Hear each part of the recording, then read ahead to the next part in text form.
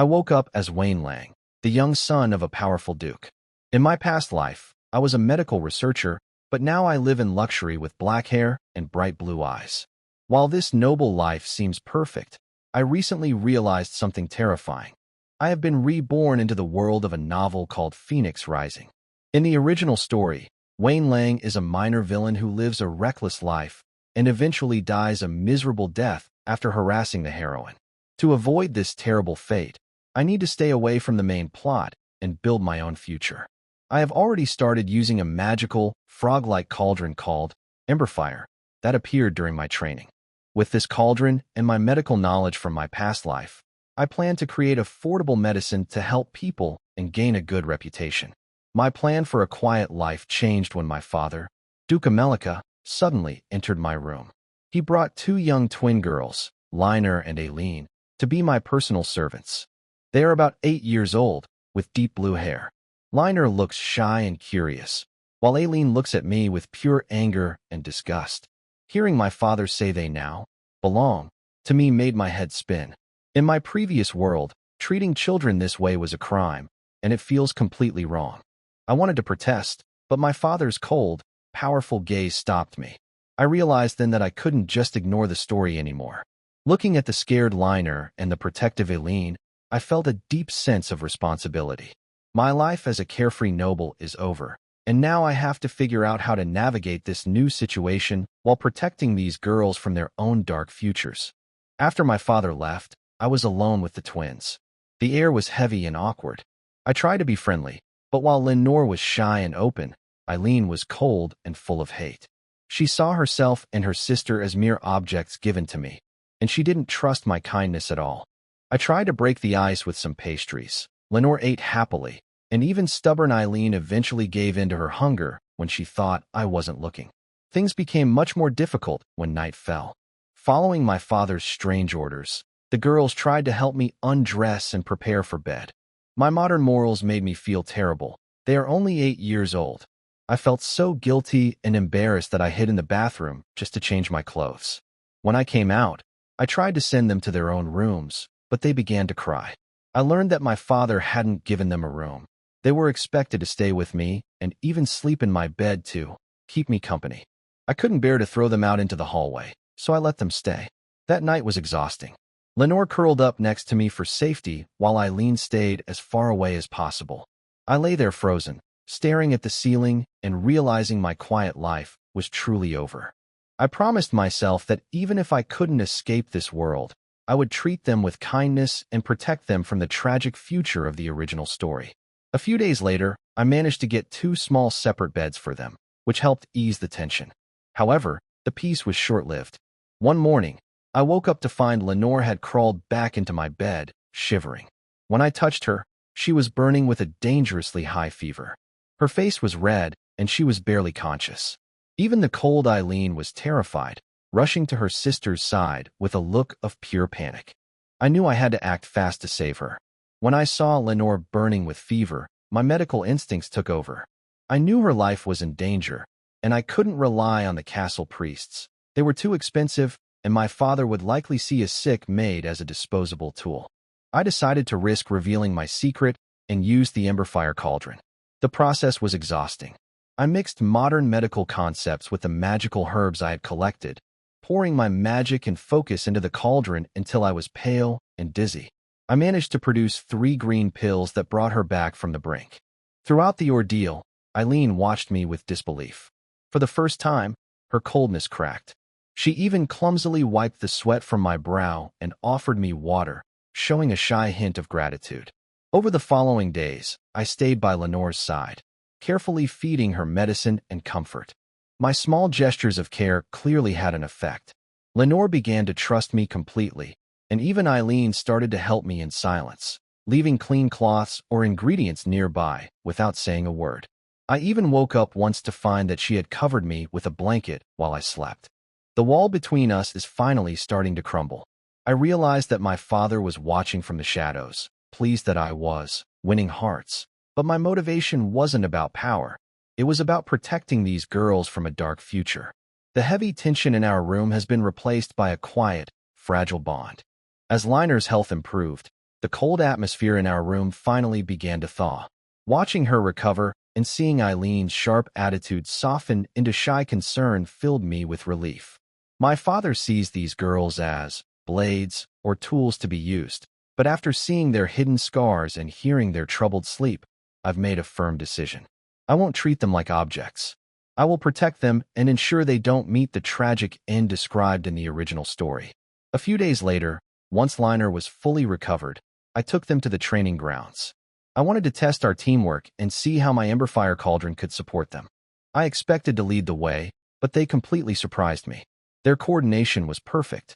While the cauldron tried to disrupt them, they moved like flashes of blue light, outsmarting my defenses and tapping me on the shoulders before I could even react. I ended up flat on my back, defeated but incredibly proud of their growth.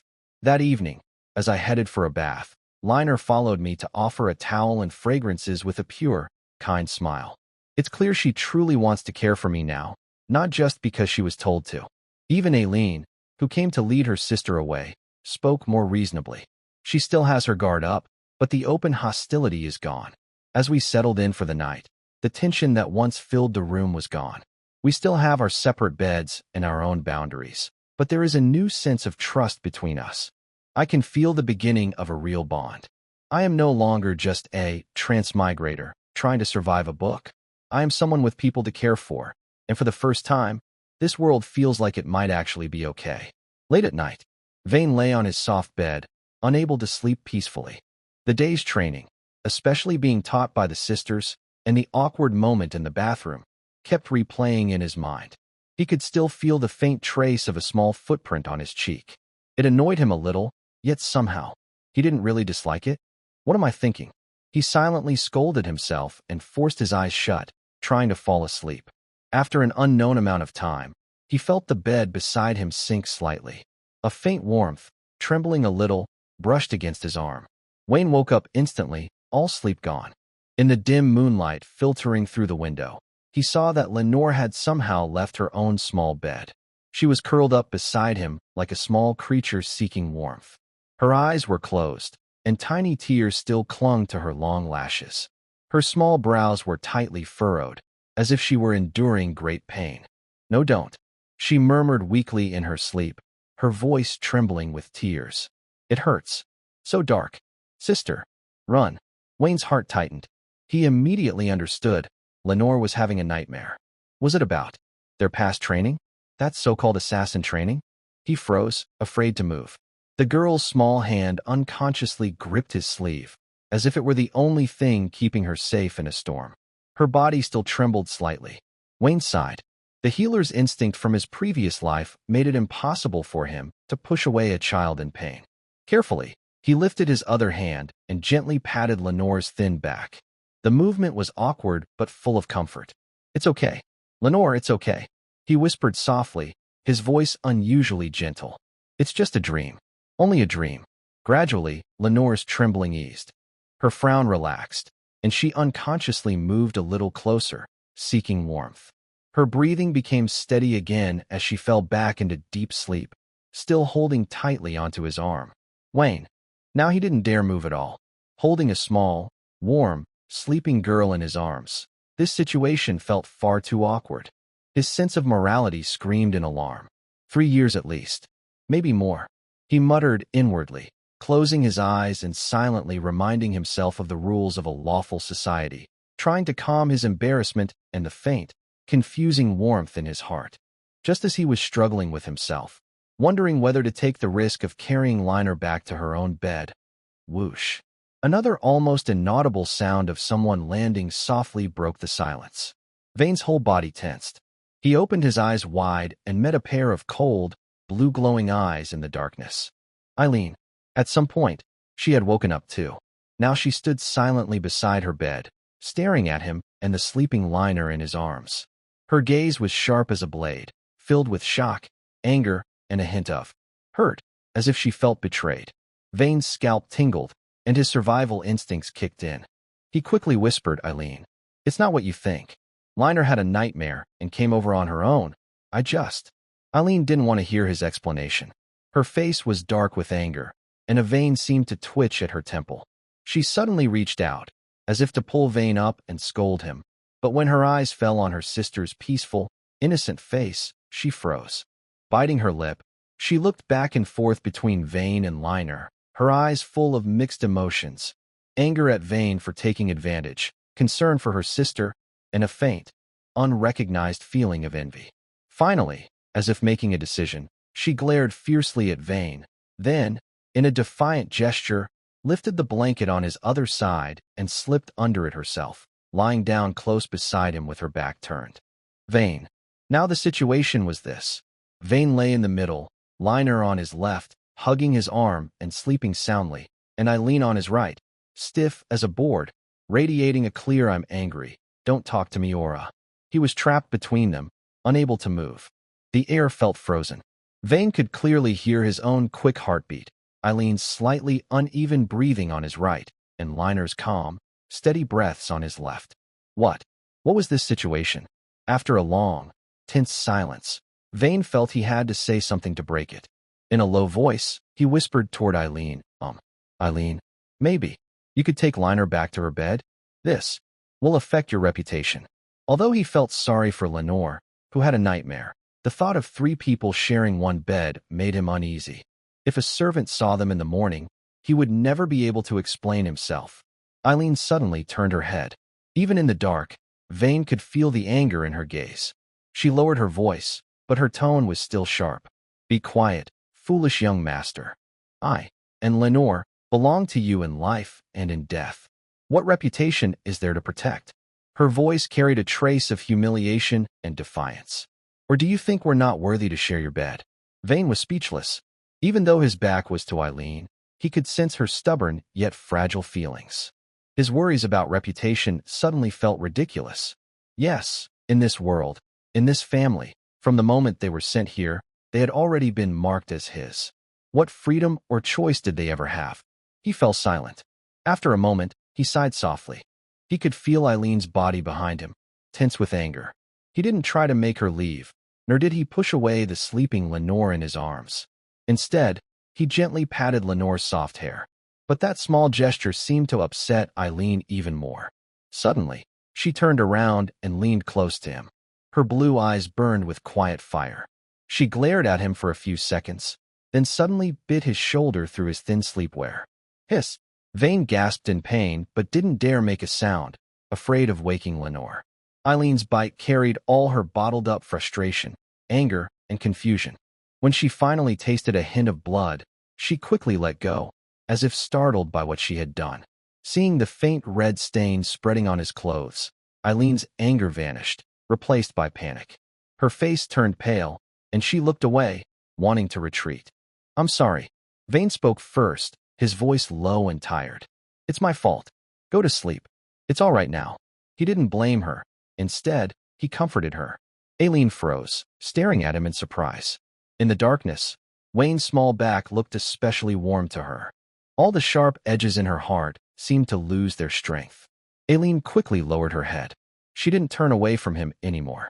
Like Liner, she reached out her arms and gently, hesitantly, wrapped them around Wayne's waist, pressing her warm face against his back as if hiding all her feelings there. Wayne's body stiffened again, but this time, he said nothing. In his arms, Liner seemed to sense something. She smacked her lips in her sleep and murmured softly, "Sister. Don't be afraid." Eileen's arms tightened slightly. Wayne stared at the faint patterns on the ceiling, feeling the different yet equally real warmth and touch from both sides. One full of trust, the other cautious and uncertain. His heart was filled with mixed emotions. That night felt unusually long, yet also unusually warm. In the corner of the bed, the small ember pot, now shrunken to the size of a palm as if pretending to be just a decoration, swayed ever so slightly in the dark, as though letting out a silent sigh. Wayne regained consciousness, surrounded by a warmth that felt both comforting and a little uncomfortable. The first thing he noticed was a dull ache at his temples, as if a tiny hammer were gently tapping there. Then he realized something was wrong with the blanket. It should have been covering him snugly, but now it hung awkwardly over his chest, with only a bit of fabric draped across his waist. Both sides of the blanket were being pulled tightly. He opened his eyes with effort, and his blurry vision slowly cleared. On his left, Liner was curled up, her small body wrapped in most of the blanket. Her blue hair spread across the pillow as she slept soundly, clutching the edge of the quilt. On his right, Eileen wasn't giving up either. She lay with her back to him, pressing down firmly on the other side of the blanket. The two girls, still asleep, had unknowingly been fighting over the covers, leaving Wayne in the middle, half of his body exposed to the cool morning air. Wayne. He lay on his back, staring helplessly at the ornate patterns on the ceiling. He tried to move, but all he felt in return was a sharp headache and a stuffy nose. It seems I've caught a cold. He sighed inwardly, his thoughts echoing dully in his head. This was the result of last night's accident. He, Vane Long, had proudly caught a cold because of the less than graceful sleeping habits of two 8-year-old maids. As he was thinking about where to find some cold medicine, "Is right," Irene stirred. She seemed to have just woken up, rubbing her eyes and instinctively trying to pull the blanket closer, only to realize she was already clutching it tightly. Confused, she turned her head and met Vane's pale face. He looked uncomfortable, breathing unevenly and trying to sniff quietly. Irene's blue eyes widened, and her sleepiness vanished at once. She looked at the blanket wrapped around herself, then at her sister's side, where the covers were also gathered, and finally at Vane in the middle, who was left with almost nothing. She immediately understood what had happened. Her small face filled with guilt. She quickly let go of the blanket and sat up, looking uneasy. Are you okay?" she asked softly, her voice trembling with worry and regret. "Did we take your blanket?" Before Vane could answer, his left, Liner, woke up from the noise. Rubbing her sleepy eyes, she saw her sister's guilty look and the young master's unwell face, and she understood at once. "Why, young master?" Liner's voice quivered, her eyes turning red. "I'm so sorry. It's my fault. I must have taken the blanket and made you catch a cold." Seeing how uncomfortable he looked, she felt terrible, her small shoulders shaking as tears welled up. Vane quickly pushed aside his discomfort and forced a gentle smile. He reached out and patted Liner's head softly. His voice was low and a bit nasal, but warm. "It's all right, Liner. Don't cry. It's just a little cold, nothing serious. See, I'm fine." He then looked at Irene, who still had her lips pressed together, her face full of regret. "Irene, don't worry either. It was just an accident. Everyone has their own sleeping habits. Besides, it means you both slept well. That's a good thing." Eileen turned her face away, her ears slightly red, and said in a muffled voice, "Next time, we'll be more careful." Though she still sounded a bit stubborn, the concern and guilt in her eyes were clear. She quickly glanced at Vin. "You, remember to take your medicine later." I was just about to." Vin nodded. Their sincere concern warmed his heart, and even his headache seemed to ease a little. "I still have some cold medicine left. I'll be fine after taking it." He sat up and stretched his stiff body. Aside from a bit of dizziness and a stuffy nose, he felt mostly fine. Looking at the two girls who were feeling guilty over a small mistake, he found them even more endearing. "It's just a small thing. Don't worry about it," Vin said lightly as he stood up. "Get ready. We still have training today. We need to keep practicing our teamwork." He didn't tell anyone how bad his cold really was. He didn't want such a small issue to affect their plans or make the girls feel worse. The morning sunlight streamed through the tall glass windows, shining onto the castle's training grounds. After quietly taking his cold medicine, Vin felt a bit better, though his voice was still slightly nasal. Dressed in light training clothes, he summoned his partner again, the Ember Cauldron. Its round, gray-green body stood on 3 short brass legs, looking both sturdy and cute. The lid opened and closed slightly, making soft boom-boom sounds, almost like gentle hiccups. It rubbed affectionately against Vin's hand, looking very endearing. "All right, little flame. Same as usual today. Focus on defense and shock interference," Vin said, his voice a bit lower than normal as he patted the cauldron. On the other side, Liner and Eileen were already dressed and holding wooden training batons. Their expressions were more serious than usual, especially Eileen, whose eyes followed Vin closely, as if to make sure he was really fine. Liner also glanced at him now and then with quiet concern. "Young master, are you sure you're all right?" Liner couldn't help asking again. "Focus on your rhythm," Eileen said more directly. Her tone was less sharp than usual, carrying a hint of gentle concern. Training began. Ven focused his mind and guided the ember cauldron. Although he felt a bit unwell, he tried not to let it affect his judgment. Clang! The cauldron blocked Eileen's probing strike with precision. Its body trembled slightly, dispersing the force. At the same time, with a thought from Ven, an invisible wave burst from the other side of the cauldron, disrupting Liner's movement as she tried to approach from the flank, slowing her for a moment. "Little flame, work with me," Ven shouted. His voice sounded a bit nasal, but he tried to stay coordinated. Eileen's drawing attention. Liner's looking for an opening. However, the sisters' teamwork far surpassed his commands. Often, by the time he gave an order, they had already adjusted their tactics through subtle gestures. Aileen quickened her steps, her short staff fainting lightly. Ven hurriedly moved the cauldron to block, but just as it shifted, Liner slipped in gracefully, her wooden staff tapping toward his side. "Shockwave," Ven ordered quickly. The cauldron pulsed, sending out a gentler wave that spread from its center.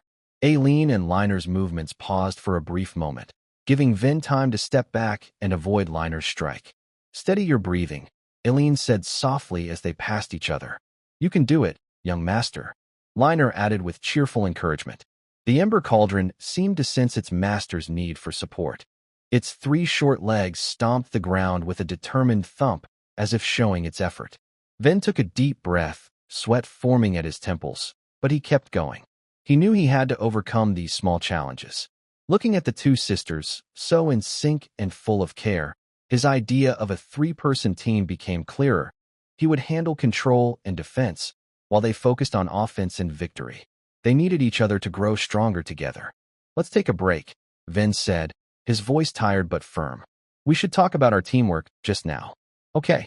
Liner nodded quickly and ran to fetch a water flask. Aileen walked over quietly and handed him a clean towel. That afternoon, Ven sat in his study, reading a thick book titled Basic Herbal Compendium, trying to connect the medical knowledge from his previous life with the magical botany of this world. Lenore quietly wiped the bookshelf beside her, while Irene stood against the wall with her arms crossed. She looked as if she were daydreaming, but her eyes occasionally drifted to the page Wayne was reading. Just then, someone knocked on the study door. An elderly butler, dressed neatly and with a serious expression, stood at the entrance and bowed slightly. "Young Master Wayne, the Duke requests your presence in his study."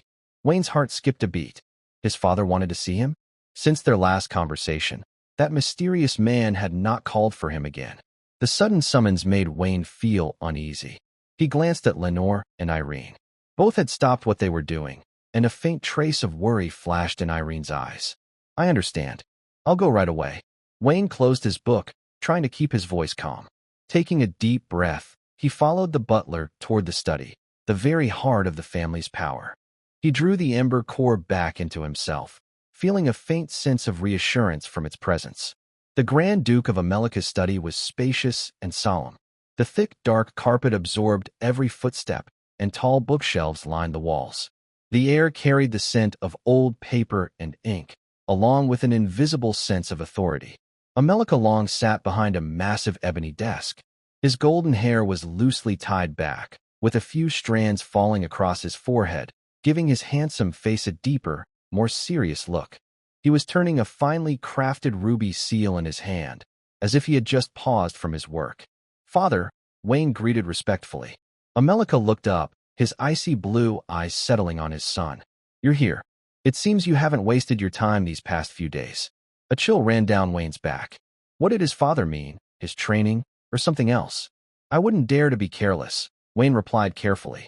"It seems you're getting along well with those 2, Amelika said calmly, setting the seal aside. Wayne felt the pressure in his chest tighten. "Lenore and Irene. They're both working hard," he answered. "They are the companions I chose for you," Amelika said in a steady tone. "They have good potential. What you must do is guide that potential and make it part of your shared growth." He rose from his seat and walked slowly toward Wayne, his gaze filled with quiet expectation. "Work well together, my son," said Amelika in a low voice. "Use the power you have wisely. They are important companions on your future path." Vane looked into his father's deep eyes and saw the hope for his growth reflected there. Lowering his gaze, Vane answered seriously, Yes, father. I will treasure this friendship and live up to your expectations. Go now, Amelicus said, waving his hand before sitting back down. Continue your research. Perhaps you'll find a new path. Vane bowed, turned, and left the study. After closing the heavy door, he leaned against the cold stone wall and slowly let out a deep breath. His father's words had made his direction clearer. Power, growth, companionship, these were things he needed to think about carefully. He looked down at his hands. He wanted to become stronger, to protect this precious friendship in his own way, and to create a bright future together. His path would be chosen and defined by himself. In the afternoon training field, the sunlight stretched the shadows of the three figures long across the ground. The air was filled with the scent of grass and earth, mixed with a trace of sweat. Small flame, be careful. Aileen, feint to the left. Liner, shadow step to the right. You're preparing to strike. Vane's voice carried a hint of urgency as he tried to direct the battle with the ember cauldron. In front of him, the gray-green cauldron moved clumsily, its three short brass legs digging into the ground as it blocked most of the attacks for him. Vane focused his senses, tracking the two swift figures in the field. Liner and Aileen moved like blue shadows, holding blunt training swords. Their forms flickered in the sunlight, sometimes clear, sometimes faint, as dark magic flowed around them, hiding their presence and speeding their movements. Their attacks were sharp and well-coordinated. A single glance was enough for them to understand each other's intent. At that moment, hearing Vane call out their plan surprised Aileen, but she didn't change her strategy. Without hesitation, she swung her sword from the left, the blade cutting through the air with a soft whistle, drawing the attention of both the cauldron and Vane. Almost at the same time, Liner's figure melted into a patch of shadow she had created, silently gliding to the right, her sword tip aimed at the gap in Vane's defense. Vane's heart tightened, and he quickly activated the Emberfire cauldron. Shockwave. The cauldron gave a deep hum, its body trembling sharply as an invisible wave spread outward, meant to disrupt the movements of the two fighters. However, this time the force was stronger and the range wider than expected. Lenore, who was about to charge forward, was caught by the sudden wave. Her footing faltered slightly, and her movement slowed for a brief moment.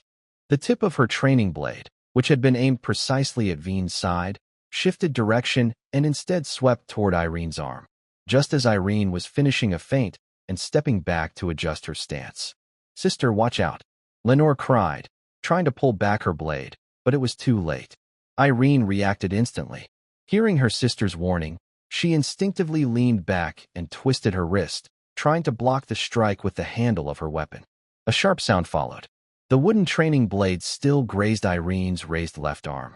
The strike wasn't strong, but the tip tore through the thin fabric of her maid uniform, leaving a clear red mark on her pale skin. A few small drops of blood soon appeared. The training stopped at once. Irene. Vane's expression changed. He quickly recalled the Emberfire cauldron and rushed forward. Lenore dropped her weapon and ran over, her face pale and eyes filling with tears. "I'm sorry. Sister, I'm so sorry. I didn't mean to." Irene frowned slightly and glanced at the wound. It was only a surface cut. She reached out with her uninjured hand to pat her sister's head, her calm voice carrying a hint of comfort. "It's fine, Lenore. Just a small injury. Accidents happen during training." Then she looked up at Vane. She tried to keep her usual calm expression, but when she met his worried blue eyes, her words caught in her throat. Without hesitation, Vane gently took her arm. "Don't move. Let me see." He examined the wound carefully.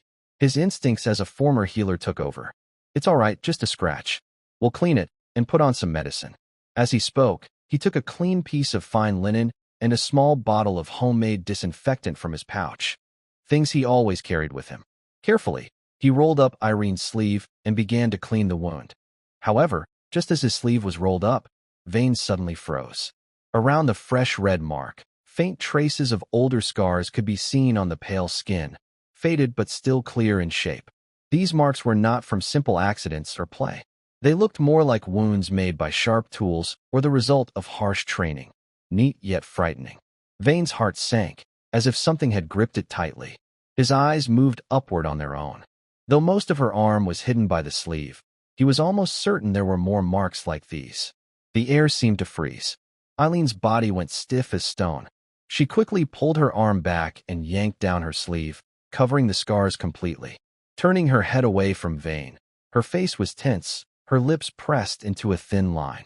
In her eyes, besides her usual stubbornness, there flashed a trace of helplessness and fragile sadness. Lenore had also seen the old scars. Her small face turned pale as she grabbed her sister's sleeve, her eyes filled with fear and sorrow, as if remembering something terrible. Only the sound of the wind remained in the training field. Vane looked at Eileen's tense face, then at Lenore, who was on the verge of tears. A mix of emotions rose in his chest: anger, pity, and something deeper he couldn't name. He didn't ask. Any question now would only reopen their hidden pain. Silently, he took Eileen's injured hand again, ignoring her slight resistance. With a cloth soaked in medicine, he carefully cleaned the new wound, sprinkled some healing powder, and wrapped it with a clean bandage.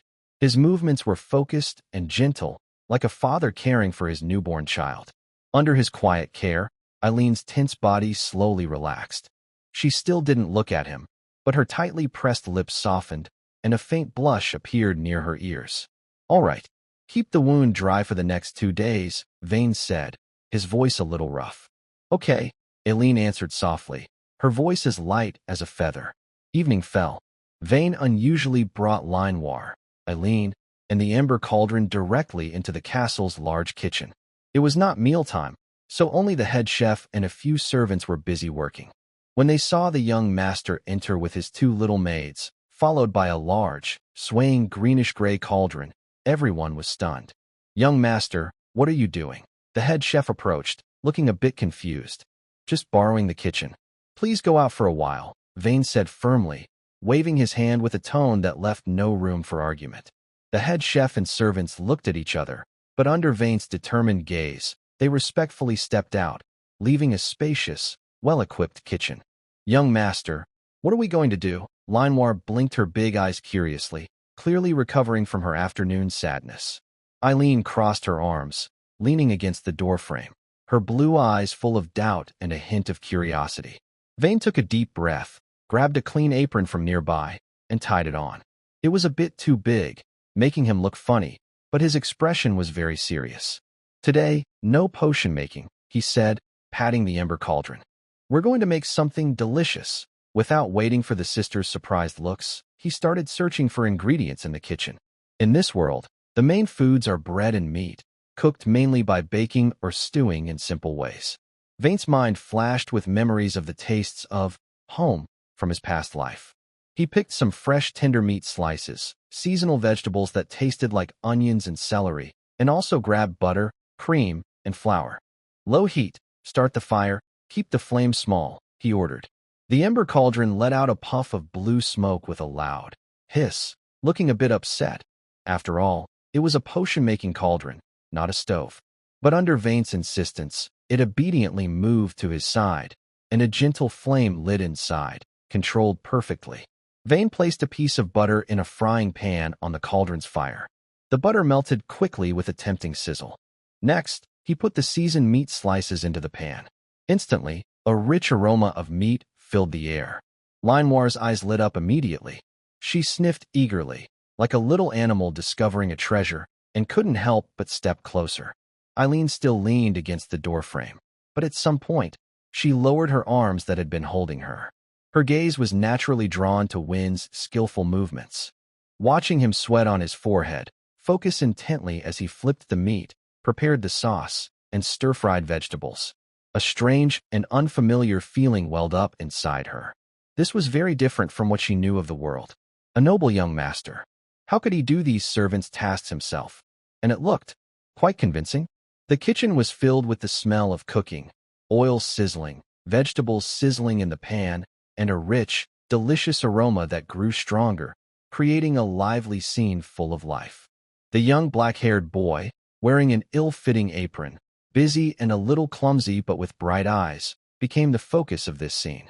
Soon, 2 plates of crispy, tender meat, topped with thick sauce and bright stir-fried vegetables, were placed on a small table in front of Eileen and Linoir. Simple food, but it radiated an irresistible appetite. "Come, try some," Wynn said, taking off his apron, wiping his sweat, and smiling expectantly as he invited the sisters to sit. Linhwa couldn't wait any longer.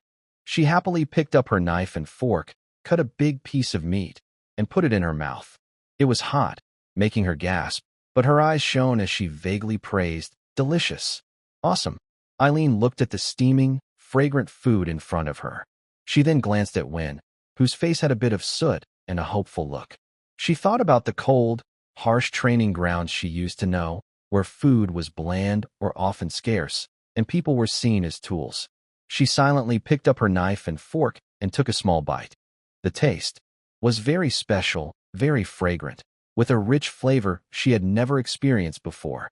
But what struck her even more than the taste was the sincerity behind it, the feeling of being treated as a person rather than a tool. It was that warm, clumsy, yet caring atmosphere like a normal family. She lowered her head, eating small bites. Her long blue bangs fell over her eyes, hiding them. Wynn looked at her nervously. "How is it? Do you like it? Maybe it's a little salty." His words stopped, because he saw a single, clear tear unexpectedly fall from Eileen's lowered eyelashes, landing on the edge of her plate. Then came the second, then the third. Eileen's shoulders trembled slightly, but she forced herself to stay silent. She stubbornly kept her head down, nibbling small bites of food from her plate, as if it was the only thing she could hold on to in the world. Vane was stunned at first, then a wave of deep sympathy and sadness filled his heart. Linhwa also noticed her sister's unusual behavior. She put down her fork and looked at her worriedly. "Sister." Eileen didn't respond or lift her head. She ate even faster, as if trying to block her overwhelming feelings with food. Vane said nothing. He quietly picked up a clean napkin and offered it to her. Eileen's hands paused. She hesitated for a few seconds, then finally reached out and took the napkin. She quickly wiped her face, but still refused to look up. The meal ended quietly, in an atmosphere that was hard to describe. When she finished the last bite, Eileen suddenly stood up. Still with her head down, she hurriedly cleared the empty plates from the table, her voice hoarse as she said, "I'll go wash up." After saying that, she almost ran out of the room carrying the dishes. Vane didn't stop her. He just watched her back, feeling complicated inside. Linhwa snuggled next to Vane and whispered, "Young master." "Sister." She's never cried like that before. Even during the hardest training and when she was most injured, Eileen had never shed tears. Vane gently patted Linhwa's head and sighed.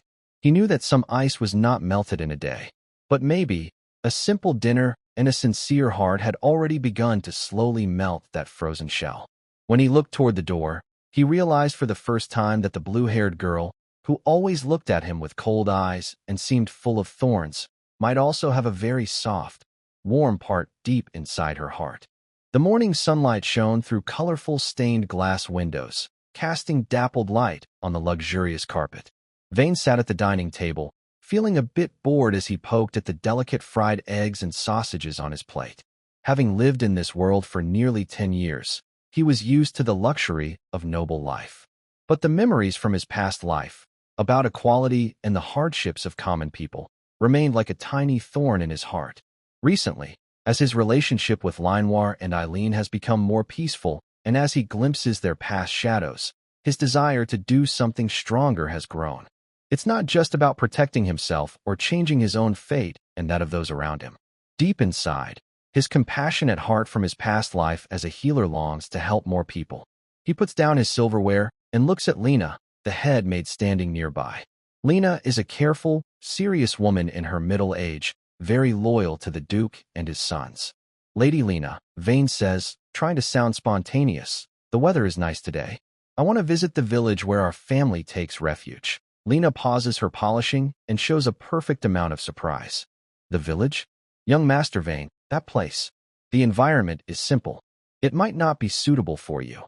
Her eyes seem to advise him, as if she thinks a noble prince shouldn't go to such a place. "I just want to see," Vane insists, trying to sound curious like someone his age.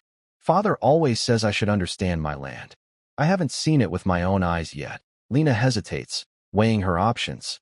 Finally, she bows slightly. "Since you insist, I will arrange a carriage and guards for you. Please wait a moment."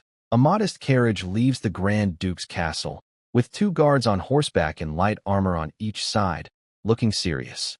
Vane sits inside, with Linoir and Eileen sitting side by side opposite him. Linoir leans against the window, her face excited and pressed close to the glass, full of curiosity about everything outside. Her blue eyes sparkle with joy. "Young master, look. So many trees. And birds." Eileen sits upright, her hands on her knees, her gaze alert as she looks outside, more like she's on guard duty, assessing potential dangers. Sometimes, her eyes fall on Vane, filled with curiosity, as if she doesn't understand why this privileged young master suddenly wants to go to the countryside. Vane feels mixed emotions, excited to see the lives of ordinary people in this new world, but also a little nervous. He doesn't know what he will see ahead. The carriage travels for about 3 hours, passing through a forest, and the scenery begins to open up. But the idyllic countryside he expected does not appear. The scene that caught the eye was a somewhat rundown village. Most of the low houses were built from dirt and wood, with thatched roofs, many looking old and poorly maintained. The villagers, dressed in ragged clothes and looking pale and thin, worked slowly in the fields, their eyes dull and empty. A few small children with swollen bellies, barefoot, played and chased each other in the mud. When they saw the carriage and guards, they immediately hid inside, like frightened little animals, only peeking out from behind doors and windows. The air was filled with the smell of animal waste, dirt, and a faint, musty odor. Vane's heart sank little by little. Is this the people under his family's protection? Is this the real life of the lower class in this world? Compared to the luxurious life in his castle, it was like night and day. Memories from his past life flooded his mind, and the huge difference made him feel suffocated and uncomfortable. Linoir's excitement disappeared from her face. She pulled her head back and whispered, "Young master, they look very hungry." Her simple worldview couldn't fully understand poverty, but she could clearly feel the hardship. Eileen's eyebrows furrowed slightly, and her cautious gaze carried a hint of something else, perhaps. A calm indifference that had become familiar, yet also mixed with a subtle fluctuation she didn't even notice herself. She had seen much darkness and cruelty before, far worse than this, but the current atmosphere still made her feel uneasy. The carriage stopped in a small open space in the center of the village. Vane took a deep breath and was the first to jump down. The guards immediately spread out around him, staying alert. The villagers watched from afar, afraid to come closer, their eyes filled with awe, fear, and curiosity. Vane tried to appear friendly, his gaze sweeping over the wary eyes and dilapidated houses. His knowledge told him that, under such poor sanitary and nutritional conditions, disease was likely common. The expensive cost of priestly healing was beyond what these villagers could afford. Just then, a muffled, desperate cry came from an especially dilapidated hut nearby. Vane's heart moved, and he followed the sound. Linoir and Eileen quickly followed, one on each side, instinctively adopting protective stances. At the entrance of the thatched cottage, a tired-looking peasant woman dressed in ragged clothes was holding a child about 3 or 4 years old, crying helplessly. The child's cheeks were very red, and he was breathing quickly, clearly running a high fever. He occasionally coughed painfully, and his small body twitched slightly. "Pastor John has gone far away. What should I do? My little Tom." The woman sobbed uncontrollably, while a few villagers around her looked on with sympathy and helplessness. Vane's footsteps stopped in front of the woman. She looked up and saw Vane's fancy clothes and the maid guards behind him. She was so frightened she immediately stopped crying and tried to kneel, clutching the child. "Master, I'm sorry I disturbed you. There's no need for formalities." Vane quickly stopped her. His gaze fell on the sick child. His instinct as a healer instantly overpowered all other concerns. "The child is ill? Let me see." The woman was stunned, looking at the young, handsome noble boy in disbelief. Vane ignored her surprise.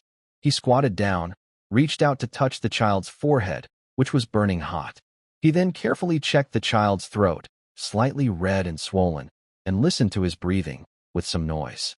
"It's a cold wind causing a respiratory infection." Vane quickly made a judgment. The situation was much more serious than the one with Linoir before. It was already developing into pneumonia.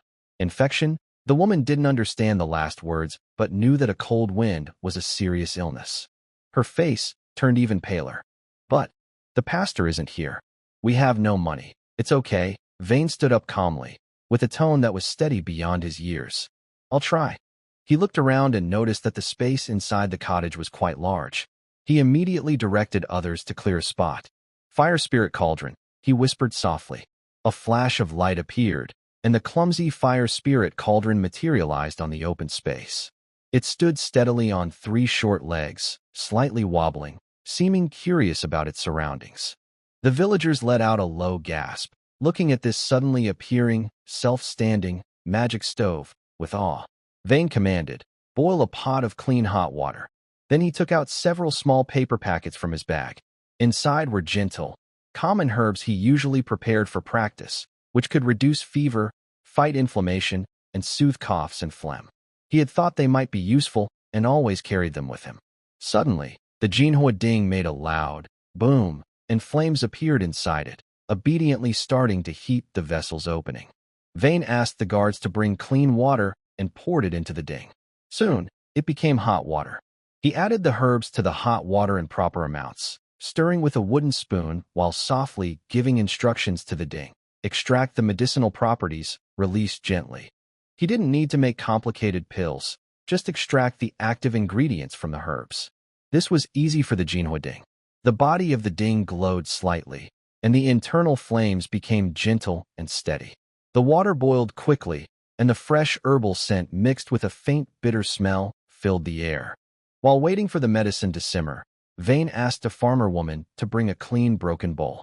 He looked at the desperate mother and the suffering child, then at the villagers around, pale, thin, with dull eyes, and his resolve to develop affordable, effective medicine grew stronger than ever. Soon, the medicine became thick and dark brown. Vane carefully scooped the herbal liquid from the ding into the bowl, letting it cool slightly.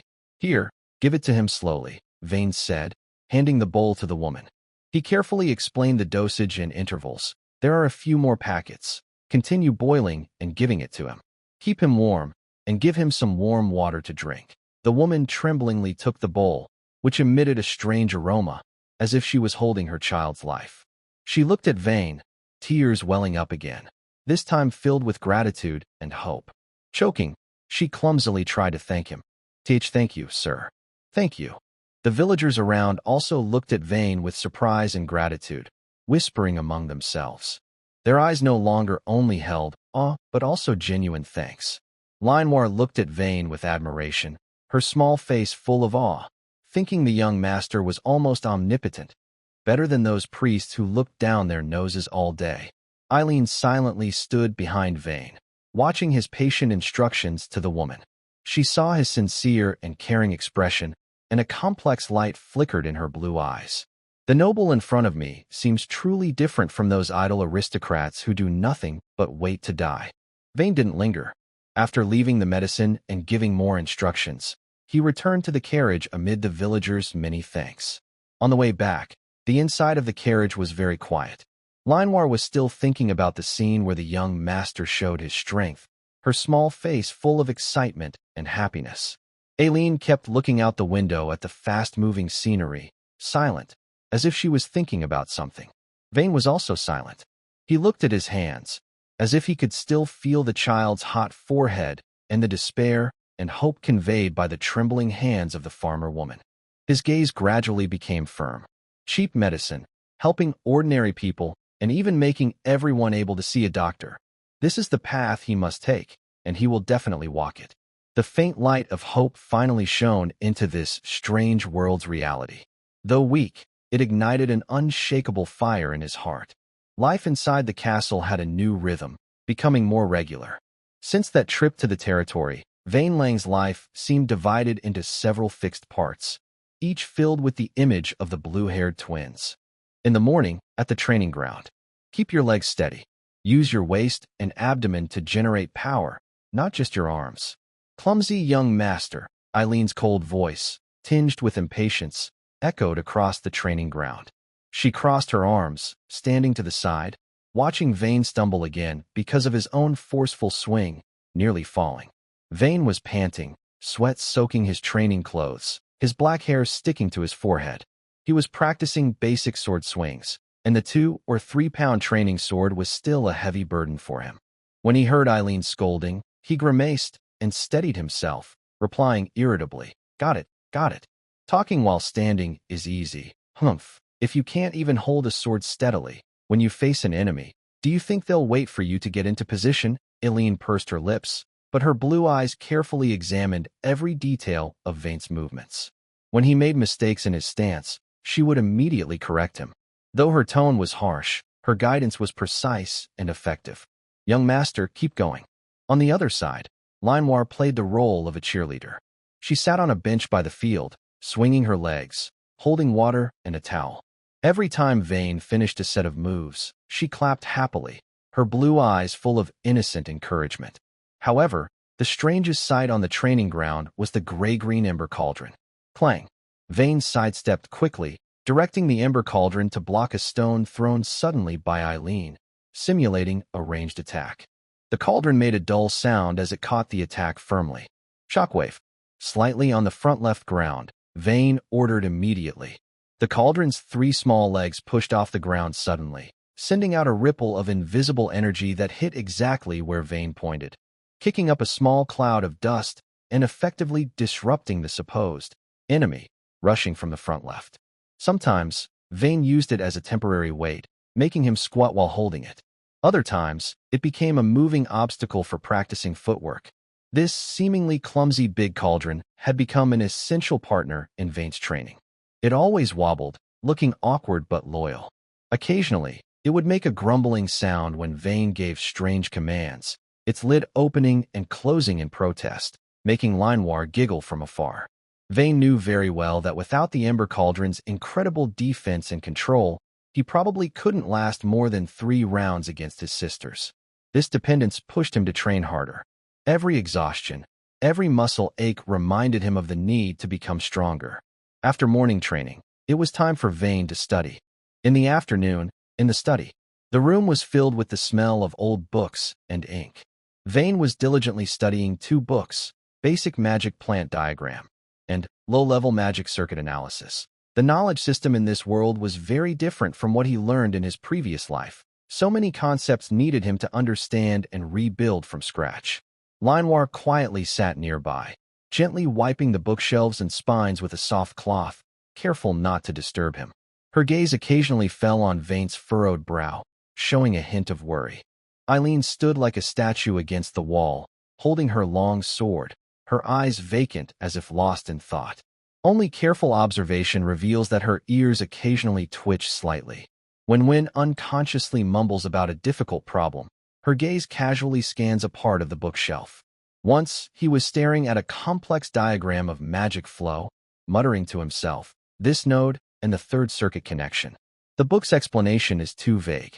Could it be achieved through subtle mental adjustments for parallel processing? He scratched his head, puzzled.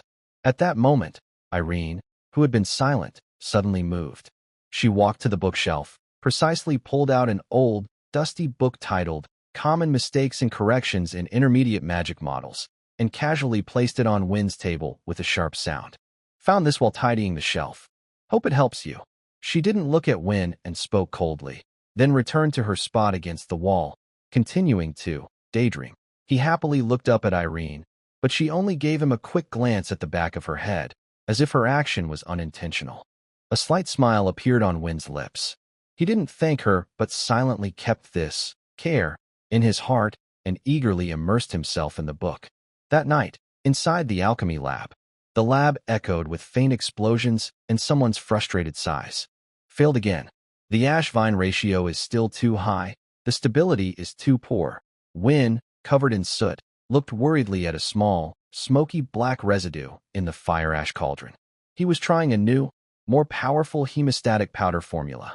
The cauldron also emitted black smoke, and its body sagged as if disappointed in its failed creation, making a soft, rumbling sound like a sigh. Young master, your face. Manhwa hurriedly handed him a damp towel, carefully trying to wipe Wynne's face. Her eyes were full of concern, as if she felt the failure was hers. Irene stood at the door, watching Wynne's disheveled appearance. She was about to make a teasing remark, but hesitated when her gaze fell on his focused, determined eyes. She swallowed her words. She quietly walked over, picked up a broom and dustpan, and began cleaning the mess and leftover herbs on the ground. Her movements were neat and quick, with no complaints. Vane looked at the two sisters, feeling his frustration fade into a warm feeling. He pats his face to cheer himself up. It's okay. We will succeed next time. Keep trying. A peaceful daily life is not always calm. Once, Vane took Manhwa and Eileen to the city market to buy some rare herb seeds. While he was carefully choosing at a stall, a discordant voice came from nearby. Hey, isn't that our noble young master Vane Lang? Vane looked up and saw a young noble dressed richly, with a proud face, along with a few followers, looking at him and the twin maids behind him with disdain.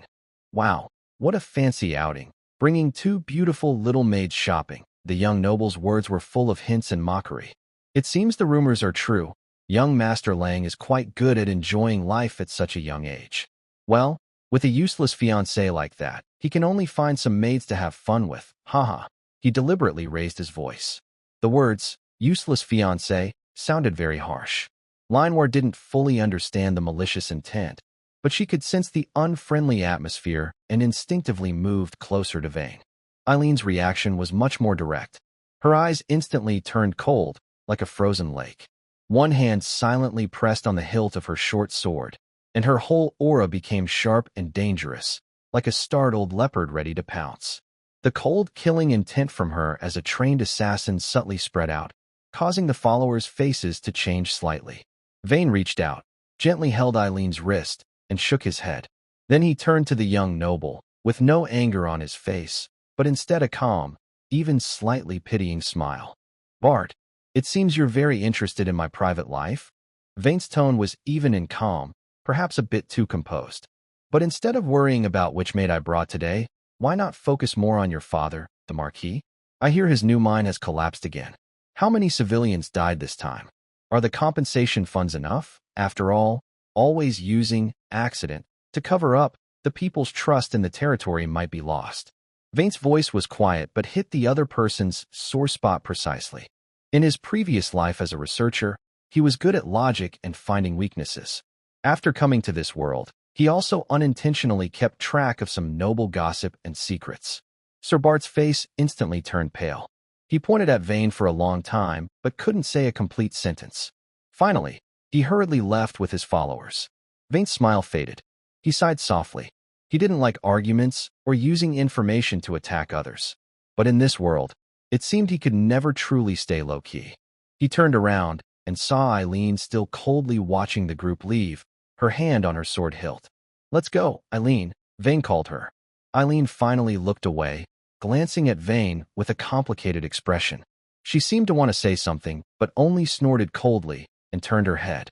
Still, the icy killing intent around her had disappeared. Vane pulled the still innocent Manhwa aside. Let's go. The seeds are bought. We're going back. On the way back to the castle, Vane was silent for a long time. He realized that even if he just wanted to farm peacefully and do research, his identity and everything around him would inevitably drag him into all kinds of trouble. His father's expectations, noble envy, future marriage arrangements, and even the fate from the original story. Like an invisible net, they surrounded him. He needed strength and faster growth, not only to protect himself, but also to protect those around him. The undercurrent was already surging beneath the calm surface. He had to be prepared. The forest on the edge of the Lang family territory looked peaceful and lively under the afternoon sun. Vane led the way, his sharp eyes scanning the roots and grass for useful herbs. Manhwa and Eileen followed behind him. One walked lightly, curious and looking around, while the other stayed alert, her blue eyes like a keen sentinel watching the surroundings. Young master, is this shiny mushroom useful? Manhwa squatted down, pointing at a brightly colored mushroom, speaking innocently. That one is no good. It's poisonous. Eating it will make you fall flat. Vane quickly stopped and smiled helplessly. We are looking for a leaf with jagged edges that smells a bit fresh, he patiently explained while carefully placing a small herb into his cloth bag at his waist. Aileen snorted and crossed her arms. It's so slow. Why not just go straight to the family's herb garden? Although she complained, she wasn't truly impatient, just habitually talking back. Her gaze occasionally fell on Vane's focused side profile, then quickly shifted away. The herb garden has fixed types, but the wild outdoors often has surprises. Vane hadn't finished speaking when his eyes suddenly caught a strange movement under a tree nearby. It was a small, curled-up figure. "Is someone over there?" Vane frowned and quickly walked over. As they approached, all three saw it was a girl about their age. She wore simple clothes, with short brown-yellow hair wet with sweat, sticking to her red forehead. Her eyes were tightly closed, breathing fast and weak, clearly unconscious. "Does she look sick?" Linewar asked worriedly. Vane felt a bad premonition. He knelt down, gently pushed aside the sweat-soaked hair on her forehead to check her temperature. But when his eyes saw her exposed arm, he suddenly froze. On her delicate arm, near the elbow, were several vivid golden feather patterns. Vane's pupils shrank suddenly, as if a cold hand clenched his heart. Brown-yellow hair, golden feather marks. It can't be wrong. This is the heroine of Feng Outyin, Lu Guang, Shilfi's. Why is she here? And in this state? A huge fear gripped Vane instantly. The scenes from the novels he read in his past life flooded his mind. Public teasing, losing cultivation, being sold into a brothel, dying from a terrible illness. Every word felt like icy steel needles stabbing his heart. Suddenly, an uncontrollable, crazy, and tempting thought appeared. Opportunity. This is a gift from heaven. She's helpless now, as long as he's here. He can completely escape that cursed fate. His breathing became heavy, and he instinctively clenched his hands. The desire to kill and the urge to survive surged to their peak in an instant. "Young master," Linewar felt Vane suddenly tense and sensed an unusual aura around him. She called out softly, feeling a bit scared. Eileen also noticed that Vane was acting strangely. She stepped forward, her sharp eyes scanning the unconscious girl, then looked at Vane's pale face with concern. She frowned and asked, "What's wrong? Do you know her?" Vane didn't answer. His mind was torn between two choices. Logic told him that killing Lu Guang now was the best solution to end the trouble forever. But another, deeper part of him, born from his past life as a medical researcher and his inner kindness, was fiercely resisting. He looked at Lu Guang's small, pained face from the high fever. She was just a sick, helpless child. He remembered why he decided to become a doctor, and the worry and determination he felt when Linewar was sick. If he did nothing and even took advantage of her, what difference would he have from the villain in the story? Even if he survived, could he live with himself like that? Lu Guang let out a weak moan of pain, curling up uncomfortably. That faint sound was like a hammer smashing through Vane's last hesitation. He took a deep breath, his eyes becoming firm again. "Linewar, Eileen, watch the surroundings." Vane's voice carried a slight tremor, but it was mostly decisive. "She has a high fever and is in danger. I must save her." Before the sisters could respond, Vane focused his mind and whispered a spell. A gentle magical energy stirred in the air. In the next moment, a cute, fiery little cauldron appeared in the open space. Its three small brass legs wobbled slightly, as if it hadn't quite steadied itself. "Quick, little fire, a fever-reducing and anti-inflammatory recipe. The gentle kind." Vane quickly took some herbs from his bag and put them into the cauldron. The fiery little cauldron hummed softly, glowing with a faint green light, and began to work steadily. Vane continued to check Lu Guang's condition, making sure there were no other injuries. Soon, the smell of medicine filled the air. With a boom, the cauldron finished brewing. A smooth, cool-looking light green pill sat at the bottom of the cauldron. However, a new problem arose. Lu Guang's teeth clenched tightly, and she was in a deep coma, unable to swallow the pill on her own. "What should we do?" "The pill is too big for her to swallow," Nurse said anxiously. Vane tried several times, but couldn't open her mouth completely. Forcing her to eat might cause choking. He broke out in sweat and muttered to himself, "If only there was an injection. Just push in the fever-reducing shot." "Injection?" Eileen repeated the unfamiliar word with confusion. Vane snapped back to the present, not having time to explain past knowledge. He looked at the pill in his hand, then at Lu Guang's cracked lips, clenched his teeth, and said, "We can only try to dissolve it in water and feed her slowly. Nor, help me lift her a little. Eileen, get me some clean water." Eileen quickly took out a water pouch, poured clean water into a bowl she brought, and handed it to Vane. Carefully, Vane placed the pill into the bowl, where it dissolved into a medicinal soup. Then he carefully fed it to Lu Guang. The process was very slow and required patience. Nur gently supported Lu Guang, while Vane focused entirely on feeding her.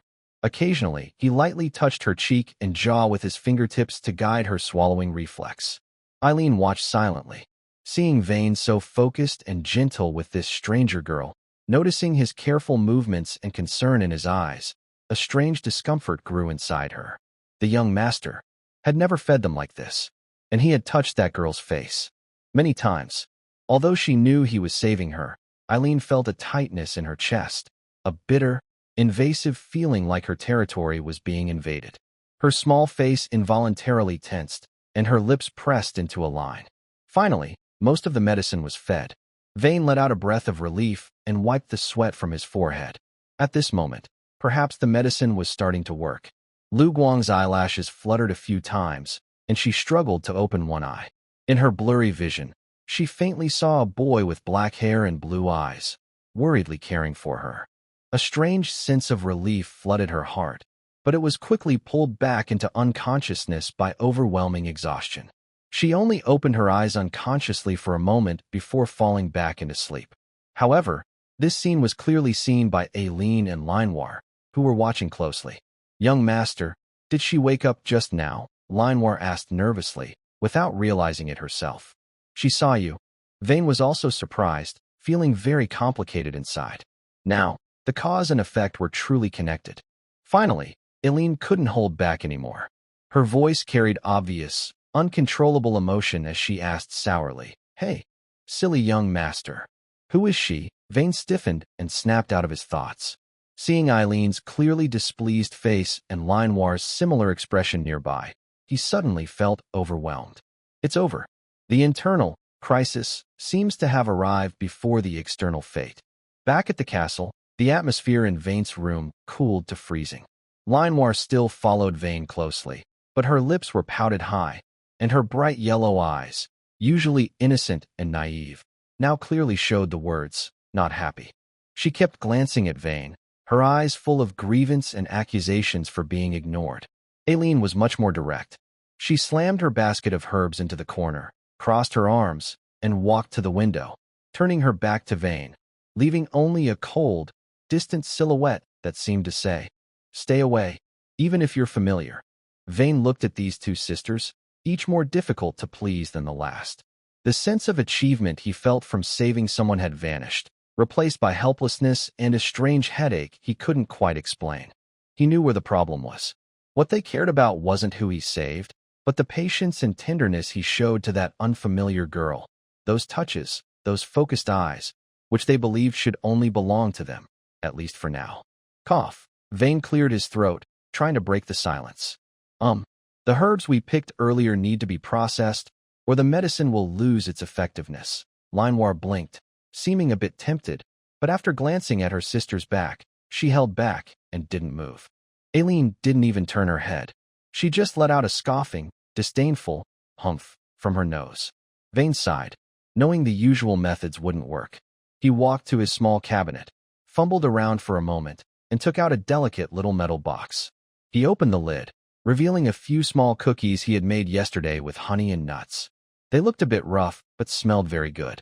These were gifts he planned to give his sisters to make them happy, waiting for a better time to give them. He picked up a cookie and went to Linoel, holding it near her mouth. "Here, Linoel, try this. I just made it." Linoel sniffed, drawn in by the sweet honey aroma and the nutty smell. She instinctively opened her mouth and took a bite, her eyes lighting up instantly. "So sweet. Delicious," she mumbled happily, and her gloomy mood eased a lot. Vane smiled, gave her the remaining half of the cookie, and then took the box to Eileen by the window. "Eileen, would you like to try one?" he asked in a natural tone. Eileen's shoulders moved slightly, but she stubbornly refused to turn around. Her voice was firm. "No. Who knows if you also prepared something for that wild girl?" Her jealousy was unreasonable. Vane was caught between a laugh and a sigh. He walked over to her, picked up a cookie, and offered it to her lips. "Nonsense. These are made just for you. That girl just happened to meet us. I can't just ignore her, just like I couldn't ignore Linoel when she was sick." Eileen looked at the cookie near her lips, glared at Vane, her expression complicated. full of dissatisfaction, hurt, and a hint of subtle softness. In the end, she couldn't resist the tempting smell. She quickly opened her mouth and took the cookie, turning her head to nibble on it quietly. Her ears turned slightly red. Seeing her awkwardness, Vane's heart softened. He spoke more seriously. "Listen, Eileen, Linoel, you are different to me. You are very important to me." He paused, choosing his words carefully. "Family. Helping that girl was out of, well, a sense of duty? Yes, a healer's duty. But you two are the most important." "Really?" Linoel immediately leaned in, grabbing Vane's sleeve, looking at him eagerly. Just sweet talk." Eileen's words were still sharp, but her voice was much softer. The intimidating aura around her had noticeably weakened. She secretly glanced at Wynne, then quickly looked away. "Next time we go herb gathering, you must bring us both." Okay, I will bring you," Wynne replied politely, feeling relieved inside. Just then, the head-maid Lena's voice came from outside the door. "Young Master Wynne, the Master wants to see you in the study." The previously calm atmosphere in the room tensed again. Wynne's heart skipped a beat. Did his father want to see him now? Could it be related to the rescue earlier today? It shouldn't be, as there were no others nearby at that time. "Understood. I'll be there soon," he said, quickly handing a box of cookies to Linoir. "Share these between you two. I'll be back quickly." Before leaving, he looked at Eileen. She was also watching him, her blue eyes full of worry. Though she quickly returned to her proud, aloof expression, Wynne saw through it. Meanwhile, somewhere safe in the forest, Lu Guang, the elf, blinked her long eyelashes a few times and slowly opened her eyes. What she saw were dappled shadows of trees and the evening sky. She froze for a few seconds, then sat up alertly, looking around carefully. Her fever had subsided. Though her body was still weak and tired, the burning heat and heavy sensation that had felt like it would drain her completely were gone. She was surprised to find she had been moved to a dry, sheltered tree hollow, covered with a few large, unknown leaves. Then she noticed what was beside her. Several small, roughly shaped glass bottles sealed with corks, containing clear or thick liquids. Each bottle had a small piece of neatly cut sheepskin paper attached, with somewhat messy but recognizable handwriting. Fever reduction and body cleansing, warming and boosting vitality, twice a day. Next to them was a clean small bowl, suitable for drinking water. Lu Guang picked up one of the bottles, carefully removed the cork, and sniffed it cautiously. A pure, gentle herbal scent wafted up, invigorating her just by smelling it. This was no ordinary pharmacist's work. The medicine inside was pure and stable. Who could have made it? She tried hard to recall her last memories before losing consciousness. It seems that due to secretly overtraining and being caught in the wind, she suddenly fell ill. During a moment when she woke up, she seemed to see a streak of black and blue. Fragmented images flashed through her mind. A pair of worried, blue eyes, a blurry figure with black hair caring for her, and a gentle touch that carried a faint medicinal scent. Is it him? The boy with black hair and blue eyes? Rue Guang's heartbeat unexpectedly quickened. She tightly gripped the medicine bottle, and the cold glass seemed to warm slightly. She carefully checked her surroundings and found no other clues. Only these few bottles of medicine and that gentle impression. Black hair, blue eyes, she whispered softly, engraving these words and that gentle figure deep in her heart. A mix of gratitude, curiosity, and a strange sense of anticipation spread within her. She carefully tucked the medicine bottle into her inner pocket, stood up. Her body was still a bit weak, but she could move without trouble. She took one last look at the tree hollow, pressed her lips together, turned around, and walked steadily toward the territory of the Silphus family. The warmth in Vane's room, barely maintained by the cookies, vanished instantly after the head-maid Lena delivered the message that her father had summoned her. In America Lang's study, the air was filled with the scent of leather, old paper, and a faint, cold iron smell. When Vane entered with Linoir and Eileen, America was turned away from them, polishing a strange-looking silver sword. "Father," Vane bowed politely, feeling cautious inside. Linoir instinctively shrank back behind Vane, while Eileen straightened her back, her gaze returning to its initial coldness and alertness. America turned around, wearing a familiar, seemingly lazy but sharp smile. His eyes swept over the three of them, finally resting on Vane. It seems that little Vane and your sword are getting along better? His tone was relaxed, as if discussing the weather. Just practicing gathering herbs or playing house is too boring. Come on, let me see how much you've grown together. To the training ground. This was not a request, but an order. Inside the family training ground, the ground was covered with hard blue stones. Amelika casually stood in the center of the field, gesturing to the three waiting Vane. Come on, show me your best. Treat me as your enemy. Vane took a deep breath and focused. Ember Fire Cauldron. The cute, gray-green cauldron suddenly slammed onto the ground with a loud bang. Its three short brass legs staggered a few steps before stabilizing. The patterns on the cauldron's body glowed faintly, as if confused about what was happening. Small fire, defensive mode. Follow my commands. Shock interference, Vane shouted. The Ember Fire Cauldron emitted a soft hum in response. Line War, Eileen, move around and harass. Look for an opening, Vane ordered. Yes, young master, Line War immediately responded. She clenched her long sword, and dark magic began swirling around her. Eileen didn't answer but exchanged a quick look with Line War. The two of them split apart, one to the left and one to the right, moving silently and lightly, with a mysterious assassin-like aura blending into the shadows. Amelika watched with interest, even without taking a defensive stance. Now? Shockwave. Vane caught a gesture from Eileen and immediately gave the command. The Ember Fire Cauldron trembled suddenly, releasing an invisible shockwave toward Amelika. At the same time, Line War's figure darted out of the shadows, blocking his retreat, her long sword infused with dark magic, stabbing directly at Amelika's side. Amelika seemed to have anticipated this, turning slightly to avoid the core of the shockwave. With a gentle flick of his fingers, a soft ding sounded as Line War's sword tip was deflected. The girl staggered slightly from the force. Too obvious, Amelika chuckled softly. At that moment, Eileen appeared like a ghost from the shadows behind him, her sword tip aimed at his back, faster and more precise. Amelika calmly turned around, pinching Eileen's blade with, preventing her from advancing no matter how hard she tried. Your coordination is interesting, but still not enough, he said. With a flick of his fingers, Eileen and her sword were effortlessly pushed back several steps. The fight continued. Vane was fully focused. Under his command, the Ember Fire Cauldron kept emitting shockwaves, disrupting his father's movements and strength. Although it couldn't cause real damage, it effectively limited Amelika's range of action. Line War and Eileen kept moving quickly with shadow steps, their blades flashing in and out. Their teamwork became more smooth, often one pretending to attack while the other focused on the real strike, making it hard to tell what was real or fake. Vane even took a moment during the fight to throw them his latest stamina recovery potion. The sisters drank it without hesitation, and their movements became even faster. The three of them worked together well, even against Amelika, who had mostly held back his strength. They managed to create coordinated attacks, sometimes forcing him to take his defenses seriously. Vane felt a small spark of hope and pride. Maybe if they kept going like this, they could really succeed. But this perfect teamwork seemed to touch a deep nerve in Amelika.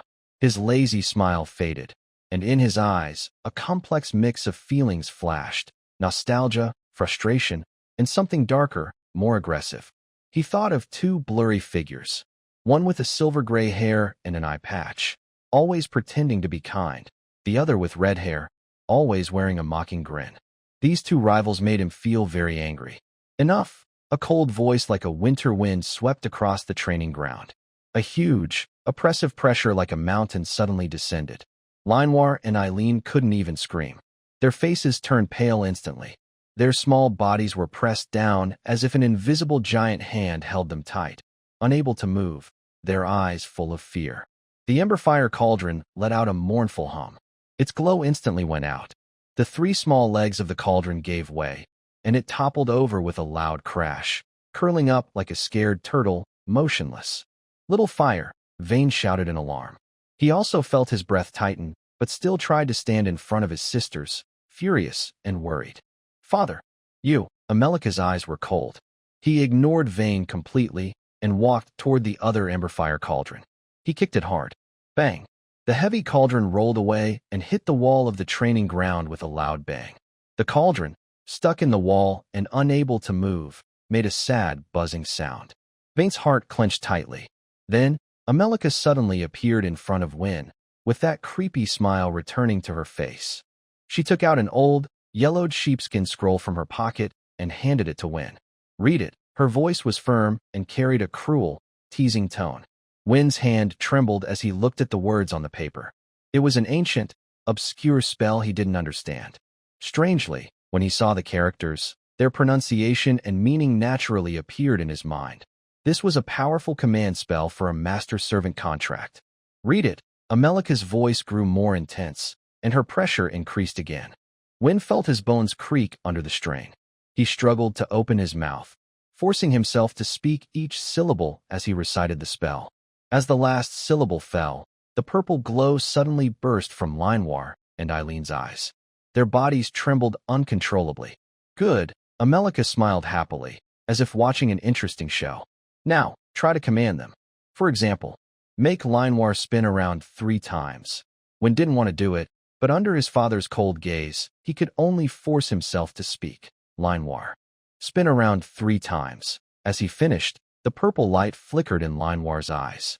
Her small body completely out of her control, like a delicate puppet, she stiffly stood up and spun once, twice, 3 times. When she stopped, her face was full of confusion and fear. Tears quickly welled up in her eyes, but she dared not cry out loud. Win's heart felt like it was pierced with needles. "Your turn, Eileen." Amelika's gaze shifted to the other blue-haired girl with a more playful look. "Ask her something interesting. Like, make her say what she's thinking right now." Win froze and shook his head in resistance. "Read it." Amelika's voice was sharp, like a whip hitting his mind. Win closed his eyes painfully, then opened them again, his voice dry and strained. "Eileen, say what you are thinking right now." Eileen trembled, her face turning pale. She clenched her lips tightly, her eyes filled with humiliation, struggle, and strong resistance. But in her eyes, the purple light of the contract flickered wildly, trying to forcefully control her will. Eventually, under the power of the contract, her defenses broke down. She spoke in a broken, ashamed voice, word by word. "I hate all of this." She paused, as if using her last strength to resist, but in the end, the power of the contract crushed her completely. Her voice became hollow and full of despair. "But I like young Master Vane." The moment she finished speaking, the purple glow in her eyes faded. It was as if all her strength had been drained. She collapsed weakly, supporting herself with her hands, gasping heavily. A strong feeling of shame and helplessness overwhelmed her. Tears finally fell uncontrollably onto the ground. Vane stood there, stunned, as if struck by lightning. Amelika burst into loud laughter, as if witnessing the funniest scene in the world. He patted Vane on the shoulder and said happily, "See, this is the power of the contract. They belong to you, from their soul to their body. Use it well, and don't let them forget their true role." After saying this, he seemed satisfied with his teaching, turned around calmly, and left, leaving behind a messy room and cold despair. The training ground was silent. Jinhua Ding pulled himself away from the wall, timidly returning to Vane's side. The vessel was covered in dust, looking pitiful and wronged. Vane looked at Eileen, who was desperately holding back tears, her eyes filled with humiliation, and Linewar, trembling with fear and confusion. An unprecedented anger clenched his heart. He clenched his fists, nails digging into his palms. He knelt down, wanting to help Eileen up and comfort her. But Eileen suddenly pushed his hand away, lowered her head, her voice hoarse, with a numbness after complete destruction. "It's fine." The fragile barrier of trust they had just barely built was shattered at this moment by the absolute power of the contract, leaving cracks all over it. The shadow of her father, for the first time, loomed so clearly, cold and suffocating. A few days after the training ground incident, the atmosphere inside the castle was heavy and suffocating. Eileen became even more silent, returning to her original coldness. She no longer communicated with Vane and carried out commands with the precision of a true puppet. Linewar also became cautious, often looking at her sister and then at Vane. Her big eyes were full of worry and confusion. She couldn't understand why the warm atmosphere they had finally built suddenly turned cold again. Vayne knew that what happened last time was like a thorn in their hearts, deeply embedded and standing between them. The absolute power of the contract had taken away her last bit of dignity and safety, causing her once open heart to close tightly again. This could not go on. That afternoon, Vayne gathered his courage and said to the two sisters, who stood like dolls beside him, "Staying in the castle all day is too boring.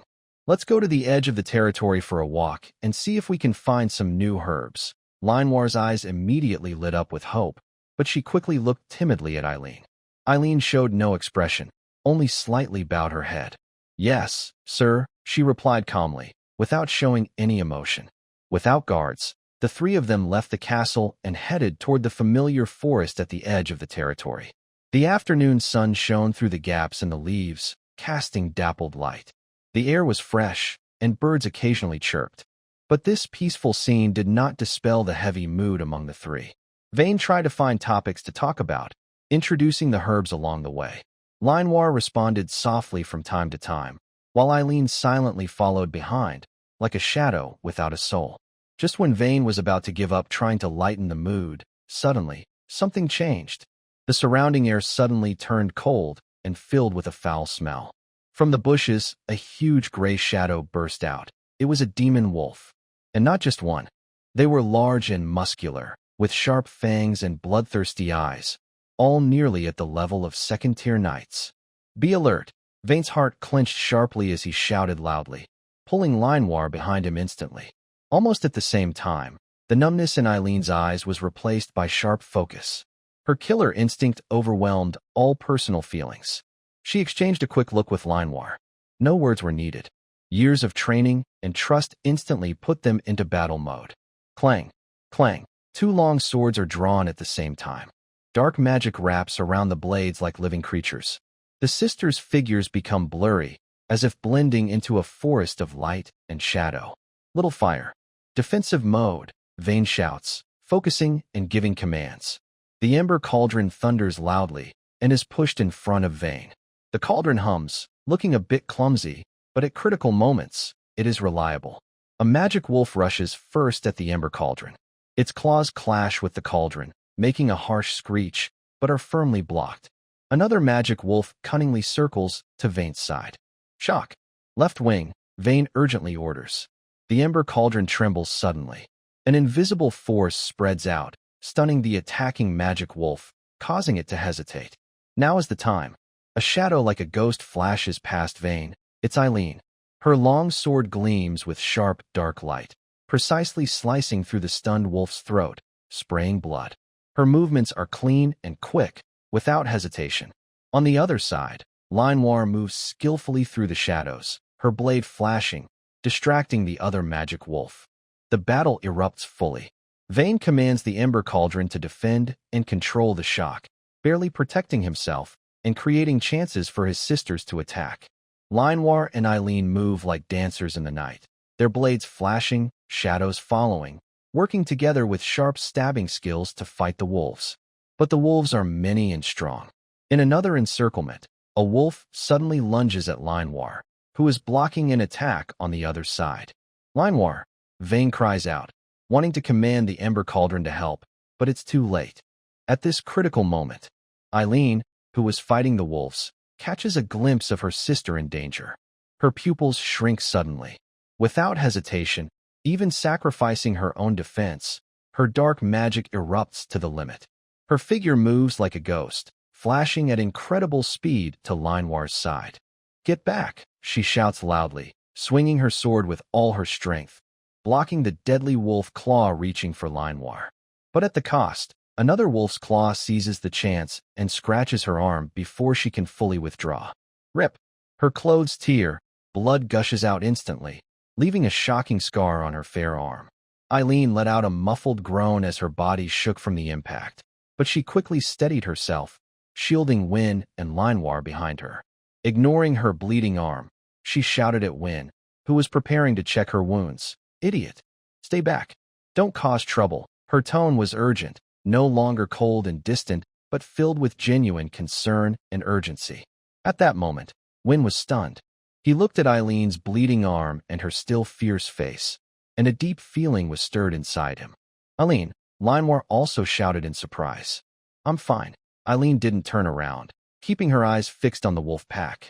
Protect the young master, when suddenly snapped out of his shock, a surge of hot blood rushing to his heart. Little fire. Use full power. Disrupt them. The ember fire cauldron seemed to sense his determination. It emitted an intense hum unlike ever before, and a stronger shockwave spread out, causing the attacking wolves to freeze in place. Now's the time, Wen shouted loudly. Lionwar and Eileen seized this fleeting opportunity. Their figures merged into the shadows again, and their blades flashed like a web of death, striking the wolf pack. After a fierce fight, the wolves were finally driven back, leaving behind a few corpses and a strong smell of blood. As the battle ended, Wen immediately rushed to Eileen's side, worriedly grabbing her injured arm. Let me see. Eileen instinctively tried to pull her arm away, but Wen held it tightly, his eyes filled with urgent concern. She bit her lip, finally turning her head away and letting him examine her. Wen quickly checked her wound. Luckily, it was just a surface injury, not affecting her bones or muscles. He took some clean water from his small bag to rinse the wound, disinfected it briefly, then took out some medicine powder to stop bleeding and reduce inflammation. Carefully, he sprinkled it on the cut and wrapped it with a clean cloth. Throughout the process, he was very focused, and a little sweat appeared on his forehead from the tension. I'm sorry.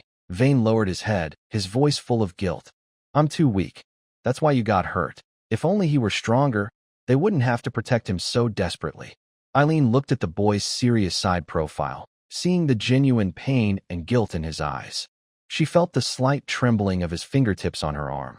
When she remembered his words earlier, I'm too weak, the icy wall of humiliation inside her seemed to open a large gap. Suddenly, she recalled the warmth of that evening's dinner, his clumsy comfort, and how he stood in front of them to protect them. The contract was cold, but his concern and current guilt felt real. She turned her face away, her ears slightly red. In a much softer voice than usual, she mumbled awkwardly, Humph, it's good that you understand. Next time, don't be so reckless. I just worry you'll die, and we won't have a good ending. Vane looked up at her shy expression on her side profile. Although she wasn't directly looking at him, the distant, aloof feeling from before had disappeared. He looked at her very seriously and repeated, Thank you. And I'm sorry. Eileen didn't answer. She just moved her bandaged arm slightly and whispered, Let's go.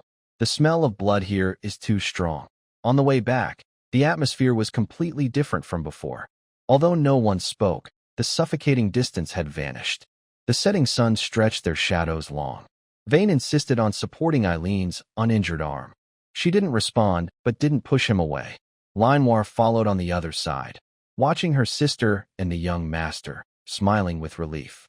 The bloodshed during their battle seemed to wash away the cracks caused by the contract more powerfully than words. A stronger, more solid bond quietly connected the three of them. The attack by the magic wolf acted like a powerful glue, making the process dangerous but unexpectedly bringing Vane, Lionwar, and Eileen closer together again.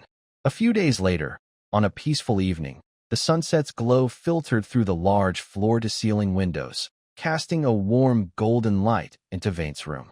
Vane sat in a soft armchair by the window, focused on flipping through a thick potion book. His fingertips traced the complex runes and herb illustrations on the pages, and his brow was slightly furrowed, as if pondering a difficult problem. After a series of events, his determination to become stronger was stronger than ever, both to protect himself and to be able to defend those around him. Linowell sat quietly on the carpet beside the armchair, her small head gently resting on Vane's thigh. She looked like a small cat relying on her owner, softly purring and wearing a carefree smile. She seemed to have fully recovered from the shadows of the past. As long as her young master and sister were nearby, she felt completely safe. Eileen sat a little farther on the windowsill, carefully wiping her slender sword in the last of the daylight. Her movements were focused and gentle. Her eyes, no longer hollow or cold, carried a rare sense of peace. Occasionally, she would glance quickly at Vane reading and her sister napping, then look away. Her bright blue eyes subtly shimmered with a gentle warmth she herself might not even notice. The room was quiet, Only the rustling of pages, Linole's steady breathing, and the faint sound of cloth wiping the sword. A warm and peaceful atmosphere filled the space, as if all previous discomforts had been temporarily pushed away. Vane put down his book, rubbed his slightly sore eyes, and looked at Linole and Eileen by the window. His heart gradually calmed, and a silent wave of warmth flowed through him. A few months ago, they were the troubles his father had forced upon him, filled with hostility and fear. But now, Linole would sleep peacefully without defenses, leaning on him, and Eileen, though still stubborn, silently protected with her actions. From initial resistance and rejection to dependence and trust, the journey had been filled with helplessness, anger, and fear, but more than anything, it was built on small moments of warmth and bonds. Spark. Although faint, it has finally been ignited, he thought silently, watching the sisters' figures in the sunset. Just then, a gentle knock on the door broke the peaceful silence. The head maid, Lena, entered carrying a tray of snacks. She placed it on the table and glanced around at the warm scene in the room. A faint, almost unnoticed smile appeared on her face. Then she quickly returned to her usual respectful demeanor. "Young Master Vane," she whispered, "there's some news from the palace that you might find interesting." Vane looked up. "What news?" "It's about Princess Iris," Lena said, sounding a bit surprised. "Rumor has it she hasn't been feeling down lately. Recently, she has started practicing again, and her strength seems to be coming back." The news was brief, but it was like a small stone thrown into a calm lake, causing ripples. Hearing this, Vane instinctively thought of the princess's destined person, Feng Outyin Liuguang. In the original story, Vane and her fought over the princess, ending in a tragic death for both. He couldn't help but reach for his waist, where a small medicine bottle identical to the one he had left for Liuguang was hanging. His mind flashed with the image of a girl with brownish-yellow hair and a golden feather mark, lying unconscious in the woods. Saving her, was it a blessing or a curse? However, the news affected the other two in the room even more directly and strongly. Lino, who had been dozing earlier, suddenly woke up. Rubbing her sleepy eyes, she heard the words, "Princess," and "Iris," and immediately became alert, pricking up her ears. Her small face instantly showed a look of caution. By the window, Eileen suddenly stopped wiping her long sword. She looked up, her eyes sharp as a wild animal defending its territory. She snorted coldly, her voice filled with clear rejection and a hint of nervousness. "Princess? Huh. Even if she's no longer useless, so what? She doesn't deserve the young master." Lino nodded vigorously, joining her sister's side without hesitation. She whispered firmly, "Yes? She doesn't deserve him. The young master belongs to us." She even instinctively moved closer to Vane, hugging his leg as if afraid of losing something. Seeing the sisters acting like enemies, united in their protectiveness, Vane's complicated feelings and worries briefly eased. Instead, he felt a warm, amused smile. Night quietly fell. It was time to sleep, but the problem was still there. Perhaps because the news of Princess 3, Vane's fiancée, caused tension, or maybe just pure attachment. Linole loudly declared, "I want to sleep with the young master today," and was the first to jump onto the big bed. She even kicked off her little shoes, revealing her cute, pink feet, and rolled around on the bed, claiming her territory. Vane rubbed his forehead and tried to reason. "Linole, we already have 3 beds. No, I want to sleep with the young master." Linole pouted, very determined. Next to them, Eileen saw this, and her calm eyes suddenly sharpened. She glared at Vane as if blaming him for everything. Then, she did something unexpected. She grabbed Vane's arm, blushing but pretending to be calm, and pulled him to the bed. Stumbling, she said, I wanted to. Vane. Huh. Eileen's face turned even redder, her gaze flickering. She dared not look at Vane, but tried to maintain a strong tone. Don't misunderstand. I just want to supervise you. To stop you from doing anything strange to Linole. Of course, her voice suddenly lowered, her cheeks almost bleeding with redness. If you really can't hold back. I can. Before she finished, Linole, sensing danger, exclaimed, No. Vane is mine. Sister, don't take him. A vein bulged on Eileen's forehead. She lightly tapped her sister's head with her hand and said, Idiot. Shut up. This successfully made Linnell shut up. Vane looked at the chaotic scene and tried to explain, actually. Tomorrow's busy. Sleep now. Eileen interrupted firmly, pushing Vane onto the bed without waiting, pressing him down. Then she lay beside him, turned her back, leaving only her flushed ears and trembling figure. Seeing this, Linnell immediately happily occupied the other side, tightly hugging Vane's arm like a koala, sticking to him proudly, and made a funny face at her sister's back. Vane lay in the middle, watching his finally sleeping sisters. On the left, Linnell, hugging his arm and sleeping soundly. On the right, Eileen, turned over in her sleep and also hugging his arm. His two arms were tightly held by the two sisters, making him unable to move, but his heart was no longer filled with helplessness and embarrassment. Instead, it was full of a strange, heavy warmth and a sense of responsibility. He gently sighed, but couldn't help but smile slightly. On this forced path, it seemed, not all bad things. Late at night, the moonlight poured into the room like liquid silver. Vane looked at the peaceful, sleeping face beside him, his gaze gradually becoming firm. Even a small spark can start a prairie fire, he silently thought.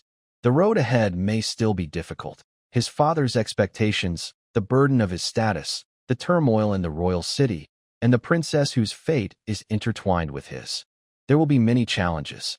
But, feeling the warmth and dependence from those around him, that heavy sense of responsibility turned into a strong resolve. It doesn't seem so scary anymore.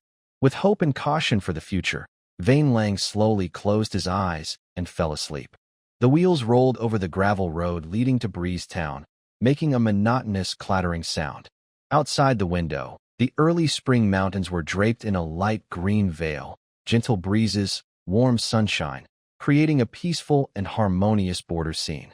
However, Vane Lang inside the carriage couldn't feel relaxed at all.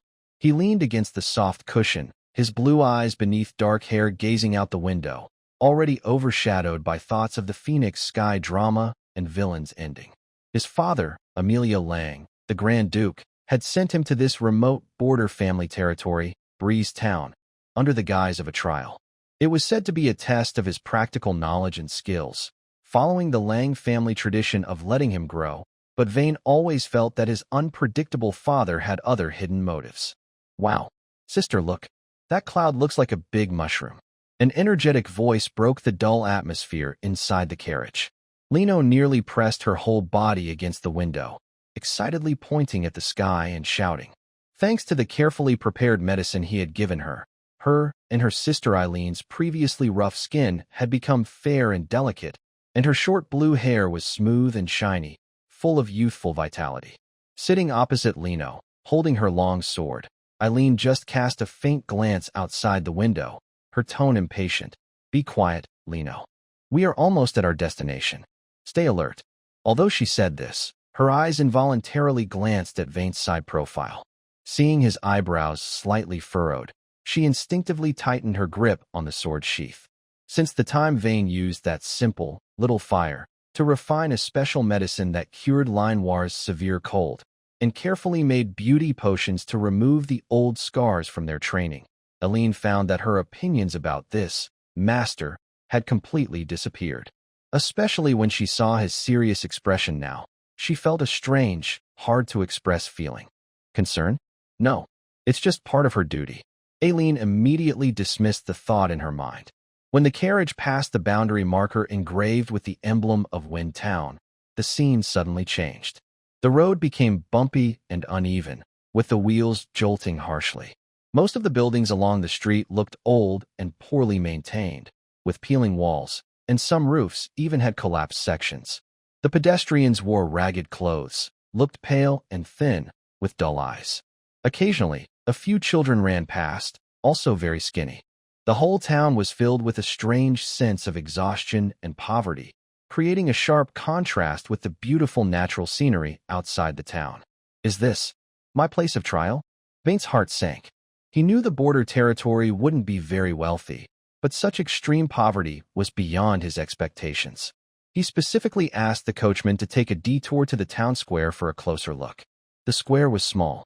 On one side was a nearly deserted, rather cold-looking clinic, and on the other side was the local church. There was a long line outside the church, mostly poor townspeople with worried faces. What are they doing there? Vane pointed to the line in front of the church.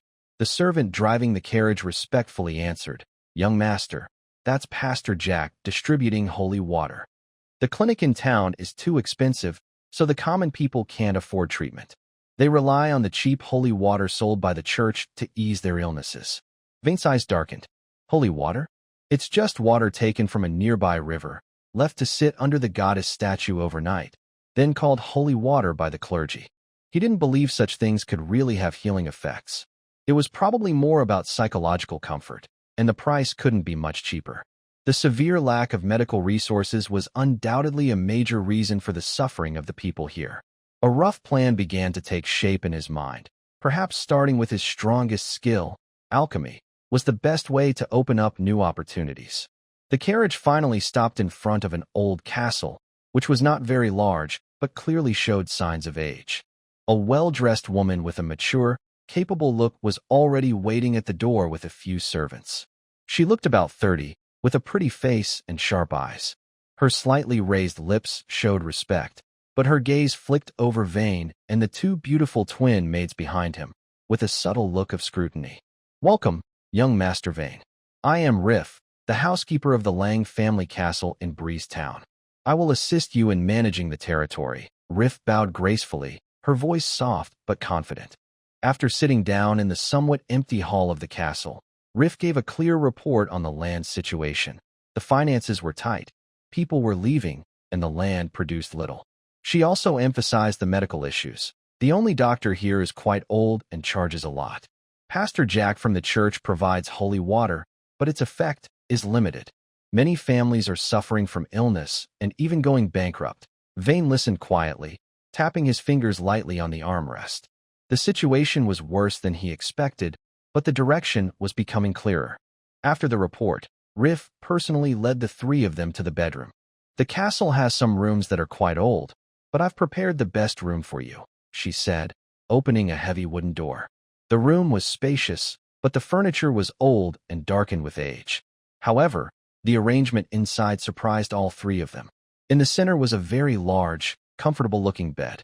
Against the wall, there were two narrow, simple beds that looked like they were brought in temporarily.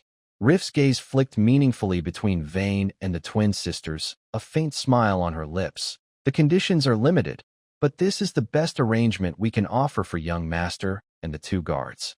I hope you will get used to it." After saying this, she gracefully bowed and turned to leave, closing the door behind her, leaving the three of them in a moment of awkward silence.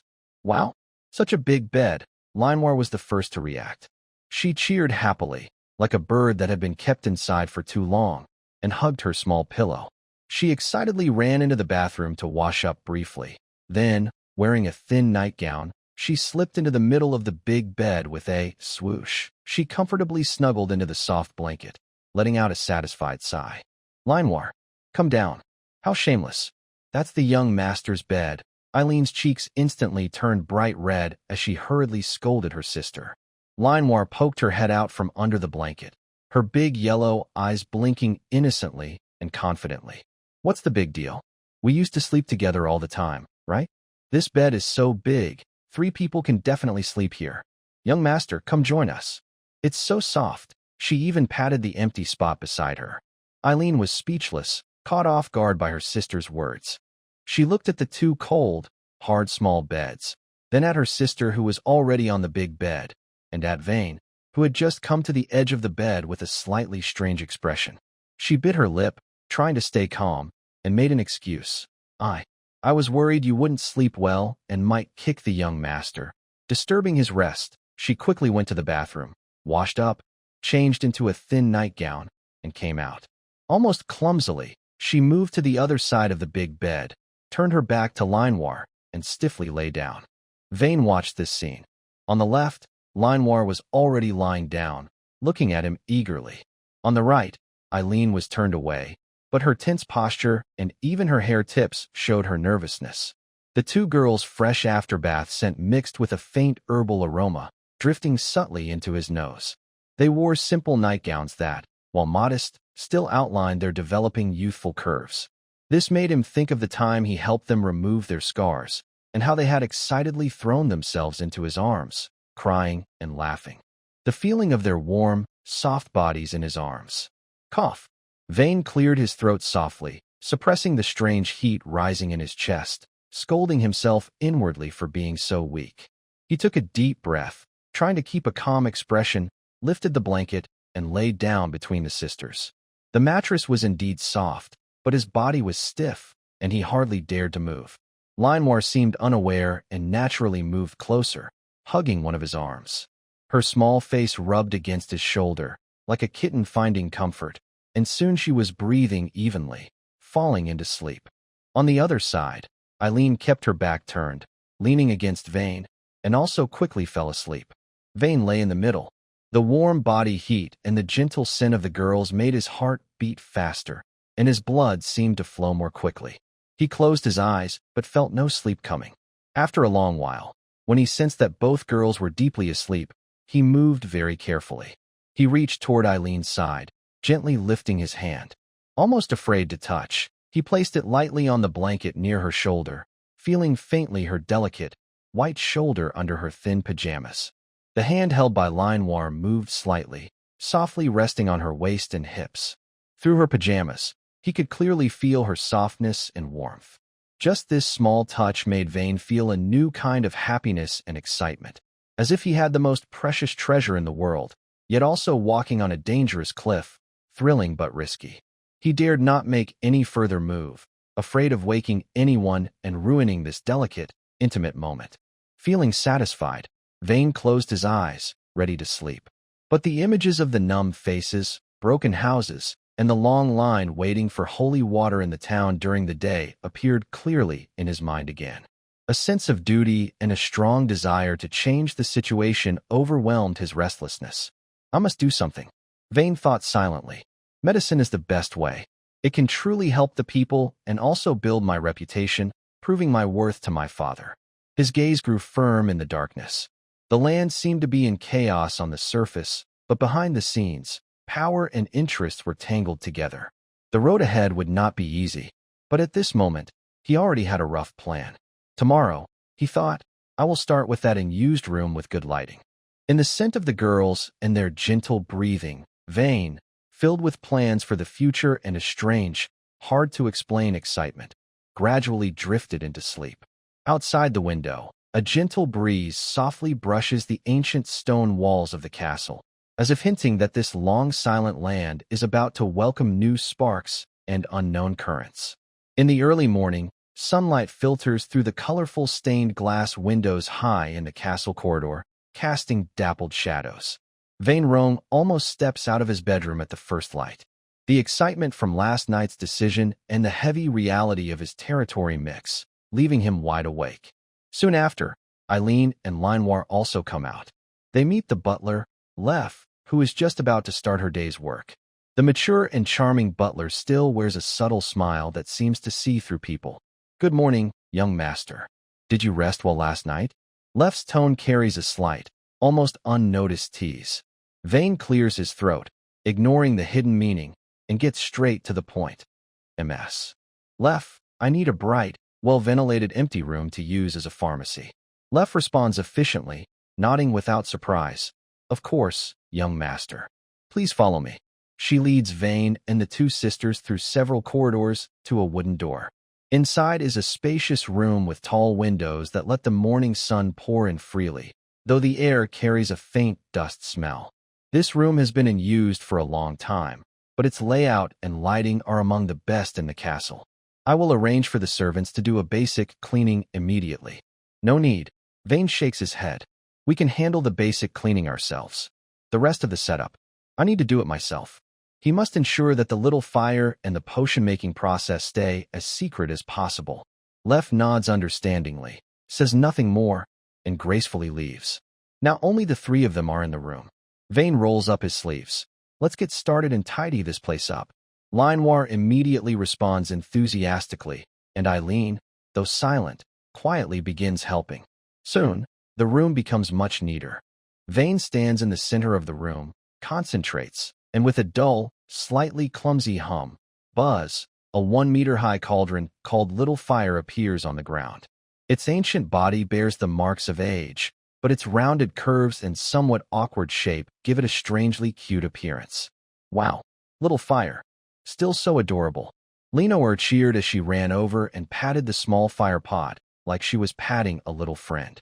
Next to her, Eileen, holding a sword, stood quietly with icy blue eyes that showed a faint, gentle smile. Veen's lips curled slightly as he began taking various basic herbs from his space ring. He planned to make a batch of powerful wound medicine, fast fever relief coolant, and high-efficiency pest repellent powder. These were the most urgent for people's daily life. While skillfully sorting the herbs, he briefly explained the steps to the curious Lenore. This is silverleaf, which has good hemostatic effects. This is peaceful mind. However, Lenore's help quickly turned into trouble. The first time, she clumsily reached for a jar of ground herbs and almost knocked over a row of neatly arranged crystal bottles. Veen quickly caught her with quick reflexes, smiling helplessly. "Be careful, Lenore." The second time, seeing Veen focused on guiding the flames inside the small fire pot with his mental power to keep the fire steady and control the fusion of the medicinal liquids, Lenore curiously leaned in, puffed out her cheeks, and tried to on the flames to help control them. Instead, her breath caused the flames to flicker. Veen hurriedly concentrated to steady the fire and gently patted her head. "Don't make trouble. The fire for refining medicine needs to be just right. Too big or too small isn't good." Lenore stuck out her tongue, but clearly didn't take it seriously. Seeing that Veen needed some Yao Yin flower pollen from a high shelf, Lenore volunteered. "Young master, I'll get it for you." She brought a small stool, stepped on it, and reached up to grab the jar. Just as she turned to show off her success to Veen, she didn't notice that the stool was old and unstable. One leg snapped with a loud, "Oh no!" Lenore exclaimed as she fell, and the jar slipped from her hands, flying out. Veen's heart tightened. He quickly stepped forward to catch her. "Are you okay?" After confirming she was unharmed, he set her down and then bent to pick up the broken jar and scattered pale yellow powder. Seeing Veen's tense expression, Lenore's heart filled with sweetness. The small mistake was instantly replaced by a mischievous grin. While Veen was focused on cleaning up, her eyes flashed with cunning. She quickly reached out, her finger dipped in some pale yellow flower powder, and gently touched Veen's drooping nose. "Young master, you look like you're praying," she said with a cheerful smile. Veen was momentarily stunned. The cool touch on his nose and the fresh herbal scent nearby made him instinctively take a half-step back. But then, he quickly smiled with a hint of helplessness and, using his hand coated with herbal powder, pretended to wipe Lenore's cheek. "It seems I have to punish you to make you behave." Young master, I was wrong. Don't wipe my face." Lenore immediately giggled and jumped away, her clear, bell-like laughter filling the room. She dodged playfully, smiling sweetly, with sparkling eyes that showed a mix of mischief and affection, without any real resistance. The usually dull atmosphere of the pharmacy was completely broken by this playful scene. Eileen leaned against the doorframe with her long sword, watching carefully outside the pharmacy. But she also kept part of her attention on the room. When she saw her sister clumsily reaching out, her lips twitched slightly in helplessness. Seeing Veen not scolding but instead caring for his sister, her blue eyes softened. When Lenore playfully touched Veen's nose, she gently shook her head, a hint of envy and helplessness flashing in her eyes. Fine. After the fun, Lenore behaved herself and sat quietly on a small stool, resting her chin on her hands, watching Veen focus on preparing the medicine. Occasionally, she carefully handed him the correct herbs when needed. Veen sorted the newly made medicines into categories, then checked the herbs used. His brow furrowed slightly. The herbs he brought and the castle stock were already limited. If this continued, they wouldn't last more than a few days, let alone support long-term relief efforts. "It seems I need to find a way to restock the herbs," he muttered to himself, looking out the window toward the town. Hopefully, the local supply channels won't be too troublesome. The fragrant scent of herbs filled the room, blending with the cheerful atmosphere left by their playful moments. Veen continued working diligently. Lenore quietly kept company, and Eileen remained at the door like a loyal guard. The shortage of herbs didn't trouble Veen for long. Soon, the Rugin family sent several carts of medicinal herbs, solving the shortage. Since most of the herbs Win needed were common in the market, the prices were very low. They even gave an extra cart as a gift. Win then worked tirelessly for several days to make medicines. Even with the help of the small fire alchemy furnace, his eyes showed signs of fatigue and dark circles. But as he looked at the neatly arranged medicines in his space ring, powerful wound medicine, fast fever-reducing coolant, effective pest repellent powder, his eyes remained bright and determined. "Let's go," Win said early in the morning to Manhwa and Eileen, who had been waiting nearby. "It's time to put these to use." Outside the castle gates, a simple but clean wooden table was set up. Win carefully sorted the medicines and placed small wooden signs next to each, clearly describing their effects and setting very low prices, almost giving them away.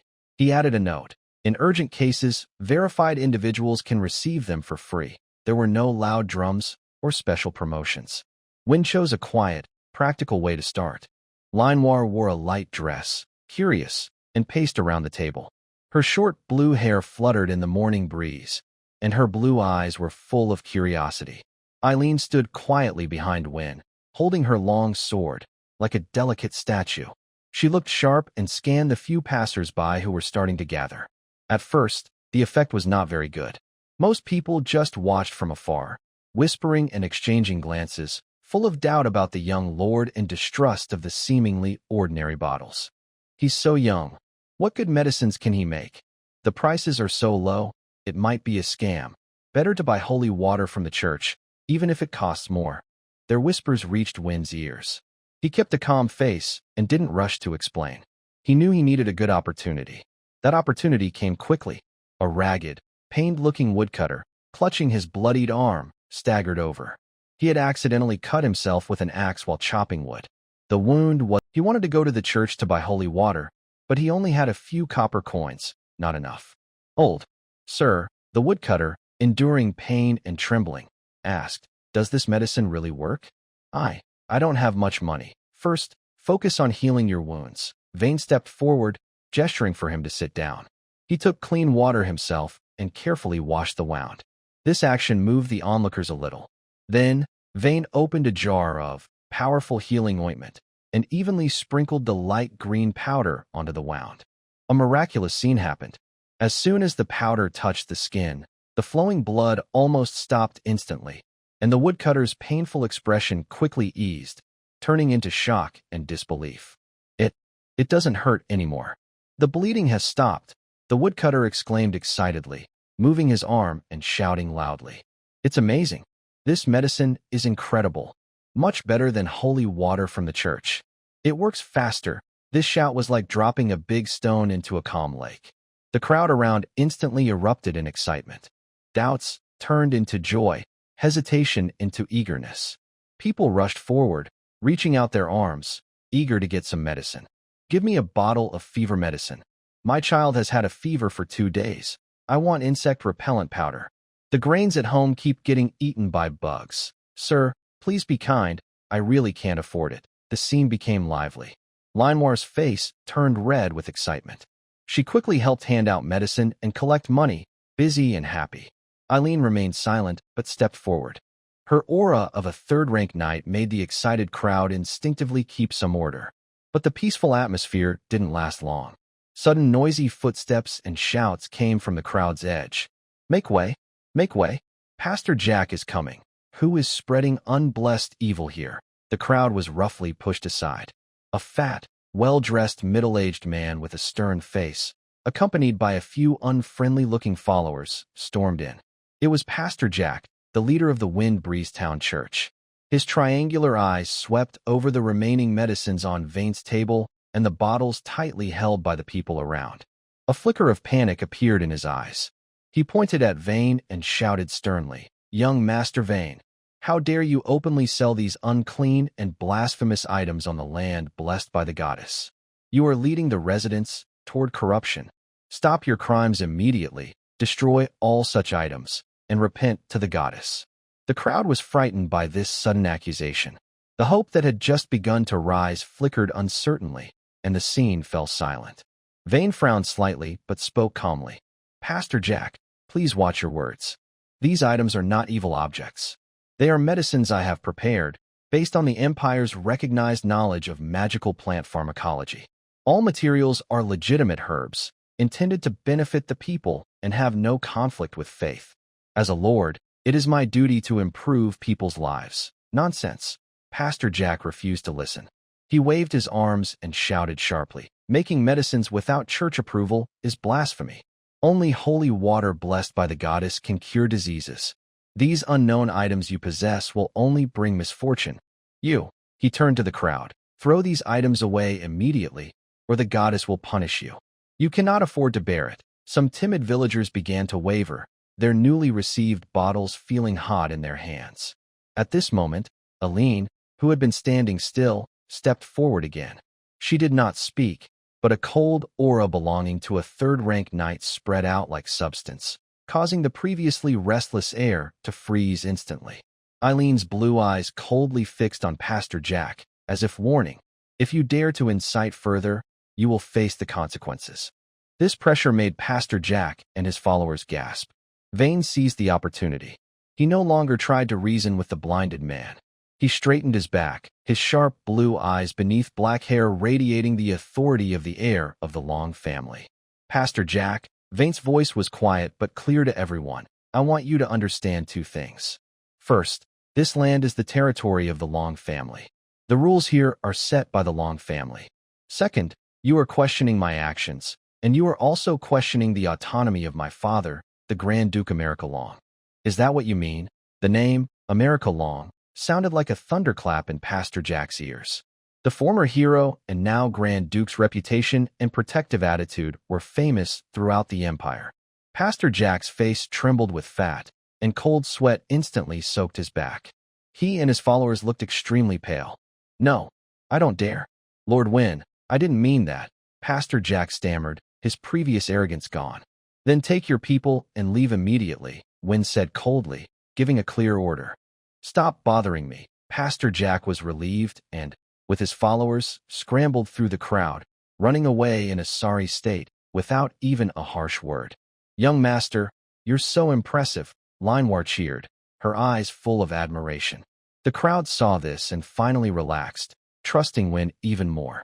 The area around the medicine stall became lively again. Wynn continued handing out medicine while his mind was busy with thoughts. Today's retreat by Pastor Jack was only temporary. The roots of his interests were deeply planted in this land, and he wouldn't give up easily. Future obstacles would likely be more numerous and hidden. At the same time, the mental strain from recent days and the recent confrontation made Wynn feel very tired. He turned around and looked at Linewar, who was busy but had shining eyes, and then at Eileen, who was always guarding nearby. They also looked slightly tired, though unnoticed. A feeling of pity rose in his heart. Everyone was working hard. Suddenly, Wynn had an idea. After today's event, why not take them to the natural hot springs behind the castle to relax? He heard it could help relieve fatigue. This thought made him feel a bit lighter. He continued his work, but his mind drifted to the warm, misty hot springs, and of course, in the end, Wynn couldn't help but smile. Linewar was bored, twirling her blue hair with her fingers, while her yellow eyes watched the birds flying outside the window. Eileen, as usual, leaned against the wall with a sword, seeming alert, but her slightly drooping eyelashes showed she was secretly tired. A feeling of pity grew in Vane's heart. He cleared his throat and said, "Linewar, Eileen." Both of them immediately looked at him. "You've all worked hard these days," Vane said gently. "I heard there's a natural hot spring behind the castle, which is good for relaxing. How about we go there now?" "Hot spring." Linewar suddenly brightened up, jumped out of her chair, and smiled happily. Yes, yes. I've wanted to go for a long time." Eileen's reaction was very different. She was first surprised, then her cheeks turned red quickly. She looked away nervously and whispered, "It's trouble. Young master, you're so impulsive. And there are differences between men and women." Her protest sounded weak, and a faint flicker of interest appeared in her eyes. Vane, knowing her well, secretly chuckled. He knew she wasn't really against it. "I give my word on the Reno family's honor. I have no bad intentions. The steam from the hot spring is so thick, you can't see anything." Vane raised his hand and swore. Under Vane's gentle persuasion and Linewar's coaxing, Eileen finally agreed. but she glared fiercely at Vane with her bright blue eyes and warned, "If you dare to peek, I won't be nice to you." The natural hot spring behind the castle was hidden behind a small bamboo grove, quiet and private. White steam rose gently, filling the air with a faint smell of sulfur and the fresh scent of plants. Vane went into the water first, feeling the warm spring wrap around his body, and he sighed comfortably. Linoir and Eileen also entered the water one after another, sitting a little farther from Vane. The mist swirled around the three of them, blurring their figures. "Hot springs and massages work best to relieve fatigue," Vane said. He first massaged Linoir's shoulders and neck, then motioned for Eileen to come over. Eileen hesitated for a moment before reluctantly moving closer to Vane, her body still a bit stiff.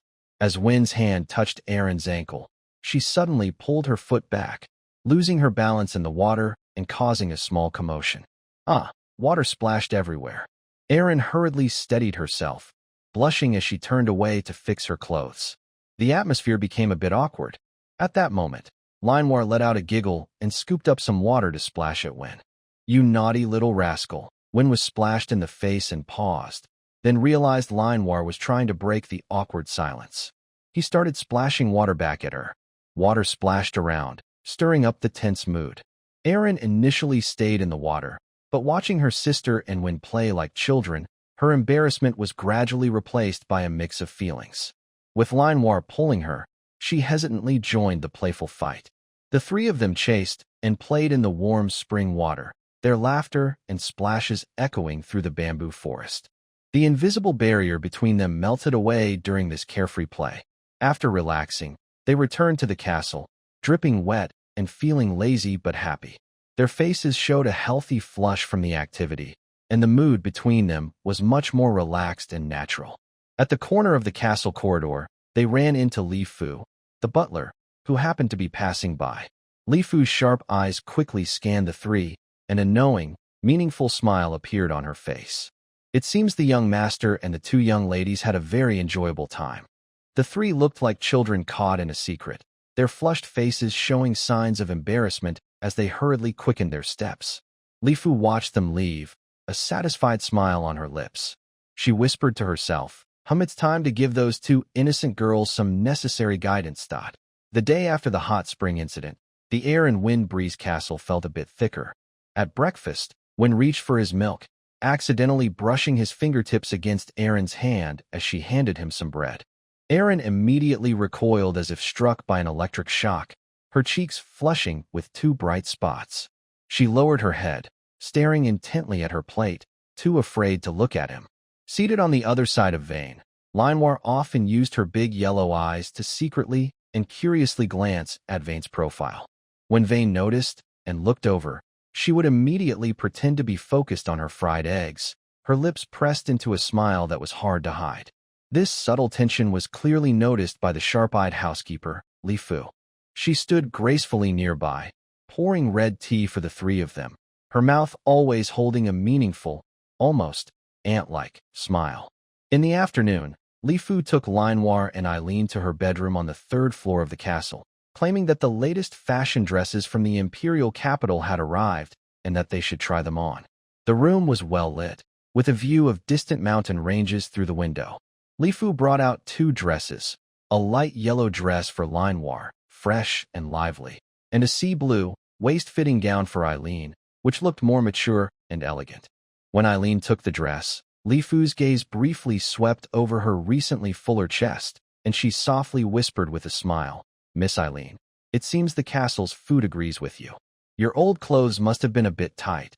This comment made Eileen's cheeks flush again, almost as if she were blushing hotly. She clutched the dress tightly, too shy to speak. Linoir happily gestured with her new dress, while Li Fu closed the door and her smile became more serious and slightly mischievous. "Mrs." Li Fu's voice lowered but was clear, "It seems that your trip to the hot springs with the young master yesterday brought you closer. That's good, but there are some important things you should learn beforehand, so you can better serve the young master." Eileen's body stiffened instantly, a bad feeling rising in her heart. Linoir blinked innocently, her face full of innocence. "Serve? Li Fu's sister, haven't we always been protecting the young master?" Li Fu smiled, her expression showing a mature charm and straightforwardness. Protection is one thing, but as the closest women to the young master, you also need to understand how to meet his needs as a man. What followed was, for Eileen, a mental storm of extreme shame and secret curiosity. Linoir's guidance was completely open and straightforward, making her blush and heartbeat faster. She started with basic explanations about male physiological responses, clearly stating that this is normal and healthy, with no need to hide it. She taught how to send signals through subtle body language, like seemingly accidental touches with fingertips, warm breaths near the ear when close, and eyes that mix shyness with boldness, hesitant yet inviting. She described in detail how to use lips and tongue, from gentle kisses to deeper intimacy, even mentioning how delicate foot movements can create different sensations. Finally, she got to the core, explaining the most profound way men and women connect, which is more than just physical pleasure. It's the ultimate expression of emotion and bond. Throughout, Linoir's reactions seemed to open a door to a new world. She often asked innocent questions like, can it be there too? Like eating candy? Treating Linoir's very private knowledge as something new and fun, her eyes full of eager curiosity. In contrast, Eileen was completely different. She kept her head down the whole time, her short blue hair almost hiding her flushed cheeks. She dared not look at Linoir, nor at her sister, who listened eagerly. She forced herself to stay calm, but her hands clenched her skirt tightly, her knuckles turning white, revealing her inner storm of feelings. Every word from Linoir was like a key, forcing open her tightly closed heart, making her recall the warmth of Vane's palm in the hot spring, the shiver of fingertips brushing her skin during massage, and the countless nights sharing a bed with that warm breath nearby. Shame, panic, and a secret hope she dared not think about all tangled wildly in her mind. When the guidance ended, Eileen felt like she had fought a tough battle, exhausted all over. Linoir, on the other hand, looked excited, pulling her still dazed sister back and repeatedly checking some details. Night fell, and the castle fell silent. Vane had just finished organizing today's pharmacy records in his study and was about to rest when the door was gently knocked. Standing outside were Linoir and Eileen. Both had just bathed, their damp hair still glistening, and they carried the fresh scent of soapberry and a girl's natural fragrance. Eileen was dressed in a modest, pure white nightgown, her eyes shy and avoiding eye contact. Her ears were red, still noticeable under the candlelight. Linoir wore a light pink pajamas, her eyes sparkling with a strange seriousness. Young master, Linoir walked to the desk and looked up at Vane as he stood up. Her tone was more serious than ever before. My sister and I have discussed it. Vane's heart skipped a beat, feeling a bad premonition. Discussed what? Linoir took a deep breath and looked directly at Vane with her pure yellow eyes. She spoke in a calm, everyday tone, as if discussing what to have for breakfast tomorrow. Reef and I learned a lot today about how to make you happier. We want to serve you and help you with your coming of age. Behind her, Eileen heard the words, serve, and coming of age, and she blushed so much she almost buried her face in her chest. But she didn't speak out against it. Instead, she nodded very slightly. Vane felt as if an invisible heavy hammer had struck his head hard. Clang! His feather pen, marking his notes, fell onto the desk, splashing ink. Then he choked on his own saliva, coughing painfully, his vision darkening. Linoir's shocking proposal echoed repeatedly in his ears. Before him were two girls he was growing to cherish, one innocent and honest, the other shy but firm, waiting for his response. His previous moral values, noble etiquette, and the primal, fiery impulses ignited in his young body all clashed wildly in his mind, almost tearing his reason apart. He opened his mouth, but his throat felt tightly constricted, unable to make a sound. His mind was blank. Linoir's words hit like a thunderbolt, exploding in the room and freezing the air instantly. Vane felt a rush of blood pounding in his head, and his mind froze at the suddenness of her proposal. Linoir stood before him, her eyes pure and serious. Eileen buried her head deep, her ears red as blood. Her tightly clenched fingers betrayed her inner turmoil, but she did not speak out. A burning sensation surged inside Vane, as his moral sense clashed fiercely with the tempting gift before him. He could almost see that once he nodded, he would step into a path from which there was no return. Just before his reason nearly evaporated, the image of his father, America Rona, with her seemingly all-seeing, teasing blue eyes, suddenly flashed in his mind. The rules of this world, the unspoken taboos before the noble coming-of-age ceremony. The bold actions of Liner and Eileen now made sense. This was not just a simple, tempting gift, but a heavy choice involving fate, responsibility, and the future. He looked at Liner's clear eyes and Eileen's trembling shoulders, feeling a bit helpless. He took a deep breath, forcing himself to stay calm. His voice was hoarse. Liner, Eileen. I appreciate your feelings. He paused, organizing his words. But listen to me. You are still young, and this kind of thing shouldn't be done so lightly. I want to become stronger, to stand firmly on my own, and after the coming-of-age ceremony, I will give you proper recognition and promises. He believed these words showed responsibility and consideration for them. However, to Eileen, it sounded completely different. She suddenly looked up, her face losing its blush and turning pale. A wave of anger, humiliation, and being toyed with surged up, mixing with disappointment and hurt, overwhelming her reason. Scoundrel! Hypocrite! Eileen's voice wavered with tears and anger. When you touched us and teased us before, didn't you think about being young or not acting rashly? Now you're pretending to be a gentleman. In her fury, she suddenly pulled Vane up from the chair and pushed him onto the carpet. You lied?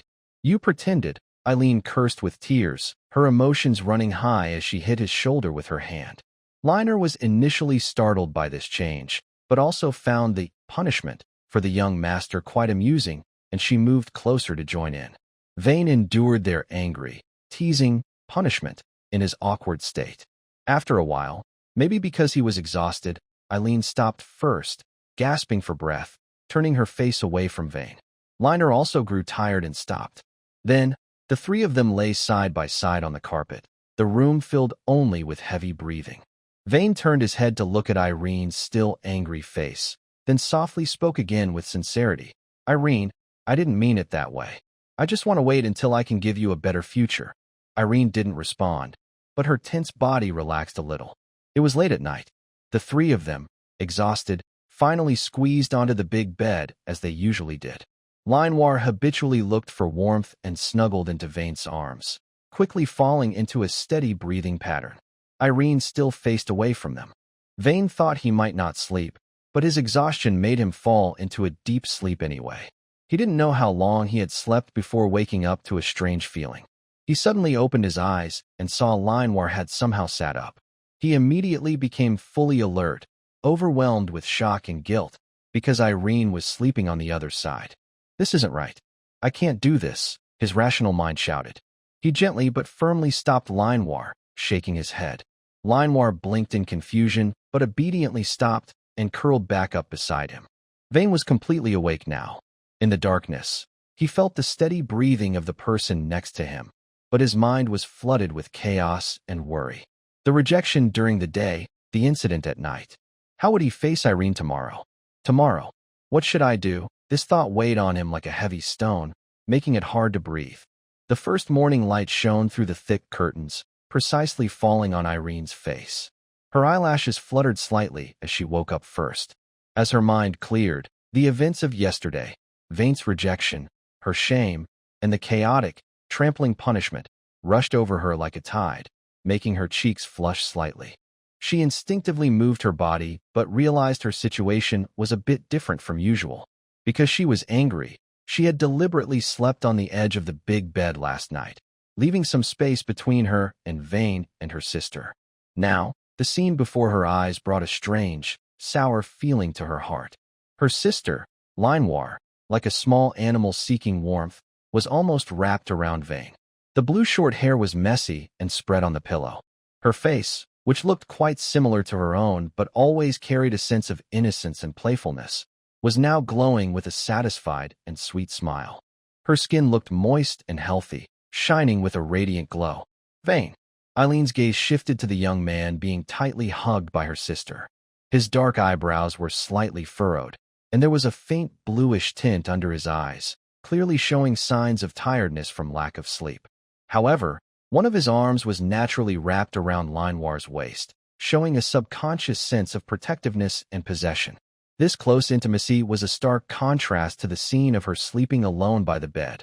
A feeling of being left out and isolated, mixed with an indescribable confusion and a hint of jealousy she didn't want to admit, quietly grew in Eileen's heart. "Hey, wake up!" Eileen's voice was hoarse from just waking and carried a faint coldness. She reached out to push Linoir gently and lightly tapped Vane's leg with her foot. Linoir mumbled as she woke up.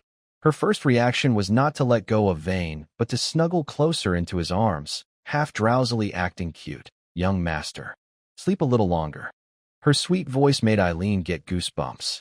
Vane was also awakened. He opened his eyes and looked at Eileen with a complicated expression.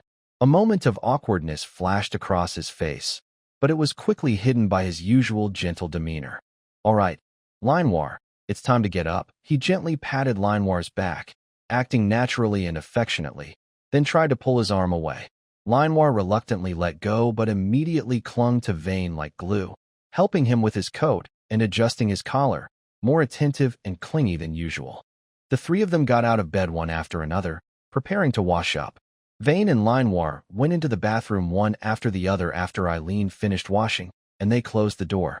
Eileen leaned against the corridor wall with her arms crossed, waiting. Her irritation grew clearer in her mind.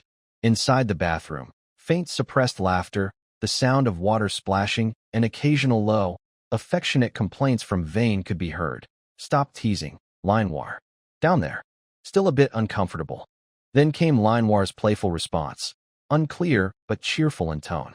Eileen was outside, unable to hear the details clearly, but the feeling of being separated by a door, with Vane and Linoir creating their own little world inside, made her very uncomfortable. She frowned, unconsciously kicking the ground with her toes, feeling that time was passing very slowly. Finally, when the two came out, Linoir's cheeks were flushed, her eyes moist. When she saw Eileen, she immediately smiled brightly, though with a hint of guilt. Vane cleared his throat softly, his gaze shifting uncertainly. "Let's go have breakfast together." During breakfast, the atmosphere became more tense. Vane seemed to have a big appetite, eating twice as fast as usual. Linoir, on the other hand, only poked at her food with her fork, eating very little. Her eyes kept drifting toward Vane, and eventually, she pushed her half-eaten breakfast toward him. Vane accepted it without hesitation. Eileen couldn't hold back anymore. She put down her knife and fork, crossed her arms, and spoke sharply. "So, Lord Vane, did you cook a special meal for Linoir last night?" Seeing her full and satisfied, "It looks like you worked hard. Do you need to eat so much to make up for it?"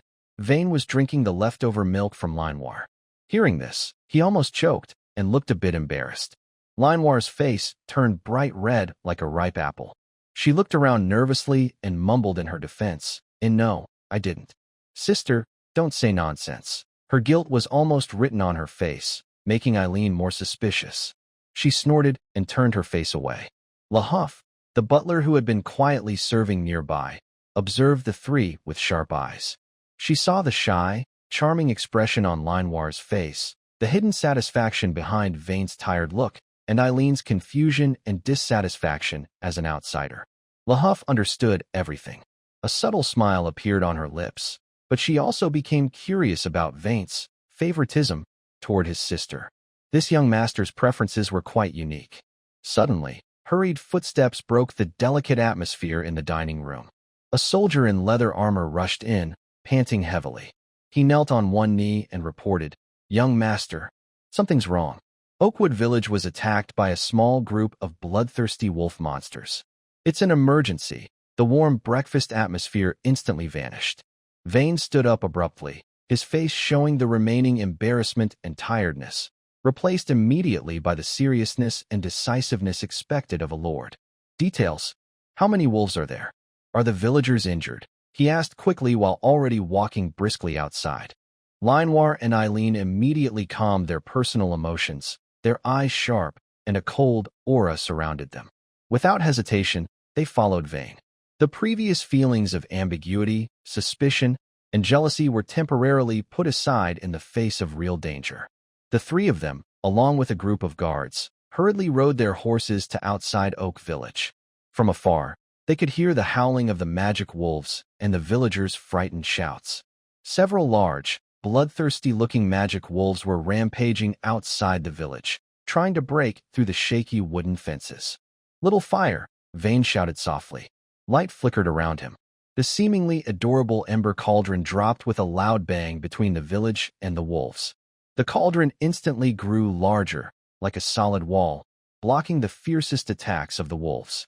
At the same time, Vane focused his mind. He made the cauldron vibrate slightly, sending out invisible shockwaves that disturbed the wolves' movements, slowing them down. He knew his role well: defense and control, creating opportunities for the real fighters. "Big sister," Manhwa called out. "Understood," Eileen replied.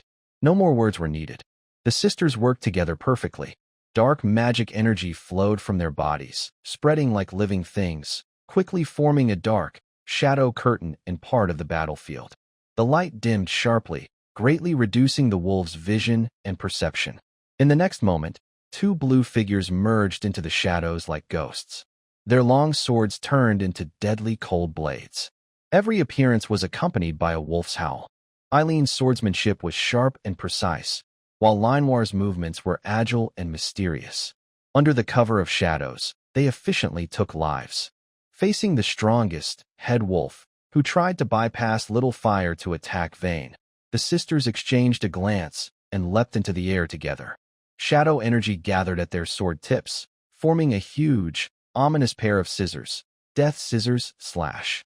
The combined attack, with a piercing scream tearing through the air, hit the head wolf's neck precisely, almost decapitating it instantly. The battle ended quickly. The remaining wolves scattered and fled after the alpha wolf was killed. Vane sighed, about to praise the sisters' excellent performance, but suddenly his gaze sharpened as he fixed it on Eileen's left arm. On the top edge of her tight protective sleeve, there was a shallow but clear scratch caused by a wolf's claw, with tiny blood beads seeping from beneath the torn leather armor. Eileen seemed unaware, casually flicking off the blood on her blade, thinking it was just a minor wound. However, Vane's face instantly changed. He quickly stepped forward, grabbing Eileen's arm with a tense and caring voice. "Eileen, you're hurt." Startled by his intense reaction, Eileen looked at his furrowed brow and worried blue eyes. The words, "just a small injury," caught in her throat, unable to be spoken. The team returned to the castle in silence.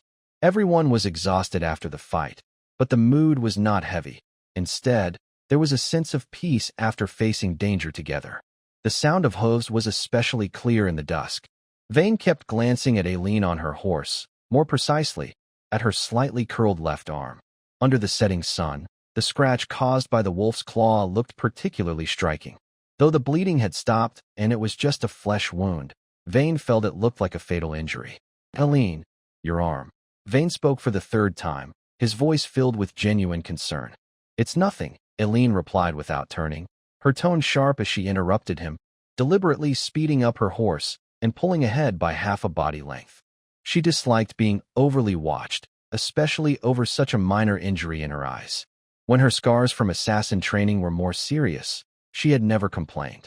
Manhwa, exhausted from using the deadly scissors technique, which drained her magic and stamina, had to sit on the same horse with Vane. Now, she was softly leaning against Vane's back, clutching his clothes tightly, her head nodding off little by little, muttering, "Young master." So sleepy. Finally reaching the castle, the heavy stone door closed behind them, sealing out the outside world. The warm glow from the fireplace in the hall brought comfort and a sense of intimacy.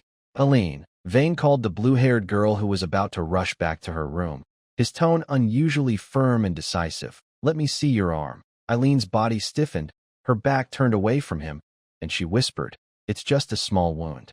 It will heal on its own in a few days." She tried to pull away, but Vane stepped forward and gently held her wrist. His grip was light but firm, with a resolve she couldn't break free from. "Let me see," Vane repeated, frowning. Without asking, he pulled Eileen to sit on a soft chair by the fireplace. He leaned slightly over her, carefully examining the wound. After confirming it was just a minor scratch without any curse or poison from the magic wolf, his tense shoulders relaxed a little, but his serious expression remained. He took out some clean water, disinfectant powder, and a special healing ointment he had carefully prepared, which emitted a cool scent. Throughout the process, he was very focused. First, he dipped soft cotton into water and carefully wiped around the wound. Then, as he applied the disinfectant powder, he instinctively leaned closer, gently blowing on the wound to ease the slight sting. A warm breath brushed against Eileen's skin, bringing a strange, tingling sensation. At first, Eileen was awkward and wanted to pull her hand back, but under Vane's gentle care, her resistance gradually faded. She looked at the boy busy tending to her wound, the flickering firelight dancing on his short black hair, illuminating his focused blue eyes. There was no impurity in his gaze, only pure concern and care. She felt her cheeks heat uncontrollably, and her heart skipped a beat. When Vane finished applying the ointment, carefully wrapped her wound with a bandage, and tied a neat, precise knot, another distraction arrived. Linoir, exhausted and drowsy, followed Vane's scent and staggered over. Like a kitten seeking warmth, she tilted her body and leaned on Vane's bent back, letting out a satisfied sigh before falling into deep sleep. She even unconsciously licked her lips and clung skillfully to Vane, making sure she wouldn't slide down. Vane's body instantly stiffened. One hand still gently held Eileen's freshly bandaged wrist, while the other instinctively and rhythmically stroked Linoir's hand resting on his stomach, soothing her sleep. For a moment, the scene was strange. Behind him, Linoir slept peacefully. In front of him, Eileen had just been treated for her wound. The last rays of the sunset shone through the glass window, turning into colorful spots of light that fell on the three of them. The air was filled with the faint scent of dust, herbs, and the crackling sound of firewood burning in the fireplace. This peaceful scene of one person caring for two created a warm and healing feeling that was hard to describe. Aelin watched Vane's gentle care for her and his instinctive affection for her sister. The last bit of her pride crumbled in this warm atmosphere. An overwhelming urge took over her reason. Just as Vane finished comforting Linoir and was about to say something, Aelin suddenly leaned forward. Her movement was so quick that Vane couldn't react in time. Her soft lips, carrying a coolness and a sweet scent unique to young girls, lightly touched his lips and then quickly pulled away. It felt like time stopped at that moment. Vane froze completely, his mind went blank. Only the fleeting touch on his lips remained clearly in his memory. After kissing him, Aelin seemed to have used up all her courage and strength. She was overwhelmed by shyness and exhaustion from the fight. She lowered her head, her blue short hair hiding her cheeks that were almost blood red. She mumbled in a nearly inaudible voice, "Silly." Then she wobbled to her feet, seeming to want to go back to her room to rest, but her body was too tired. She collapsed to one side, and Vane caught her just in time. In this way, Aelin felt herself falling into a familiar, warm embrace. A faint smile appeared on her lips, and she soon fell into a deep sleep. Vane stood there in surprise. After a few seconds, he slowly raised his hand and gently touched his lips. It seemed her breath still lingered there. He looked down at Aelin, sleeping peacefully in his arms, then glanced at Linoir, who was also sleeping soundly behind him. A helpless smile appeared on his face. He carefully, trying not to wake them, placed Aelin on a soft chair. Then he carried Linoir back to the big bed in the bedroom and covered her with a thin blanket. He returned again, gently lifting Aelin from the chair, holding her in his arms. Her body was lighter than it looked, her face calm and peaceful, with a rare hint of fragility. Vane gently placed her beside Linoir, checked her bandaged arm again, and, confirming she was safe, covered her with a blanket. He stood by the bed, gazing at the two sisters' peaceful sleeping faces in the moonlight coming through the window. Thoughts of their agile figures during the fight, their awkward yet dependent companionship, and their unwavering support flashed through his mind. A warm feeling surged in his chest, transforming into a firm resolve. He leaned down and softly kissed each of their foreheads. Then he straightened up and, facing their sleeping forms and himself, made a quiet but firm vow. "I will become stronger, enough to protect you both, forever." The night was dark as ink, cloaking Wind Castle in quiet silence. Inside the bedroom, the last embers in the fireplace gave off a gentle warmth, and the air was filled with a faint herbal scent and a lazy, intimate atmosphere left by closeness.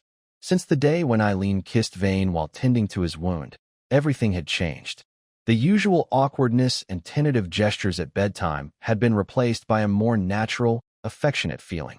Linoir finished her washing and, like a bird returning home, happily jumped out of the bathroom, carrying the scent of water and fresh soap. She didn't look at the two cold little beds against the wall, but went straight to her spot on the large bed in the center of the room, next to Vane's right side.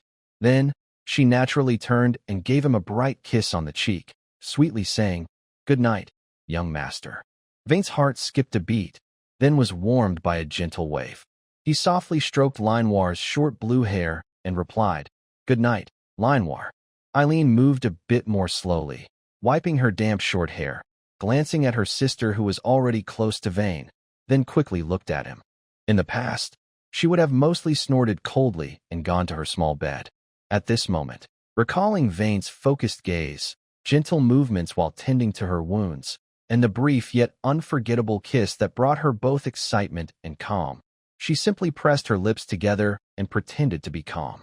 She walked to the other side of the big bed, pulled back the blanket, and lay down with her back to Vane. Although she still said nothing, this action was a silent acceptance of their new relationship. Vane thought tonight would end like the previous nights, in a warm, peaceful silence, waiting until Irene was asleep to do something mischievous with Linoir. But suddenly, Linoir, lying on his right side, sat up and gently pulled Vane up with her. Moonlight shone through the gap in the curtains, outlining her small figure and shining eyes. Her gaze held her usual innocence, but also a fiercer, bolder passion. "Young master," Linoir's voice was a little playful, "good-night kiss. It can't just be a kiss on the cheek, right? That's too lazy. I saw in the storybook Sister Liev gave me that real princes and princesses kiss here." She pointed to her soft lips with her delicate finger, then looked at Vane expectantly. Before Vane could react, Linoir cupped his face with both hands and, with a determined look, kissed him deeply. Her kiss was skillful. Obviously she had stolen kisses before, full of passionate desire and possessiveness. Warm breath mixed with her sweet, youthful flavor. Vane's mind went blank for a moment, and his body instinctively responded to her passion. However, his sharp peripheral vision caught Irene, who was behind him on the left, stiffening her shoulders. Sure enough, just as Linoir happily released him, cheeks flushed and breathing heavily, Irene suddenly turned around. In her blue eyes, a clear flicker of resentment appeared, upset that her sister had taken the lead, and a hint of jealousy and competitiveness she didn't fully understand herself. She didn't want to be outdone in this matter, especially now that their relationship was just beginning to be clear. Acting quickly without thinking, Irene moved with a stubborn determination, leaning in and kissing Vane's lips as well. Unlike Linoir's passionate and free-spirited kiss, Irene's was a little awkward and shy, but more sincere. Her lips were cold and soft, as if pouring out all the suppressed feelings behind her proud exterior. Just now, Linoir saw her sister passionately kissing Vane, which made her feel uncomfortable. Soon after, she moved closer and started to kiss Vane as well.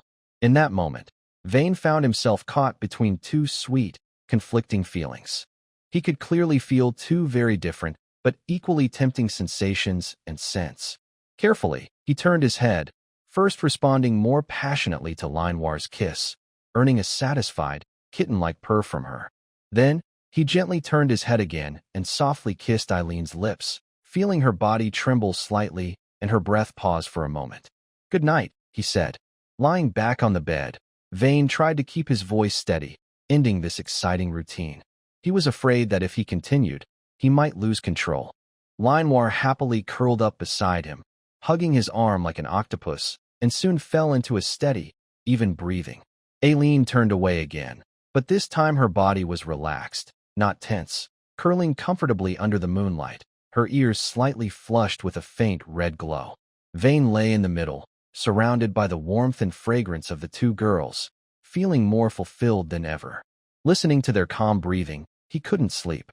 Under the faint moonlight, He gazed at Linoir's sweet sleeping face and Eileen's slender back.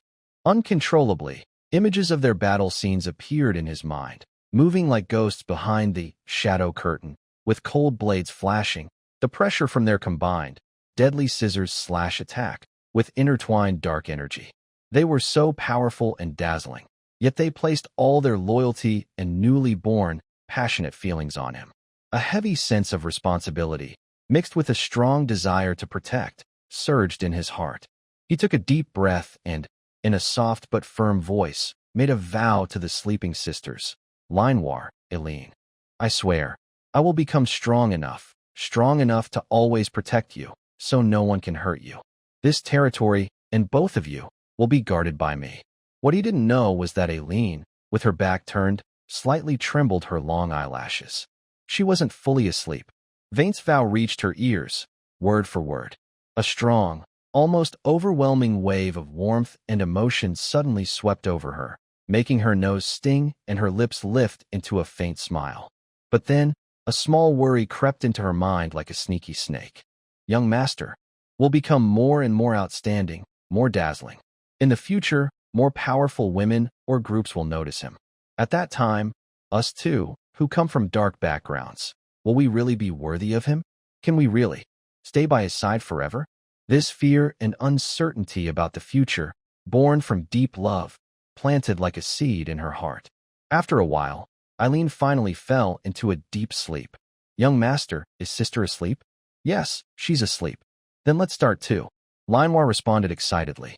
Since then, several times a month, they would sleep together and exchange goodnight kisses, became a silent agreement among the three.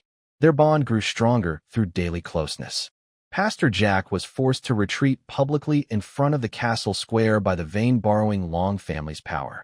Like a snake with its tail stepped on, he quickly retreated to his dark hideout. Losing the confrontation made him realize that the young lord was not someone to be taken lightly.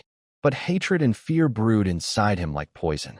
He would never sit back and watch his authority and interests be slowly taken away. Since direct conflict was useless, he turned to more sneaky methods. Within a few days, rumors about Vaint's cheap medicine quietly spread in taverns and markets around Windtown. Some thugs, paid to spread falsehoods, casually mentioned, "Did you hear? The Lord's medicine is incredibly effective. What's going on? I have a distant relative in the imperial capital. He said this cheap medicine probably contains dark magic herbs from the abyss. It can cure diseases quickly, but over time, it slowly drains a person's life force and brings bad luck." Really? No wonder old John's horse died the next day after using it.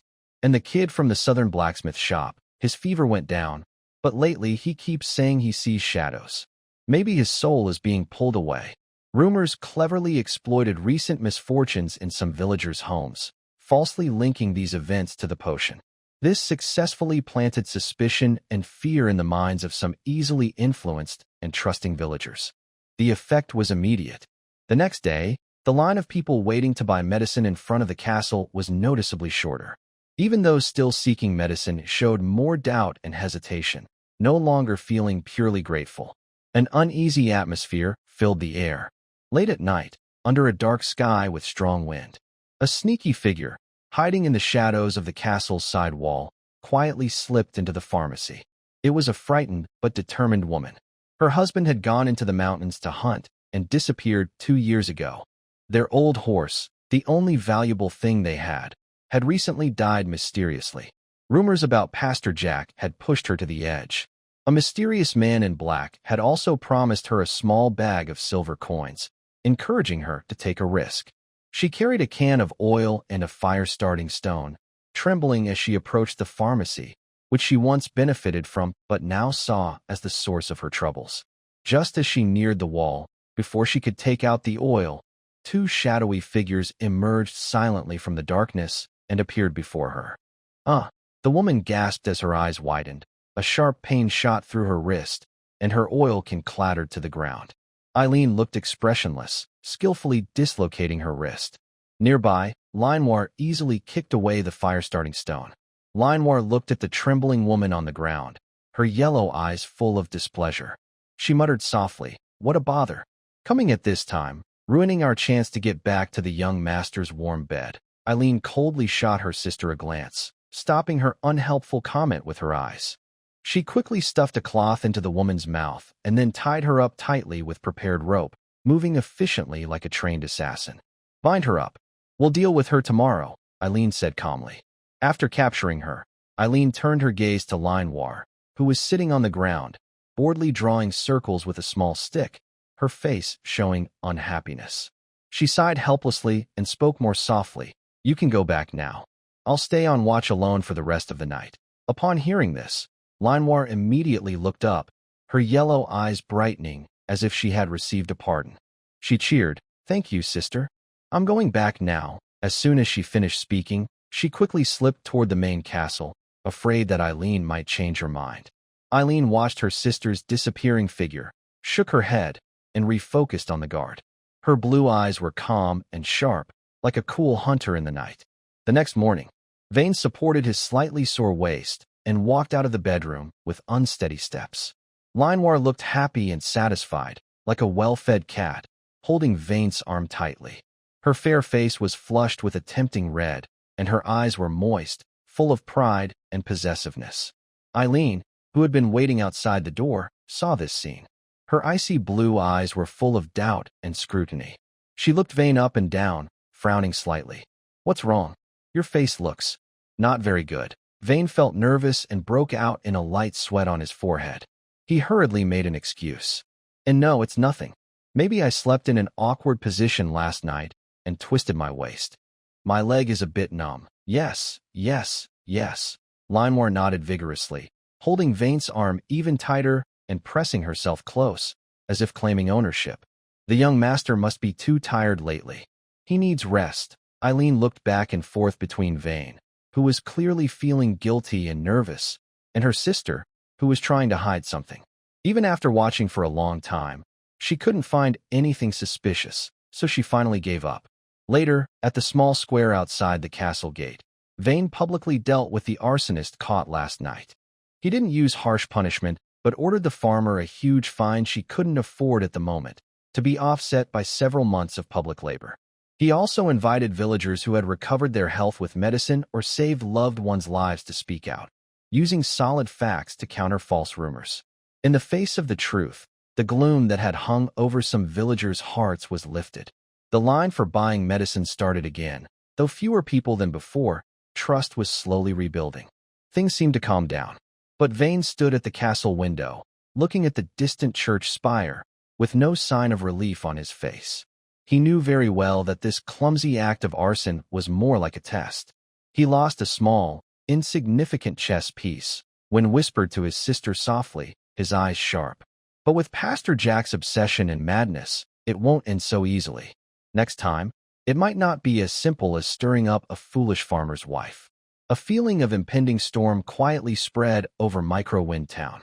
Wind sensed that a real storm was approaching.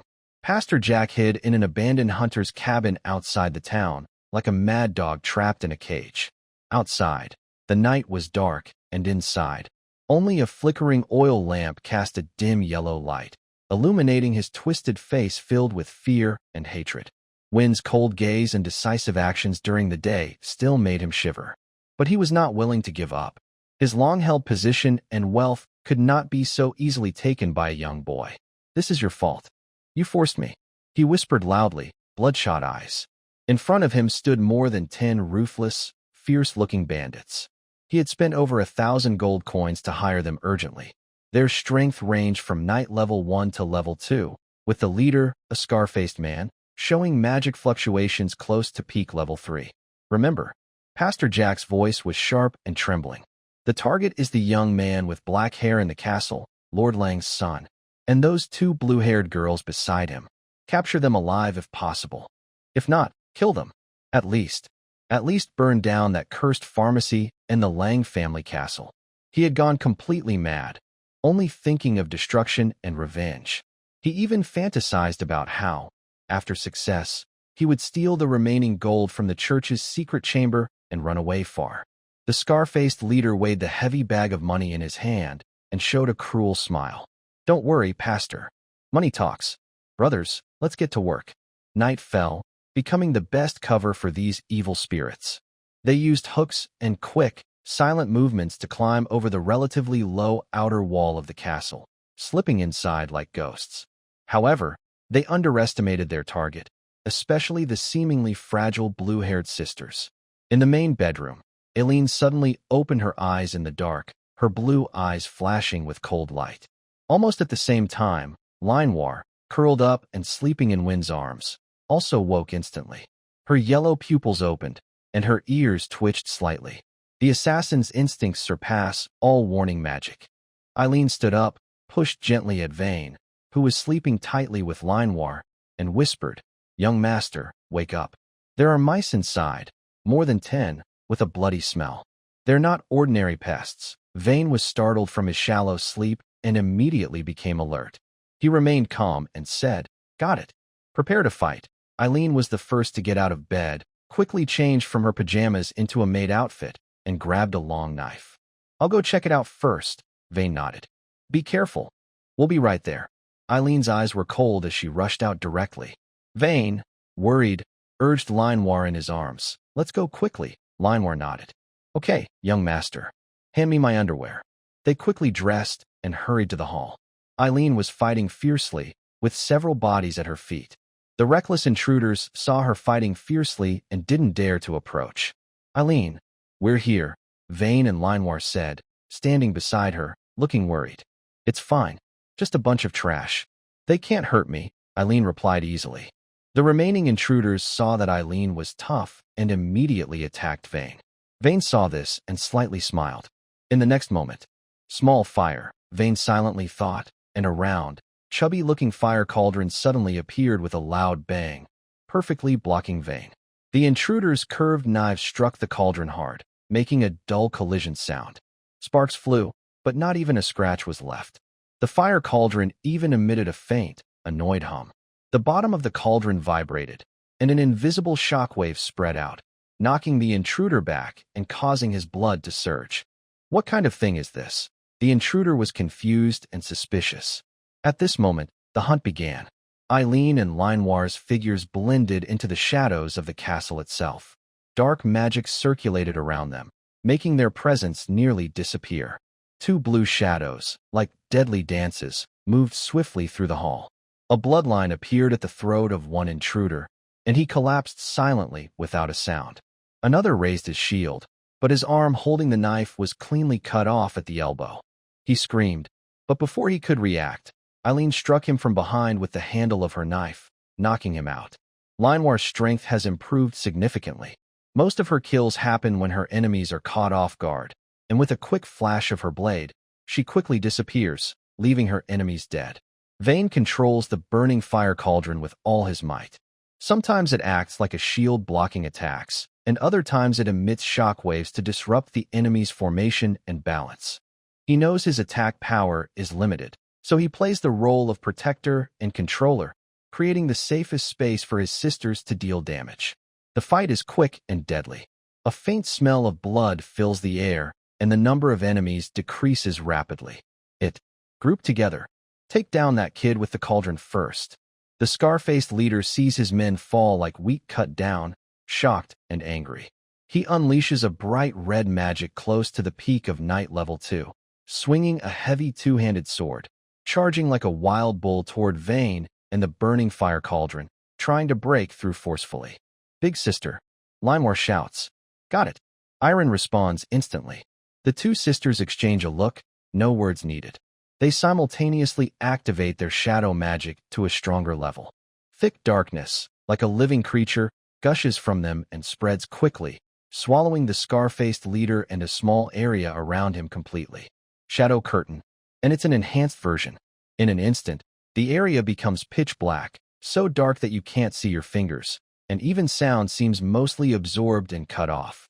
Only faintly can you hear the angry roar of the scar-faced man, and the sharp whistling of countless blades rushing through the air. That's Iron and Linewar launching super-fast stabbing attacks inside the shadow curtain. The blade flashes like a storm, attacking from all directions. The scar-faced man can only rely on instinct to swing his sword wildly, blocking the attacks. The clashing sounds and the muffled thuds of flesh being cut reveal he's in a hopeless position. This fierce chain of attacks is just the prelude to Death Scissor Slash. In just a few moments, the sisters have launched dozens of deadly strikes. Finally, as the shadow curtain reaches its limit and begins to fade, the final arrives. Two figures leap out from the still dark area, their long swords wrapped in the most concentrated shadow energy, forming two huge, ominous blades that emit a cold, sinister glow. Cut! With a cold, sharp shout, the twin blades crossed and struck down. Deadly Scissor Slash. A crisp sounded as the high-quality double-handed sword of the scar-faced man was forcibly cut in half. He was struck hard himself. A large cross-shaped wound appeared on his chest. Blood sprayed wildly. With an expression of shock and disbelief, he collapsed heavily, his breath quickly fading. The fight came to an abrupt end amid the brilliance and brutality of the combined attack. The 10 or so fleeing bandits were all dead, except for one who had been deliberately knocked out by Irant to keep as a hostage. Vane let out a breath of relief and put away his little fire. The hall was a mess, filled with a strong smell of blood. He walked over to the unconscious survivor and splashed cold water on him to wake him up. Under Vane's intimidating presence and the cold gazes of the sisters, the bandit almost didn't hesitate. He immediately confessed that Pastor Jack was the mastermind, spilling the truth like a bucket of beans.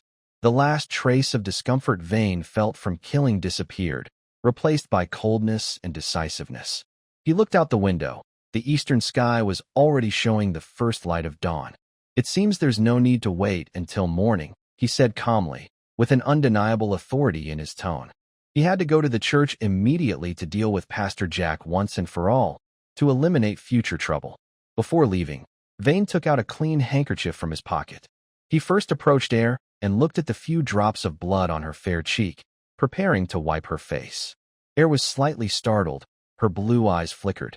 She instinctively tilted her head to avoid, but in the end, she stopped and let Vane gently lift her chin. Using his fingertips through the soft cloth, he carefully wiped away the bloodstains.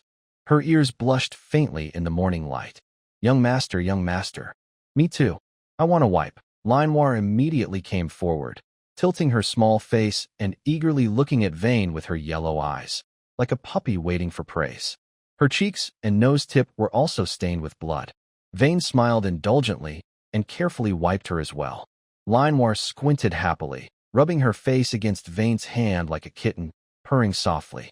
This brief, warm interaction eased the bloody atmosphere of the night's fight and once again strengthened the unbreakable bond among the three of them. At dawn, the sky was just starting to lighten, and the air still felt a bit cold. Vane did not waste a moment. He knew he had to act quickly and could not give Pastor Jack any chance to escape. With Linoel's excellent tracking skills and Eileen's combat ability, Vane led the guards of the Long family to stop a carriage outside Windbreeze Town on a quiet road. The carriage was trying to leave early in the morning.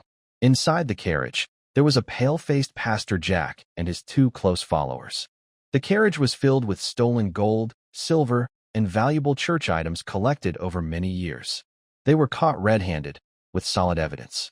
Pastor Jack looked at Vane, who had a stern expression, and at the sharp-eyed, blue-haired sisters behind him.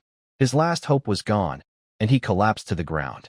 At noon, in the town square of Windbreeze, almost everyone in the town gathered here. A wooden platform was built in the center of the square. Vane stood on the platform. He had black hair and blue eyes, tall and straight.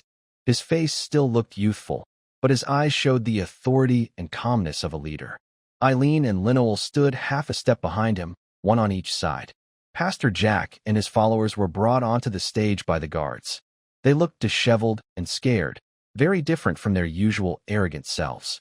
Vane did not give a fiery speech. Instead, he calmly and clearly listed Jack's crimes to everyone. Jack Wilson, the pastor of Windbreeze Town's church, has ignored the teachings of the goddess. He has been overcharging the people for holy water for a long time. Recently, because he hated the Lord's new medicine, he spread rumors and incited unrest. He even hired outlaws to attack the castle at night, intending to kill the Lord and burn the pharmacy. His actions include inciting rebellion, colluding with criminals, attempting to murder the Lord, and deceiving the people. Each of his words hit the crowd like a heavy hammer. Many residents, who had suffered from overcharging or whose families had been troubled by rumors, showed anger on their faces. The facts spoke louder than words.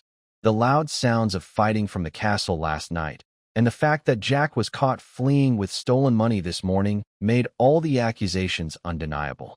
Based on the Empire's laws and the Lang family's autonomous rights, Vane's voice rose with firm certainty. The main criminal, Jack Wilson, and his two key followers are sentenced to death by hanging, to be carried out immediately. The rest of the accomplices will be punished with prison terms ranging from 3 to 10 years, depending on the severity of their crimes. After the verdict was announced, the square fell silent, then erupted with loud cheers. The long-held anger was finally released in this moment. Vane raised his hand to quiet the crowd and continued. Additionally, all illegal assets belonging to Jack's criminal group will be confiscated and used to fund the territory's treasury. I promise these funds will be used to repair roads in Breeze Town, establish medical aid funds, and support children from poor families. Hearing this, the crowd cheered even more loudly, their eyes filled with genuine gratitude and trust. A fair trial followed by helpful policies was much more effective in winning people's hearts than simple punishment. The hanging was carried out quickly in front of everyone. When the terrified Pastor Jack was hanged, it seemed as if the sky over Breeze Town became a little clearer. In the days that followed, with the removal of the biggest troublemaker and the steady supply of affordable medicine, Breeze Town truly began to thrive again. The streets became clean and tidy, people's faces showed genuine smiles, abandoned fields were cultivated again, and old houses were repaired. The sound of children playing and laughing echoed through the town, full of life. Throughout the trial and the subsequent efforts to soothe the people, Eileen and Lenoir quietly stayed by Vane's side. They didn't speak much, but their presence was a silent, powerful support. They were Vane's sword, an extension of his authority and strength. The three of them, as an inseparable whole, deeply impressed the townspeople. A few days later, a letter from the Lang family estate in the imperial capital was delivered to Vane by a special messenger. In his study, Vane nervously broke the seal. The letter contained only 2 bold, flowing characters. Good. There was no praise, no instructions, not even a signature. But holding this brief reply, Vane was momentarily stunned. Then slowly a relieved smile spread across his face. He knew his father, America Lang, very well. The young nobleman, who appeared carefree and indifferent on the surface but was as passionate as a gambler inside, responded with these 2 words. This was the highest form of approval. This meant that his performance in the trial had earned his father's trust to invest in him, and he had truly gained the right to act independently in this territory. Perhaps soon, his father would grant him Wind Breeze Town as his private domain. Wind Breeze Town might soon become the main base for Vane's growing influence. Vane felt happy. He walked to the window of the study, looking out at the prosperous land. Next to him, Lenoir was smiling happily. Eileen, though calm, also had a faint smile in her icy blue eyes. His heart was full of achievement and hope. However, when Vane looked outside, the gaze of Eileen watching his back carried not only pride, but also a hint of complex feelings that were hard to understand. A few days later, Vane's thoughts returned to the specific affairs of his territory. The increasing demand at the pharmacy made him realize that relying only on himself to make medicines was not enough. It took a lot of time and effort and couldn't meet the future needs of the land. He spread out a new piece of sheepskin parchment, picked up a feather pen, and began to write down recipes he remembered for treating colds, fevers, burns, and frostbite. He wrote very carefully, including the ingredients, cooking times, and different methods for internal and external use. He especially referred to ideas like cinnamon twig and safflower mint soup, which balanced internal and external treatment, aiming to make it easy for learners to understand. When the last recipe dried, Vane gently shook the small silver bell beside his desk. In the next moment, Liroff, the housekeeper, pushed open the door and entered. Liroff, Vane handed over a stack of densely written sheepskin parchments. Gather a few careful, literate, and reliable people, preferably those who work at the medical clinic or are interested in herbs. I want them to start learning how to prepare these basic medicines. Liroff took the recipes, quickly looked at the top one, and a hint of admiration flashed in her eyes. Young master is thoughtful and far-sighted. This not only ensures a steady supply of medicines in Windbreeze Town, but also helps cultivate professionals for the future. I will get it done immediately. Remember, talent is secondary. Character is most important, Vane advised. Understood. Li Fu slightly bowed and said, Please rest assured, I will choose the most suitable person. After speaking, she took the prescription and left the study, carefully closing the door behind her. Not long after the door closed, cheerful footsteps approached from afar. Young master, why are you so happy? Linoir happily rushed in, her yellow eyes shining with curiosity.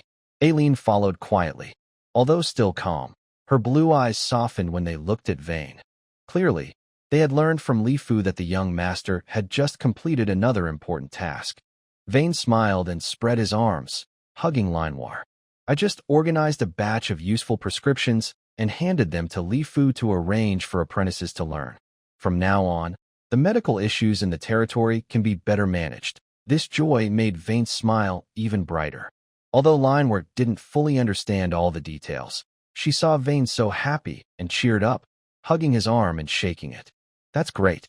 The young master has done another good thing for the territory. My sister and I want to reward you. To Vane's surprise, Aileen, who was usually very reserved, didn't object this time. Instead, she slightly turned her face, a faint blush appearing on her cheeks, and softly agreed. Yes, maybe a small reward. Vane was in a good mood. Looking at the two sisters, who had very different styles but were equally charming, a warm and affectionate feeling filled his heart. He smiled and asked, Oh, what kind of reward? Linoir immediately perked up. She magically took out a pair of black stockings from behind her, took off her shoes and socks in front of Vane, and put on the black stockings. Then she gracefully sat on the large desk, smiling happily, lifting her black nylon-covered foot and gently placing it in Vane's open palm. The coolness of the stockings contrasted with the warmth and elasticity of her leg. Meanwhile, under Linoir's hint, Aileen also took off her shoes and socks, changing into white thigh-high stockings. She sat stiffly beside Linoir, biting her lip as if making a decision, then slowly placed her white nylon foot in Vane's other hand. The white stockings made her foot look even more slender. She looked away and softly emphasized, Just gently touch. No moving around. The stark contrast between black and white, two very different yet equally tempting sensations, made Wynne feel suddenly dry-mouthed. The atmosphere in the study also grew more intimate. Wynne's breathing quickened slightly. He gently held Irene's ankle, feeling her bones and the slight tension in her muscles through the white silk. His thumb unconsciously stroked her arch, causing her body to tremble, her breathing to speed up, and her toes to curl as if to pull away, but he softly and firmly kept them in place. His other hand touched the smooth, warm skin beneath Linoir's black stockings. Linoir was bolder than her sister, even using her toes to draw circles in his palm, bringing a tingling sensation. She let out a soft, kitten-like laugh. Young master, are you comfortable? Linoir blinked innocently, her expression both playful and teasing. Irene pressed her lips tightly, trying to endure the strange sensation from her foot, her ears turning red with embarrassment. This intimate reward continued in the study until the sunset's glow shone through the glass window, casting a warm golden hue over the room, and the air seemed filled with gentle warmth. As night fell, this tenderness naturally extended into the bedroom. In the quiet, private atmosphere, the boundaries between the three of them subtly dissolved again. Thanks to the growing trust and relaxation among them, Wynne and the sisters' emotional bonds deepened. Linoir was gentle and proactive, while Irene, still a bit shy, gradually let go of her reservations with Wynne's caring and her sister's support and encouragement, fully immersing herself in this relationship. Deep into the night, under the moonlight like flowing silver, all intense emotions gradually settled into peaceful sleep. Wynne, Irene, and Linoir embraced each other, breathing evenly and quietly. However, Irene slowly opened her eyes. She lay on her side, gazing at Wynne's peaceful sleeping face in the cold moonlight. His face still carried a hint of tiredness, but also a sense of contentment. A wave of immense happiness and peace, almost swelling in her chest, gently surrounded her. But at that moment, a deeper, colder fear, like a hidden serpent, quietly wrapped around her heart. He is so good. His territory is getting better. In the future, he will definitely return to the imperial capital, meet more noble ladies. Especially that fiancé. Linoir and I just hired killers bought for him. Can we really stay by his side forever? If he no longer wants us in the future. This insecurity, born from a dark past and intense love, makes her eyes look complicated and deep, almost with a stubborn determination. She gently reaches out, her fingertips softly tracing Win's outline, whispering in a very quiet voice, "You are ours. You will always be. No one can take you away." At this moment, happiness and fear intertwine in her heart. Life in Wind Breeze Town feels like sailing into a peaceful and hopeful harbor. It's important to note that, according to Empire law, turning 18 makes someone a legal adult. Lord Win may not have had a coming-of-age ceremony, but he is already 18 and legally an adult. Linoir and Eileen, being a year or two older than Win, are also considered fully grown adults by law. The streets are clean, smoke rises from chimneys, and hardworking figures are seen in the fields. Children's laughter replaces the silence of before. In front of the castle pharmacy, everything is orderly. Cheap medicines continue to improve the health of the townspeople. Everything is developing as Win expected, and the territory is full of vitality. Inside the castle, the relationship among the three seems to have become more natural and close. Linoir still acts like a happy little bird, sharing funny stories around Win. Eileen, though not very talkative, always keeps her blue eyes fixed on Win. She quietly offers him a hot cup of tea when he works and gently massages his shoulders when he's tired. This is a natural care born from long companionship and trust. The surface appears peaceful and warm, almost making people forget the hidden undercurrents beneath the calm water. However, the closer one gets to the light, the more they fear being swallowed by shadows. For Eileen, this hard-won peaceful life is like holding a crystal in her hands. The more she treasures it, the more she fears dropping and breaking it. Win's excellence, the prominence of the Lang family, and the presence of his equally noble fiancée, the third princess, are like tiny needles constantly piercing her deep-seated insecurity rooted in her dark past. An inexplicable unease makes her feelings sharper and more complicated. The last straw that broke the camel's back came quietly, but was sharp enough to hurt. It was an ordinary afternoon. Vane was in the castle hall, meeting with some townspeople who came to thank him. Among them was a young woman who owned the bakery. She brought freshly baked, fragrant white bread as a gift because Vane's medicine had cured her seriously ill child. The young woman had a gentle face and spoke sincerely. Her eyes were full of gratitude as she looked at Vane. Vane politely accepted the bread, smiled kindly, and said a few encouraging words. This was a normal interaction between a lord and his people. But everything caught the eye of Eileen, who happened to pass by the stairs. Her gaze magnified what she saw. She only saw the honest look in the young woman's eyes and Vane's gentle smile. She heard the servants whispering, "The young lady is so lucky to be received personally by the young master. And I heard her husband passed away half a year ago," among other gossip. In that moment, Eileen felt her heart surge with intense emotion. A fear called loss tightly gripped her chest. She remembered the law of the jungle and her organization and the friends she had lost. Vane was so kind that she felt her dark background might prevent her from ever finding peace here. All her built-up anxiety, fear, and deep, hard-to-express feelings ignited at once. But she didn't lose control. Instead, she clenched her nails into her palms and turned around silently, expressionless, to go upstairs. In the evening, the sunset painted the sky blood red. Eileen found Vane in the study, checking the accounts. She said nothing, her blue eyes filled with restrained turmoil. She stepped forward, gently grabbing Vane's wrist, with a force that left no room for refusal. "Eileen, you." Vane looked up in surprise. Eileen didn't explain. Instead, she used her firm strength to pull him up from his chair, then led him through the long castle corridor straight to the highest terrace. At that moment, Linoir happened to pass by the corridor. Seeing her sister's unusual expression and strange actions, she was startled. She wanted to follow, but Eileen turned back with a complex, commanding look that stopped her. The look's resolve made Linoir freeze in place, afraid to go further. On the terrace, the evening breeze was cool and refreshing. Eileen took Vane to the railing, with the huge sunset slowly sinking into the horizon behind her. The golden light outlined her blue hair, making her face look more serious.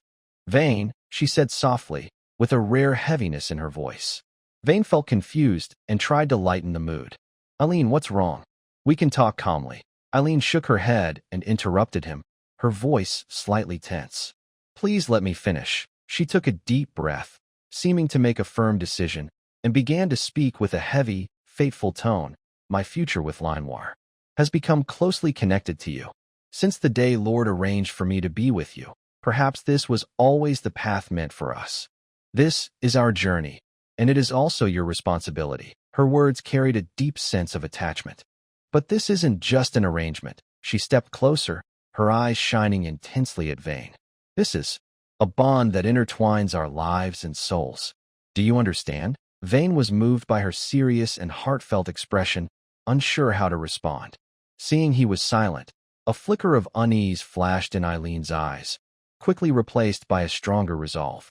She instinctively clenched her fists, her voice low and warning. "If you ever abandon this bond, I swear, Vane Long, no matter where you go, I will never give up chasing you, until the end of my life. And then," her voice trembled slightly, "then I will find you. We must settle this." Her body trembled slightly from emotion, but her eyes remained fixed on Vane, as if trying to etch these words into his soul. "Your existence defines the meaning of my and Linoir's lives. No matter life or death, this connection will never fade." After saying this last sentence, she seemed to have used all her strength, but still stood straight, stubbornly staring at Vane, waiting for his response. She looked like a lone wolf guarding her territory, defending her only source of comfort with the utmost determination. Vane froze. This sudden, heavy, obsessive declaration struck him deeply, but as he looked closely into Eileen's eyes, he saw the truth behind her tough exterior, a fear of losing her support, a fear of falling back into endless darkness. Her warning was the most extreme way she could think of, all to firmly hold on to this bond she valued as if it were her life. A feeling of tenderness flooded Win's heart. He looked at the girl in front of him, who was desperately seeking a promise in an almost obsessive way. He saw her trembling lips and her eyes trying to hide her emotions. For a moment, he felt overwhelmed with many feelings. Eileen's breathing grew faster, and Win's silence made her feel more anxious, like a rising tide. She almost couldn't hold on. Just as her light was about to be completely swallowed by panic, Win finally spoke slowly, his voice deep and complicated. "Eileen, you." He didn't finish his sentence, but that pause made Eileen focus all her attention on his unfinished words. The air on the balcony seemed to freeze. Only the faint sound of the evening breeze brushing through her hair could be heard. It's important to clarify that, according to Empire law, anyone over 18 is considered an adult. Win may not have had a coming-of-age ceremony, but he is already 18 and legally an adult. Linoir and Eileen, being a year or two older than Win, are also legally considered full adults. Eileen's blue eyes, once filled with wild light, were now slowly drowned by tears, but she still stared tightly at Win, waiting for his decision, whether she would fall into despair or find salvation. Win didn't hesitate. He looked deeply into her eyes, as if trying to see through all her disguises and reach her most vulnerable part.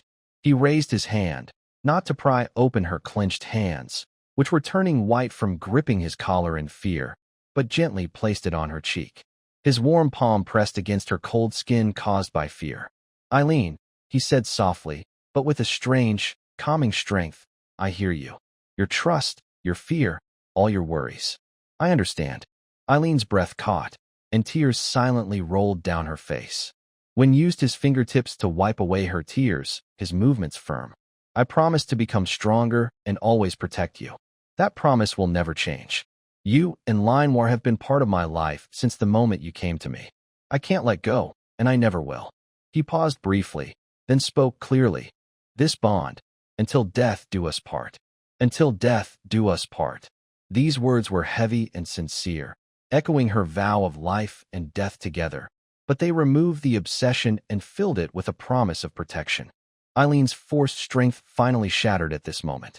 Her tense body suddenly relaxed, and she fell forward. Vane hurriedly caught her. She leaned into his arms, and the long-suppressed emotions finally broke free, not with loud crying, but with gentle, trembling sobs after holding back for so long. "Fool," she buried her face in his shoulder and softly said with a heavy nasal voice. But in this words, the previous despair was gone, replaced by relief after surviving the ordeal and a hint of unspoken comfort. "Then, I hope for your care in the days to come." At that moment, a small blue figure cautiously approached the balcony. It was Manhwa. She had been scared by her sister's gaze earlier and didn't dare come up, but she had waited anxiously below for a long time. Hearing her sisters crying, she finally gathered her courage and ran up. Her yellow eyes were full of worry and confusion as she looked at her emotional sister and then at Vane. Although she didn't fully understand what had happened, Manhwa instinctively sensed the change in the atmosphere. Like a small animal seeking comfort, she quickly moved over and tightly hugged one of Vane's arms. Innocently and earnestly, she said in her sister's tone, "And me, young master, I hope for your care in the days to come." Vane looked at his two sisters snuggling beside him, feeling warmth swell in his heart. He couldn't help but ask, "Care for what? Haven't we already been together all along?" He saw the three as a natural whole, and this attitude made Eileen feel more at ease than any vow. She looked up, tears in her eyes as she gazed at Vane's close face. Filled with uncontrollable emotion, she reached out and hugged him tightly, burying her face deeply in his shoulder. Seeing her actions, Manhwa also giggled and came over, wrapping her arms around Vane from the other side. Vane was momentarily stunned, then a warm feeling flooded his heart. He reached out and embraced both sisters, offering silent comfort and strength.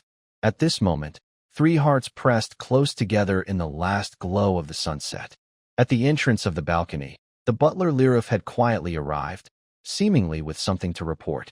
But when she saw the three embracing, she immediately stopped, a look of understanding and a gentle, happy smile appearing on her face. She did not make a sound to disturb them, only quietly, like a guardian spirit of secrets, slipped back into the shadows, leaving the space completely to them. After calming down, the three of them leaned on the balcony railing, looking out over the breeze town below, now fully covered in night. Tiny lights flickered in the town, like stars scattered on the ground, peaceful yet lively. This was their land, their shared home. Vane's left arm was gently held by Eileen, and he could feel her trust and slight dependence. Manhwa stood beside him, holding his sleeve with her small hand, giving off a warm, youthful feeling. "Look," Vane whispered softly, his voice gentle in the night breeze. "This is our land, our home. In the future, we will make it better and face everything together." Eileen rested her head lightly on his shoulder, feeling his warmth and heartbeat. A deep sense of safety wrapped around her. She simply responded with a soft, hum, and all her worries and fears melted away in that simple sound. Manhwa cheerfully called out, "Always be with the young master." The night was gentle, and the starlight shone on the three companions, stretching their shadows and making them seem as one. All the struggles, growth, and feelings finally settled and rose to a new level, forming an unbreakable bond. A few days later, a letter sealed with the official family crest of the Long family was delivered to Vane's study. It was no longer just a simple, "okay," but a long letter written by his father, Duke America. The letter mentioned that Vane's coming-of-age ceremony was near, and the Empire valued it highly. It asked him to handle his land affairs soon and prepare to return to the imperial capital, Long Castle. Vane finished reading the letter, looked up, and saw Eileen and Manhwa inside, tidying the study and organizing the shelves. Sunlight shone on their blue short hair, sparkling with energy. Returning to the imperial capital meant facing more complex situations and unknown challenges, especially the shadow of the real marriage agreement. But when he saw the busy, determined figures of his sisters, his small worries disappeared. He was no longer the scared, unfamiliar soul from another world. He had a land worth protecting and companions willing to stand with him through life and death. Vane's lips curved into a faint, confident smile. The spark in Wind Breeze Town has already ignited, and the storm in the imperial capital is waiting for his return. The carriage rolled over the smooth stone streets of the imperial capital, the sound of wheels steady and rhythmic, like a set beat, very different from the noise on the dirt path outside Wind Breeze Town. Vane leaned against the soft cushion inside the carriage, looking out at the increasingly busy street scene. His initial nervousness and determination when he first left had quietly faded, leaving only a serious look on his face now. The quiet of Wind Breeze Town, the spark he lit himself, and the firm vows on the terrace, all seemed to be cut off behind the high walls of the imperial capital. The air here still felt familiar, but also heavy, filled with invisible rules and struggles. Eileen sat opposite Vane, her hands folded on her lap, mostly watching him. She noticed he seemed downcast, not because he was leaving his home, but because he was worried about what was ahead. She didn't ask much, just sat up straighter as a silent support. Limor looked a bit restless. She tried to tell some funny stories she heard in Wind Breeze Town, but Vane's distracted responses made her pout. Eventually, she quieted down, her yellow eyes flickering as she looked at her sister and then at the young master. When they arrived at the grand long family castle, the invisible pressure became more real. The tall buildings cast shadows, and the servants coming and going behaved properly, but lacked energy. Vane didn't even have time to change out of his travel clothes before the butler's order arrived. "Young master, Lord Duke requests you immediately in the study." Eileen and Linoir exchanged worried glances, both seeing concern in each other's eyes. "Young master," Eileen whispered, "we go back to your rooms and rest." Vane interrupted gently, trying to keep his voice steady. "I will see my father and return soon." He gave them a reassuring look, but a fleeting complex emotion flashed across his face, not fully hidden. Watching Vane follow the butler's figure away, Linoir couldn't help but grab Eileen's sleeve. "Sister, does the young master have something on his mind?" Eileen pressed her lips together, didn't answer, but tightly held her sister's hand in return.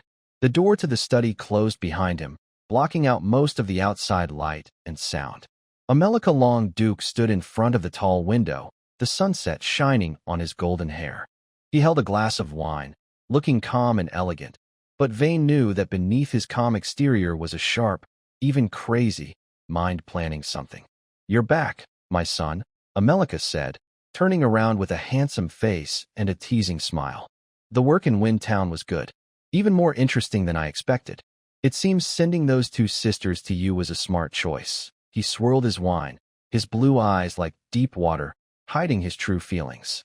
"Thank you for your approval, father," Vane said, bowing slightly. He knew this was just the beginning. "Yes," Amelika said, walking over and glancing at Vane with a critical look. "Managing your territory is just the start. Now, it's time to think about your future. Your coming-of-age ceremony is tomorrow." He sat behind his desk and motioned for Vane to sit as well. His tone was casual but firm. "The princess will attend the celebration. Your job is to do well in front of Princess Iris Velvet and leave a good impression." Vane's heart suddenly skipped a beat, and a cold shiver ran down his spine. Iris Velvet, one of the queens of the Phoenix Pride. That name was like a key, unlocking a buried memory. About the original story, about the main character Lu Guang, and about the tragic ending that might await this troublesome villain version of himself. Princess Iris. Vane forced himself to stay calm, trying to keep his voice steady. "I heard she might have hit a bottleneck recently." Amelika chuckled, with a hint of disdain and scheming. "Oh, that. Our noble genius princess had her magic stagnate for years and became half useless. But recently, she seems to be recovering a bit. Sadly, she's far behind her peers now." He took another sip of wine and continued, "But that doesn't matter. What's important is her identity, the direct descendant of the Velvet royal family. The emperor still feels guilty and cares for her. Marrying her would allow the Lang family's bloodline to become more deeply connected to the royal family, and she herself, a princess who has lost her talent and is eager to find support, could easily become our best bridge or even a puppet, influencing the royal family." He spoke casually, as if discussing an ordinary trade item. Vane's fingertips felt cold. "It's over, just as I feared. This is clearly the beginning of a plot similar to Feng Out Yin's story." Marrying Iris means directly opposing Feng Aoyan Liuguang in the future. In the original story, how many people who coveted Iris and tried to trap her ended up with good outcomes? Panic hit him like icy water, but even stronger was the rising guilt. Eileen's blue eyes, filled with tears but showing firm resolve on the balcony. The warm touch when Linoir cheerfully leaned in to kiss his cheek, and the shared silent vow of never apart still echoed in his mind. Yet now, he was told he must go marry another woman? Even though it's common in this world for nobles to secretly keep their maids as lovers after marriage, this is not the kind of relationship Vane Lang desires. Father, Vane lowered his head, avoiding eye contact with America's seemingly perceptive blue eyes, mustering all his strength to keep his voice steady. I understand. I will do my best to get along with the third princess at the dinner. He chose the safest answer, obedience. Before he has enough strength to challenge his father's authority, any clear opposition would be unwise. America seemed pleased with his response, a meaningful smile curling her lips. Good. Remember, this is not just marriage, but politics. Prepare well, my son. Your stage has only just begun. Distracted, he left the study, the heavy wooden door closing behind him, cutting off his father's oppressive presence. Vane leaned against the cold corridor wall, took a deep breath, trying to calm his pounding heart and chaotic thoughts. Young master, a clear voice interrupted his thoughts. Vane looked up to see Linoir rushing over like a cheerful little bird, her face bright with pure happiness. She changed into a beautiful white dress, clearly dressed up carefully. Happy coming-of-age day? Though it's not the official day yet, she blinked her yellow eyes, full of anticipation. Not far away, Eileen held her long sword, which she never parted with, leaning against a pillar.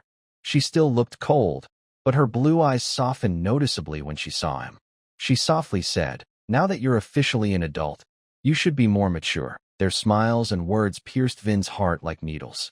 They were happy for him, looking forward to his adulthood and their future. But he had just accepted a marriage proposal that might lead them into great trouble. A strong feeling of guilt almost overwhelmed him. He forced a smile and reached out to ruffle Linoir's hair. "Thanks. I'm a bit tired and want to rest in my room first. You two go ahead and do your things." He needed to be alone, to calm down and think of a plan. Linoir's smile froze for a moment, as if she sensed something. At that moment, Eileen came over, gently took her sister's hand, and nodded at Vin. "All right, young master, you rest first. We'll go do our work." Vin hardly dared to look into their eyes. He quickly nodded and headed toward his room. Until he turned the corner of the corridor and made sure they couldn't see him, Vin stopped. He stood alone in front of a tall, stained glass window. Outside, the imperial city was just beginning to light up, shining brightly, but it couldn't brighten the gloom in his heart. He clenched his fists, nails digging into his palms. Elise, marriage proposal. He whispered to himself, as images from the original story, his father's schemes, and the figures of Eileen and Linoir flashed through his mind. No, I absolutely cannot allow it. A new, strong resolve rose in his heart. Whether it's to avoid that cursed Feng Aoyan script, or to keep my promises to Eileen and Linoir, I must find a way to solve this marriage proposal. The experience in Weifeng Town had changed him from the boy he once was. He now had people and things he wanted to protect, and a solid foundation.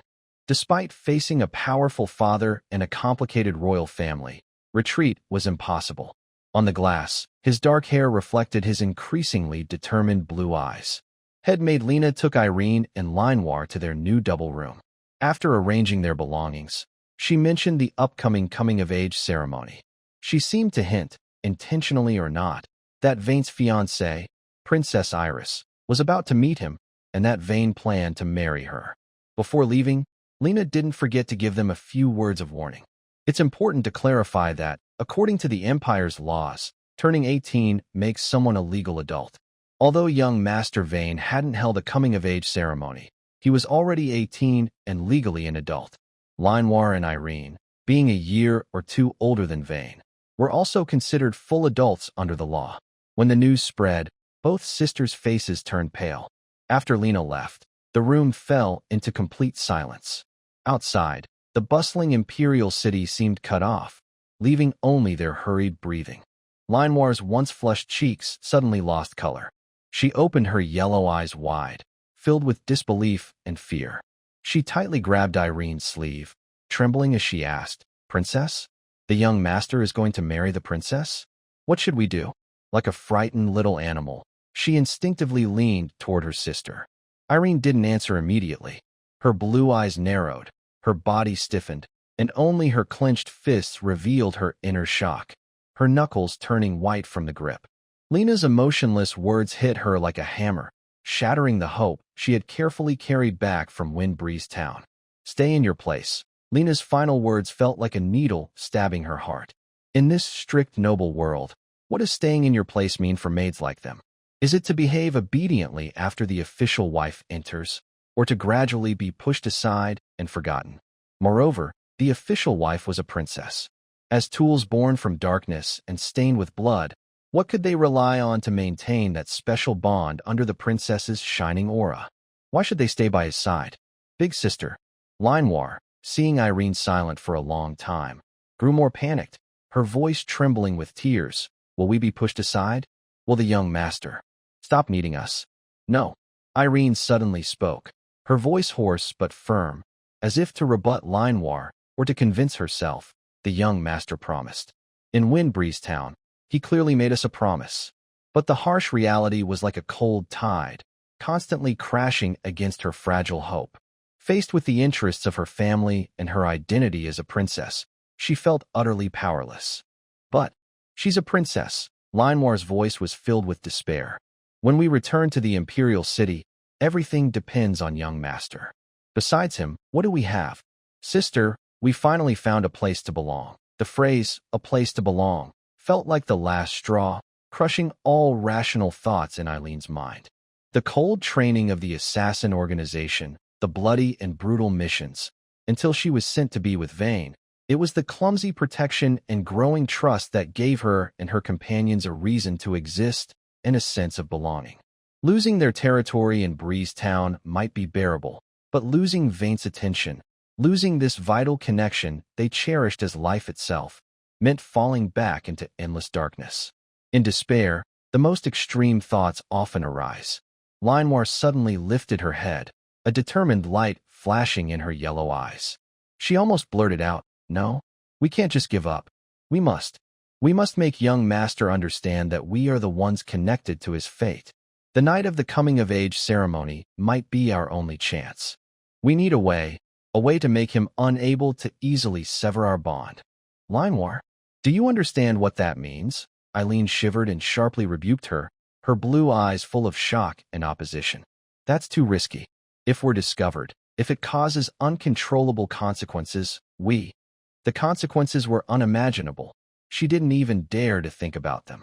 "So what do you suggest we do?" Linoir raised her voice for the first time at her sister, tears gathering in her eyes. "Are we just going to watch young master be completely taken by that princess? Sister, are you willing? This is the only hope we have left." Eileen looked at her sister's tear-streaked, stubborn face, but her words caught in her throat. Willing? How could she be willing?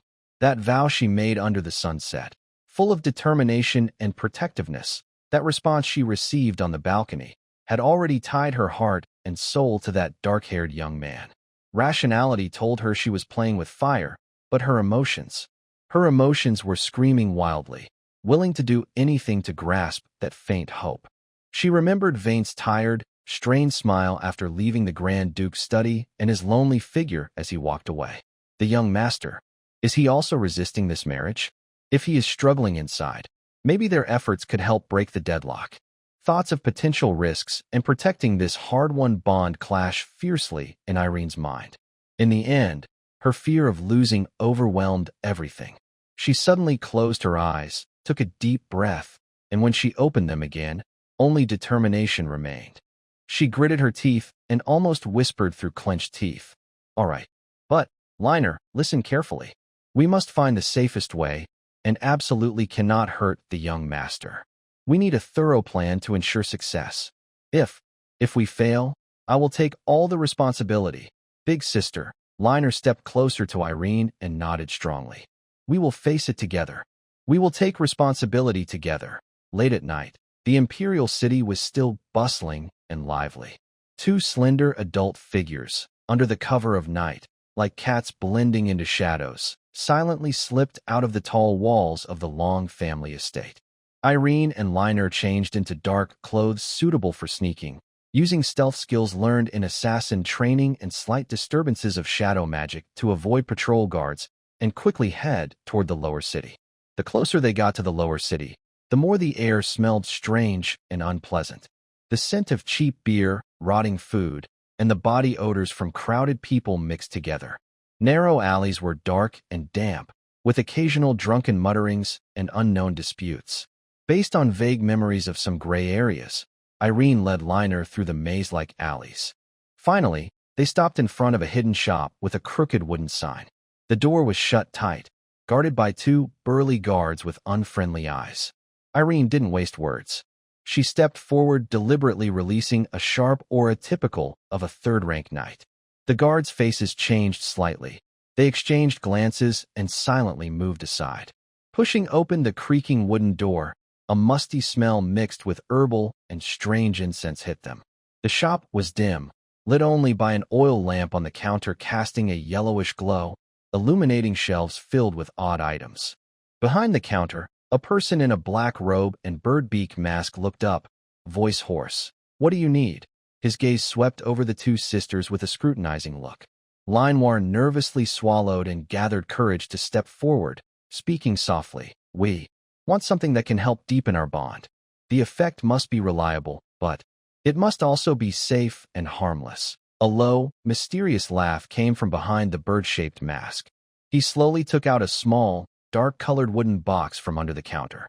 When he opened it, a black velvet lining revealed several nearly transparent, oddly shaped dried petals with natural silver streaks that looked like tears. Echoes of silver tears. The merchant's voice carried an ancient rhythm. It can guide the deepest feelings inside, weave the threads of fate, and make connections deep and lasting. Use with caution. Your thoughts determine the outcome. The price was shockingly high. Eileen didn't hesitate at all. She pushed a bag of gold coins forward, quickly closed the wooden box, and tightly held it in her hand. Leaving that suffocating shop, they took in the fresher air outside, both feeling as if they had crossed into a different world. Linoir carefully took the wooden box from Eileen's hand, holding it close as if it were a key to their destiny, her face showing determination mixed with a hint of unease. Eileen silently walked ahead, her guilt like poisonous vines wrapping around her.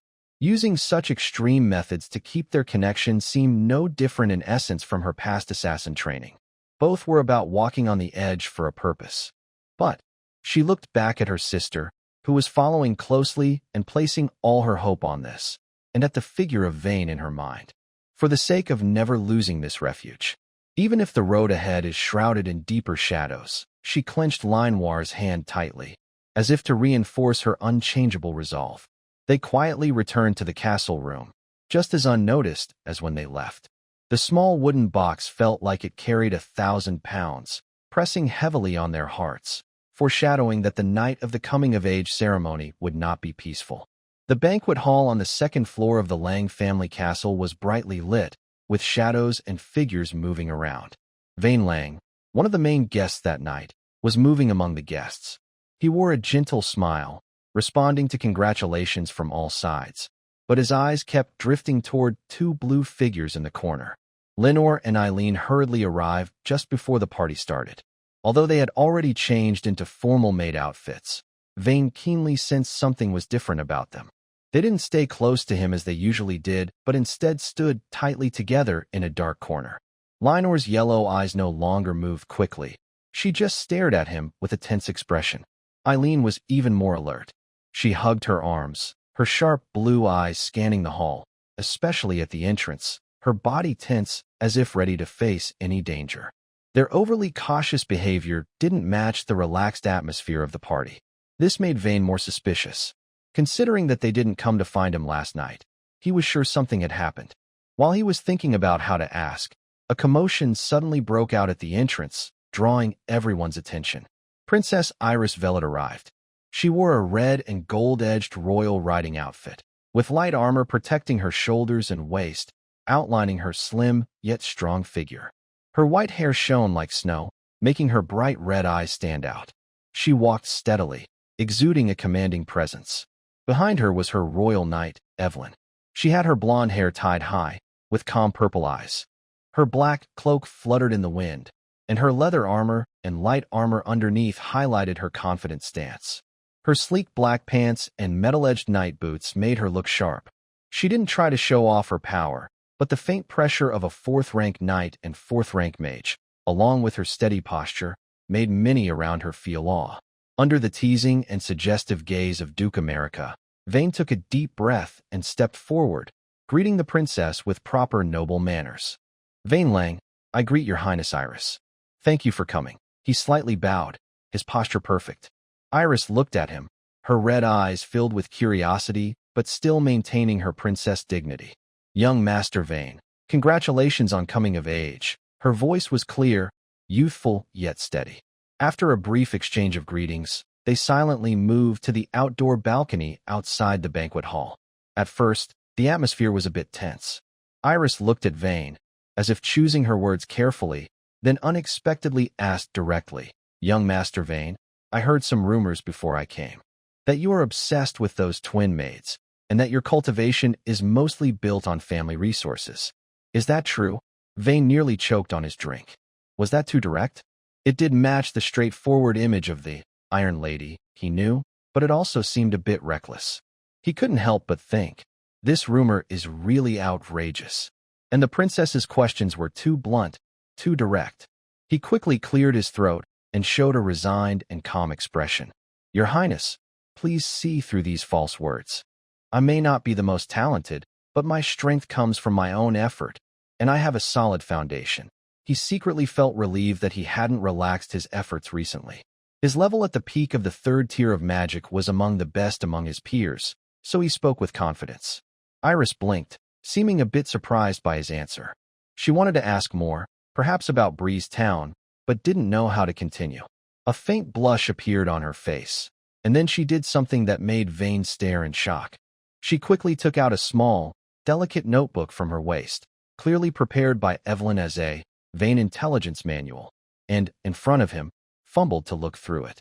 The balcony light reflected her slightly reddened face.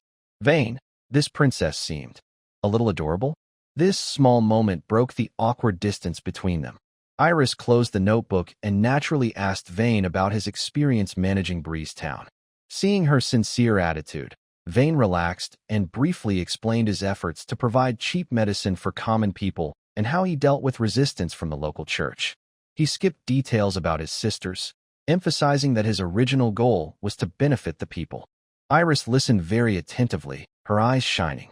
When she heard that Vane had successfully revitalized his territory, she unconsciously clenched her fists, showing envy and approval. "Letting the common people live peacefully.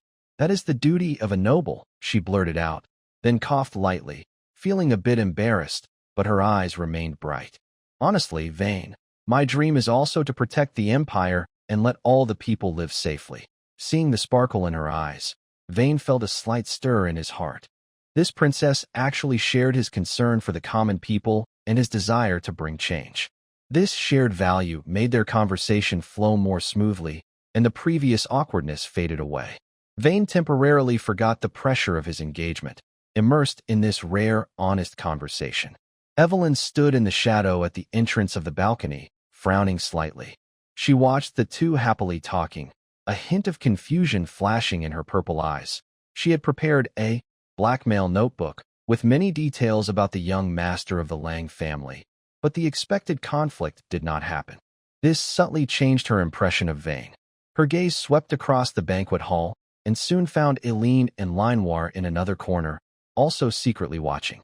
The sisters looked tense, staring intently at the balcony, not noticing Evelyn's gaze. Evelyn thought to herself, "It seems the rumors are true." Meanwhile, Eileen and Linoir were feeling nervous. "Sister." The young master and the princess seemed to be having a good chat. Linoir's voice trembled, her small hand clutching her dress tightly. Eileen's lips pressed white, her blue eyes filled with jealousy, fear, and a hint of determination. "I can't wait any longer," she whispered, her eyes fixed on a nearby waiter carrying drinks. The opportunity was fleeting. When Vane and Elise finished their conversation and returned to the main hall, he was already feeling a bit dry. Linoir took a deep breath, noticing he was alone, and nervously approached with a glass of red wine that had already been infused with Dreamy Night Butterfly. "Why, young master, please have some," she said, trying to keep her voice steady. Vane, feeling thirsty, thanked her and took the glass. Just as he was about to drink, a familiar noble elder approached to pat his shoulder and offer congratulations. Vane had to turn to respond, casually placing the wine glass on a passing tray. Everything happened too quickly. At that moment, Evelyn, who had been guarding for a long time and was thirsty, took the same glass from the tray. Unprepared, she tilted her head back and drank it all. Aileen and Linoir, watching from the corner, turned pale with horror, as if they had fallen into an icy pit.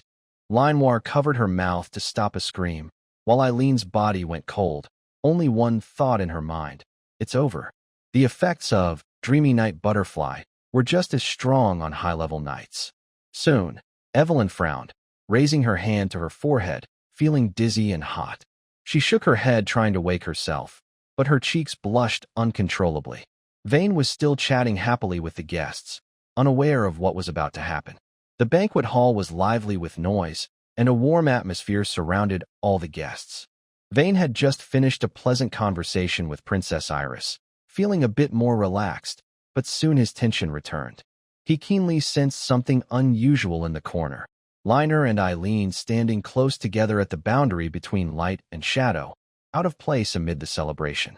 Liner looked pale, her yellow eyes fixed fearfully on the direction where Evelyn had been earlier.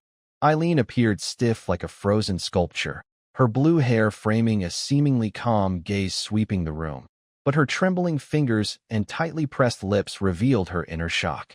They didn't seem like guests at a party. They looked more like they were standing on the edge of a cliff. Vane's heart sank. The unease that had been lingering since last night reached its peak. He had to find out what was going on immediately. He quietly moved through the crowd, approached the two, and spoke softly, "Come with me." His unusually serious tone made both of them, already tense, tremble at the same time. Vane led them away from the noisy banquet hall into a quiet corridor and pushed open the door to an empty lounge. Once the door closed, the music and laughter were cut off, and the air seemed to freeze instantly. "Now, tell me," Vane turned around, his gaze sweeping over Liner and Aileen. "What have you done since last night? Or what has happened?" He tried to keep his voice steady, but there was an undeniable pressure in it. Liner couldn't hold it anymore. Tears rolled down her yellow eyes as she covered her mouth and sobbed quietly. Aileen swayed slightly, took a deep breath to steady herself, but when she spoke, her voice still trembled. "Master, we were going to give you something to make you sleep." Vane's pupils shrank, a cold chill rushing to his head. The thought of black markets, powerful drugs, and all possible consequences flashed through his mind. Aileen closed her eyes and struggled to say the most important words, but that cup of wine was drunk by Princess Iris's royal knight, Miss Evelyn. At that moment, the air completely froze. Vane suddenly stiffened in place. The words drug, royal knight, and mistakenly drank collided wildly in his mind, painting the worst possible picture. A wave of anger mixed with fear surged up, and he almost shouted aloud, "You are just reckless." When he saw Linoir crying so hard she was gasping, and Aileen struggling to stand but wobbling, with despair and fear on her face, he held back the scolding that was about to come out. He remembered the promise made on the terrace in Wind Town, and the extreme but obsessive motivation behind their actions.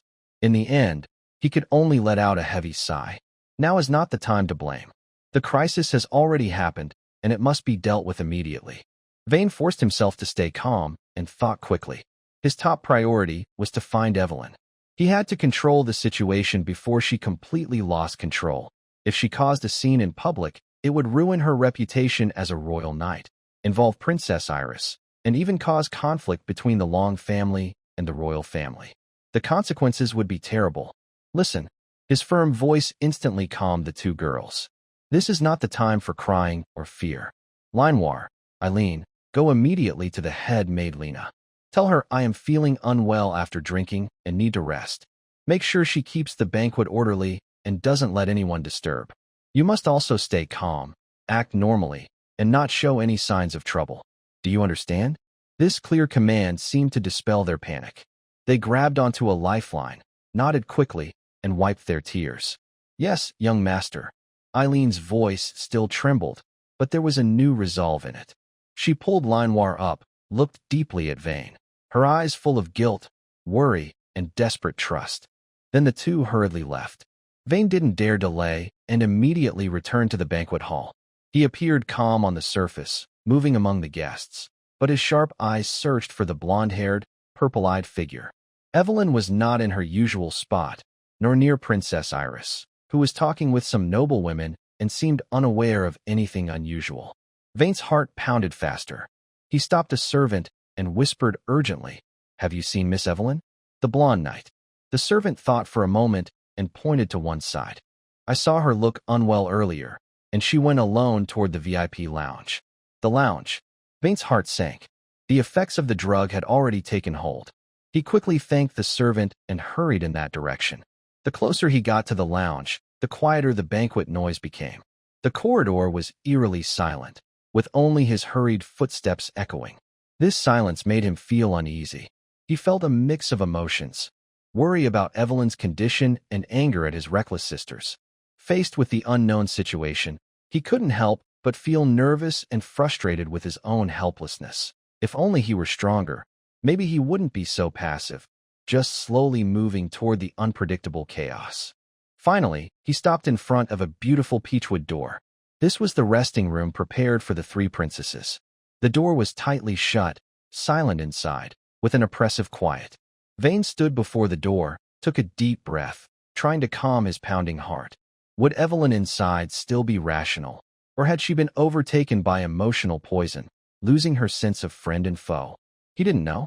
He reached out, his fingertips touching the cold door handle. The music and laughter from the banquet had completely faded behind him. At this moment, the door seemed to be the whole world, and behind it was a night that would change many lives forever. Vane placed his hand on the cold door handle, took a deep breath, and pushed the door open with force. Inside was dimly lit, only a wall lamp casting a faint glow. Evelyn stood by the window, wiping her face and neck with a damp towel.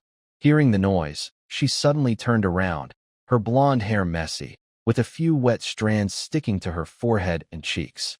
Her face was flushed unnaturally, and her purple eyes showed a mix of pain and alertness. One hand instinctively rested on her flame-patterned chain sword at her waist. "Young Master Lang?" she asked hoarsely, trying to hold back something. "Go out." I don't want to hurt anyone right now." Before she finished speaking, her body swayed slightly, clearly fighting the effects of the poison with her willpower. Vane's heart clenched. He quickly closed the door and stepped forward sincerely and swiftly. "Miss Evelyn, you are under a strong emotional poison. I'm not here to take advantage of you. I am an alchemist, and I can prepare an antidote for you." "Antidote?" Evelyn's eyes flickered with confusion, her desire to be cured temporarily overriding her caution. She loosened her clenched lips, nodded hard, and whispered hoarsely, "Hurry. I can't hold on much longer." Time was urgent. Vane dared not delay. With a quick thought, the small fire from the gray-green emberfire cauldron landed steadily on the carpet, its three short legs anchoring firmly. He swiftly took several herbs from his spatial ring, skillfully threw them into the cauldron, then focused, controlling the gentle flames rising inside to begin brewing the antidote. However, the effects of the dreamy night butterfly medicine came on very quickly and strongly. Evelyn's breathing grew more labored, and she unconsciously tore at her knight's outfit collar, revealing her reddened collarbones and neck. Her eyes gradually became unfocused, and she looked uncontrollably at Vane's focused side profile. "Ugh," she softly moaned in frustration, then suddenly turned around and stumbled into the bathroom in the lounge, followed by the sound of cold water being poured over her. After a moment, she staggered out, soaked from head to toe. The cold water temporarily eased her heat, but the wet clothes clinging to her body highlighted her curves even more. The medicine's effects seemed to follow her like a shadow. She slid down the wall and sat on the floor, trembling slightly. Vane was anxious and sweating at his forehead, but his hands remained steady. Finally, the potion in the cauldron took shape, emitting a fresh medicinal aroma. A clear, shining pill slowly formed. He quickly caught the pill with a jade bottle. Success. Miss Evelyn, take it quickly. Vane turned and handed her the bottle. But in that moment, the last shred of reason in Evelyn's eyes completely shattered. Her suppressed desire burst forth like a flood. She suddenly leapt up from the ground, not to take the medicine, but to tightly embrace Vane. Her strength was so great that Vane was caught off guard. Thud! The jade bottle slipped from his hand and fell onto the carpet, making a dull sound. The pill shattered, and the liquid was quickly absorbed by the carpet. The only hope before her vanished into nothingness. No, Vane cried inwardly. Evelyn's arms, like iron bands, tightly locked around Vane, nearly suffocating him. Vane struggled desperately, but the strength of a second-tier knight was no match for Evelyn's fourth-tier power. Let go. Evelyn, wake up. He tried to stop her, but she had completely lost her mind. With a tearing sound, Vane's shirt was roughly ripped apart, revealing his well-toned upper body. His abs were defined, and his skin, nourished by long-term medicine, looked smooth and firm. This scene seemed to further excite Evelyn, her eyes burning with purple flames. Small fire. Hit her. Vane hurriedly commanded the burning fire cauldron with his mind. The sturdy cauldron emitted a humming sound. Its 3 short legs kicked out, crashing toward Evelyn's back. Evelyn didn't turn around. Instead, she punched back with magic-infused force, striking the cauldron heavily. A loud thud echoed as the small fire was struck by a heavy, flying backward.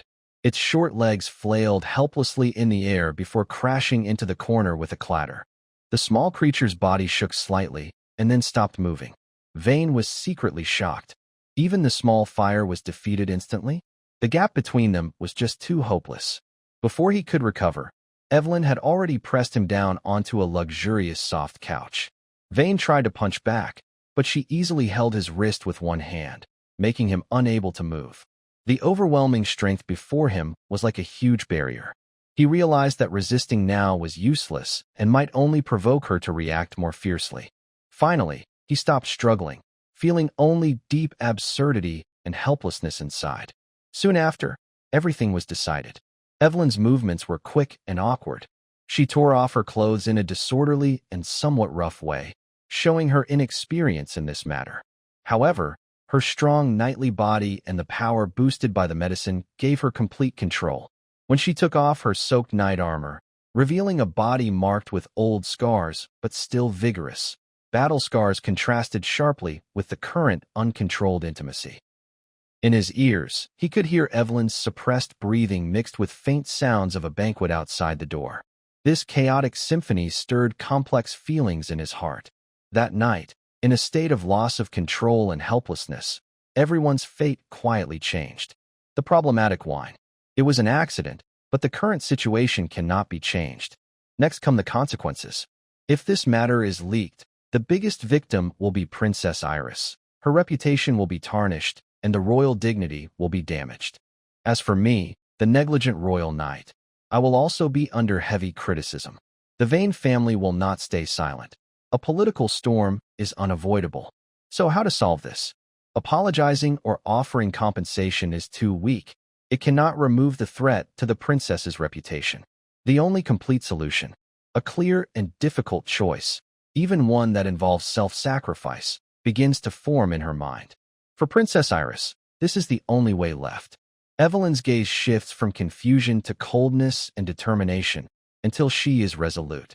She quickly and smoothly stands up, picks up her scattered light armor, and puts each piece on carefully. Every movement is precise and swift, like performing a ritual, sealing away all negative feelings, confusion, and nervousness that just arose. When the last shoulder guard is fastened and the leather armor is smoothed out, she becomes the calm and decisive royal knight again. At least, on the surface. Vane is awakened by faint sounds. He opens his eyes to see Evelyn fully dressed, standing with her back to him by the window, sunlight outlining her tall and lonely figure. A heavy feeling sinks in his heart. Embarrassment and guilt flood him, and his throat feels dry. Lady Evelyn. He sits up, trying to explain in a hoarse voice, I'm very sorry about last night. But it was an accident. It's Master Vane V. Evelyn turns to interrupt him. Her face is expressionless, her purple eyes like a cold winter pond, calm to an unsettling degree. Her tone is formal, as if she's stating something unrelated to herself. Last night was a mistake. But since it happened, investigating the cause is pointless. What matters now is how to handle the consequences. Vane is choked by her overly calm attitude and falls silent. Evelyn steps forward, her sharp gaze fixed on him.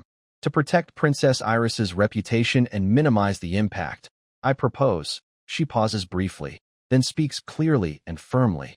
I will marry you in her place. You must dissolve your engagement with her. What? Vane is completely stunned, almost thinking he heard wrong. This direct and sudden solution leaves his mind blank.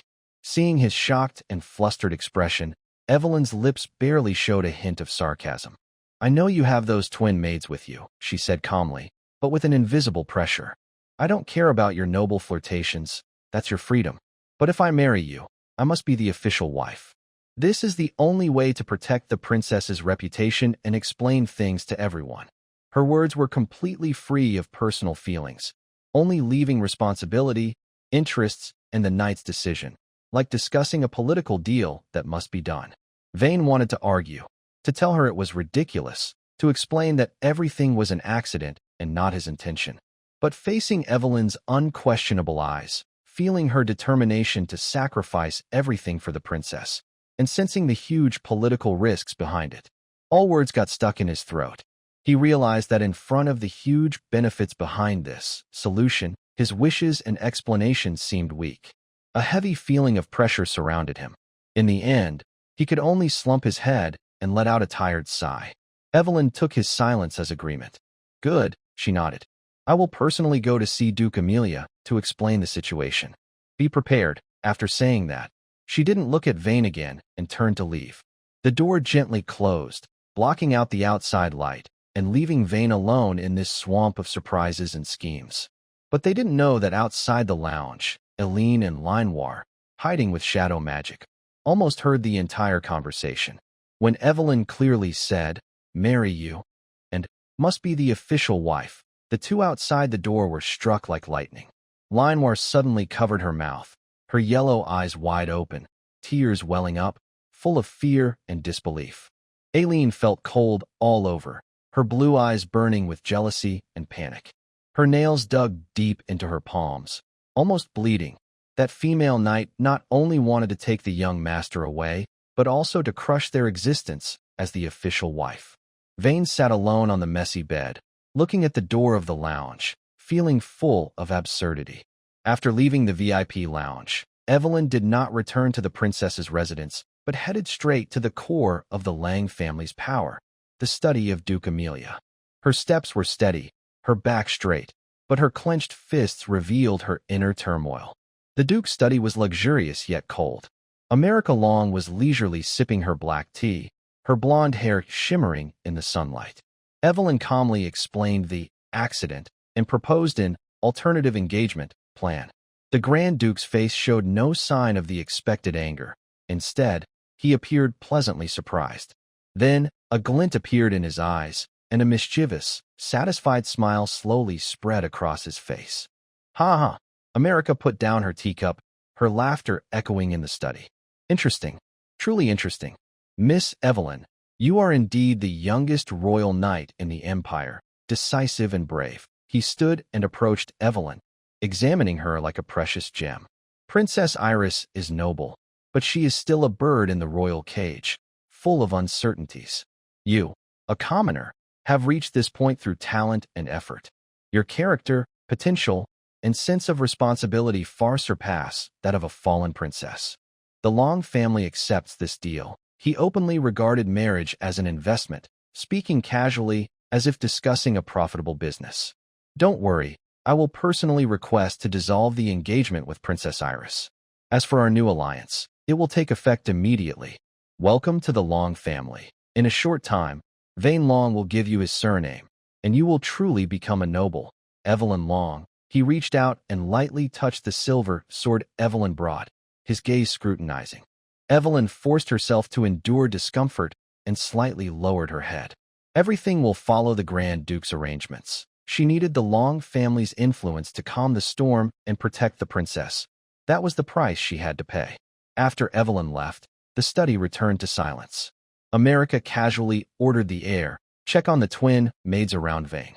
They seemed a bit too lively at the banquet last night. From the shadows in the corner of the room, a low response came. The Grand Duke's eyes flashed with interest. Everything was under control, and perhaps this new could serve another purpose as well. Vane, feeling lost and exhausted, returned to his bedroom, as if all his strength had been drained. Soon, his father's messenger arrived and formally announced, "The engagement has been changed to Miss Evelyn." This simple statement, like a final verdict, completely shattered his last hope. He sat slumped in his chair, his mind constantly echoing Evelyn's resolute words, his father's calculating smile, and the vow he made to Aaron and Linoir on the rooftop of Wind Breeze Castle. Those memories tore at his heart. The feelings of betrayal and helplessness almost overwhelmed him. He was afraid of nightfall, afraid to face his sister's tears and questions, yet he secretly longed for comfort and support from them. In this deep conflict, he felt restless, anxiously waiting for this destined turbulent night. Late at night, under the quiet moonlight shining through the glass, a cold glow filled the room.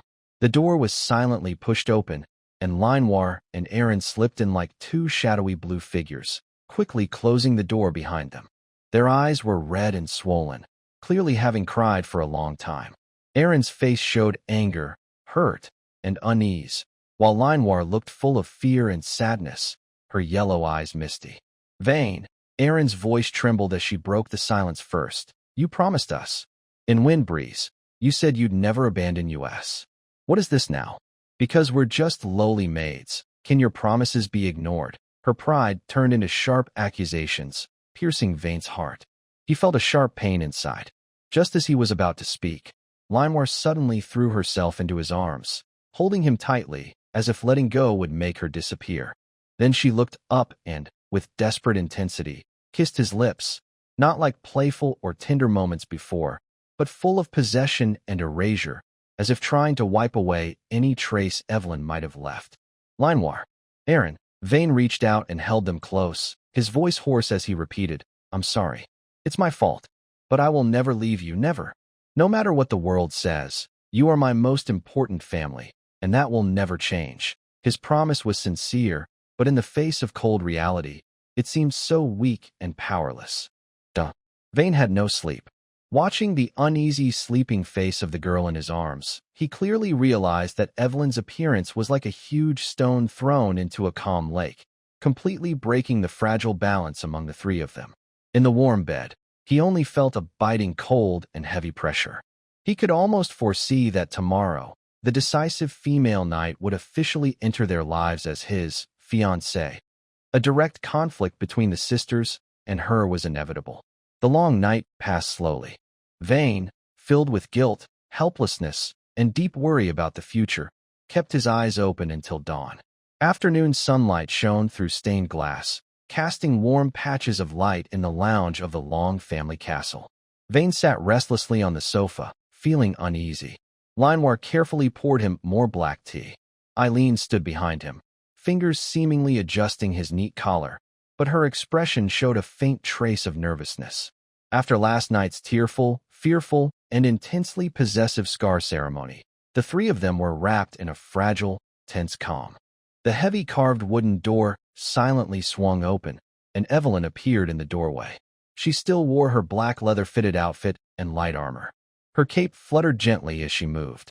Her golden high ponytail was perfectly neat, and her purple eyes were calm as water.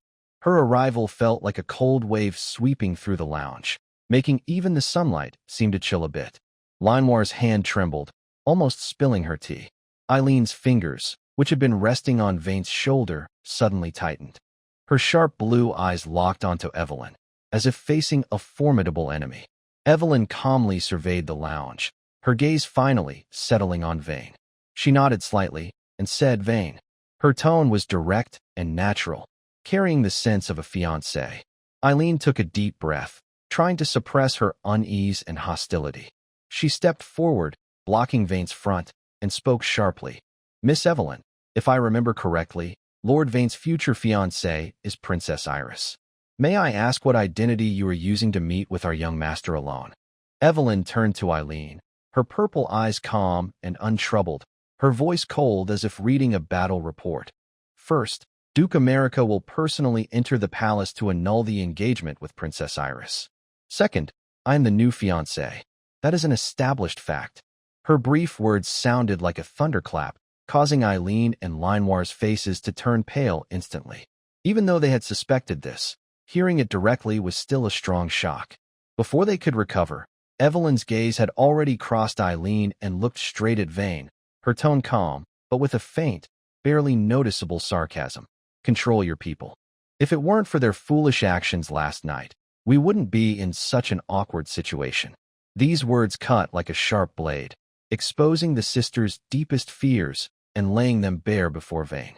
Eileen's cheeks instantly flushed red, then turned pale. She felt ashamed and angry, but couldn't find words. She could only turn her head sharply to Wynne, her blue eyes filled with tears, showing her helplessness and hurt. Linoir had already hidden behind Wynne, clutching his sleeve tightly, her yellow eyes full of fear. Wynne rubbed his forehead. Evelyn's words were reasonable and undeniable. He sighed, stood up, gently patted Eileen's stiff shoulder, and took Linoir's cold little hand. His tone was gentle but firm. Please go out for a moment. Miss Evelyn and I need to talk alone. The two sisters bit their lips tightly, looking unwilling. Eileen glared at Evelyn fiercely, then pulled Linoir, who was almost crying, and left, glancing back repeatedly. The door closed softly, shutting out the noisy world outside. In the living room, only the two of them remained. Wynne rubbed his temples, sat back on the sofa, and looked at Evelyn, who had a calm expression. He couldn't help asking, Evelyn, why do you have such hostility toward them? Actually, hostility? Evelyn interrupted him, a faint, almost amused smile on her lips. No, you misunderstood. This is about necessary boundaries and rules. She walked to the sofa and sat down, sitting very properly, like a knight. I'm about to become your official wife. According to noble customs, they might live with us in the future. If we don't set clear boundaries from the start, do you want them to think I am weak and easy to bully? That they can do whatever they want, even step over me? Wynne was speechless for a moment. Evelyn's logic was flawless, but it made him feel an indescribable sense of distance. Seeing Wynne still wanting to defend the sisters, Evelyn waved her hand and spoke more softly. No need to say more. I understand they are very important to you, your family since childhood. Rest assured, I will handle our relationship with them well, so you won't be troubled. But remember, her violet eyes sharpened again. In this house, I am the one in charge. This is for everyone's future peace. She then stood up and walked over to Wynne. She was tall, and her close presence made Wynne instinctively want to step back. But Evelyn moved faster, gently lifting his chin with her gloved hand, forcing him to meet her gaze. Her violet eyes held scrutiny and disapproval. Well, you, my future husband, she said confidently but quietly, your strength is only at the early night second stage. You're too weak. You can barely protect yourself. How can you take on the responsibilities of inheriting the Long family? Starting tomorrow, I will train you in knightly skills every day. Training? Wait, Evelyn, Vane was caught off guard by this sudden plan and her close gesture. His face heated up, and he instinctively tried to pull away. Evelyn's other hand was already on his shoulder, applying just enough pressure, not enough to hurt him, but enough to keep him from moving.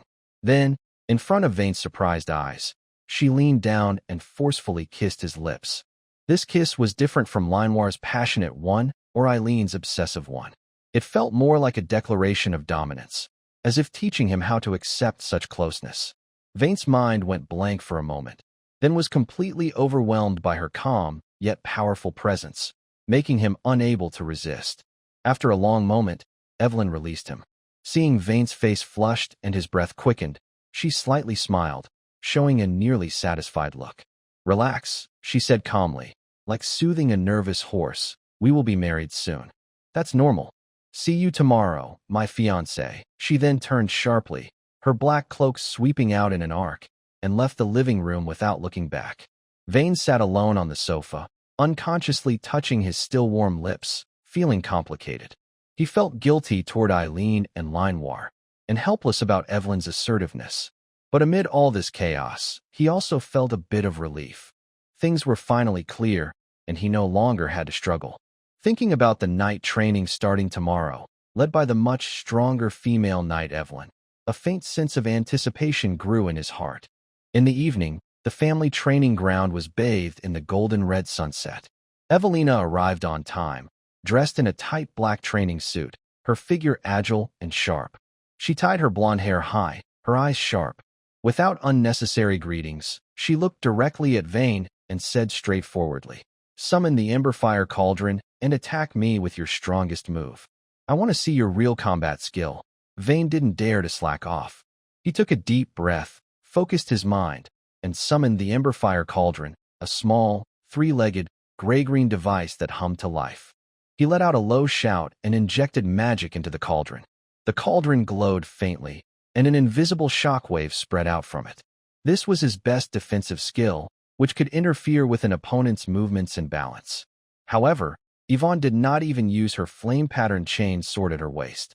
She simply narrowed her purple eyes, and a faint glow of magic appeared around her body. Then, in a flash, she moved like a ghost and directly passed through the shockwave. Vane's vision blurred.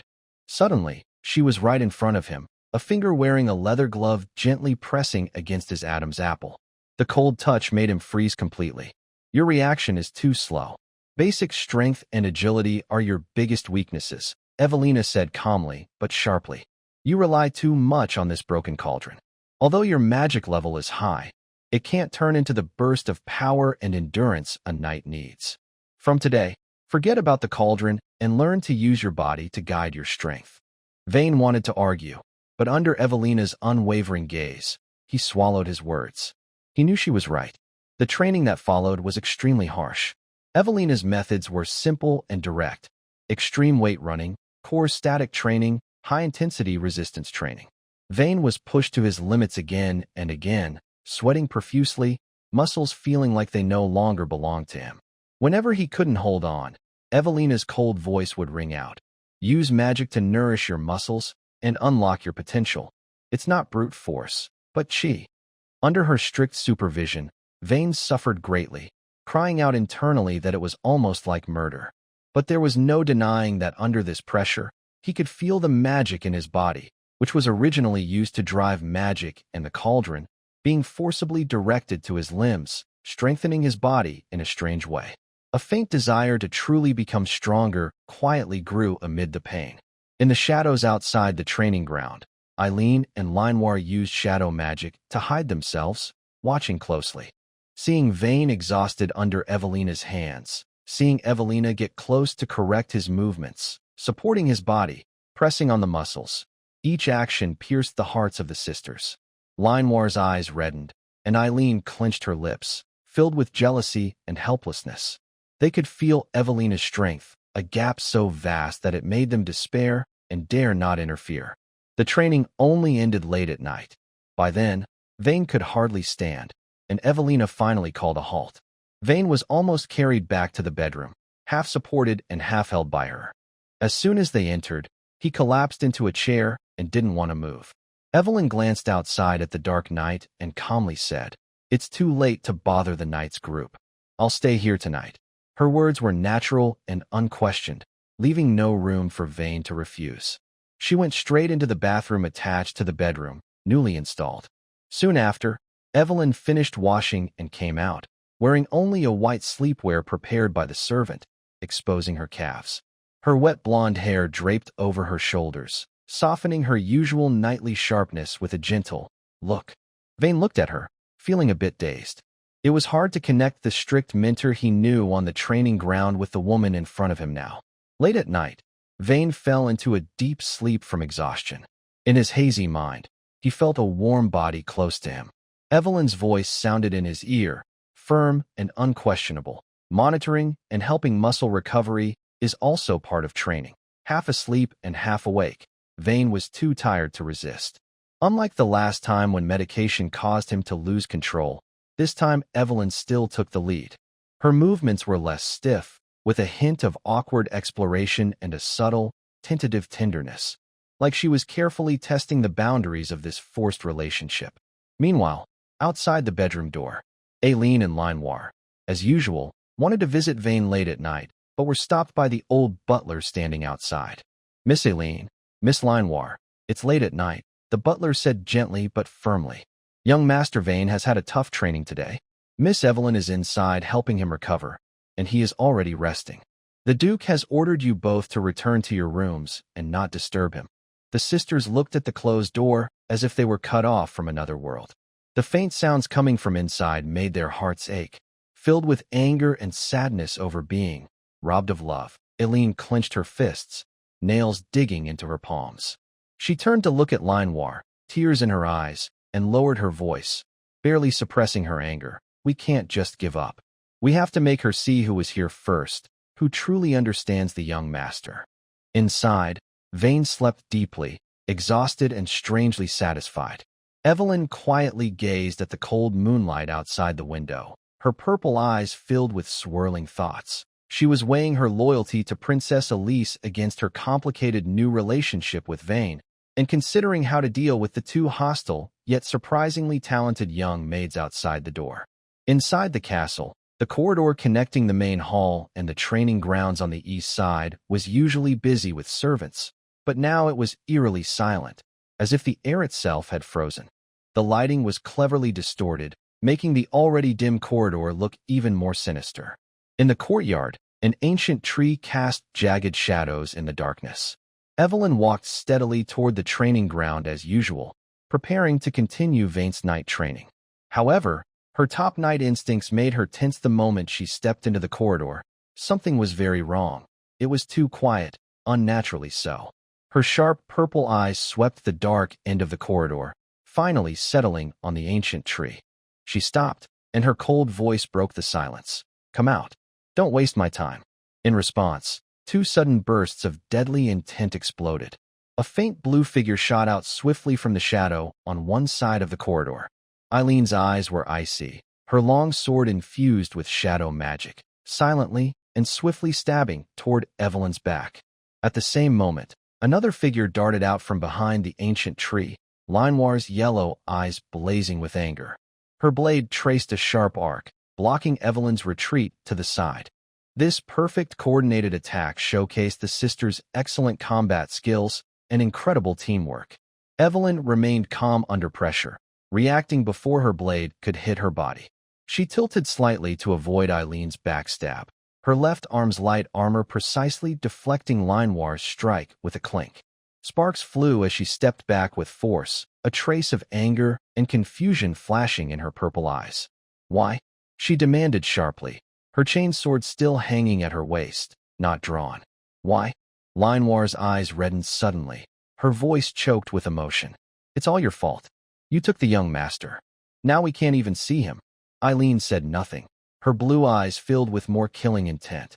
She moved like a shadow again, attacking with her long sword, shadows swirling around each strike aimed at vital points, expressing her fierce anger over losing someone she loved.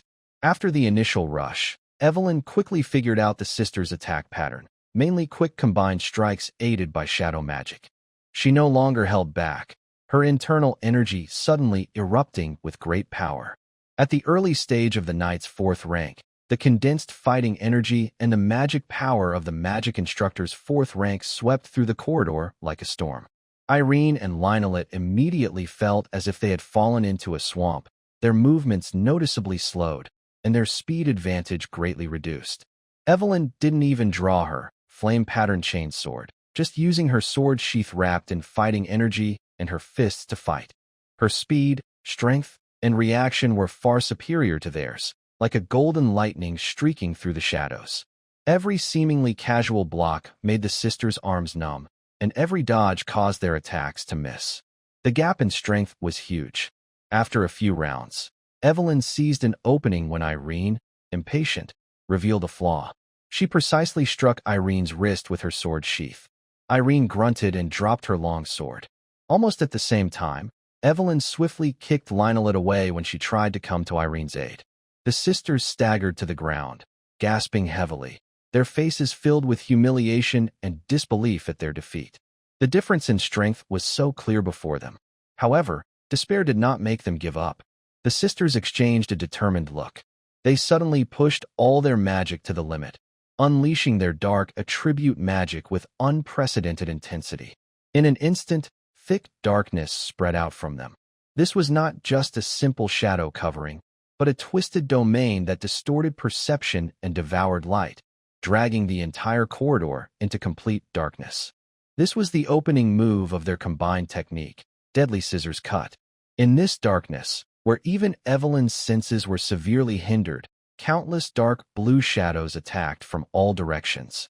Irene and Lionelette combined their speed and shadow magic to launch continuous, rapid assassinations. The sound of blades slicing through the air whispered from all angles toward Evelyn. For the first time, Evelyn felt truly challenged. She had to wield her chain sword with all her might, forming a protective ring of sword light around her, with collision sounds ringing non-stop. Although her strength far surpassed her opponents, under this strange darkness and storm-like, she still appeared somewhat frantic. Suddenly, a sharp blade light cut through her cloak with a schla sound. Immediately after, all shadows suddenly converged. It was as if the darkness was into a point, revealing the figures of Irene and Lionelette above Evelyn. The two crossed their twin blades, transforming into a giant scissor, howling sharply as they descended from the sky. This was the ultimate move of Deadly Scissors Cut, a sacrificial strike that embodied their full strength and conviction. The force of this strike made Evelyn's purple eyes suddenly narrow. She truly felt the threat of death. Evelyn no longer held back, pouring her fighting spirit and magic into her chain sword. The flame-patterned chain sword hummed loudly, its blade shining with intense light, like a waking fire dragon raising its head, boldly rushing toward the Deadly Scissors attack. Boom! The explosion was deafening, and the violent shockwave spread out, smashing the decorations on both sides of the corridor. The light faded, and Evelyn still stood in place, but her breathing was heavy, and the stone slabs beneath her were cracked all over.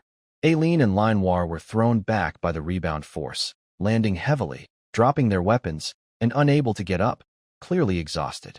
Evelyn looked at her sisters, who were lying on the ground with eyes full of frustration and despair.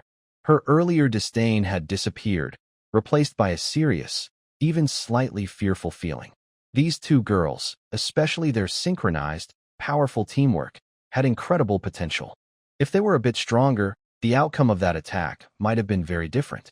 She stepped in front of them, not continuing to attack, but speaking in a deep, complex tone. Fighting to the death over a man is just foolish. After a moment, her gaze swept over their young but stubborn faces. But your talent, wasting it on jealousy and internal fighting is really a shame. Aileen stubbornly turned her face away, unwilling to look at her, but her tightly pressed lips and trembling body betrayed her inner shock. Linoir could no longer hold back, tears mixed with dust sliding down her face, showing her despair at the gap in strength and the frustration of failing despite trying her best. Evelyn watched them, then thought of Vaint's incredible talent for alchemy, which could attract many eyes. Her mind gradually cleared. Suppressing and rejecting them would only turn these two potential girls into ticking time bombs. Maybe there was a better way. She reached out her hand to the sitting Aileen, speaking in a tone that left no room for refusal. We need to talk. Come with me.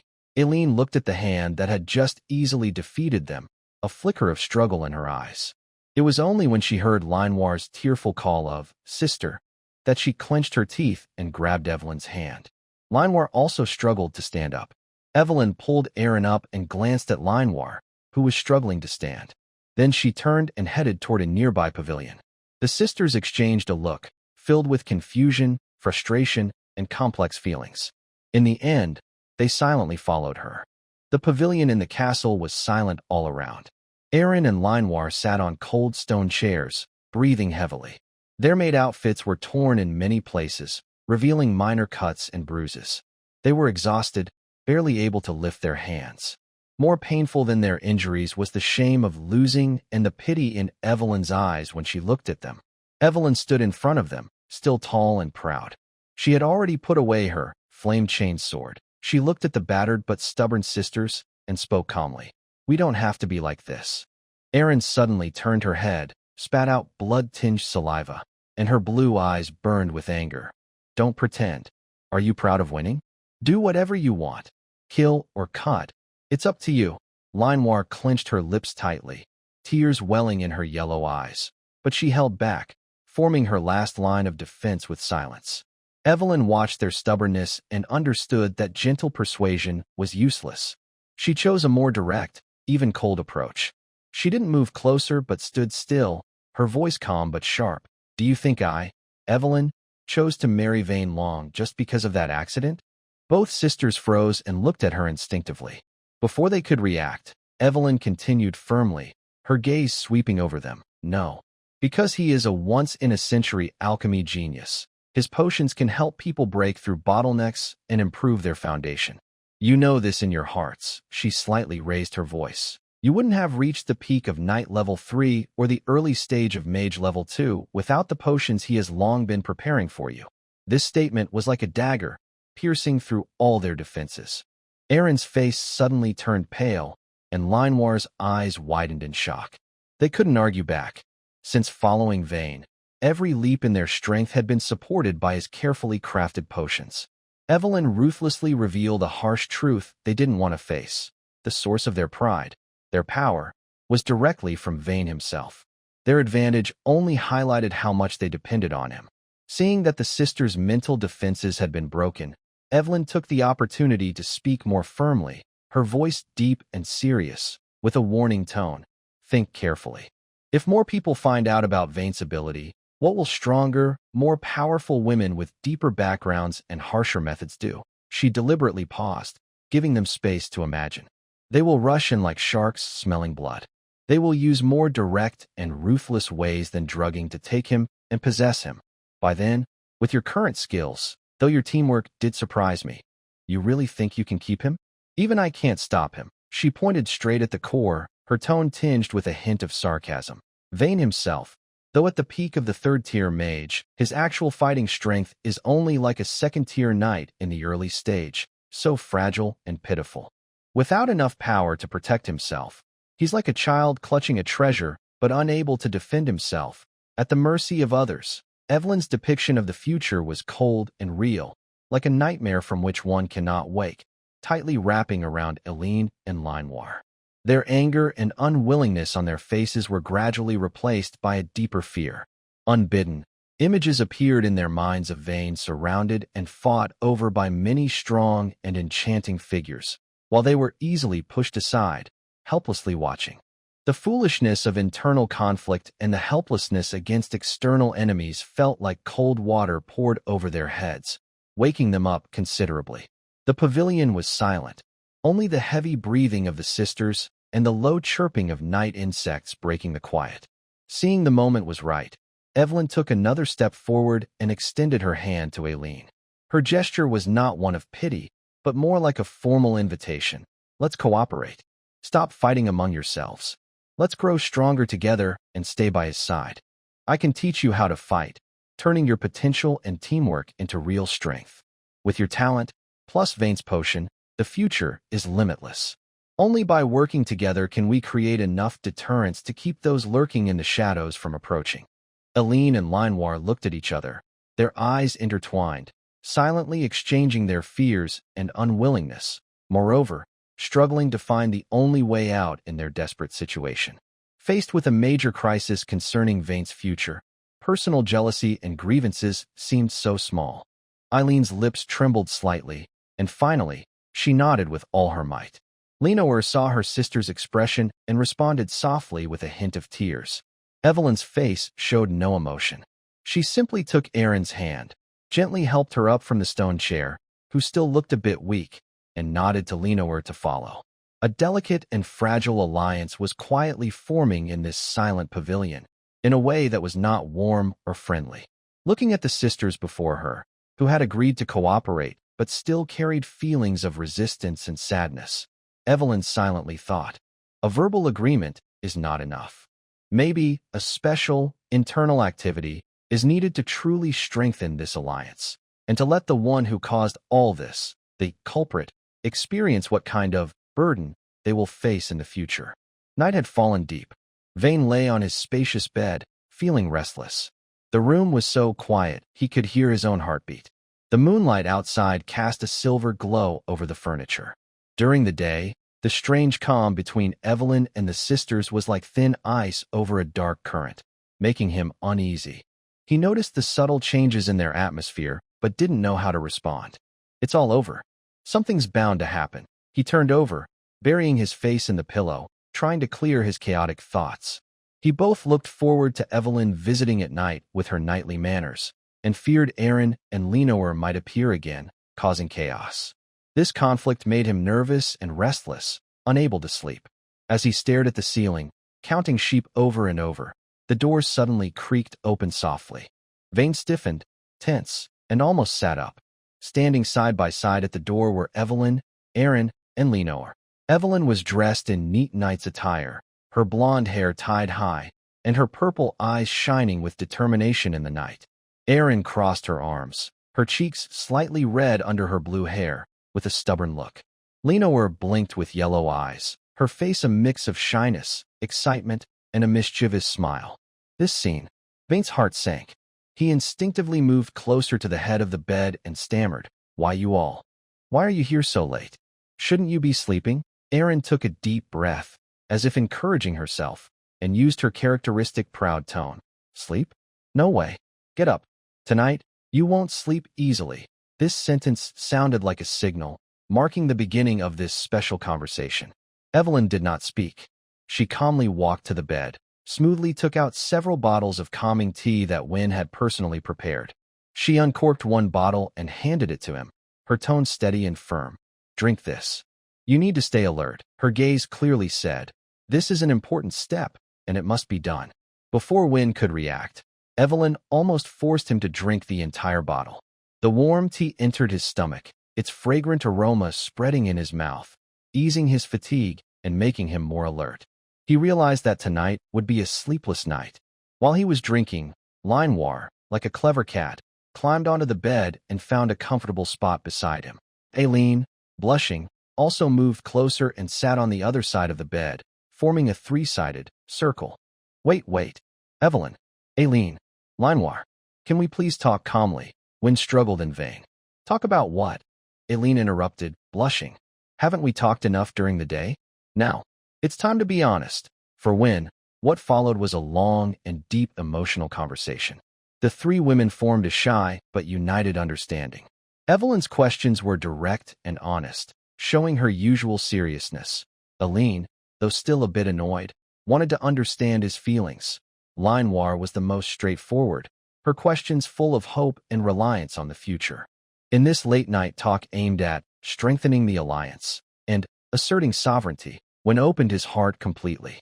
"I just want to know," Evelyn said calmly but with undeniable strength. "Where do each of us stand in your heart?" Aileen quickly added, "Yes. Don't try to fool us. We need to be clear today." Lenore gently tugged at Wynne's sleeve. "We all care about you, Wynne brother." Wynne looked into the three pairs of sincere eyes shining in the moonlight. He took a deep breath and began to answer each concern seriously. He talked about how he was moved by Evelyn's gentle nature beneath her strict appearance when they first met, mentioned Eileen's hidden kindness behind her stubbornness, and recalled how Lenore's warm smile, like sunshine, brightened his life. Every detail, every feeling, he shared honestly. The conversation lasted a long time, sometimes with small disagreements, sometimes with knowing smiles, but mostly with silent understanding. Vane found that when he shared his true thoughts, the atmosphere among the three women became much calmer. "I understand now," Evelyn finally said, a rare smile appearing at the corner of her mouth. "We each have our own place, and that's not a problem." Aileen softly hummed, but her eyes softened. "You're quite good at talking." Lenore happily hugged their arms. "That's great. We no longer have to guess each other." In his fuzzy state, Vane only had one thought. This honest talk was both sweet and exhausting. Morning light shone through the window, illuminating the bedroom that seemed to have gone through a long talk. Several empty tea bottles lay on the bedside table, silently telling of last night's long hours. Vane stared blankly at the ceiling. He hadn't slept all night, and the strong emotions left him feeling drained, his face showing tiredness. Evelyn was no longer there. She always was like this. No matter how the night went, she would wake up on time in the morning to return to her duties as a royal knight, as if last night was just a dream. On either side, Eileen and Leinwar looked like two happy little cats, curled up and sleeping peacefully. Eileen's blue hair spread across the pillow, a calm smile on her face. Leinwar was almost pressed against Vane, her cheeks flushed. Their faces no longer showed the worry or hostility from a few days ago, replaced by deep satisfaction and peace. That honest and close, joint talk last night seemed to have tested the fragile alliance formed out of fear between them and Evelyn, marking the first real step toward a new, subtle balance. Vane slowly turned his eyes, looking at the sleeping sisters beside him, then at the empty tea bottles. Is it sweet? Yes. Is it tiring? Also true. Looks like. A thought appeared in his tired but clear mind. I need to make more advanced alchemy potions. Not just to stay alert, but also to help them stabilize their minds and speed up their training. He silently thought. Starlight Source Concentration Potion is perfect for their current level of cultivation. And it should be very useful for Evelyn too, but right now, he just wanted to sleep a little longer. Vane reached out and gently held the still sleeping sisters in his arms.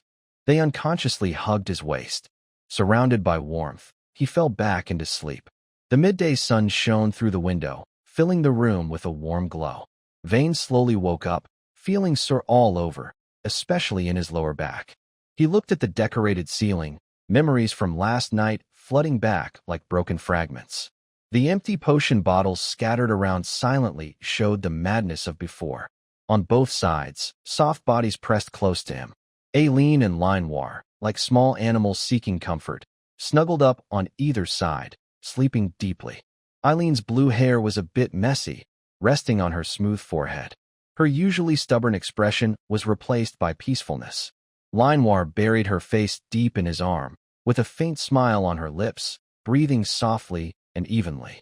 Vane tried to move his numb arm, but this small action made Eileen snuggle closer in her sleep. Leinwar's arm was unconsciously wrapped around him. The warmth from their closeness wrapped around him, making his mind feel chaotic, and he held his breath involuntarily. Who could handle this? He silently lamented inside, feeling tired and restless at the same time. He lay quietly for a moment, enjoying the warmth, but knew he had to get up. Finally, Vane bit his tongue sharply, forcing a painful sensation to wake his reason. Carefully, he tried to free himself from their gentle hold. He remembered his recent decision. He had to do something for them. Strengthening their bond and improving his skills were the most important things. He took a deep breath and, with great effort, carefully pulled himself out of their embrace, like untangling vines. Every movement made him afraid of waking them, and he found it a bit funny, as if he were a thief. Once free, Vane tiptoed into his alchemy lab. After closing the door, he let out a long breath and rubbed his still sore waist. "Little fire, come out and work," he whispered. The space slightly rippled, and the ember cauldron, Little Fire, appeared in the room. This large cauldron, over a meter tall, had smooth, rounded lines. Its belly burned with pure, steady flames, giving off a gentle, honest aura, unlike cold, hard typical alchemy tools. Vane patted the cauldron, as if giving instructions to a partner. "Today, we'll make something good. Help them strengthen, and we need to cooperate well." He plans to make a Starlight Essence Potion, which helps people stabilize their aura after practicing, speeds up the absorption of magic and fighting energy, and provides slight nourishment to the foundation. Perfect for Aaron, Leinwar, and Evelyn, who have just experienced a boost in strength and intense training. Vane concentrates fully, shifting from slight fatigue to complete focus. He carefully adds precious herbs, controlling the heat and timing of blending with his mental strength. The smell of medicine in the workshop grows stronger. The liquid in the cauldron turns a deep color, with tiny stars flickering inside, like a miniature night sky. The process is smooth and steady, showing Vane's growing skill in potion making. When the last ingredient is mixed in and the potion shines with a perfect starry glow, Vane finally relaxes, wiping away a light sweat from his forehead. He divides the finished potion into 3 special crystal bottles, each shimmering with calm and inviting starlight. At that moment, the workshop door is gently pushed open. Aaron and Linewar, freshly dressed and refreshed, peek inside. They wear neat made outfits and look lively, contrasting with Vane's slightly tired appearance. Master is really here, Aaron says with a hint of gentle concern. Linewar, like a little bird, runs in and is immediately drawn to the 3 shining bottles on the table. Wow, such beautiful colors. Is this for us, Master? Vane smiles and hands 2 bottles to them. This is called Starlight Essence Potion. It helps you strengthen your realm. It works even better after practicing. Aaron takes a crystal bottle, feeling the gentle yet powerful energy inside. Her eyes brighten. She quickly leans up and kisses Vane's cheek softly, saying, "Thank you, Master." Then she blushes and turns her head away. Linewar cheers and throws herself into Vane's arms, giving him a firm kiss. She looks up at him with big, watery eyes, her little hands mischievously reaching down. Master is the best. Linewar is so happy. Do you want me to give you a special reward again? Vane quickly steps back, waving his hands. No, last night was enough. Let's wait until Evelyn is here tonight. He doesn't want to burn out again in the daytime. Linewar's face falls, pouting sadly. Does Master think Linewar asked for too much? I still feel that I am not as good as Sister Evelyn. Vane was about to explain when Irene, unable to watch any longer, gently tapped her sister's head. Fool, stop it.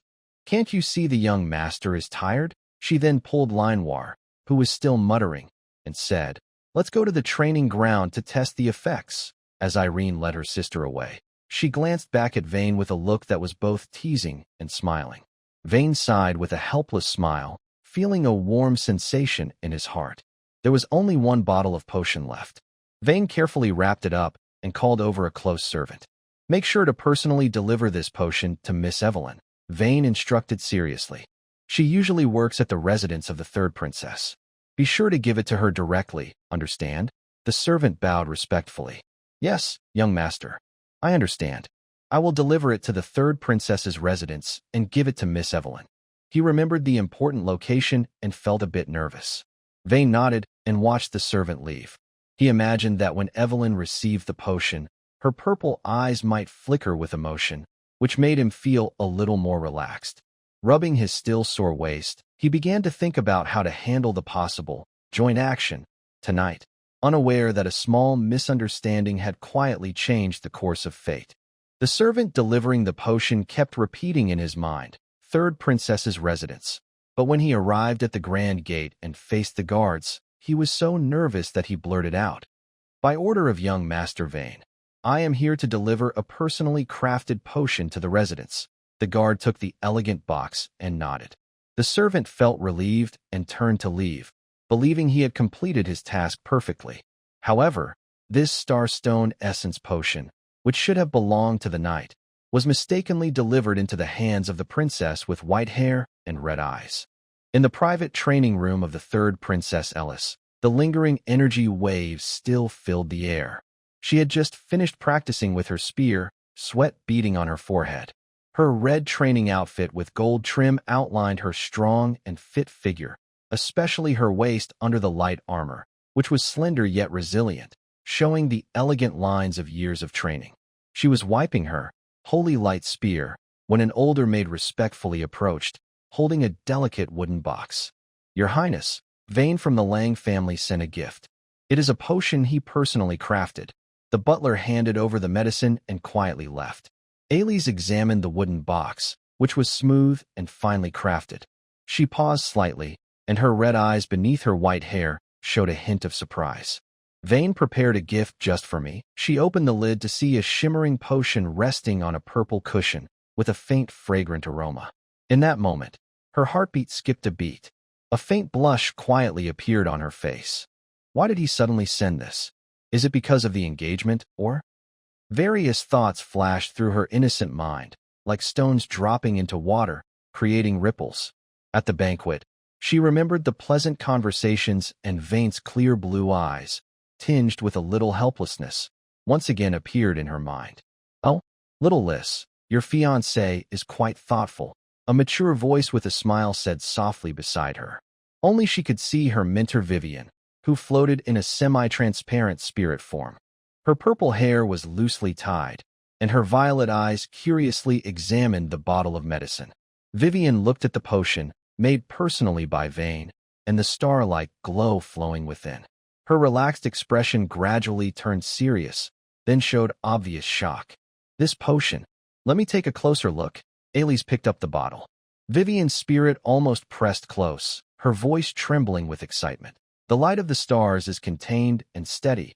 The medicine's power is perfectly blended, crystal clear and flawless. This isn't just top-tier cultivation aid, capable of greatly improving magic energy gathering and combat aura refinement. More importantly, it contains a hint of vitality that nourishes the origin. Long-term use can subtly improve your foundation and talents. The person who can craft such a potion is truly a master of understanding medicinal properties. The minter's high praise exploded like thunder in Elise's heart. She had little hope for the political marriage her father arranged, even feeling inferior and resistant because of her fallen genius status. But now, her view of Vane had completely changed.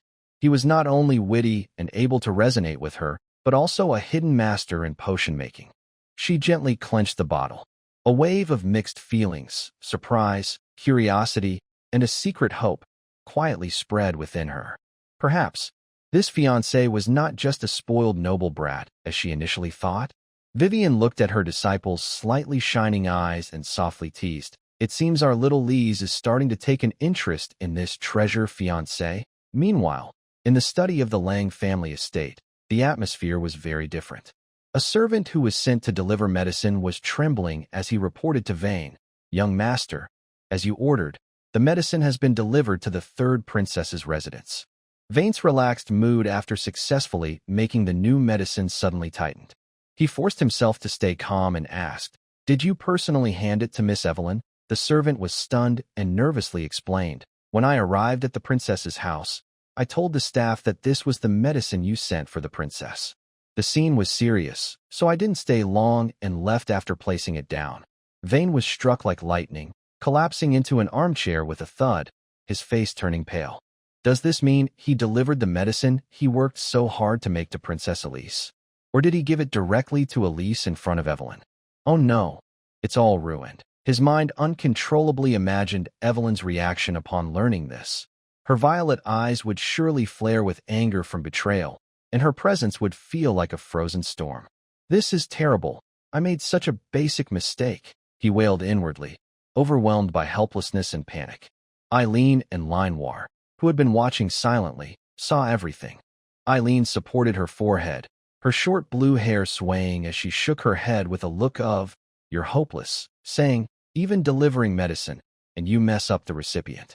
How careless are you?" Linoir leaned closer, looking at the distraught Vane with sympathetic eyes but a hint of mischievous amusement, saying, "Young master, it seems tonight's special training will need to be doubled." "Huh?" Sister Evelyn will definitely be very, very angry. Although the three had formed a protective alliance, seeing Vane fall into trouble because of another woman stirred a strange, hard-to-express feeling in their hearts. Meanwhile, in the training room of the princess's residence, Elise had just taken the medicine Vane made. She felt the effects were surprisingly good. Her training speed increased about 3 times, and she even broke through a small barrier. She carefully stored the remaining half bottle of Starlight Essence medicine, treating it like a rare treasure. Then, she turned to her maid, her red eyes shining with determination. "Get ready. The day after tomorrow, I will go to the Lang family myself to thank young Master Vane." She hoped to take this opportunity to learn more about her fiancé, who had suddenly shown remarkable talent.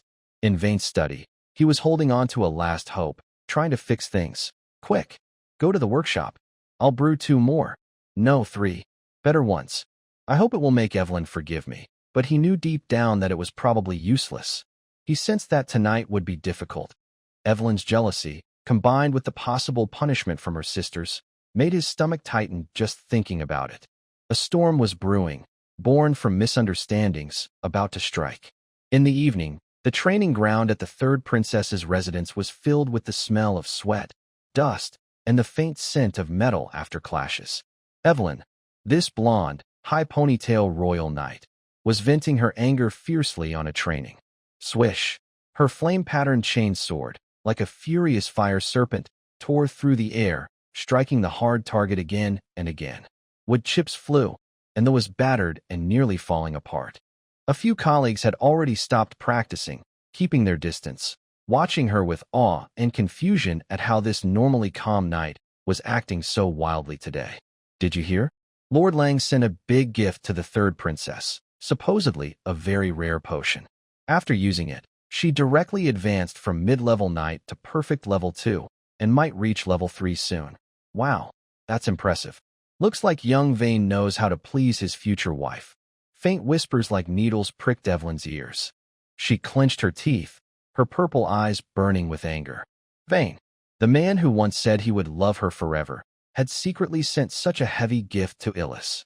A stabbing feeling of betrayal and a surge of jealousy almost overwhelmed her reason. Looking at the bowl while dreaming of the pot, this thought kept circling in her mind. Every swing of her chained sword carried suppressed anger and a hint of panic she refused to admit. When the training horn sounded, Evelyn suddenly sheathed her sword, the chain links clicking sharply. She took a deep breath, trying to calm herself, but her whole body radiated a colder, more oppressive aura than before. She had made up her mind. Tonight, she must find Vane and get the truth. As night deepened, Vane sat restlessly in his bedroom, like a prisoner awaiting judgment. Evelyn and Linoir also stood nearby, and the atmosphere in the room was so heavy that it almost froze. Finally, the door was pushed open with a bang. Evelyn stood at the entrance, wearing her unaltered knight's armor, which carried a cold feeling. Her face was stern, and her purple eyes were icy. Evelyn, listen to my explanation. Vane hurriedly stood up, but was interrupted before he could finish. Explanation? Her voice was cold and hard like iron. Explain why you deliberately gave the potion you made yourself as a gift to the third princess? Vane Long, have you forgotten your promise to me? Her gaze was sharp, as if she wanted to cut open his chest and see whether his heart was black or red. Vane's scalp tingled. He quickly took out 2 bottles of higher quality, Starlight Essence potion, he had prepared in advance, and explained hurriedly, "It's all a misunderstanding. The servant delivered the wrong one. He was nervous and only remembered the third princess's residence, but forgot your name behind. These 2 bottles are freshly brewed and meant specifically for you. How could I not prepare for you?" Seeing the 2 bottles glowing with light and filled with rich aroma, Evelyn's coldness in her eyes slightly eased. For the sake of the potion, she reluctantly accepted the explanation of a mistake, but her anger still hadn't fully dissipated. She looked at Eileen and Linoir, silently asking, "What do you think should be the punishment for this?" Eileen crossed her arms and snorted coldly, her blue eyes showing a look of, "Serves you right." Linoir blinked her gem-like yellow eyes and smiled mischievously, like a little devil. Since the young master made a mistake, he should be punished a bit. Right, Sister Evelyn? Evelyn no longer said anything. She stepped forward and, from somewhere, took out a familiar stamina potion. She uncorked it and, without giving him a chance to refuse, handed it to Vane, saying firmly, "Drink this." Her tone was decisive and unarguable. Vane still wanted to struggle. "Wait, I think we can be a bit more civilized." The next morning, in the Long family's reception hall, sunlight streamed through the stained glass windows, casting dappled light everywhere.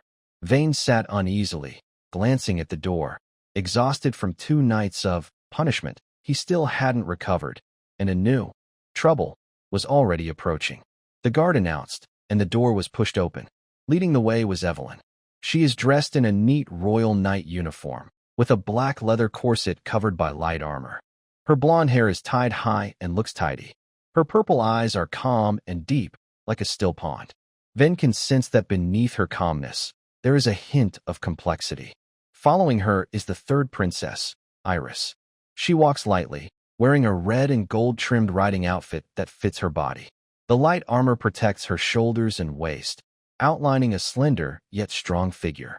Her white hair shines like snow, making her bright red eyes stand out even more. She has a pure, happy smile on her face. Then, Iris greets him warmly when she sees him, her voice clear. "Visiting suddenly, am I bothering you? Your Highness's visit is an honor for the Lang family." Vin quickly stands and bows politely, forcing a proper smile on his face, though he secretly feels troubled. He can sense that Irene and Linoir, standing behind him, suddenly become more alert and sharp. Iris waves her hand casually, showing no formal manners. Don't be so polite. I came today mainly to thank you. She takes out a delicate potion bottle, her eyes shining. Your potion is amazing. My teacher says it's one of the most perfect helper potions she's ever seen. Thank you so much. Her gratitude is sincere and straightforward, without any politeness. This makes Van, who knows the full story, feel even more guilty. She clearly has no idea about the misunderstanding behind the gift or the wedding arrangement caused by her. I'm glad you like it. It's just a small token of my appreciation, Vin replies awkwardly. Thanking me isn't enough, Iris says cheerfully, changing her tone. I heard from Evelyn that you're training to be a knight.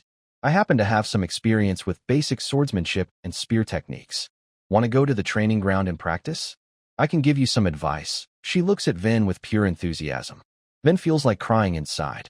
This is practically pushing him into a fire. Refusing a princess would be unwise, so he forces a smile and replies, It's an honor to receive your highness's guidance. They arrive at the Lang family's special training ground. The place is spacious, with a soft special sand surface. Iris asks Vin to demonstrate basic sword skills. Vin picks up a training sword, takes a deep breath, and begins practicing. His movements are somewhat more skilled than before, but in Iris's eyes, who was trained from a young age and is naturally talented, they still look clumsy and full of flaws. Stop for a moment. She stepped forward seriously. Your wrist isn't applying the right force, and the sword isn't steady. Your steps are too stiff and can't keep up with the sword swings. She moved behind Vane, one hand holding his wrist as he gripped the sword, and the other resting on his forearm to help adjust his angle. Feel the flow of power. Yes, just like that. Keep it. She was very close, her warm breath brushing past his ear, carrying a fresh scent like grass after a sunny day. To correct his steps, Iris gently tapped his ankle with her toe. Lower your center of gravity and move more lightly. While adjusting his stance, Vane instinctively reached out to balance himself, accidentally wrapping his arm around her waist, firm, flexible, full of strength. Iris let out a soft cry, her cheeks flushing. She softly scolded, not serious, but she didn't pull away immediately. Instead, she slightly turned, blushing, and continued guiding him. Focus, don't move around. Her shy expression was less like a princess and more lively and real. 3 girls watching from the side saw this scene. Eileen stomped her foot in anger, her short blue hair standing up. She lowered her voice and gritted her teeth at Linoir, saying, Look, they're hugging. That princess is definitely doing it on purpose. Linoir's eyes were red, tears shimmering in her yellow eyes. She bit her lip, clutching her dress tightly, looking upset like a kitten whose food was taken away. The most difficult was Evelyn. As a guard, she had to stay professional, standing stiffly at the edge of the training area like a sculpture. In front of her, the princess she served was close to her fiancé, with whom she had a real intimate connection, yet she could only watch quietly without showing anything. Her fingers clenched the sword hilt tightly, her knuckles turning white. Her face looked cold, as if covered in frost, and her whole body radiated a low pressure that made the surrounding air cooler. Under the watchful eyes of these 3 death stares, Vane's potential was triggered, and his movements became much more proper. Iris, immersed in teaching, was very pleased with Vane's rapid progress, her smile growing brighter. Excellent. Vane, you really have talent, understanding so quickly. If you have the chance, I can come teach you often, or you can come to the royal training ground to find me. Vane could only force a nervous smile and nod, his heart already overwhelmed with tears. Every bit of progress was achieved under great pressure. The intense swordsmanship training finally came to an end. Eris felt happy, with a light sweat on her forehead and a rosy face, looking healthy and cute. She thanked Vane again and warmly invited him to continue practicing in the future. Then, she left the training ground under Evelyn's protection. Before leaving, Evelyn looked back and gave Vane a deep, complex look, full of cold warning, hidden sadness, and a hint of emotion that Vane couldn't understand at the time. That look made his heart suddenly sink. The training ground instantly became quiet, But the atmosphere grew even more serious. Eileen snorted coldly, pulled Linoir, who was still crying, and walked away without looking back, leaving only a resentful remark. Young master really enjoyed learning with the princess today. I bet you gained a lot. Vane stood alone, massaging his sore arms from tension and effort, watching the angry sisters walk away, and sighed helplessly. Tonight, it will probably be hard again, he muttered, feeling a dull pain in his lower back. Late at night, Vane lay on a large bed, staring at the dark ceiling. The scenes from the day kept replaying in his mind. Eris's faint fragrance when she approached, her warm breath during guidance, the soft yet firm feeling when he accidentally hugged her waist, and the furious looks from Eileen and Linoir, as well as Evelyn's cold eyes when she left. Guilt wrapped around him. Eris's innocence and enthusiasm all stemmed from a misunderstanding, but he couldn't clear it up. At that moment, a strange feeling even stirred in his heart. What am I thinking? He turned over in frustration. The other side of the bed was empty and cold. Evelyn had a court duty tonight and wouldn't come. This absence made him even more restless. As his thoughts tangled, the door was pushed open very gently, almost silently. Two slender, familiar figures slipped in like spirits in the night, Eileen and Linoir. They wore only thin silk nightgowns, their short blue hair slightly messy in the dim light, and they still carried the coolness of the corridor. Without a word, they silently slipped into Vane's bed, one on each side. Their cool, soft skin pressed against him, causing him to shiver slightly and pulling him back from his chaotic thoughts. Young master, Linoir spoke first, her voice trembling. She buried her face in his neck, warm breath brushing against her skin, arms tightly wrapped around his waist, as if afraid he might disappear. During the day, you and the princess were so close. Do you think she's better than us? More beautiful, more noble? Tears wet her shoulder, hot and full of sadness. On the other side, Eileen didn't cry, but her fingertips pressed hard against his chest, her tone sharp and bitter. That princess has such a great figure, right? She must have enjoyed your hands-on teaching. Are you hoping that the engagement won't be broken? What do we really mean to you? Vane felt a sharp pain in his heart. He understood that his actions during the day, even if unintentional, had deeply hurt these two girls who placed all their hopes in him. He reached out his arms, holding their cool bodies tighter, trying to warm them and ease their unease. I'm sorry, Eileen, Linoir. It's my fault. I made you worried. It was just guidance. In my heart, you are the most important. No one can replace you. But his words seemed powerless against their passionate and turbulent feelings. Words could no longer soothe their swirling jealousy and fear.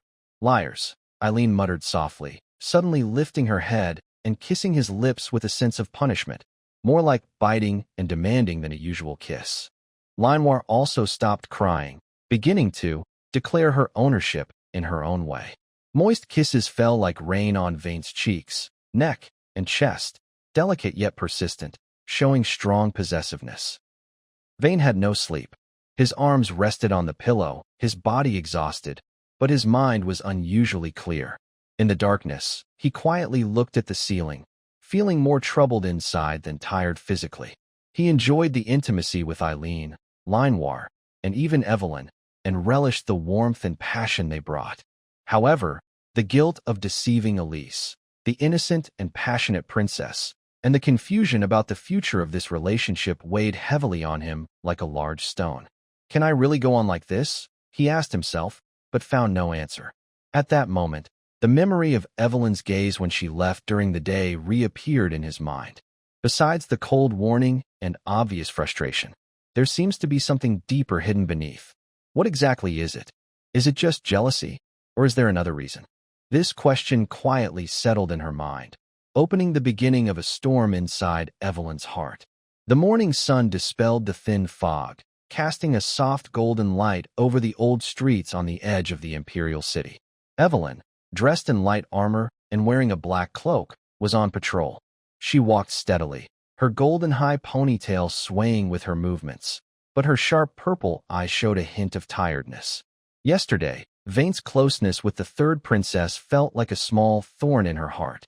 When she reached a quiet civilian neighborhood near the city wall, a figure suddenly made her stop. It was Vane. He wasn't like other nobles who brought attendants. He only had his honest-looking fire cauldron, little fire. On a vacant lot at the corner, he had set up a simple shelter with a wooden stick and old cloth. The cauldron was steaming slightly, giving off a faint medicinal smell. About 10 simple-dressed civilians waited quietly in line. Vane sat under the shelter, with potion bottles in front of him, checking the pulse of an elderly woman coughing. He asked softly, looking focused, without the arrogance typical of nobles. Sunlight seeped through the gaps in the cloth, casting mottled light on his face. Evelyn stepped back half a step, hiding behind a house. What is he doing? Gaining people's trust? Or just putting on a show? She initially doubted this. But as an experienced knight, she could tell the potions were pure and genuine. More importantly, his patience and care for each person came naturally, not something he could fake. Just then, a barefoot boy, about 7 or 8 years old, dressed in ragged clothes, ran crying toward Vane's shelter. He had a visible wound on his hand, bleeding as if scratched while picking wild vegetables outside. The crowd grew restless, annoyed at him cutting in line. But Vane told the elderly woman, "Please wait a moment," then stood up to meet him. He crouched down, eye to eye with the boy, took some clean water and a wooden basin, and gently held his wrist, carefully rinsing the dirt from his wound. "Don't cry, boy. You need to be strong." Vane's voice was softer than usual. "See, it's just a small injury. Clean it, put some medicine on it, and it will heal quickly." He was cleaning while talking to the boy who was staring at the small fire. "Its name is Little Fire, and it's my helper. Round and cute, right? This is a hemostatic herb. The edges of the leaves have tiny teeth. Be careful next time." He was like a patient older brother, applying his homemade cooling ointment to the boy, wrapping it with a clean cloth, and casually teaching him how to identify herbs. Finally, Vane put a small packet of ointment into the boy's hand, reminding him to change the dressing. The boy stopped crying, looked up at Vane with big eyes full of gratitude and curiosity. He took the ointment quietly and softly said, "Thank you, noble sir," then turned and ran away. This scene was fully captured in Evelyn's shadowed eyes. Her heart felt like it was hit hard by something. The Vane before her was completely different from the mischievous troublemaker she remembered, one who was flirtatious and tangled with the princess. At this moment, he radiated pure, untainted kindness. Evelyn couldn't help but think back to the distant past. She seemed to become that girl again, lost everything in the war, trembling in the ruins, hungry, scared, and hopeless. Until young Princess Iris appeared like an angel, reaching out her hand to give her food, warmth, and hope. That kindness was the reason she pledged her loyalty forever. Now, seeing Vane patiently helping the poor children on the street, it strangely overlapped with the memory of the princess saving her, both radiating a warm, powerful force. A strange emotion surged fiercely in her cold heart. Is it admiration? Agreement? Or a flutter she dared not explore? Her once strong heart had a tiny. She didn't step forward again, only turning quietly with an indescribable feeling, silently leaving the street. In the evening, Evelyn returned to her room in the third princess's residence. After removing her cold armor, she sat by the window, gazing at the gradually brightening lights outside, while scenes from the day kept replaying uncontrollably in her mind. She tried to analyze rationally. Did Vane have another purpose? Was it for reputation, or just his habit as an alchemist? But every guess was overturned by the boy's grateful eyes and Vane's sincere attitude. He's different from those nobles who only care about power and pleasure, she realized clearly. She had to admit that her feelings for Vane had changed from before. At first, it was just a sense of responsibility brought by an accident, to protect the princess and to improve her strength by using Vane's alchemist skills. But now, a real feeling of romantic affection, like a young sprout quietly growing in her heart, was emerging. She was attracted to him, not only because of his talent and appearance, but also because he remained honest and kind in complicated situations. However, this new clear feeling brought her not happiness, but a heavy sense of guilt. Princess Iris, her sworn sister and loyal friend. Her fondness for Vane grew because of the potion he gave her. And what about herself? She had not only shared intimate moments with Vane, but also secretly pushed for a marriage alliance to replace the princess. I am truly a shameless woman. Evelyn closed her eyes, her nails digging into her palm, leaving crescent-shaped red marks. Her loyal knight's code and her passionate personal feelings tore at her inside, causing sharp pain. She betrayed the princess's trust and used her innocence, which made her feel deeply shameful. Unable to bear this heavy mental burden immediately, Evelyn instinctively chose to temporarily escape. She needed time and space to cool her heated emotions and think about how to face the princess, Vane, in this complicated situation. She sat quietly by the window, unmoving for a long time. Inside the royal training ground, the constant hum of gunfire filled the air. Iris focused entirely on practicing her shooting skills, sweat soaking her white hair that clung to her forehead, her red eyes shining with determination. Her holy light spear swung out, leaving a golden streak, each strike cutting through the air with a sharp sound. Her internal energy surged like a rushing river, constantly hitting an invisible barrier. Under the gentle effect of the Starshine Source Potion, her solid foundation became even more stable. With a slight cracking sound, the bottle's neck finally broke. A purer burst of fighting spirit flowed from her dantian through her entire body. Her aura suddenly rose sharply, causing the surrounding air to vibrate. A third-level knight, she had successfully broken through. Success! Iris lowered her gun, panting slightly, her cheeks flushed, and her ruby-like eyes sparkling brightly. Very good, Iris. Her mentor Vivian quietly appeared, her semi-transparent purple spirit showing a pleased smile. The third level of knightly combat energy is more refined and smooth. The potion your fiancé crafted is truly excellent. It not only helped you break through, but also subtly improved your talent and combat energy quality. He really is your lucky star. Hearing Vane's name, Iris's cheeks grew redder. She gently stroked her gun, her sharp gaze softening, revealing her gentle girlhood. Looking at the distant roof outline, she softly said, "Teacher Vivian, maybe I was too one-sided about this marriage agreement before. Vane is not only skilled at potion making, but also has a kind personality. If in the future we could fight side by side and protect the Empire together, that might be nice." Imagining herself fighting alongside Vane, supporting each other, her heart beat faster. At that moment, Evelyn arrived on time at the training ground entrance, ready for the afternoon guard handover. Before she stepped inside, she clearly heard Iris whispering with longing in the wind, that fighting side by side with him, that this marriage agreement isn't bad. Each word felt like a hot dagger stabbing into Evelyn's heart. She froze in place instantly, her blood seeming to freeze, her face turning pale. The worst fear she had finally happened, and so quickly.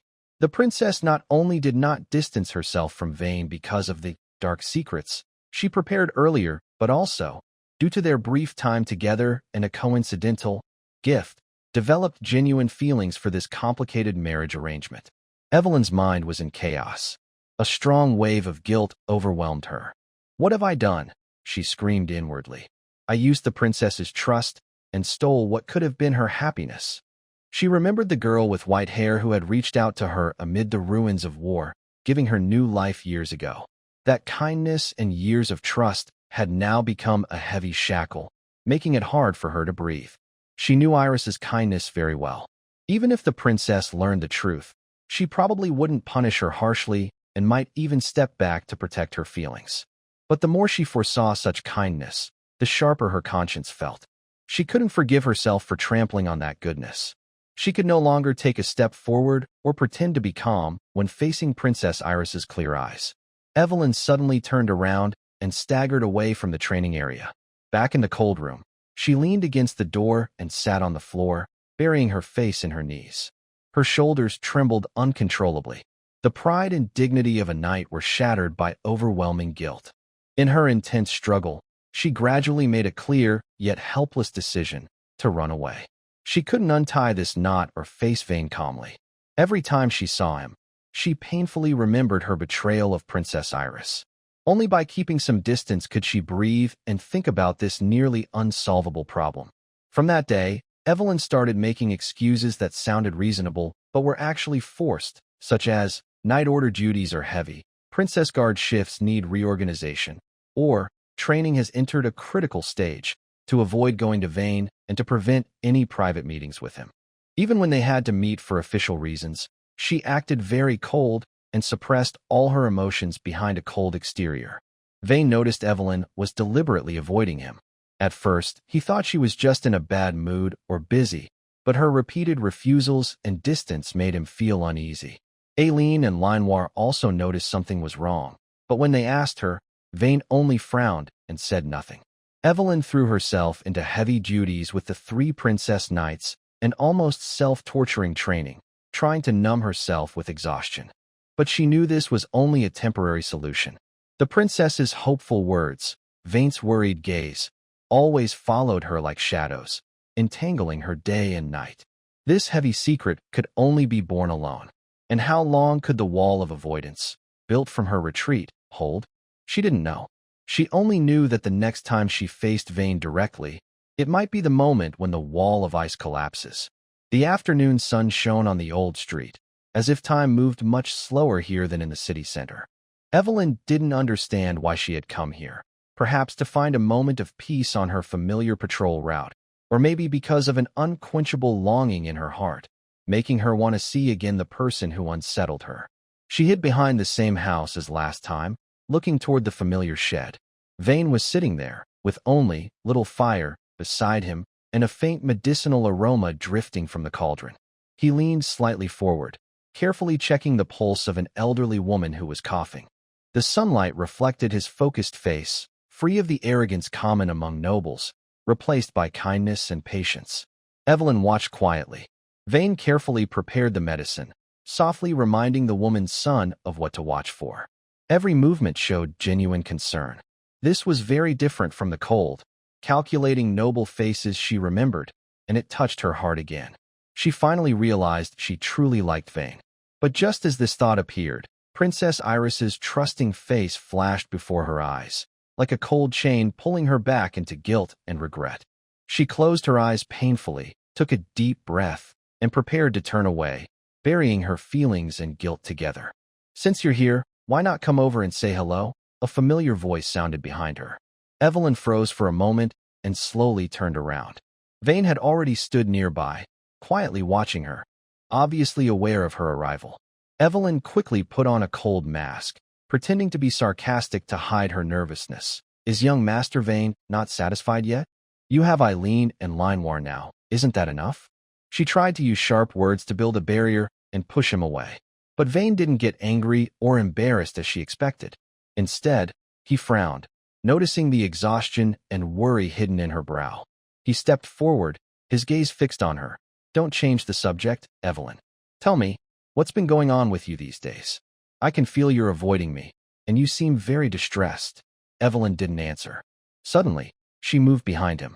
Taking advantage of his distraction, she reached out and pressed lightly on his lower back. Vane was caught off guard, flinched in pain, and slightly curled up.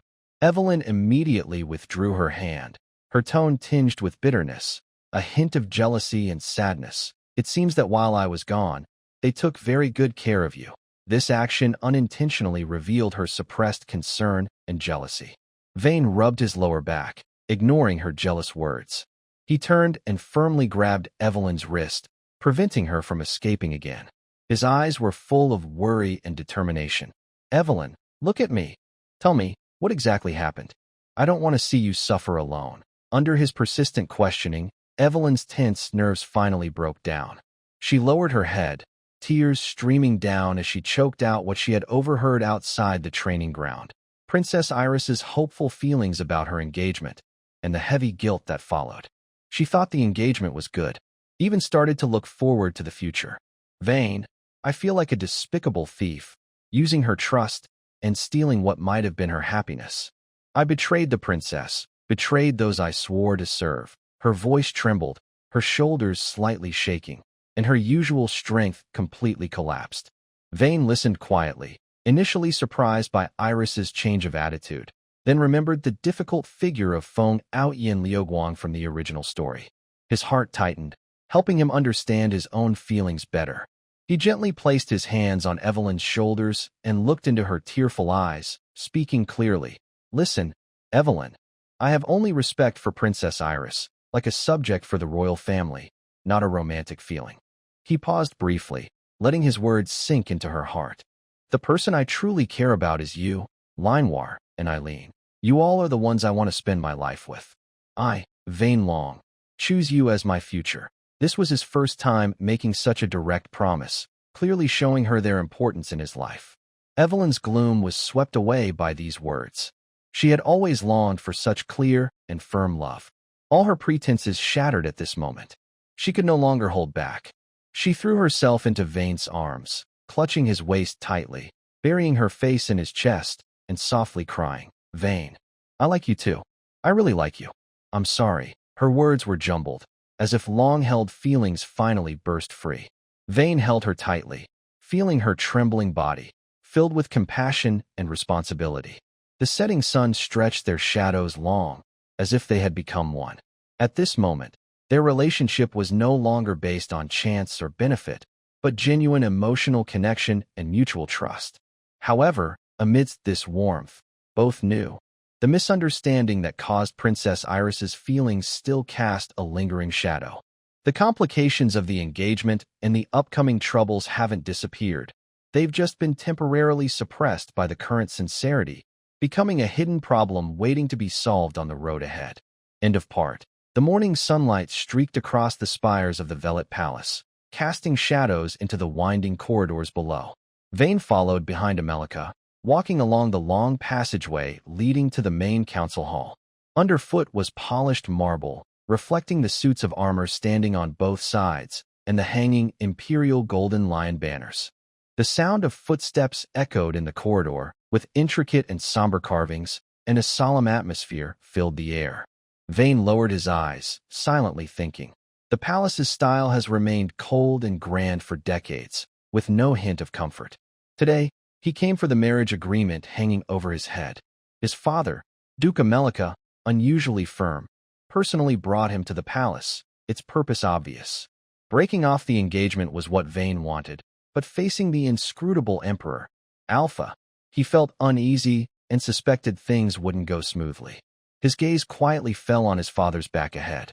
Duke Amelika wore a deep blue suit, his short blonde hair especially striking in the morning light.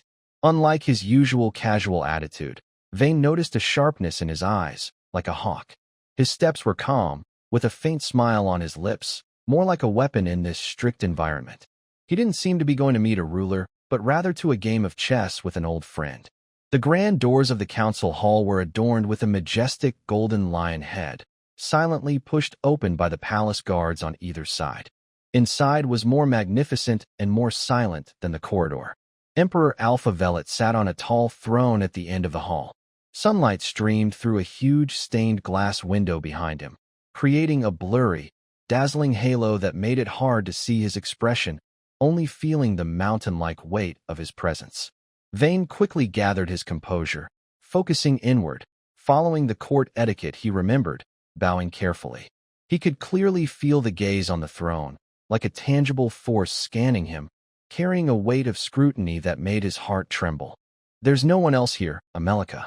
Drop the formalities." Alpha's voice rang out, calm but with undeniable authority, echoing through the hall. "Is this Vane? It's been a few years. You've grown up?" America sat up straight, her playful smile deepening as if she enjoyed the phrase, "No outsiders. Your Majesty is busy with countless affairs, yet you still remember how your son looked as a child. It's truly an honor. The last time we spoke so openly was probably on the ruins of the Demon King's castle.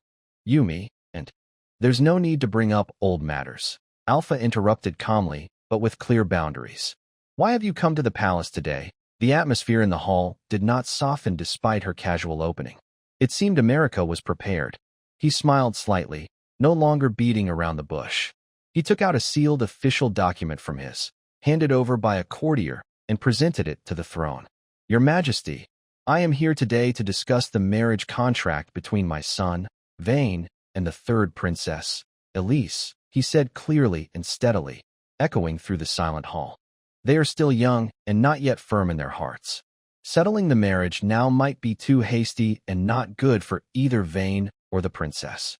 As the head of the Long family and Vane's father, I formally request to dissolve the engagement. I hope your Majesty will understand and grant this request." The air seemed to freeze completely. Vane's heart jumped to his throat as he stared at the document that would decide his fate, waiting for the Emperor's response. Alpha reached out and took the document, but did not open it. He simply glanced at the cover and then casually placed it on a small table beside the throne, right on top of a report about grape harvests in a certain province.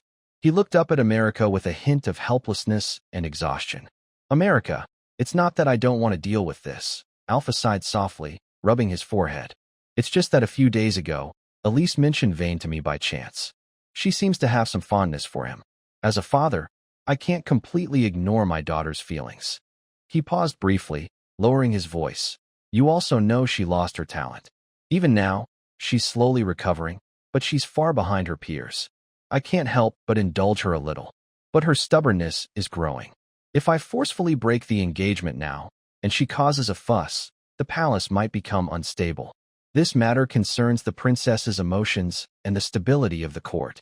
It's not something to rush. Let's discuss it later. Your Majesty, America saw that Alpha was trying to avoid the issue. Her smile disappeared, and her tone grew firmer. Because the princess is noble and pure, she should be even more careful in choosing her husband. Vane is a young man who likes women, has a stubborn personality, and is of average intelligence. He has a poor reputation in the territory and is not a good match. If he accidentally causes the princess to suffer for life because of a moment of childishness, I, Lord Lang, would be willing to take all the blame. I kindly ask your Majesty to prioritize the princess's happiness and think carefully. Vane looked at his father in disbelief. He was not that useless. Amelika did not look at Vane, but stared directly at Alpha. Alpha waved his hand calmly and distantly. I understand. The princess needs emotional comfort, and the process also takes time. I am aware of this, so there is no need to discuss further. You may leave now. All advice was blocked by the so-called King's Decision wall. Process, time, emotions, each reason sounded official and could not be argued against. The audience ended. Amelika looked deeply at Alpha sitting on the throne, said nothing more, and bowed.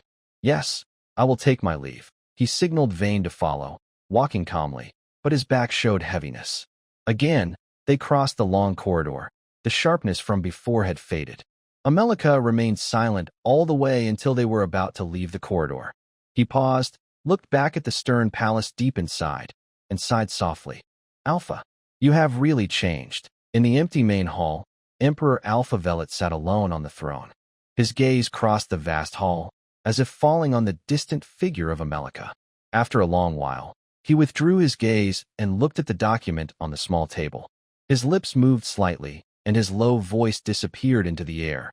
We have all changed, Amelika. Outside the corridor, Vane felt the sunshine, but couldn't shake the cold feeling in his heart. The engagement was not broken, but the truth became even more complicated. To Vane, the palace was like a box inlaid with gold and jewels, shiny on the outside but stifling inside. His father, Amelika, started busying himself with old friends socializing the day after the audience, often disappearing, leaving Vane alone to face the empty and formal court. He distanced himself from Linoir's laughter and Eileen's company in the castle. Even the old butler's stiff face seemed a little more approachable. After several days of idleness, a sense of boredom and loneliness quietly crept into his heart like damp vines. Every day, facing the same cold expression, walking through the same corridors, eating exquisite but tasteless food. This place feels just like a prison. Vane couldn't help but silently shout, Dad, when will you finish your task? He was gazing absent-mindedly at the neatly trimmed magical plants in the courtyard when a clear, familiar voice came from behind. Vane. He turned around and saw Iris Velet standing there. She wore a neat white knight's uniform, her long silver hair tied high in a ponytail, revealing a smooth forehead and slender neck. Her bright red eyes still shone with a clear fighting spirit. The training ground is free now, she said straightforwardly, her tone as direct as her shooting.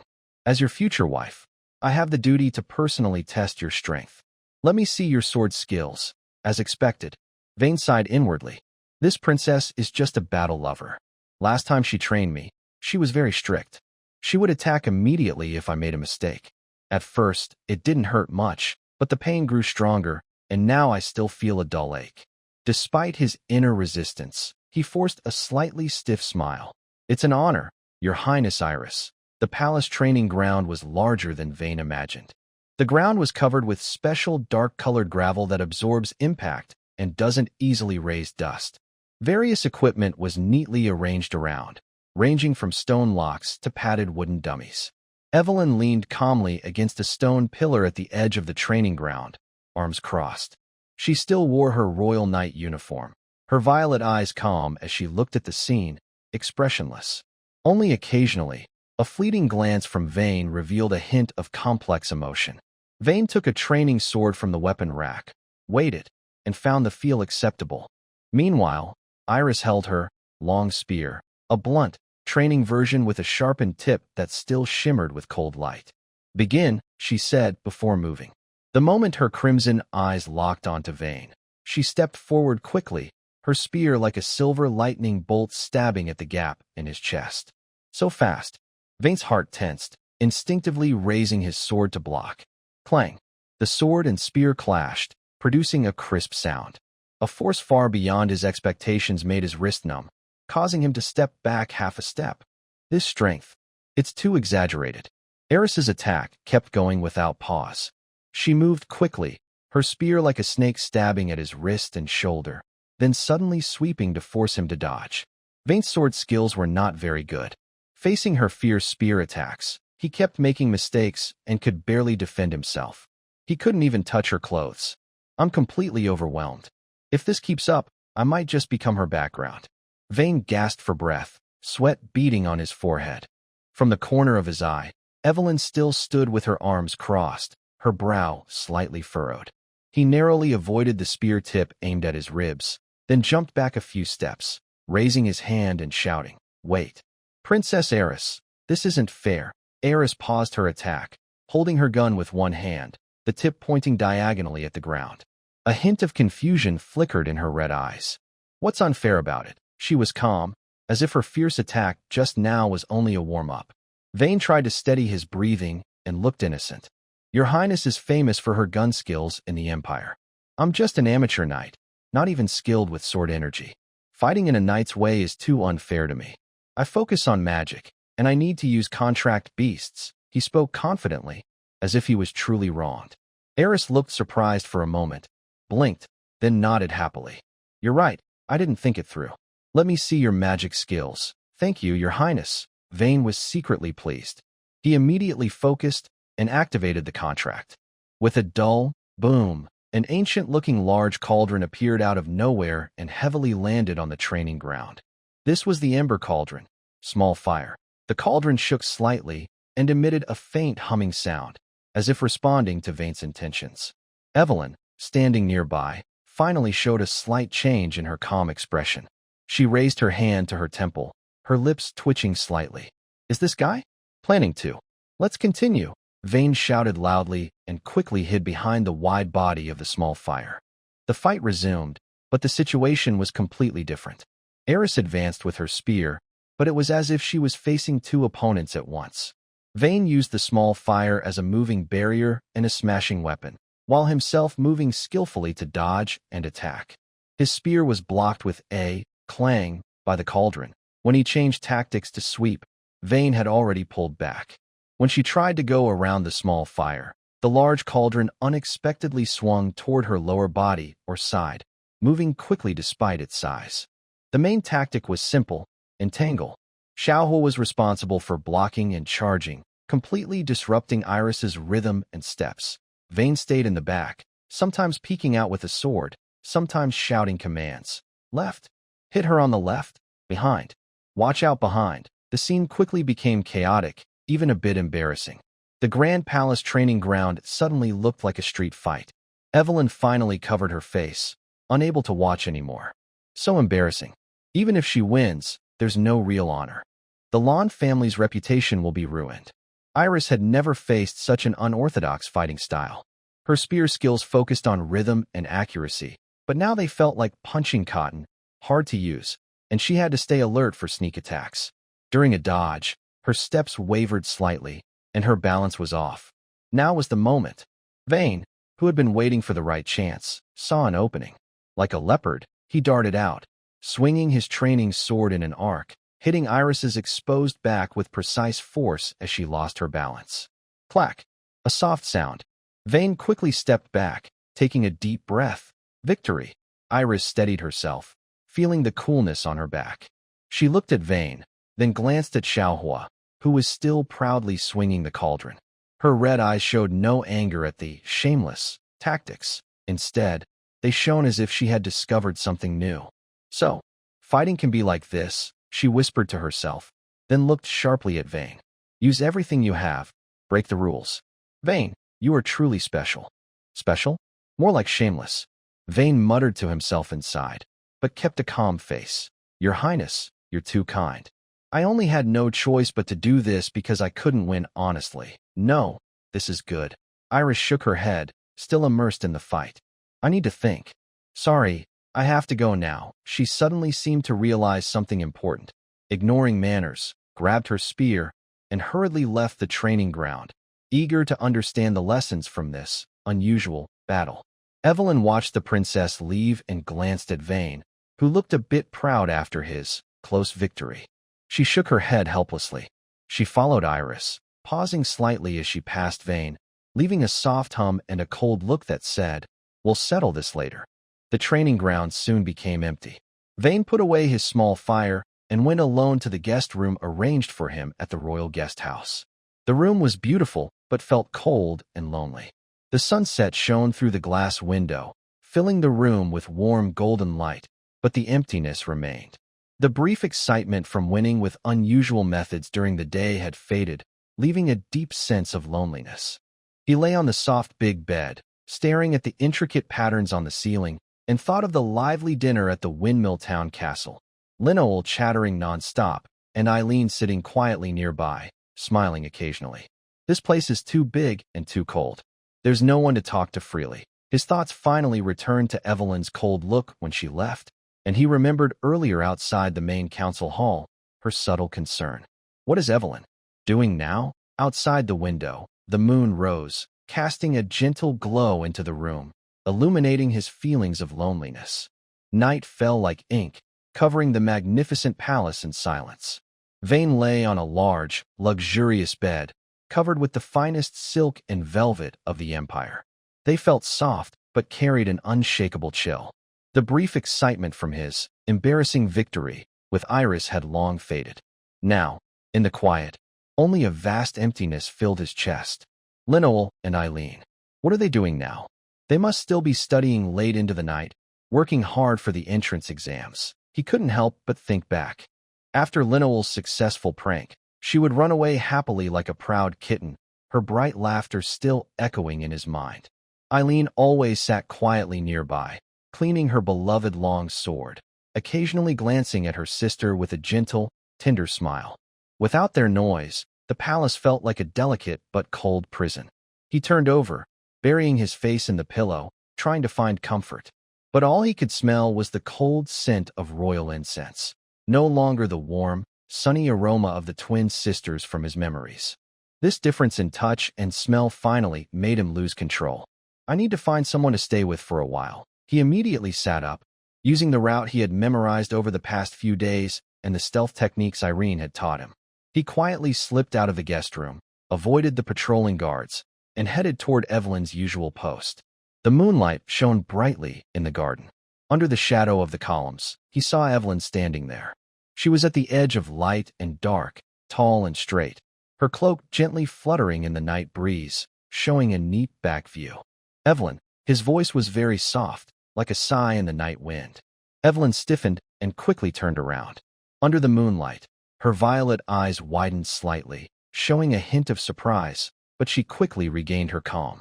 She stepped forward quickly and pulled him into the shadow behind the columns, her grip firm and unyielding. "Why are you here?" she whispered, with a hint of nervousness and slight anger. "There are many spies here. This is not a place for fooling around." Vayne felt her strength in her hand and the faint scent of leather and metal on her body. The suppressed feeling of dependence from daytime flooded back. "I can't sleep." His voice carried a hint of sadness. "It's too dull and too big here. So quiet it makes me uncomfortable." Seeing his forlorn expression, Evelyn softened her tone a little. Just endure a few more days. Once we get news from the Grand Duke or the Academy opens, it will get better. They fell silent for a moment. Moonlight filtered through the gaps between the columns, casting their blurred outlines, and the air quietly grew more intimate. Vane looked down at her lips, which were close to his, with a faint pale pink color. Impulsively, he slowly moved closer. Just as he was about to kiss her, Evelyn's body stiffened, and her violet eyes alertly scanned the darkness around her. However, before his lips could touch hers, she gave up resisting, closed her eyes gently, and responded to the kiss briefly and with restraint, cold as night dew but burning as her inner feelings. The warmth and softness from her lips became the only comfort Vane could find in this cold palace. He instinctively wrapped his arms around her waist, wanting more. But this deeper kiss and tighter embrace suddenly woke Evelyn like a thunderclap. She sharply grabbed his wrist as he was exploring downward, her strength so intense that Vane felt pain. "Stop. Vane, this is not the place." Her voice remained low but carried undeniable determination. Vane's breathing was quick, and desire and loneliness made him lose control. He struggled to whisper, "Just for a little while. No one will notice. Enough." Evelyn's eyes flashed with anger, hiding her fear of losing control. She said nothing more, summoning her magic with one hand, controlling her strength, and punched him in the stomach. "Ugh," Vane grunted, sharp pain exploding inside him, forcing him to bend over. All tender thoughts instantly vanished. Evelyn looked at Vane curled up on the ground, a flicker of pity passing through her, but more of her was firm. "Listen," her voice like ice hitting Vane's heart. "I am a knight of the third princess. Until the engagement is broken, you are still her fiancé. Whether in the palace or any place that might be exposed, we must keep our distance. This is the bottom line." She paused, her tone colder. "This is not only to protect you and me, but also out of respect for the princess." Seeing Vane clutching his stomach and unable to speak, her voice slowed slightly, but remained clear. "Hold on a little longer. Once the engagement is over and we return to our own place, you can do as you like. But now, you must wait." After saying that, she turned and left. Her cloak swung in a neat arc, and her figure disappeared into the shadows between the columns, never looking back. Vane leaned against the cold stone pillar and slid to the ground. The pain in his body made him alert, but the emptiness of rejection in his heart spread like the night. "Serves me right," he thought with a bitter smile. Evelyn's words made sense, and he had nothing to argue. Meanwhile, cold moonlight shone into another part of the palace's sleeping quarters. Elise Velvet sat on the balcony railing, holding a soft velvet cloth, carefully wiping her beloved, holy light spear. The silver-white spear reflected a gentle glow under the moonlight. She looked into the distant night sky with her red eyes, shining with pure hope for the future. "Once I get into the academy and graduate, I'll take Vane to travel across the continent. First, see the Tree of Life in the Elven Forest, then challenge the Frost Dragon on Dragon Spine Snow Mountain. After we've had enough fun and seen enough, we can come back and get married. No rush." Her fantasies were full of sunshine and adventure, innocent and passionate. Vane did not flinch after Evelyn's punch. Instead, the loneliness and longing born in the cold palace grew stronger around him. Over the next 2 days, he took every chance, during shift changes, passing in the corridor, to send her his feelings through his gaze: sadness, loneliness, and a burning desire. Evelyn always kept a stern face, either glaring back or ignoring him altogether. But Vane could always catch a flicker of hesitation in her purple eyes.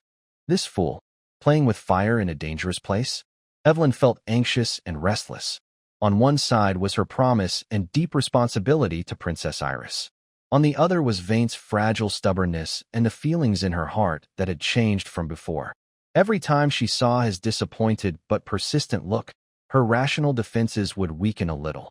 The turning point came on a quiet night. Vane stopped Evelyn in the shadows of the garden as she was about to patrol. He didn't complain or act spoiled, only spoke in a hoarse, tired voice. "Evelyn, I just don't want to stay alone in such a cold room anymore." This sentence was like an arrow, piercing through all her defenses instantly. Under the moonlight, his face was pale, and his blue eyes showed vulnerability. Her tightly wound heartstrings finally broke. She closed her eyes, took a deep breath, and pushed all hesitation deep inside. When she opened her eyes again, her gaze was full of determination. She nodded gently, her voice almost carried away by the wind. Go to your room, but only speak quietly. The palace guest house, Vane's room. The curtains were drawn tightly, blocking out the light. The door was locked, with only a faint glow from a magic lamp. The air was thick with tension and restraint. They sat on the sofa at a proper distance. Every small movement, every sound of fabric rubbing, was amplified in the silence. Vane stared at Evelyn's gentle profile under the yellow light, his eyes full of longing. "I miss you," he whispered softly, with a slight tremor in his voice. "Every day here feels like walking alone in darkness." Evelyn's body stiffened slightly. Her knightly duty and guilt toward the princess fought inside her.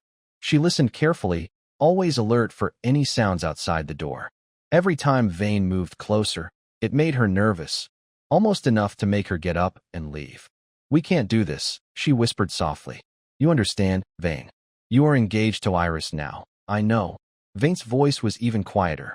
"But I can't control my feelings. Every time I see you watching over her, I feel." He didn't finish his sentence, but Evelyn understood what he meant. She sighed gently, reached out, hesitated for a moment, then placed her hand on his. Just a simple touch, but it made both of them shiver slightly. "When the Grand Duke cancels your engagement with the third princess, we can talk again at our place." Her tone carried a hint of helpless affection, more like comfort than anything else. "By then, you'll be busy. But for now, be patient, Vane." Time passed silently. They sat quietly, their fingers intertwined without them noticing when it happened. This risky closeness made them feel guilty, but also greedily soaked up the brief warmth. After a while, Evelyn gently withdrew her hand, stood up, and returned to her strict, royal knight persona. Walking to the door, she caught a glimpse of Vane's lingering affection in his eyes. Her steps faltered, then she turned back and left a quick, gentle kiss on his forehead. It felt like a farewell, a promise made in danger, to stay strong for each other. "Take care," she whispered softly, then left without a sound, slipping out of the room like a leopard into the shadows. The whole act was quick and clean, as if she had never been there. Vane watched the door close again, savoring the feeling of her touch and her promise before leaving. His heart quietly filled with hope for the future. Feeling tired, he relaxed and drifted into sleep. But just as his eyes were about to close, clap, clap, clap. 3 slow, clear claps sounded like cold snakes crawling from the dark corner of the room. Vane's whole body seemed to freeze. He suddenly sat up straight, his heart pounding. He shouted sharply, "Who?" Shadows deep inside the room moved and gathered like living things, gradually forming the shape of an elegant person sitting there. Grand Princess Patty sat quietly in a high-backed armchair, almost blending into the shadows. She has red hair that falls over her shoulders, eyes as red as blood, and wears white and red armor. At this moment, she slightly lifts her lips into a cold smile, and her sharp eyes, very similar to Emperor Alpha's, seem to see through everything. "Such a wonderful scene, my dear brother-in-law, comma." Patty's voice is full of sarcasm, like tiny needles stabbing into Wynn's ears. "You are still engaged to Iris, yet you dare to meet her guardian knight in the heavily guarded palace. Listening to what you just said, are you planning to break the engagement?" Wynn is struck by lightning, his face turning pale instantly. All disguises and secrets collapse before this always hidden princess. Patty slowly stands up and steps out of the shadows. The moonlight illuminates half of her face and her brave armor. She tilts her head slightly, her gaze sharp as a blade, locking onto Wynn, who can hardly think. "Tell me, if I report everything I saw and heard tonight to my beloved father," her voice softens but each word is clear, "or tell Iris, who is innocent and seems to like you very much, what do you think will happen?" The room falls into complete silence. Only Wynn's heavy, frightened breathing echoes. He spins his thoughts quickly, trying to find an explanation or a way out. But under Patty's piercing gaze, he feels all his ideas are useless. Patty watches Wynn's panic as if she is watching a prey caught in a net. "There's no need to be nervous," she says slowly. "If I really wanted to expose you, I wouldn't be the only one coming." She walks to the bed and looks down at him from above. "I'm curious, Wynn Lang, What charm do you have that makes Iris's guardian knight break his vows and makes my sister fall for you? And now, what are you planning to exchange for my silence? When forces himself to stay calm and meets her gaze. What does your highness want? Patty's smile deepens, a hint of calculation flashing in her eyes. Smart, she says with a smile. But don't worry, we have time to talk slowly. She surveys the room. Right now, the thing you lack most is time. Moonlight filters through the curtains, casting long shadows of the two on the wall, like a silent game of chess. Your Highness, what exactly do you want? No need to be so distant. Although we haven't seen each other for years, I still prefer you to call me sister. Patty's words slightly eased Vane's tense mood, but his heart still pounded hard. Patty, sister. Vane's voice was dry and filled with disbelief and panic. When did you? Patty ignored his reaction, casually smoothing out non-existent wrinkles on her skirt, then sat back in her chair, crossing her legs gracefully, as if she were the true owner of the room. She interrupted Vane's tentative questions with a calm but cold tone. I was here before your night girl sneaked in. She looked up at Vane sharply. No need to test how much I know. Just understand. If I really wanted to expose you, you and that civilian genius would already be in the royal dungeon, reminiscing. Instead of standing in front of me, Vane's pupils shrank, and his last bit of hope disappeared completely. Without giving him time to process his fear, Patty continued in a calm but slightly oppressive voice. My mother was just a dismissed consort who died unexpectedly a few years ago. Iris and I have that good brother, who was born of the queen. My only advantage is that I was born a few years earlier, securing the position of the eldest princess and heir. She paused, a faint smile appearing on her lips. My father thinks I stole his son's place. He even feels that my very existence is a mistake. She casually mentioned several accidents, a runaway carriage, food poisoning, and hinted that the clues she found ultimately pointed vaguely to the Emperor. So, Vane, I need allies, powerful support, like you, or the Long family. She looked directly at Vane, hitting the core. Helping me is helping yourselves. A princess who resents the Emperor but has the ability to take the throne.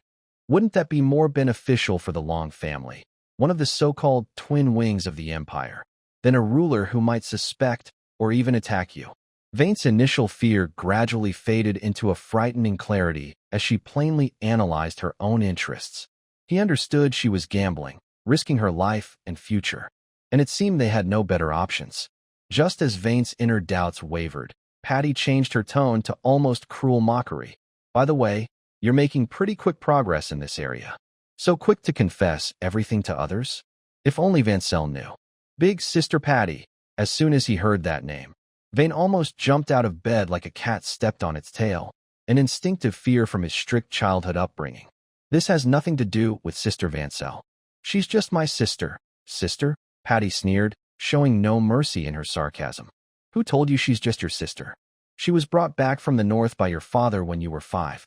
She is your rightful fiancée. Your father adopted and raised her to help you in the future, to become your wife, and to be the strongest support of the Long family. Vane was stunned. His mind went blank. Patty continued mercilessly revealing the past. Her magic talent is outstanding, and she's quite clever. A bit too much. She secretly helped you solve many problems you never noticed. Do you really think you could have been so carefree and idle as a child just because of your father's power and your luck? Her tone was complicated, as if defending Vancel. Until you were 8, the Duke of America arranged your marriage to Iris for political reasons. Vancel didn't say a word that night. She didn't cry or make a fuss. She just disappeared on a rainy night. Patty lowered her voice, with a hint of coldness. She only came to see me once before she left. She said, Patty, I will become stronger than everyone else, strong enough to break all rules. When that time comes, I will come back to take back my Vane, and make that princess who stole my love and my naive foster father pay the price. She paused. Later, I found out she went to the cold northern land to study under the powerful and eccentric witch Mora. My sister is my fiancée, and she wants to take him back? Revenge on father and Iris. Vane was overwhelmed by this information, almost unable to stand steadily. He had always thought Vancel was just a strict but teasing sister, leaving home only to improve her magic. He never imagined that behind her playful appearance lay such a cruel truth and almost obsessive determination. Vane couldn't help but remember his childhood. Every time he dawdled in bed, she would pull him out and spank him. Every time he tried to be lazy, she would silently appear, grab his ear. Even when he looked at the beautiful sister in the castle, she would cover his eyes with her hand, plunging him into darkness in an instant. How could such a big sister possibly be his fiancée? Vane simply couldn't believe it. He respected her, but as for fiancé, forget it. If she found out what he was doing now, she might really beat him half to death. Seeing Vane's pale face and dazed eyes, Patty knew the time had come. She spoke calmly again and summarized. You see, in a way, our enemies are the same. I will keep your and Evelyn's secrets and help you at the Royal Academy. After all, I am the student council president. In return, you and the Long family must support me clearly when I need it. Vane took a deep breath, suppressing his inner shock. He knew that from the moment Patty appeared, he had no choice. Her proposal was his only way out. That I understand, Sister Patty, he said, his voice still hoarse but with a hint of acceptance. Let's work well together. Patty nodded with satisfaction and stood up, walking toward the door. Her figure disappeared into the shadows of the corridor. She looked back at Vane with a meaningful gaze. Enjoy your last peaceful days at the academy, my dear brother. The storm is coming soon. After saying this, she silently melted into the darkness, as if she had never been there. Only Vane remained in the room. The last warmth in the air had already faded, replaced by cold, heavy pressure that almost suffocated him. The Emperor's plans, Patty's ambitions and deals, Iris's innocent engagement, Evelyn's hopeful promises, Liner and Eileen's unconditional dependence, and now, a mysterious, vengeful Sister Vancel. All the clues tangled together, pointing to an unknown and dangerous future. He walked to the window and looked out into the dark night, with not a single star shining. The Royal Academy was about to open. Duke America waved to Vane and said casually, as if dismissing a child, "That's enough. It's none of your business now. Go register at the academy. The rest is up to me and that old fox Alpha to handle." On his face, which looked similar to Vane's and often carried a teasing smile, rare excitement appeared. Vane bowed politely and took his leave from Emperor Alpha.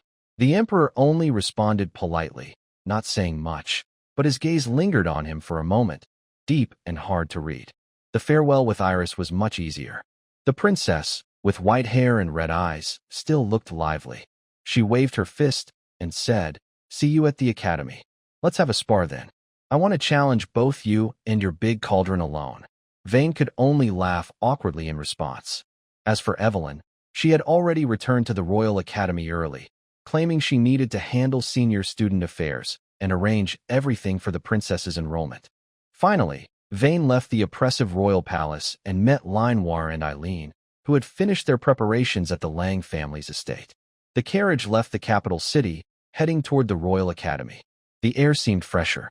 Linoir was excited, like a bird out of a cage, constantly talking about the fun stories from the estate and her exam experiences.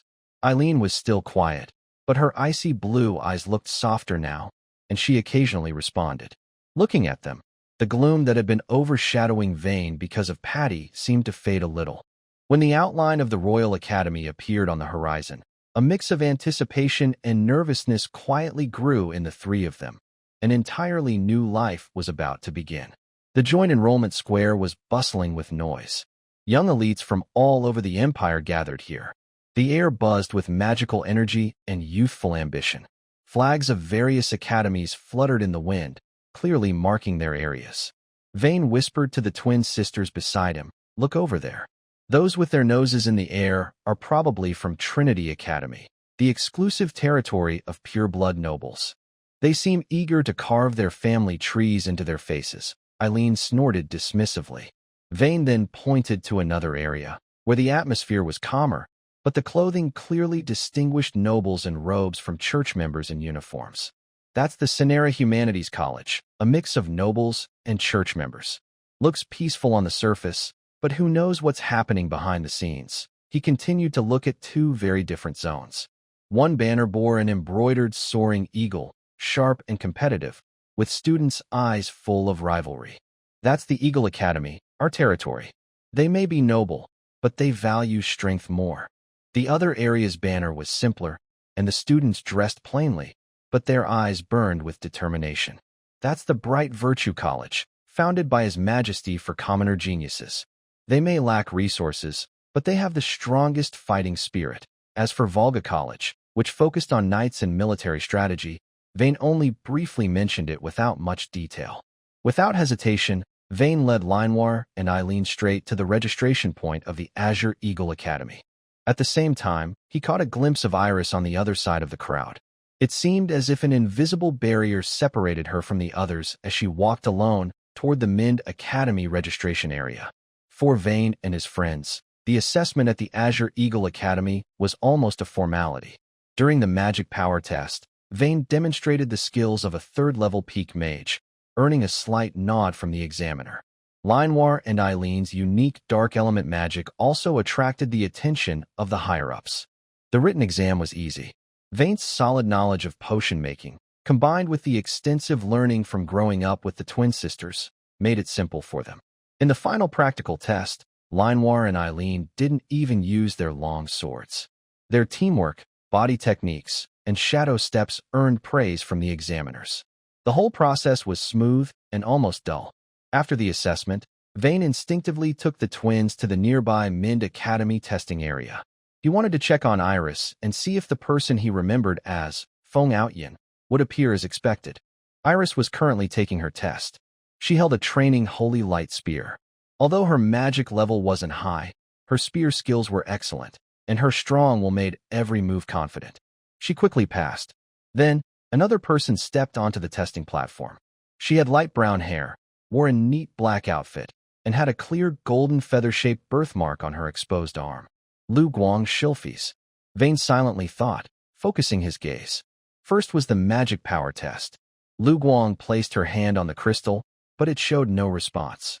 The examiner frowned and loudly announced, Lu Guang or Shilfies, magic affinity. 0, 0? How dare someone with 0 magic affinity come to the Royal Academy? Shilfi's family's useless girl, as expected, lives up to her reputation. Laughter erupted around her, openly mocking. Lu Guang stood on the stage, a fleeting look of embarrassment crossing her face, but she quickly returned to normal. She even boredly pouted, as if she wasn't surprised by the result and didn't care about others' opinions. In the announced written exam results, Lu Guang's name was at the top, full marks. The mocking voices quieted, replaced by surprised and doubtful discussions. Finally, it was the physical fitness test. As soon as she stepped onto the test field, Lu Guang's aura suddenly changed. She moved as fast as a ghost, and her strength test results triggered overload alerts on the recorder. In combat, her leg techniques were especially impressive. Each kick produced a sharp scream that tore through the air, combining power and skill. Her long, strong legs traced beautiful arcs in the air, even impressing when. In the end, she scored full marks on the physical test. Double perfect scores, with 0 magic power. The examiners at Mindar Academy argued fiercely. 0 magic power was a serious weakness, but her outstanding performance in regular tests was very rare. Finally, a sharp-eyed, gray-haired old professor made the decision. Mindar Academy was founded to give everyone a chance, especially those who are often overlooked. Such a martial arts genius, rare in a lifetime. I accept her. Lu Guang Hilfis was accepted unexpectedly. Wynn kept a close eye on Lu Guang, his palms slightly sweaty. Just like in the original story, her talent is amazing. Is this Feng Outyin? Even without magic power, she's so strong. What will happen when her magic awakens later? I once saved her in the forest when she was a child. I wonder if she still remembers. If the story goes out of control in the future, this might be a way to stay safe. His intense gaze caught the attention of the twin sisters beside him. Young master, do you know her? Eileen's sharp blue eyes scanned Lu Guang with a hint of caution. Wynn snapped back to himself and nodded. Do you remember the girl we saved in the forest when she had a fever? That's her. Oh, it's her? Linoir's yellow eyes widened as she looked carefully at Lu Guang in the distance. She's so beautiful now? Her gaze lingered on Lu Guang's straight, powerful legs, and a wave of surprise and a subtle sense of threat rose in her heart. Almost at the same time, Eileen and Linoir held Win's arms more tightly, half leaning on him, as if silently claiming dominance, responding to the stunning performance of Lu Guang and Win's excessive attention, which created a delicate sense of danger. Linoir muttered softly, "Humph, long legs are impressive, huh?" At sunset, all assessments were finished, and the final list of accepted students was announced on the magic screen. The names Winamelika, Linoir Lang, and Aileen Lang appeared under Eagle Academy. Meanwhile, Ilis Velet and Lu Guang Hilfis were listed under Mindar Academy. Looking at the list, Win relaxed. At least he wasn't in the same college as that, Feng Outyin, so he wouldn't face immediate conflict. But since they are both at the Royal Academy, meeting is only a matter of time. Patty's allies, Vancel's shadow, Iris's engagement, Evelyn's expectations, the twin sisters' dependence, plus the main characters from the original story. All these clues are intertwined, as if a storm is coming. He withdrew his gaze, feeling the warmth of the twin sisters close beside him. For now, he pushed aside his worries and smiled at them. Let's go. First, to the dorm. The new stage is set, and the actors are gradually appearing. His school life is destined to be anything but peaceful. After finishing the registration, the next step was settling in. The Eagle Academy dorms are on the east side of the school, made up of a few simple stone buildings with clear lines. Win lives on the 3rd floor, while Linoir and Eileen's rooms are on the 4th. As Win and the twin sisters began to move their luggage, Evelyn was busy fulfilling her duties as a royal knight. She was helping Princess Iris move her belongings into her modest dorm at Mind Academy and quickly tidied everything up. "Your Highness, everything is arranged," Evelyn said, straightening up and glancing around the tidy room. "I'll explain the Academy's rules later. Now I need to go to Eagle Academy to pass on some important information to Lord Win." Iris, excited, was playing with a small charm recommended by Vivian, an enchanted stone with a magic circle that helps calm the mind. Without looking up, she waved her hand. "Go ahead, Evelyn. I'm fine here." Evelyn nodded slightly and turned to leave. Her steps were quick, her golden ponytail swinging neatly with each stride, and her black cloak fluttered softly in the wind. Her mind was focused on Win, eager to see the dark-haired boy she thought of day and night in the imperial capital. As she crossed the shaded path between the academies, a girl holding her luggage and looking confused stopped her. "Excuse me, senior," the girl's voice was sweet. "Is the Mind Academy dormitory over this way?" Evelyn paused and glanced at her, dressed in black combat gear, with brown-yellow hair and a face showing innocent curiosity. She paid no mind and simply pointed in the right direction. "Go straight, then turn right. There are signs at the entrance." Without another word, she bypassed the girl, her steps steady, and her figure quickly disappeared at the end of the road. Lu Guang's Sylphis froze in place, forgetting even to put down her luggage. She looked at Evelyn's confident back, feeling both impressed by her strong and cool presence and a bit discouraged. Is she really leaving just like that? She silently wondered. Does my charm not work on her? Are the pretty older sisters at this school immune to cute younger sisters? She looked like a wet puppy, walking sadly toward the dorms deep inside Mind Academy. Meanwhile, inside the dormitory of Kanjing Academy, Vane first helped Linoir and Eileen tidy up their rooms on the 4th floor. Linoir playfully threw her folded clothes at him, which Vane caught helplessly. Eileen quietly organized her knives and books, watching the two play around, a faint smile on her lips. The relaxed atmosphere eased the exhaustion from days of travel. After finishing the sisters' rooms, the three went to Vane's room on the 3rd floor. The room was small but well-furnished, with a private bathroom. They quickly tidied up the room together. When the last piece of luggage was put away, a sense of calm filled the air. Linoir immediately hugged Vane from behind, her face pressed against his back, her voice soft and playful. "Young master, everything is settled now, and there's nothing to do this afternoon. Shouldn't we rest properly?" Vane's body stiffened slightly. He gently patted her hand, trying to stay serious. "Don't be silly. We need to get familiar with the place first, find the classrooms and training grounds." Before he finished speaking, he noticed Eileen's gaze. She stood quietly nearby, her blue eyes showing the same anticipation as her sister. Vane softened. They've been apart for days. They probably miss home a lot. Actually, I do too. He looked at the blue-haired sisters in front of him, one enthusiastic, one quiet, but both saw him as their support. He sighed and relented. All right. He released Linoir's hand gently, his tone warm. Let's rest for a little while and chat. Linoir cheered and exchanged a glance with Eileen. As Vane sat on the bed, the twin sisters snuggled up on either side. He naturally put his arms around their shoulders, feeling this rare closeness. The long-held feelings of longing turned into silent warmth at this moment, quietly flowing among the three of them. The air in the room was warm and peaceful. Occasionally, birdsong could be heard outside the window, making the quiet and beautiful scene inside even more calming. Just as Wynne was about to get lost in this cozy atmosphere, click. The dormitory door was pushed open halfway. Evelyn stood at the door, still carrying the cool outdoor air. She immediately saw Wynne and the twin sisters cuddled close together, all three with relaxed smiles on their faces. A wave of complicated emotions suddenly flooded Evelyn's heart. Weariness from traveling, a fleeting pang of jealousy as if her home had been stolen, and a deeper, strong longing for Wynne.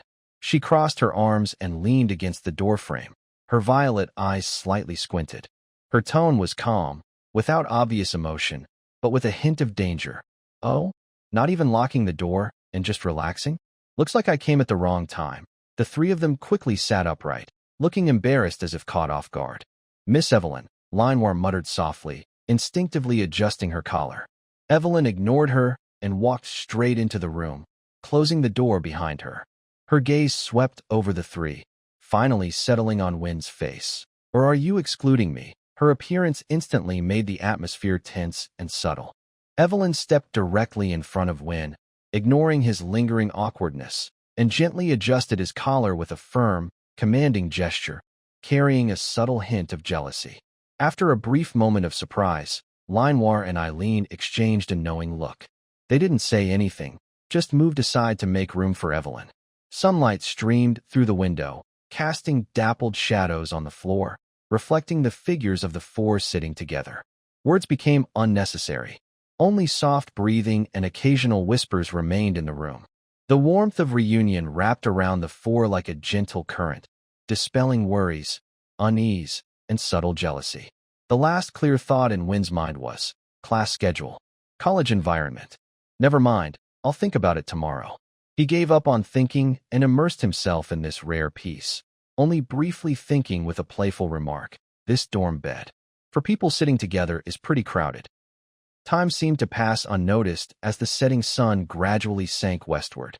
For people still lazily stayed in Vane's not-so-spacious dorm, sharing this rare moment of reunion. Evelyn leaned on Vane's shoulder, her blonde hair giving off a gentle scent. Eileen sat on the other side, her blue eyes filled with peaceful satisfaction. Linoir looked like a happy cat, resting beside Vane's knee. No one spoke, and the air was filled with calm and peace. All feelings of longing, unease, and subtle jealousy were completely released and soothed during this warm and honest gathering. Vane looked out the window at the setting sun, feeling the steady breathing and warmth around him, and his heart was peaceful. He decided to give up his plan to explore the academy this afternoon. That's fine too. He closed his eyes. As for any trouble that might come with tomorrow's opening ceremony, he would leave it to himself to handle then. He muttered to himself inwardly, but under the watchful eyes of everyone, he couldn't ignore it. He could only force a polite smile and nod at her. This small response immediately made the two guardians beside him alert. "Humph, the princess really cares about you, young master," one of them said softly. Linoir leaned in close to his ear and whispered a complaint, a hint of displeasure flashing in her yellow eyes. On the other side, Eileen didn't speak, but her icy blue eyes grew colder. She glanced at Iris and then back at Vane. Before Vane could explain, his body suddenly stiffened. Linoir on his left was secretly tickling his side, while Eileen, sitting properly, was pinching his leg lightly and playfully. Ticklish on the left, painful on the right. Who did I offend? Vane sighed inwardly, tightening his body and trying to stay calm as he sat on the chair, enduring this punishment. He could even feel Evelyn's gaze behind him, full of understanding and teasing, making him even more embarrassed. Meanwhile, in the seating area of Mind Academy, Ryug Wang was idly playing with her fingers. She hadn't listened to a word of the Academy's history and rules the dean was talking about. Her eyes wandered aimlessly through the hall, searching for someone interesting to catch her attention. Suddenly, her gaze stopped near the left side, within the Azure Eagle Academy area, where a pair of short-haired twin sisters caught her eye instantly. The two had very different temperaments, one lively, the other cool and calm, but both had delicate features and athletic builds. Ryugwang almost cheered inwardly, her brown eyes wide with amazement. But in the next second, her excitement faded. Those sisters were close to a black-haired boy, leaning on him affectionately, especially the one with blue hair and yellow eyes, who almost had half her body leaning against him. Clearly, he was already taken. Ryugwang felt like she had been splashed with cold water, her enthusiasm gone, and she slumped in disappointment. But her curiosity surged uncontrollably. Who is this person that they are so lucky? With a scrutinizing and slightly resentful look, she stared at the black-haired boy surrounded by the sisters, Vane's side profile. At this moment, Vane looked a little stiff from the twin sisters' punishment. His side profile was clear, with calm blue eyes showing a trace of helplessness. His slightly awkward sitting posture created a subtle contrast. When Ryuko finally saw his face clearly, especially noticing the gentle expression in his eyes, her heart suddenly beat faster. Wait, this person, his side profile, looks kind of nice. As soon as this thought appeared, Ryuko was shocked herself, as if struck by lightning. Ryuko, are you crazy? What are you thinking? He's a guy? Isn't your lifelong goal to pursue gentle and cute young ladies? What about your principles? What about your love for tall, beautiful women? How can you be attracted to a man? Overcome with strong self-disgust and shock, she instinctively raised her hand and slapped herself hard. The hall was originally quiet, but this sound was very loud and sudden. Everyone immediately fell silent. Even Dean Candace paused for a moment. Countless eyes turned to Ryuko, watching her face turn red from the slap and her regretful expression, as if she was looking at a fool. Vane and the twin sisters also saw the commotion. They turned to look and saw Ryuko covering her face, staring blankly, as if her worldview had collapsed. Vane's lips twitched slightly. What's wrong with her? Are Feng Aoyan's actions so hard to understand? Linoir and Eileen exchanged glances and held Vane's arm more tightly. Linoir whispered, "See, young master, that woman is indeed strange. Stay away from her." This little episode quickly passed. Dean Candace cleared her throat and continued speaking. The ceremony went on, but the atmosphere was a bit tense. Vane clearly sensed several gazes like invisible threads falling on him. To the front right was Elise, occasionally looking back with curiosity and kindness. From the side came Ryuko, with a complex look, full of curiosity and struggle. Beside him, Linoir and Eileen were more alert, holding on to him tightly. And behind, faintly, was Evelyn, watching with a playful and scrutinizing gaze. Vane sighed softly, rubbing the spot that had just been punished. It seemed his college life was destined to be anything but peaceful. He sensed that the days ahead would be filled with excitement and trouble because of these intertwined gazes. The incident at the opening ceremony made Vane more determined to follow his principle of staying low-key and focusing on studying. He moves between different classrooms, studying systematic knowledge carefully. During his free time, he uses his own materials to prepare medicinal potions to help Evelyn, Linoir, Eileen, and Illis improve their skills. Everything seems to go smoothly until the potion-making class. Today's lesson is about refining basic vitality potions. Most of the new students are busy and confused, either overcooking the ingredients or making mistakes in the steps. The classroom smells like something is burning. Vane sits quietly in a corner. He doesn't use his special fire cauldron, but instead uses the standard equipment provided by the classroom. His actions are smooth and confident. He controls the heat and adds ingredients precisely, every step just right. In the end, his purified potion is a clear, bright green, much purer than required, and it even seems to have a fresh, lively feel. His good performance naturally catches the attention of the professor at the front of the class.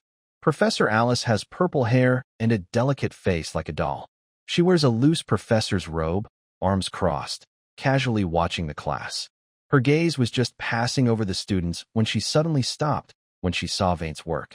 She tilted her head and stared with her purple, crystal-like eyes at his smooth movements and the high-quality potion. Though her face shows no emotion, her mind is active. This kid is very skilled, understands the potion's properties better than what's in the textbooks. He's a promising talent. His soul waves are interesting too. Perfect, I need a capable assistant in my lab. Not just a worker. When the class ends, students rush to the door. Vane packs up his things, ready to leave. Vane, stay behind. A voice with authority, unexpected for her small appearance, clearly reaches his ears. Vane pauses, turns around, and sees Professor Alice standing at his desk, looking down at him from above. When only they are left in the classroom, Alice speaks directly, her tone firm. You have great talent. It's a waste to take basic classes with ordinary students. From today, you are my student. Come and be my lab assistant. Vane looks at her delicate, doll-like face, but her tone sounds like that of a commanding queen. A strong sense of familiarity suddenly hit him, an undeniable attitude, a condescending tone. It was so much like his previous life, where a bald mentor only talked empty words and forced him to work day and night until he collapsed. Memories of being exploited in his past life flooded his mind, and he almost instinctively wanted to refuse. Professor Alice, thank you for your consideration, Wynne said as sincerely as he could, but as a new student, I think I should start slowly and focus on mastering the basic courses first. Alice frowned, showing displeasure at Wynne's refusal. She didn't say more, directly took out a shimmering magic crystal from her robe. As she infused it with magic, a light screen appeared, listing a series of impressive achievements. The Empire's top magic research award, 3 times. Royal Chief Potion Advisor, current position. Over 10 national S-level research projects led. Each project had funding of tens of millions of gold coins, making Wynne's eyes widen in amazement. Follow me, Alice said confidently, her violet eyes sparkling. I'll give you full credits for the basic courses. The lab is relaxed, 4 days off, 9 to 5 work hours, plenty of resources. I guarantee you'll have a bright future in potion making. Seeing these conditions that could tempt any potion master, Wynne struggled internally. His rational mind told him, there are no free lunches, but opportunities like this were rare, and missing out might mean never getting another chance. In the end, under Alice's sincere gaze, he wavered. Reluctantly, Wynne half pushed, half accepted, and followed this doll-like professor to her private laboratory. When the large door engraved with magical runes swung open, he froze in place. The lab was more spacious than he imagined, filled with top-tier equipment, many devices he had only seen in books. But what should have been a tidy research sanctuary was now like a storm had passed through. Beakers and cauldrons piled like trash in corners, and on workbenches, scraps of paper covered with formulas and messy notes almost blanketed every inch of the floor. Colorful magical materials were scattered everywhere, some already dried out and spoiled. The air was thick with a strange mixture of dozens of medicinal scents. What made Wynne's eyes twitch even more was a lace-trimmed pink underwear casually draped over a beaker, standing out oddly among the surroundings. Alice cleared her throat, trying to explain, recently, several Empire projects reached critical points, so I've been too busy to tidy up. You can get familiar with the environment first. I suddenly remembered I have a test to do. She turned to leave, but was suddenly grabbed by Vane's arm. His tone was very firm. Professor, before starting any experiment, we must first organize a proper workspace. Ignoring Alice's protests, Vane rolled up his sleeves and began cleaning thoroughly. He quickly sorted the equipment, materials, and waste paper, washed the dirty dishes, and labeled everything carefully. At first, Alice wanted to slack off, but under Vane's persistent gaze, she pouted and helped, though mostly making things worse. After a few hours, the sunset shone through the clean windows into the laboratory. The whole space looked brand new. The instruments sparkled, the storage cabinets were neat, the floor was so clean it reflected shadows, and the strange smell was replaced by fresh air. Alice stood on a chair, happily looking around with bright purple eyes. She patted Vane's arm excitedly. Good job. You really are my destined assistant. Keep it up. The future will be bright. Hearing these familiar words and seeing her genuine smile, Vane felt more and more that he was on a dangerous path, and the feeling was heavy. A bright future. This kind of talk, this kind of promise. Have I heard this in my past life too? Looking at the setting sun outside the window, he felt deep worry about the so-called easy 9-to-5 assistant life. He shook his head, shook off distracting thoughts, and a determined look appeared on his face. He reached out and pushed open the heavy wooden door engraved with an eagle emblem. Whoosh! The quiet chatter suddenly stopped the moment he stepped in. Then, whispers grew more secretive and excited. Vane walked straight to the podium, feeling the countless eyes glued to him, like shadows following him. In the front row sat Aileen and Manhwa. Eileen's short blue hair was very noticeable. Her bright blue eyes slightly raised, showing a hint of doubt, like, "Can you do it?" But more silently supporting him with, "If you mess up, it'll be bad for you." Manhwa's amber eyes were full of trust. She quietly gave him a thumbs up. A little further back, Iris sat upright, her red eyes full of curiosity and a bit of hope. At the last row near the window, Riwogu crossed her arms. Her brown eyes looked him up and down without hesitation, clearly showing, "Is that all?" Her black dress had a strong contrast, making her look striking. Vane just stood behind the podium, about to speak, when an unpleasant voice broke the silence. "Vane Long, I know you. You've read many books about potion making since you were young." A noble-looking young man, proud and high-headed, stood up. Vane remembered his name was Charlie. His tone was very arrogant. "But if I remember correctly, you're also a first-year student like us, right, Professor Alice? We worked so hard to get into the Royal Academy, not to listen to peers talk about theory." The classroom instantly fell silent. Vane looked calmly at Charlie, not angry. Instead, a faint, playful smile appeared on his face. "Perfect." The challenger was right in front of him. "Talking about theory?" he said softly, but clearly enough to be heard throughout the classroom. "Then let's do something practical. No wasting time." He turned and picked up a piece of chalk, writing on the blackboard, "Emergency in war, when magic power is exhausted, 13 methods to quickly stabilize injuries using 3 common herbs." As soon as he finished, the room gasped. This was far beyond what first years usually learned, involving outdoor survival and real combat rescue skills. It immediately caught the attention of students who wanted to become knights, especially those already training on the knight's path. The girl in the back seat unconsciously relaxed her crossed-arm posture, her gaze becoming more observant. Eris also leaned slightly forward, her red eyes focused intently. Vane ignored everyone's reactions. He casually picked up some basic medicinal herbs from the podium: hemostatic grass, calming flower, and earthroot grass. He didn't open a book. Instead, he explained each herb's key features at a steady pace while using magic to demonstrate their effects precisely. The sticky property of earthroot grass must be combined with the calming effect of the calming flower at the exact moment its fibers start to soften to achieve the best results. Too early or too late, and the medicine's power will greatly diminish. When he reached a critical point, he snapped his fingers. A small, 1-meter-high fire cauldron suddenly appeared beside the podium, glowing faintly with warm light inside. A gentle orange flame leapt out from its opening. "See? My little fire." Vane patted the cauldron, which emitted a soft humming sound, as if responding. "It's more flexible than a fixed lab table and obedient."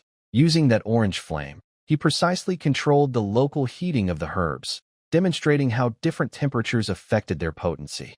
This straightforward, visually engaging method, combined with his extensive knowledge and skill beyond his age, calmed most of the doubts in the room. Charlie opened his mouth, but finally sat back, pale. Lu Guang still looked unimpressed, but her eyes involuntarily lingered on the large, somewhat silly-looking cauldron that could both refine medicine and had a cute charm. She thought to herself, "This cauldron is kind of interesting." Vane continued explaining the more complex principles of antidote conflicts and synergy. But for Lu Guang, who was used to practical combat, these complicated theories gradually became dull. Her gaze shifted away from Vane and unconsciously fell on a girl in the front row with a fair neck, feeling that appreciating girls was indeed more enjoyable. Lost in thought, she suddenly heard Vane's voice. "The key to the 7th method is to instantly gather mental energy to prevent the medicine's effects from dispersing." Before he finished speaking, he casually flicked his finger. A white chalk piece suddenly shot through the air with a sharp pop, accurately hitting Lu Guang's forehead. "Ow!" she cried out in pain, clutching her reddening forehead, and quickly stood up. She clenched her fists and almost ground her teeth as she said, "Vane Long." "You." The classroom was silent. Vane looked calm, even showing a hint of concern. "Classmate Lu Guang, it seems you have learned a lot about the consequences of mental energy leakage. Would you like to come up and demonstrate what happens if you get distracted while handling bloodfire grass? Perhaps a small explosion?" His tone was steady, but carried a commanding pressure, and his blue eyes seemed to see right through her distraction. Lu Guang's chest rose and fell quickly, feeling embarrassed and angry. She wanted to curse him and also wanted to punch this arrogant guy who relied on his skills. But Vane's perceptive gaze and the surprised, curious, and even amused looks from her classmates made her swallow her angry words. What made her even more frustrated was that, although she had been distracted, she actually understood most of what Vane had just said. Subconsciously, she also felt that this knowledge could really save her life and help her fight longer in critical moments. This feeling of learning something useful was like an invisible rope, holding back her urge to lash out. Then, she stammered as she answered Vane's question. Vane was a bit surprised. He remembered that Lu Guang in the original story was someone who fell asleep as soon as she opened a book. Now, she was able to answer some questions. Finally, Vane stopped making things difficult for her and told her to sit down. "Humph." Lu Guang snorted loudly, reluctantly sitting back in her seat, secretly thinking, "Let's see what else you can say. Just wait, I will definitely get back at you." In the next class, Vane joined the group discussion. He simulated a scenario where an adventurer team encounters monsters, and some members are injured while supplies are running low. He asked each group to discuss treatment plans. The classroom atmosphere suddenly became lively. Even Lu Guang, who had been feeling down, joined the discussion. She raised a question from a warrior's practical perspective about how to quickly fix broken bones using limited materials. Vane answered her questions precisely and then explained how knights, when lacking support from magic healers, could use common herbs or even low-level monster materials for emergency self-treatment. Lu Guang's eyes lit up as she listened, and she nodded unconsciously. She realized that even someone who wasn't good at book knowledge could follow Vane's explanations throughout and learn skills that could be used directly in battle and survival. This small achievement gradually eased her deep-seated prejudice against Vane. Her impression shifted from initially thinking he was a troublesome acquaintance to seeing him as a capable person. The label of dislike hadn't completely disappeared, but respect was quietly growing. When the class bell rang, many students still wanted to learn more and gathered around to ask questions. Iris also pushed into the crowd, asking how to combine potions with gun techniques for better power. Aileen and Linoir walked to the side of the podium. Aileen crossed her arms and hummed softly, saying, "At least we didn't embarrass ourselves." But her slight smile showed her true feelings. Linoir gently squeezed Vane's hand, her amber eyes full of pride. Vane answered questions while glancing at the classroom door. Tom and Professor Jack were standing there, wearing fake smiles but with unfriendly eyes. After answering the last question, Vane packed up calmly and left the classroom. Professor Tom immediately approached, smiling and saying, "That was a wonderful lesson." Then he asked cautiously, "Professor Alice paid you a lot for substituting, right? Was it worth it?" Vane was momentarily stunned and honestly replied, "No, I didn't get paid. I was just helping out, volunteering." "Volunteering?" Their smiles froze instantly, and their faces darkened. Professor Jack's tone became sharp. "The Academy has rules. What you're doing makes it hard for us teachers who rely on teaching for a living." They seemed to already imagine students complaining about their dull, textbook-based lessons after experiencing Vane's lively classes. Perhaps even the dean would demand they improve their teaching, which was more painful than anything. Everyone was just going through the motions. Why should you take it seriously? Seeing their unpleasant expressions, Vane understood well. He shrugged indifferently, showing a hint of pity mixed with mockery. "Hard to do," he said lightly, but his words were sharp. "Then teach better and compete with me. Students work hard to get in here, not to listen to watered-down dry lessons." After speaking, he ignored the two almost glaringly angry looks behind him and leisurely left with his hands in his pockets. In the laboratory, magical devices hummed softly. This is how the substitute teaching went. Vane briefly explained the situation to Professor Alice across the workbench. Alice's entire body was almost buried between the crystal and the tube, Her head lowered, and she responded softly. Her purple dress was stained with traces of medicine. Vane leaned back in his chair, quietly watching her. A few days of being together had made him curious. She never took off her gloves, and she didn't eat or drink. Sometimes she would suddenly stop, with empty eyes, as if her soul had been taken away, but after a few minutes, she would act as if nothing had happened and wake up. These inhuman details made him vaguely guess. Perhaps she was not human at all. During a break in the experiment, Alice moved her wrists. Vane asked casually, "Professor, you don't seem to need to eat or rest like humans, but you keep mimicking these behaviors. Why is that?" Alice paused her movement. She looked up, her purple eyes meeting his. There was no displeasure, only curiosity. "You're very observant," she replied calmly. "I'm not human. I am a you." She lightly tapped her chest with her gloved finger, making a sound like knocking on hardwood. "This is just a container, a more advanced one." She tilted her head, as if suddenly remembering something, and added, "I have an owner."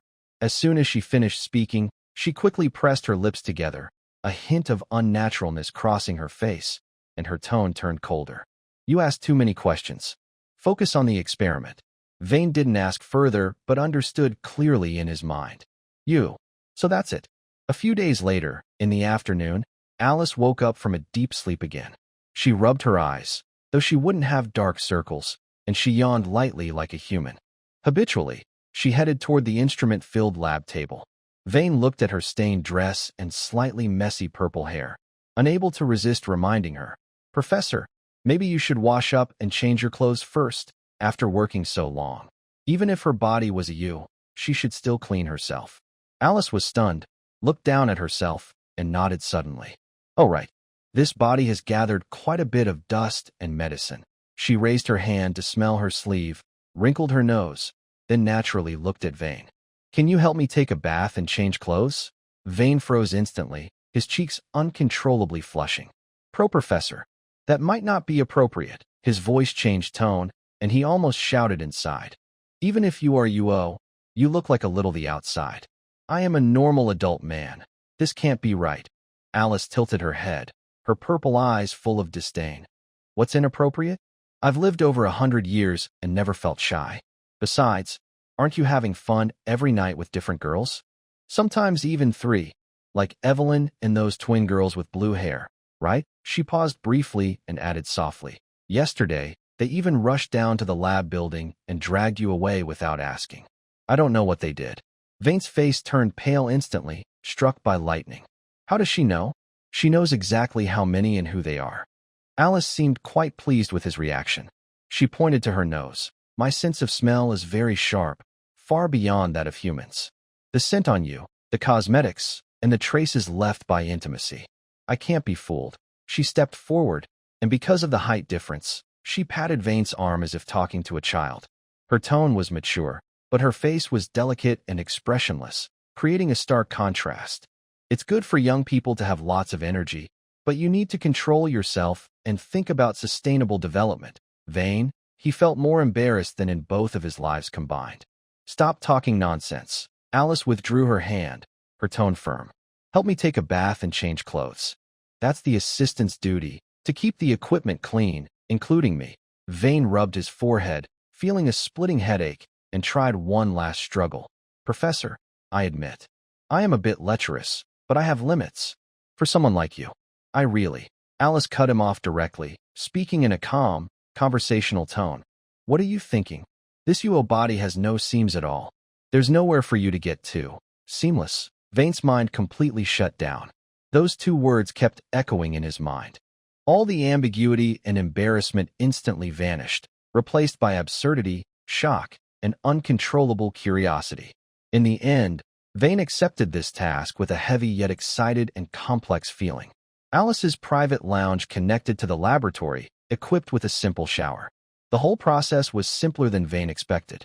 He touched a surface that was cool, smooth, and hard, very different from human skin's softness. The joints were so precisely made they looked like fine craftsmanship. He carefully wiped her, from her purple hair to her neck, then her back and legs. At first, he felt panicked, but gradually calmed down, replaced by amazement at the intricate design of Yu's construction. mixed with a hint of disappointment he hadn't fully realized himself. After rinsing her clean, Alice seemed to see through Vane's last unrealistic hope, perhaps just out of stubbornness. Suddenly, she turned around without warning and pouted her smooth, rounded, seamless surface at him. "See clearly," she said calmly. "There's nothing there. Everything looks the same from front to back." In front of Vane, all he saw was a shiny, porcelain-like circle, like a doll, with no signs of life. He slightly moved his lips, and his unhealthy fantasies were completely shattered.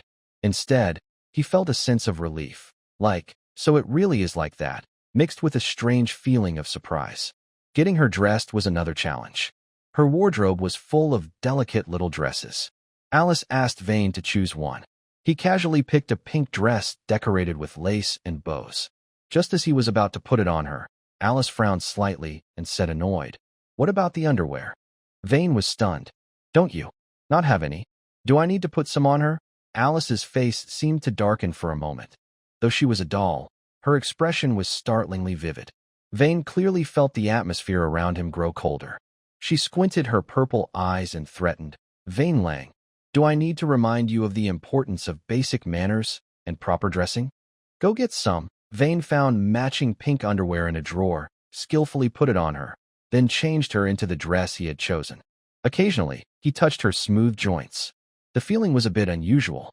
Alice remained calm throughout, cooperating as if she were maintaining a tool. After tidying up, Alice, with a faint scent of soapberry, sat back at the lab table, as if the bathing and dressing scene had never happened. "Let's start checking the next phase of the experiment data," she said in a calm, focused tone. Vane watched her small, upright figure, feeling like a tangled ball of yarn that a cat had just played with. He confirmed Alice's non-human identity and knew she was tolerant of his private life. This made him feel a strange sense of closeness and trust toward her. But his thoughts still drifted outside the window.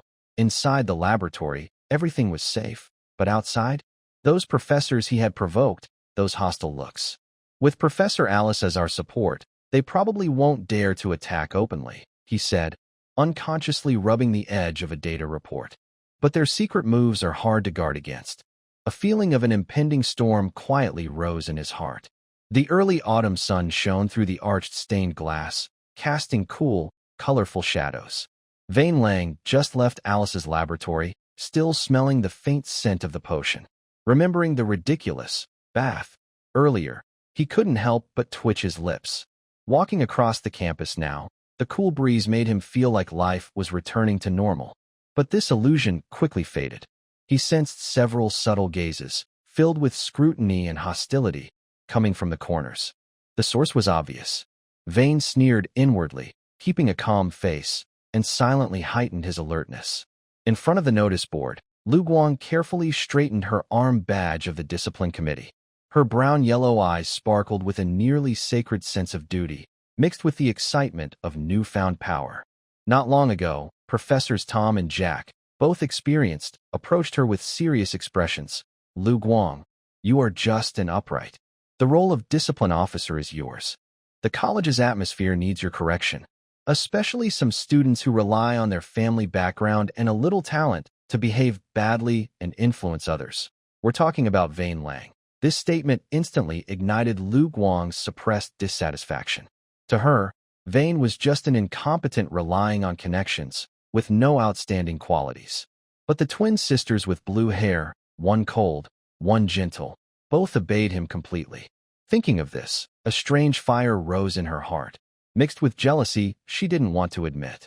Why could he navigate smoothly while she hadn't even held a girl's hand a few times? Her sense of justice in correcting discipline and her personal resentment intertwined, making her unconsciously tighten her grip on her arm badge. The first conflict happened in the corridor of the teaching building. "Vane, please wait." Vane was thinking about potion making when he heard a sound and stopped. Ryuko stood in front of him, looking serious as she pointed to his collar. There was only a small wrinkle from when he was doing an experiment. "Your appearance is untidy. Deduct 1 point," she said quietly. Vane saw the armband on her arm, which shouldn't belong to a new student, and immediately understood why. He sneered inwardly, knowing he had already earned enough credits and didn't care about small deductions. He shrugged casually, saying, "Fine, whatever you say." His indifferent attitude made Ryuko's punch miss, and she felt even more frustrated. In the following days, the harassment grew worse. When Vane was in the library discussing ancient magic circles quietly with Manhwa, Ryuko suddenly appeared. In public, being too close to the opposite is inappropriate. She was resting under an ancient oak tree when she also scolded him. In broad daylight, being lazy and careless damages the school's reputation. These actions were watched closely by Eileen and Manhwa, who always kept an eye on Vane. That flirt. She's obviously jealous of the young master and is pretending to uphold discipline to cover her own motives, Manhwa said angrily, waving her fists in Eileen's dorm. Eileen's blue eyes were cold. She already disliked Ryuko's intentions, and now her patience was gone. It seems necessary to make her see her place, her voice cold with a hint of menace. The conflict finally erupted in a crowded square. Vane was thinking about a potion formula when Ryuko stopped him again, speaking sternly. "Vane, you are too close to several girls, which seriously affects the school's atmosphere. You must reflect on your actions and keep your distance." Before she finished, Eileen and Manhwa had already appeared like two blue shadows, quickly standing in front of Vane. "Ryuko," Manhwa said sharply, "you keep watching the young master all day. Maybe you're jealous because no one wants you." Eileen's words were even colder. "I heard you're only interested in women? That's disgusting." "You." Ryuko's face turned red, especially because these words came from people she once admired, making her feel even more humiliated. She was about to reply, but Manhwa suddenly stepped forward, wrapping her arms around Vane and kissing him deeply amid the cheers of the crowd. It was a very provocative kiss. When the kiss ended, Manhwa's cheeks were flushed, and she took a deep breath, defiantly lifting her chin to look at Ryuko. Ryuko was so angry she clenched her teeth, her head buzzing with rage. What shocked her even more was that the usually reserved Eileen also bit her lip, as if she had made up her mind. She tiptoed and gently held Vane's face, planting a shy but firm kiss on his lips. Eileen's cheeks were red, but she forced herself to stay calm. She and her sister looked at Ryu with angry, hostile eyes. Suddenly, a loud noise filled her mind. Jealousy, anger, and embarrassment overwhelmed her reason. She stared hard at Vane, the man she admired and who was defended by all the girls, her knuckles turning white, trembling with anger.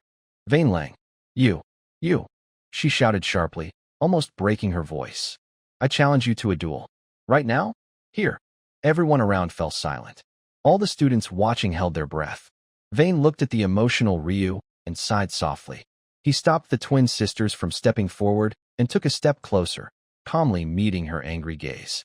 "Ryu, committee member," he said softly but clearly, "are you really going to be used like this, to target someone you don't even understand?" This made Ryu's furious mood suddenly pause. "Tom, Jack, and the people behind them," Vane continued, with a hint of sarcasm, "are only upset because I disrupted their comfort zone and threatened their interests, so they encouraged you to attack me. Have they given any real proof besides empty words? Do they truly care about the school, or just their own status and income?" Ryu froze. Vane's words matched the glint in the professor's eyes and their deliberate guidance, making her uneasy. Was she really being used? But the duel was already spoken of. Under everyone's watch, her strong pride and the sting from her kiss with her sister made her unable to back down. "Stop talking nonsense," she demanded, trying to sound confident. "Do you dare to accept?" Vane understood that this fight was unavoidable. Without it, the chaos wouldn't end, and the stubborn girl wouldn't calm down. He nodded calmly. "The time and place are up to you. But I hope that after this fight, you'll think carefully." Here, he pointed to his head. Not just here, he pointed to his chest. Returning to her dormitory, a wave of intense worry suddenly hit Vane. Liu Guang has a straightforward personality and has already reached the peak of the night third rank, far surpassing his early second rank. Even if he managed to win by luck, her temper would only deepen the conflict, making it impossible to truly solve the problem. He rubbed his temples and took out a communication stone engraved with royal patterns. This was a private contact method given to him secretly by Princess Patty after the alliance. Although he was reluctant to use it, now, relying on the student council president's help to quickly resolve the issue might be the most efficient way. After hesitating for a moment, he infused a bit of magic into the communication stone. "Big Sister Patty, it's me, Vane," he whispered. "I've run into some trouble related to the new discipline officer Liu Guang." There was a brief silence on the other end of the communication stone. Then a lazy yet playful female voice came through. In the backstage corridor of the Royal Academy's dueling arena, the air was thick with the smell of sweat and dust. Faint noises of chaos came from outside the wall, but inside the corridor, it was silent. Liu Guang was doing simple warm-up exercises, her brown-yellow eyes fixed on the exit, still burning with anger and fighting spirit. She seemed to already see herself stepping on Vane's chest and avenging her shame. Suddenly, footsteps sounded slowly from behind her. Liu Guang turned sharply and saw Vane walking closer at a relaxed pace. He showed no signs of nervousness, only a calmness that made her furious. "What? Now you're afraid? Want to beg for mercy?" Liu Guang straightened up, arms crossed, and looked down at him with her chin raised. "It's too late. We'll see who's stronger on the arena today. I must." Her words stopped abruptly. Vane ignored her provocation entirely. He casually raised his hand and waved the glowing communication stone on his fingertip. To Liu Guang's surprised gaze, he slipped the cool stone into her hand. "Don't worry, someone's looking for you," Vane said calmly, but his eyes carried a certainty that made her very uncomfortable. Liu Guang, as if burned, almost threw the communication stone away. She stared at Vane, then looked at the stone in her hand, a feeling of being looked down upon and anger rising in her heart. She thought Vane was trying to find someone to plead for her. "I don't care who you are," she shouted at the communication stone, her tone full of anger. "Don't think you can speak for him. This is between me and him." There was a moment of silence from the other end of the communication stone. Then, a lazy yet cold female voice slowly sounded. "Xiao Lu Guang, it's been a few days. Your temper has gotten worse, huh?" This voice. Lu Guang froze completely, as if turned to ice. The anger on her face instantly faded, leaving only fear and disbelief. "Big sister?" "No, Patty President." Her voice unconsciously changed pitch, trembling slightly. Patty's tone remained calm, but carried a natural sense of authority. "It's good to have energy. It's also encouraging that you want to stand up for what you believe is right. Young people are always full of passion." Lu Guang was about to breathe a sigh of relief, but Patty suddenly changed her tone sharp as a knife. "However, Xiao Lu Guang, think carefully with that not-so-dumb head of yours. Is the so-called justice you talk about already turned into the cheapest, most useful weapon in someone else's hands? Tom and Jack, those two old-timers who waste their days, what kind of confusing nonsense did they fill your head with, making you act so recklessly against my dear little brother?" Vane Lang. The words, "dear little brother," were spoken very clearly and slowly. Little brother? Vane is Patty President's brother? Lu Guang's mind went blank. She suddenly looked up at Vane. He looked calm, with a faint smile on his lips. Once again, she remembered Tom and Jack's seemingly worried but actually guiding words, and a cold shiver ran down her spine. Could it be that she was truly being used as that she was causing trouble for her big sister's brother? Patty didn't give her time to think. The final ultimatum coldly came through. "Stop here. No more trouble with Vane. That's an order from the president. Think carefully. A discipline officer's job is to uphold fairness, not to be used by others, targeting innocent people out of personal grudges." The communication suddenly cut off, and the glow of the communication stone faded. The communication stone slipped from Lu Guang's trembling hand, making a crisp sound on the stone ground. She was completely unaware, standing frozen in place, her face pale. The sense of justice that had always supported her shattered suddenly. In its place was anger from being deceived, grievance from being scolded, and a burning embarrassment. Her eyes quickly turned red, and her vision blurred. She bit her lower lip hard, almost bleeding, desperately trying not to show weakness in front of Vane. But hot tears burst out, rolling down her cheeks. Her shoulders trembled from crying. Just moments ago, she was full of anger, but now she looked like a child who had been deeply wronged. Vane looked at her and felt most of his irritation fade away. In the end, she was just a straightforward person being used and blindly rushing forward. He took a step closer, hesitated for a moment, then awkwardly reached out and patted her trembling shoulder. "Hey, Don't cry anymore. As soon as he finished speaking, Ryuko suddenly looked up. Her brownish-yellow eyes were filled with tears, and she stared at him fiercely. She quickly grabbed his sleeve, buried her face in it, and without hesitation, wiped her tears and runny nose on his sleeve. It's all your fault. You. These terrible people, she muttered with a heavy nasal voice. Vane looked at his sleeve, now soaked through, and his mouth twitched slightly. This clothes wasn't cheap. He fought the urge to pull his hand back and looked at her red eyes. His words of blame finally turned into a gentle sigh. How do you have so many connections? Ryuko, calmer now, still clung to his sleeve and sniffled. Even Head Patty listens to you. Is the Royal Academy really that dark? Vane looked at this short girl, crying so messily, and suddenly found it a bit funny. He reached out with his other hand, ruffled her hair gently. Silly girl, he said with a calmness beyond his age. Of course I have connections. The world is much more complicated than you think. Rushing in with just passion and fists will only get you hurt. Ryuko lowered her head, lips pressed together, her shoulders still trembling slightly, but it seemed she was listening. Vane spoke seriously. But if you use your strength for the right things, you could be very powerful. Ryuko, I need your help. Let's work together to remove those who hold positions and manipulate power in the academy. Are you willing to cooperate? Ryuko suddenly looked up, a hint of surprise in her eyes. She thought she would be mocked, but Vane was actually asking her to work with him. This feeling of being understood and needed was completely different from when Tom and Jack used her as a tool before. An indescribable emotion welled up in her heart, easing her previous feelings of grievance and anger. She wiped her face hard, took a deep breath, and tried to steady her voice. When looking at Vane again, her eyes had become firm, no longer sharp with anger, but clear and pure with fighting spirit. Helping out. After the fight, Lu Guang's voice still carried a nasal tone, but her tone was firm. Vane Long, I admit I was probably used by someone before. But, she stared at him closely, word by word. I still want to fight you. Not to pick a fight, and not for any other reason. I just want to see for myself how much real skill you have. As someone who is valued by the big sister and followed by Eileen and Manhwa, she took a deep breath and loudly declared, this is a test of strength. Do you dare to accept? Vane looked at the girl in front of him, her eyes slightly red, her hair a bit messy, but her back straight and strong. Her eyes burned with pure fighting spirit. A smile of admiration appeared on his lips. Okay, he answered simply. As you wish. He didn't say more, turning to walk toward the arena exit.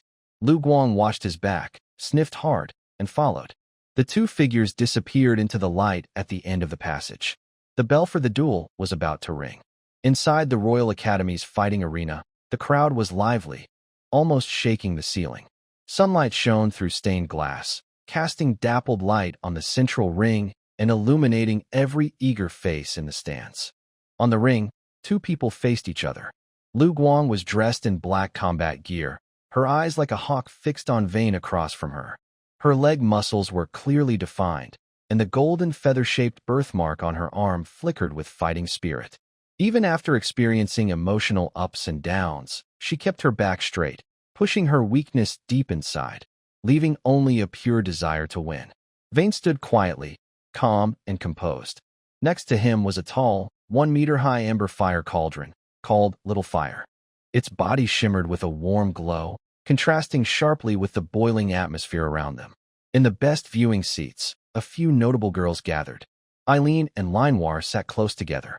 Eileen frowned slightly, her hands unconsciously clutching her skirt. Linewar clasped her fingers tightly, her eyes full of worry.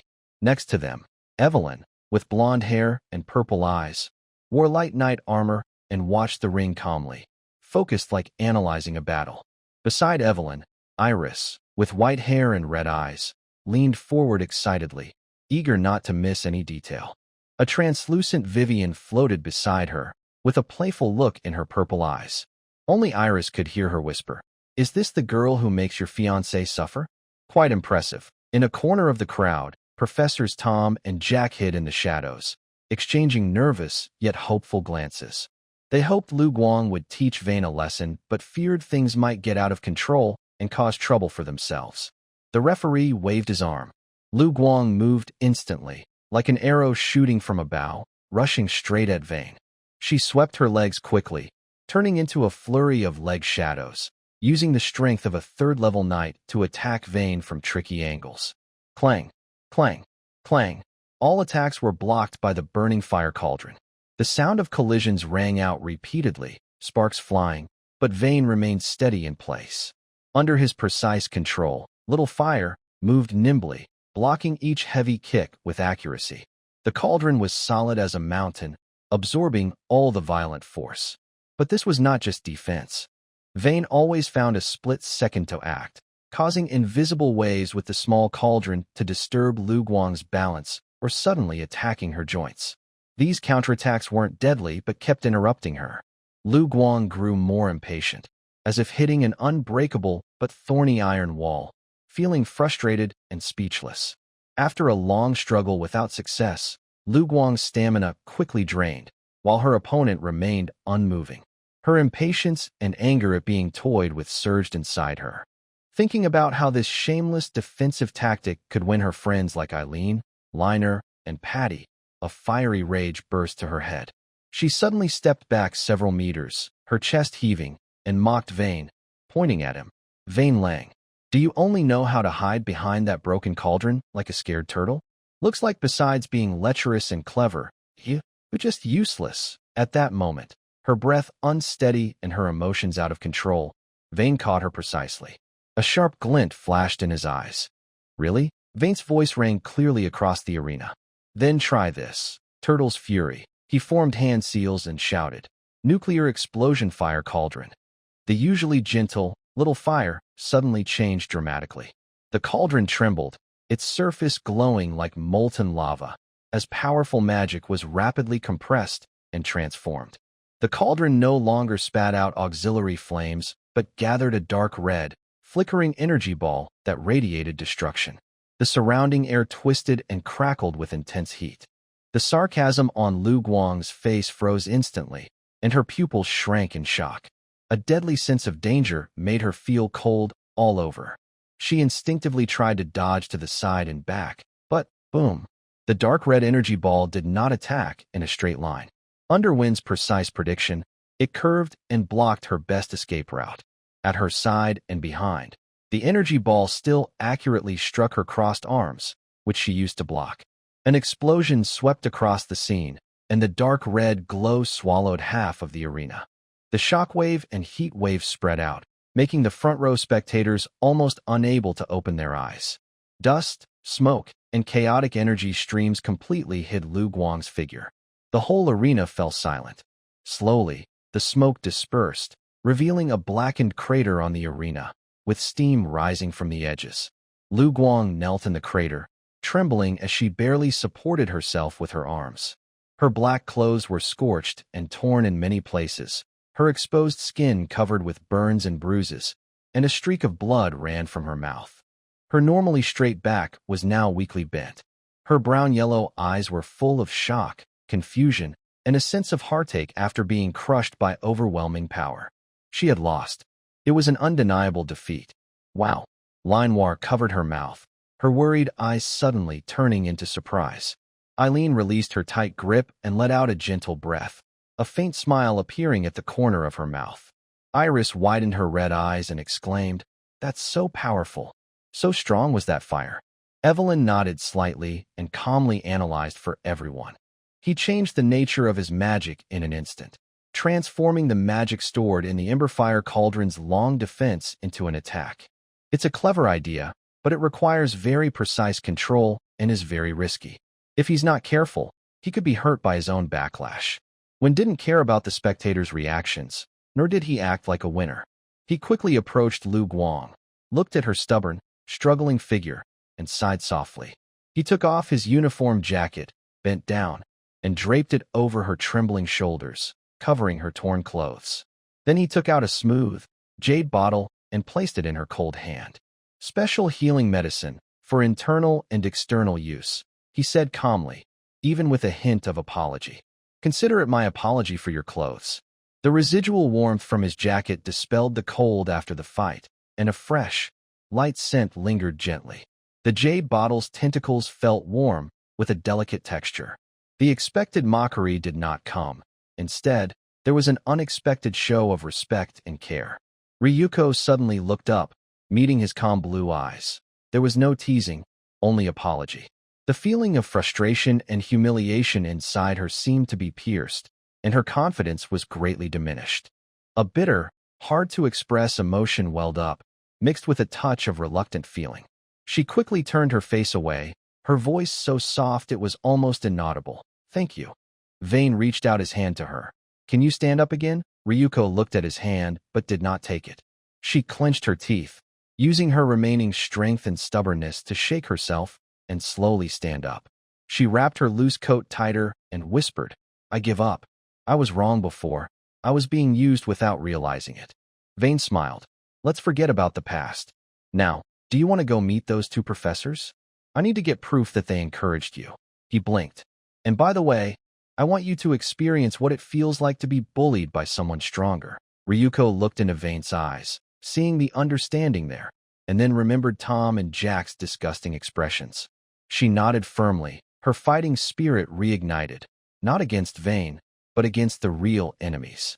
She opened the healing ointment Vane gave her, took a big sip, and immediately felt much better. "Good," she said with renewed strength. "Lead the way." Vane turned and left the arena. Ryuko pulled her coat tighter, walking with unsteady but determined steps behind him.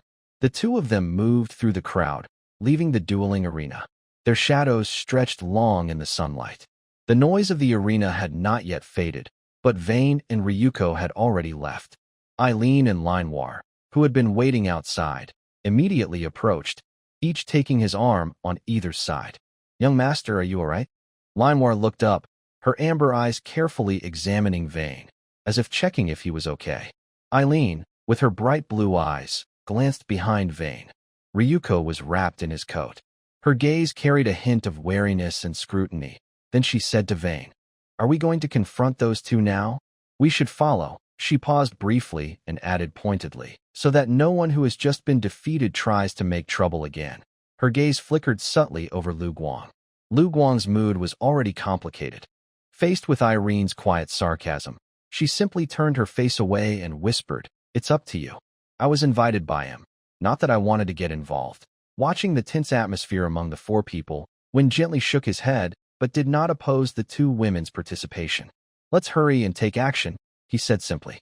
The investigation went surprisingly smoothly. Wen used the authority of the Long family to access magic video recordings from parts of the academy. Although they didn't directly capture Tom and Jack encouraging Lu Guang, the records of their multiple accidental encounters and conversations at key moments raised suspicion. More importantly, Lu Guang, using her role as a discipline officer and her honest, pale expression after the fight, found several students who had overheard Tom and Jack privately discussing how to use that clueless civilian discipline officer to cause trouble for Wen Long. After she honestly admitted she had been tricked, these students were willing to testify. The evidence was quickly complete. The four of them went straight to Tom and Jack's office without hesitation. Wen pushed the door open gently, but with undeniable force. The two professors inside were anxiously discussing the duel results. When they saw the four people at the door, especially Wen and Lu Guang standing beside him, their expressions immediately froze. "Professor Tom, Professor Jack," Wen said straightforwardly, his voice calm but firm, "you repeatedly encouraged and misled Discipline Officer Lu Guang, made false accusations against me, and damaged the Academy's atmosphere. We need an explanation." Irene stepped forward, presenting a copy of the organized video timestamps and witness list. Tom and Jack exchanged glances, clearly panicked. Tom forced himself to stay calm, chuckling awkwardly. "Wen, what do you mean? We just saw Lu Guang as honest and responsible, occasionally reminding her to pay attention to the Academy's issues. How could that be called encouraging?" Jack quickly chimed in. "Yes, you must have misunderstood. We always prioritize the Academy's overall interests." "Misunderstood?" Wen interrupted coldly. "You privately discussed how to use that clueless civilian. Is that a misunderstanding? Or repeatedly hinted at me having issues with my conduct when Lu Guang was on duty? Are those misunderstandings too?" Their faces instantly turned pale. Tom wanted to argue, but Jack suddenly stood up sharply and shouted, "Vane Long, Don't accuse others unfairly. Whatever we said is for the good of the college. As students, what right do you have to question us? If you push us too far, we might team up with other professors to stop teaching. Then all classes at the Blue Eagle College will be halted. Can you bear that responsibility? He tried to scare the young nobleman with the most intense words. Vane seemed to hear a bad joke and didn't even bother to sneer. Before he could speak, a figure beside him suddenly stepped forward. It's Lu Guang. She still wore Vane's oversized coat, making her look sharper. She pointed at Jack, her voice trembling with anger and frustration, but clear and loud in the office. Stop classes? Just because of you, she almost shouted, her brown-yellow eyes burning with fire. Besides wasting time, relying on seniority to bully others, and looking down on students like me without a background, what else can you do? Vane teaches a class, but it's full of practical skills that can save lives. It's more useful than your 10 boring lectures. She took a deep breath, as if pouring out all her unfair feelings. When I first enrolled, I got injured during practical training. I asked how to treat it with magical herbs. What did you say? Commoners should be aware of their duties. Don't aim too high. That's not your concern. She imitated their dismissive tone, each word like a slap in their faces. Now that I have strength and become a discipline officer, and you think I have some use, you come pretending to teach me? Disgusting. She looked back at Vane. His calm expression seemed to silently support her. She turned around again, adopting his slightly teasing but commanding tone, raising her chin. Listen carefully. I am a formal member of Mr. Vane Long's Special Investigation Team, representing the Long family and the student union in a joint investigation. You two, professors accused by students of misconduct because of incompetence and jealousy. What right do you have to shout about stopping classes here? Her words were like a verdict, full of satisfaction. If you don't want to do it, others do. Get out. This burst of energy was like a storm, leaving Tom and Jack completely stunned. Their faces turned pale, and they sank back into their chairs, lips trembling, unable to speak anymore. All arguments and threats seem weak and silly when compared to the evidence, revelations, and the background of the Lang family and the student council. Vane spoke calmly, his voice quiet, but like a final judgment. Based on your proven misconduct, incitement, and discrimination, I, on behalf of the Lang family, am suspending all your teaching duties at Kanjing Academy until the final decision of the council. As for the strike, he spoke with disdain. Feel free to do as you wish. It just makes room for new teachers. After saying this, he no longer looked at the two pale-faced people and turned to leave. Aileen and Lino followed closely behind. Lu Guang glared coldly at them, feeling angry inside, and quickly followed. Outside the office, Lino immediately held Vane's arm, almost leaning on him, softly saying, "Young master was so cool just now. That's how you deal with people like that. But I'm so tired after talking so much. I need a kiss to leave." She looked up, closed her eyes, and pouted her lips.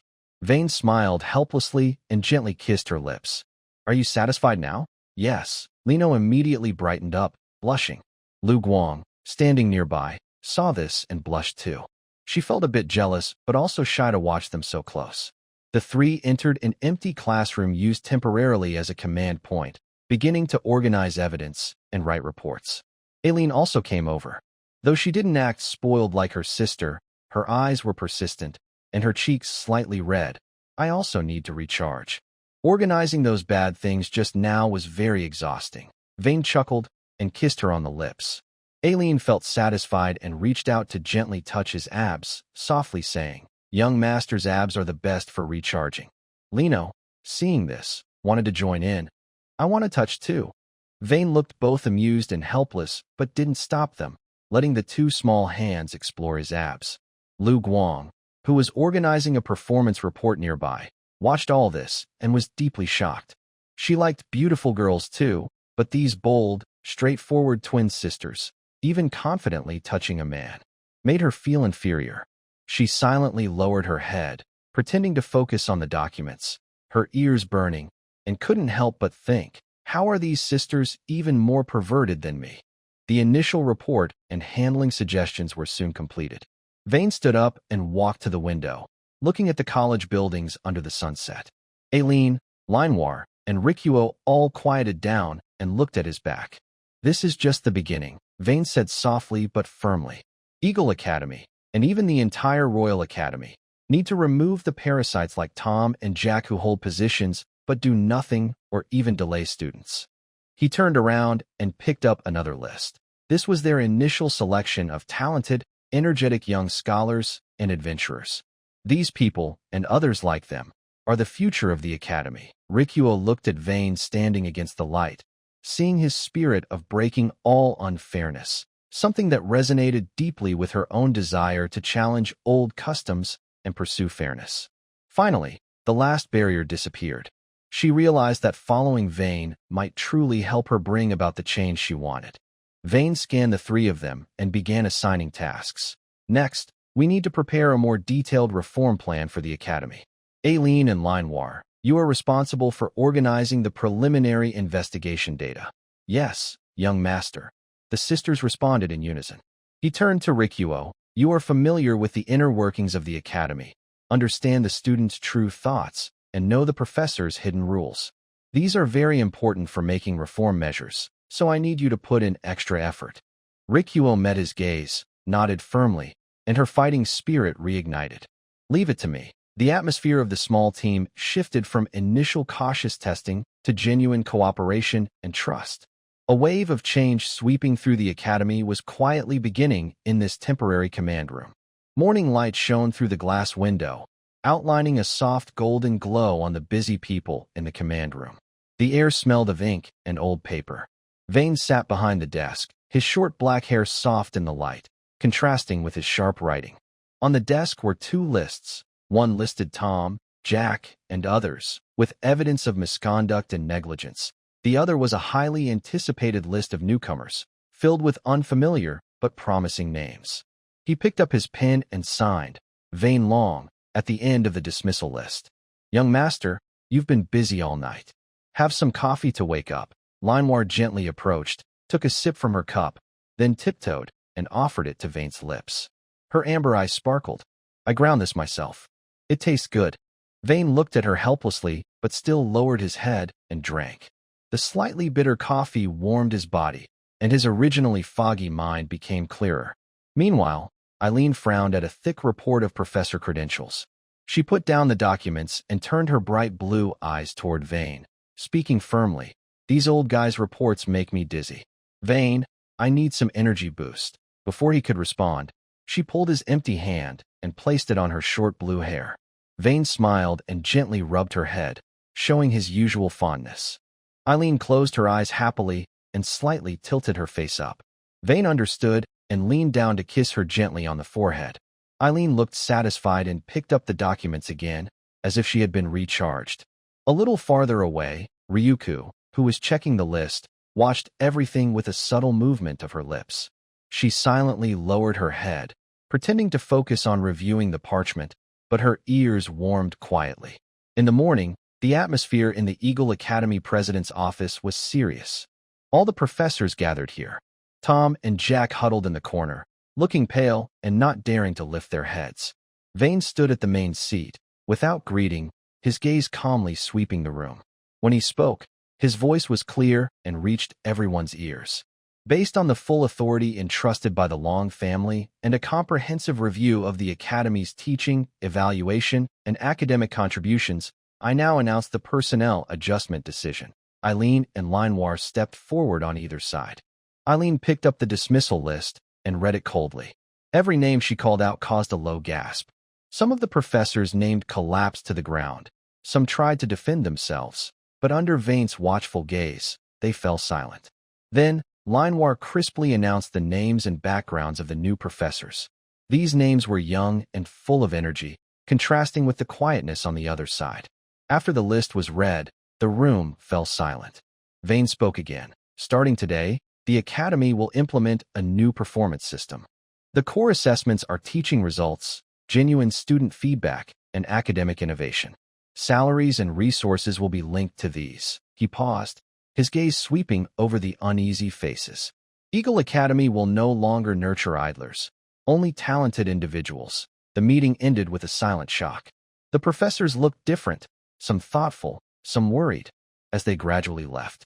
In the corridor, Lu Guang saw the lost and dejected Tom and Jack. They were packing up to leave. She stopped and stood with her arms crossed, watching these two professors who once mocked her as commoners unworthy and useless magic users, now looking so defeated.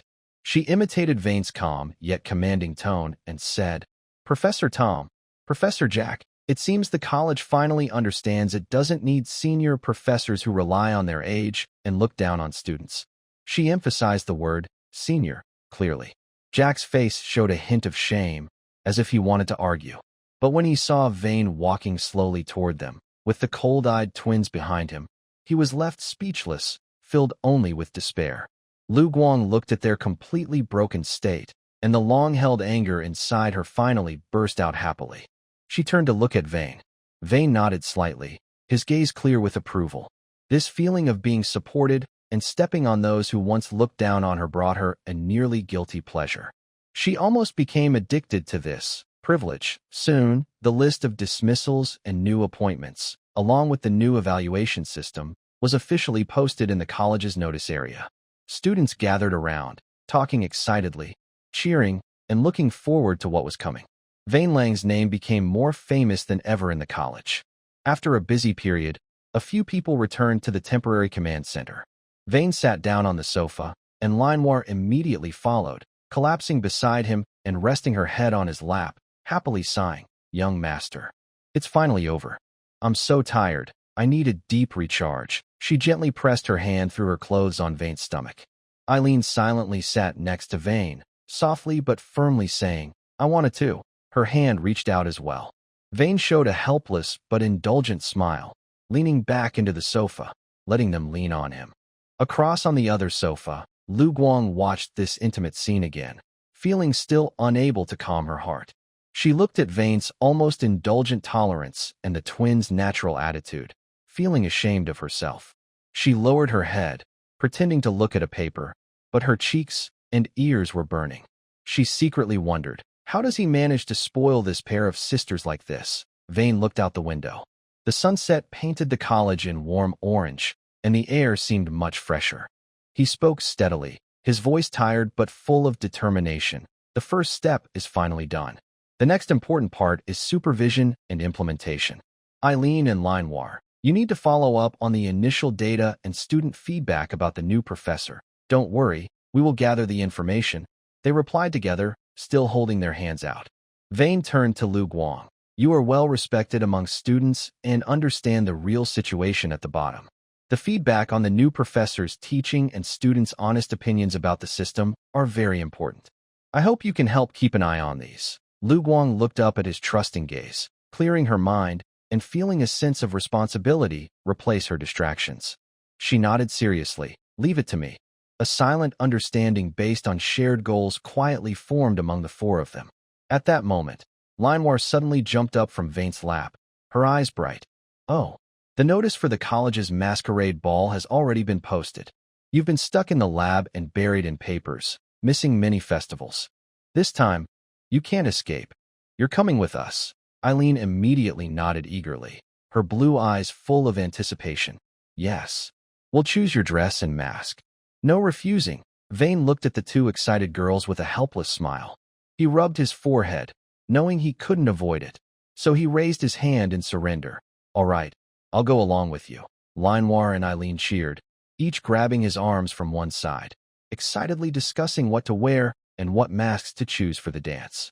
Lu Guang, nearby, pretended to be calm as she organized her papers, but she quietly listened, occasionally glancing at the three of them.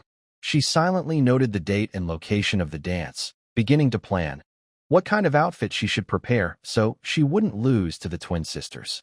The notice board at the Royal Academy was crowded with students. A beautiful poster with a deep blue background and gold embossed patterns caught everyone's attention, like a stone thrown into a lake, creating ripples. Annual Masquerade Ball. Tomorrow night in the Great Hall.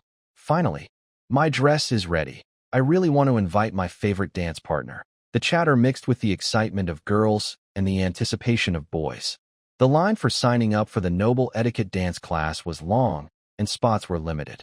The air is filled with a sweet yet tense atmosphere, as everyone seems to be excited about the upcoming dance. Among the lively crowd, several girls have their own thoughts. Ryuko touches her chin, her brown-yellow eyes shining with a hunting look. She scans her classmates and finally thinks of the boy with black hair and blue eyes. Vane. This time, you can't escape.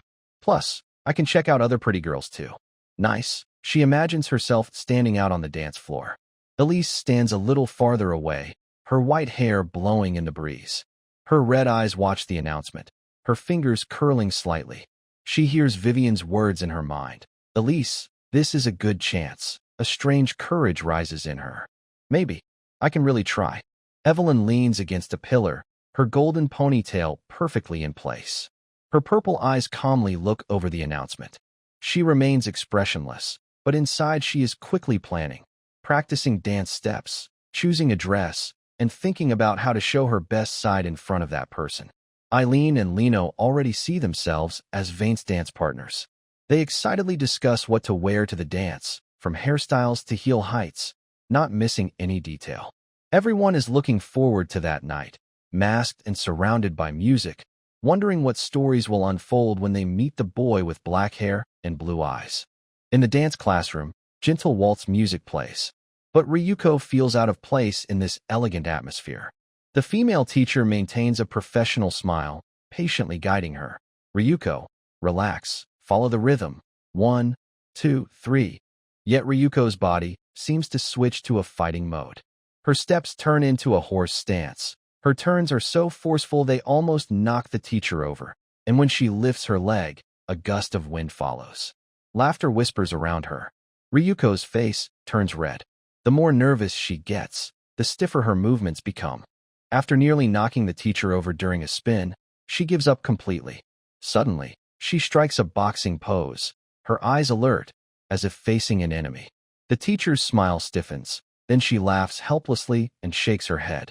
Laughter fills the classroom. Not far away, in another dance room, Elise is having a different experience. At first, her movements are a bit awkward, showing the reserved manner of royal etiquette. As the music progressed, her white hair fluttered lightly, her red eyes slightly narrowed, and her body gradually regained the familiar rhythm. Her steps changed from awkward to smooth, and her spins became light and graceful, an elegant flow that seemed to come naturally from deep within. In just half a lesson, she danced confidently, attracting many admiring looks. Eileen and Linoir appeared even more at ease. They moved swiftly across the dance floor, their blue hair flowing, their steps perfectly synchronized, as if they had danced together many times before. Sometimes they exchanged meaningful glances, like two lively butterflies dancing with the music. In a corner of the dance classroom, Evelyn stood quietly watching. Because the class was full, she couldn't join the practice. Her golden ponytail was neatly tied, and her purple eyes focused on the instructor's demonstration. In a quiet corner, her toes moved silently to the beat, over and over. Practice extra tonight, she thought. I must do my best and surprise him. Unlike the lively dance class, Vane and Alice's laboratory was very quiet. Or rather, it was busy in a different way. On the workbench, strange herbs and glowing crystals were scattered. The air smelled faintly of herbs mixed with a hint of something burning. Vane watched the thick, bubbling liquid in the pot. He was developing a prototype of fertilizer. He focused and said, Professor Alice, I think adding some starlight pollen could help stabilize the magic inducer. It might balance the magic better. Professor Alice stared at the cauldron without moving, showing a rare, thoughtful expression. I support your idea. You can try it, she replied. Also, the alternative you suggested earlier, dragon's blood extract, shows a 15% increase in gentle effects on the meridians in initial tests. They were completely absorbed in their research, as if an invisible barrier kept the noise of the dance party outside. Just as Vane and Alice finalized the details for the next experiment, the laboratory doors suddenly burst open with a loud bang. Eileen and Linoir stood there, panting, their cheeks flushed from running, eyes full of urgency. Master, stop messing with those herbs and stones. Without a word, Linoir rushed in, grabbing Vane's right arm and pulling him toward the door. Eileen nodded in understanding, quickly grabbing his left arm and urgently saying, Come with us now. If I don't sign up soon, it will be too late. Vane was caught off guard. dropping his pen on the ground, looking confused and helpless. Wait, sign up? For what? He clearly forgot that he had promised to go with them to the dance. Alice tilted her head, calmly watching the chaos with her usual composed tone. What are you going to do with my assistant? Manhwa, pulling Vane along, excitedly turned back and shouted, It's for tomorrow's masked ball. We're signing up and dancing together with the young master. She became more and more excited, as if she was already on the dance floor. Eileen's cheeks turned red, feeling shy and anxious. Stop talking, the registration will close soon. Both of them pushed Vane out of the lab forcefully, as if rescuing him. Their footsteps and urging voices quickly faded away. Inside the lab, everything returned to silence. Only the faint bubbling of potions in the cauldron and the low hum of the machines remained. Alice stood still, her violet eyes looking at the empty doorway, her gaze slowly sweeping over the suddenly quiet lab. The air still carried the herbal scent from Vane and the lively energy brought by the twins. Masked ball, dancing with Vane. Manhwa's excited declaration was like a small stone thrown into still water, creating ripples in her core made of runes and magic circuits. A feeling close to loneliness, mixed with impulsiveness and restlessness, spread through her non-human senses, something that shouldn't belong to a Yu. She looked down at her delicate hands, as beautiful as art. A flash of almost competitive desire flickered in her eyes. Humph! A soft, slightly awkward hum escaped her lips. In the next moment, her figure flickered like a mirage blown by the wind, then completely disappeared. Vane was almost dragged all the way to the dance registration by Eileen and Manhwa. Just before the staff was about to close, he hurriedly wrote his name. Watching the cheerful twin sisters, as if they had won a great victory, Vane sighed helplessly and rubbed his forehead. But their pure smiles made a gentle smile appear on his face. His registration quickly spread through certain circles. Lu Guang practiced dance intensively in the dormitory, determined to master the routine. Elise listened to Vivian's teasing, her cheeks flushing slightly, but she quietly clenched her fists. Evelyn practiced alone in her room, her golden ponytail forming a neat arc. Even Professor Alice, who quietly left, seemed to be preparing something secretly in a corner. Outside the window, the sunset sank, and a beautiful glow spread across the sky. Vane held a plan in his hand, detailing a trial of fertilizer in the territory. His usually calm mind was like a peaceful lake, but a pebble named Hope had been thrown in, causing ripples he didn't fully understand. The silver moon was round and cold, its light shining silently through crystal windows, filling the room. Elise sat alone in a soft chair by the window, resting her chin on her hand. The moonlight brightened her white hair, but her bright red eyes looked a little distant. Tomorrow was the masquerade ball. She imagined dancing with Vane. Music playing softly, lights dim, him in a suit, maybe reaching out his hand to her. Her heart beat faster at the thought. But in the next moment, a sweet feeling was replaced by disappointment. Why is he always so reserved and polite when they are alone? Their conversations always stayed on school matters, potion progress, or casual small talk. They never even held hands, let alone more intimate gestures. Elise unconsciously twirled a strand of white hair, feeling annoyed. Does he see me only as a formal fiancé? Or does he think I'm just a naive little sister? This thought was like a tiny needle stabbing her heart, causing a dull ache. The invisible barrier between her and Vane made her think of someone else, her sister Patty. Even between sisters, it felt like an unbreakable ice layer. Why, despite being related by blood, is it harder to get close than to strangers? Her sister was always busy, with deep, unreadable eyes. What was she planning? What was she guarding against? Even her little sister was under her protection. The confusion about distance weighed on her heart, making this gentle moonlit night feel heavy. Oh dear, Your Highness the Third Princess, such a beautiful night, and you choose to sigh at the moon instead of meditating and practicing. Are you thinking about love? A playful voice suddenly broke the silence. A semi-transparent purple figure appeared by the window. Vivian lazily leaned against the frame, her long hair loosely, with a knowing smile in her eyes. Eris, as if stepped on her tail, suddenly snapped back to herself, her cheeks turning red instantly. It's not Vane. I was just thinking.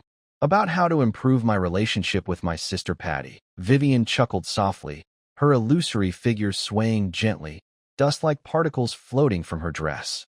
Oh, I didn't mention the name Vane, comma. She tilted her head, smiling slyly. Little heiress, are you confessing? Looks like I guessed right. You're thinking about that dark-haired, blue-eyed boy. Caught by her mentor's words, Eris fell silent, her face growing even redder, feeling a bit annoyed. She sighed in defeat, realizing she couldn't hide her feelings in front of this ancient soul. She pressed her lips together and decided to pour out all her worries. Vane's distance, Patty's coldness, all at once. After she finished, Vivian put away her teasing attitude, her eyes becoming deep and thoughtful. She floated closer, her gaze resting on Eris's slightly pouting lips caused by her frustration. Little Eris. Her voice was calm and seasoned with experience. From my hundreds of years of watching the world, I can tell that Vane Lorne is basically a womanizer, and one who doesn't refuse anyone. Eris's eyes darkened, a hint of hurt flashing in her red pupils. A womanizer? Then, do I not meet his preferences at all? That's why he hasn't even held my hand. A strong sense of failure almost overwhelmed her, worse than losing in sword practice. Foolish girl, Vivian interrupted her self-criticism, her tone full of disappointment. You underestimate your charm. When he looks at you, his eyes are always on your slim waist during practice, and your fair neck. She extended her semi-transparent finger, gently pointing at Eris's collarbone. I dare to bet with my treasured 100-year soul crystal that he dreams of holding you and dancing with you tonight. This statement was very direct, and Iris immediately blushed from her neck to her ears. She suddenly lowered her head, covering her face, and dared not look into Vivian's smiling eyes. Her heart was pounding so hard it felt like it might jump out of her chest. He didn't make a move on you for 2 reasons. Vivian ignored her shyness and continued calmly. First, your princess status and that marriage agreement make him afraid to act rashly. Second, and most importantly, you've been too innocent and passive. Like a crystal that needs to be carefully held, you give him no reasonable excuse to get close. Compare that to the twin sisters who grew up with him. They never hold back, flirting, asking for kisses, even touching him directly. It's natural for them. They break the distance first, so they get the best chance. In summary, Wen Lang is a lustful man, but he prefers to be passive. He likes to be approached in a reasonable and initiating way. Iris was stunned, her red eyes slightly wide, as if opening the door to a new world. So, you must change your strategy. Vivian's voice was encouraging, like planning a prank. Starting from the dance tomorrow, don't just wait for him to come to you. Be proactive, make some accidental physical contact, and learn to use your gaze to tease. Understand? She became more excited, her semi-transparent figure swaying in the moonlight. When you're strong enough to surpass him, just find the right moment to take him down. Do whatever you want. Show him who's in charge. Ha ha ha. She let out a classic villainous laugh that echoed through the quiet room.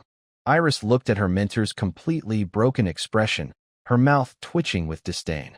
But inside, she firmly remembered the words. Be proactive, create contact, tease with her eyes.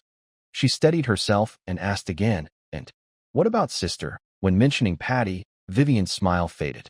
She floated in front of Iris, her illusory hand gently brushing her hair, her tone serious. That girl Patty is involved in things too deep, more complicated than you think. Staying as you are and not asking questions is the best thing for both you and her. Don't try to open that door again, okay? As she finished speaking, Vivian's figure gradually faded away, like moonlight melting into the night, eventually disappearing. Only a faint, cool breath remained. The room grew quiet, leaving only Elise and the moon outside the window. Her sister's matter was temporarily settled, and now she must focus on tomorrow's dance. She looked out the window, the moonlight illuminating her determined face. The confusion in her eyes disappeared, replaced by clear resolve. Waiting passively definitely won't lead to anything. So, as her mentor had said, she needed to take the initiative. She clenched her fists, her knuckles turning white. Her emotions surged inside her. Beyond nervousness and shyness, there was a brave resolve to go all out. Tomorrow's masked dance was no longer just a romantic dream, but her first step to actively seek happiness. Under the moonlight, her face flushed with a gentle blush, both beautiful and a little daring. The Royal Academy's banquet hall was brightly lit. Crystal chandeliers shone in every corner, and classical music played softly. The air was filled with the scent of perfume and sweets, mixed with a restless sense of anticipation. Vane Lang stood awkwardly at the edge of the hall, adjusting his bow tie, which bore blood-red patterns. He wore the Vampire Count costume prepared by Eileen and Linoir, dark tailcoat that made him look tall and proud, with a small bat mask adding a touch of mystery. He took a deep breath, trying to blend into the lively atmosphere, but still felt like an outsider who had wandered into a play. But this calm didn't last long. Two small figures, wearing cat ear accessories, slipped out of the crowd like hunters spotting prey, approaching Vane from both sides. "Meow, young master. You can't skip the lucky kiss before the dance," Linoir spoke first. She wore a black cat-girl dress, with lace on the skirt, a long tail swaying behind her, and a half-mask revealing her mischievous yellow eyes. She tiptoed and wrapped her arms around Vane's neck, quickly pressing her lips to his with a hint of wine aroma, then pulled back. Before he could react, the other side, with a more proud demeanor, Eileen stepped forward. Her blue eyes sparkled, trying to stay calm but unable to hide her shyness. It's my turn. This is necessary to get some energy for the dance later." After saying that, she quickly leaned in and kissed him too, brief but enough to make his heart skip a beat. Having succeeded, the two giggled and stepped back, like two mischievous little cats who had caused some trouble. Vane stood alone, her lips still warm and soft from their touch. The mystery of the mask seemed to give them great courage. Well, maybe not, since they didn't have masks either. After a short break, a taller, more composed figure approached, Evelyn. She wore a shiny silver knight's dress, well-designed with clean lines that made her look tall and proud. She had a knight's helmet covering the top half of her face, only revealing her tightly pressed lips and clear jawline. Her golden high ponytail was neat and shimmered slightly under the lights. She stopped in front of Vane and paused for a moment. It seemed the mask gave her endless courage.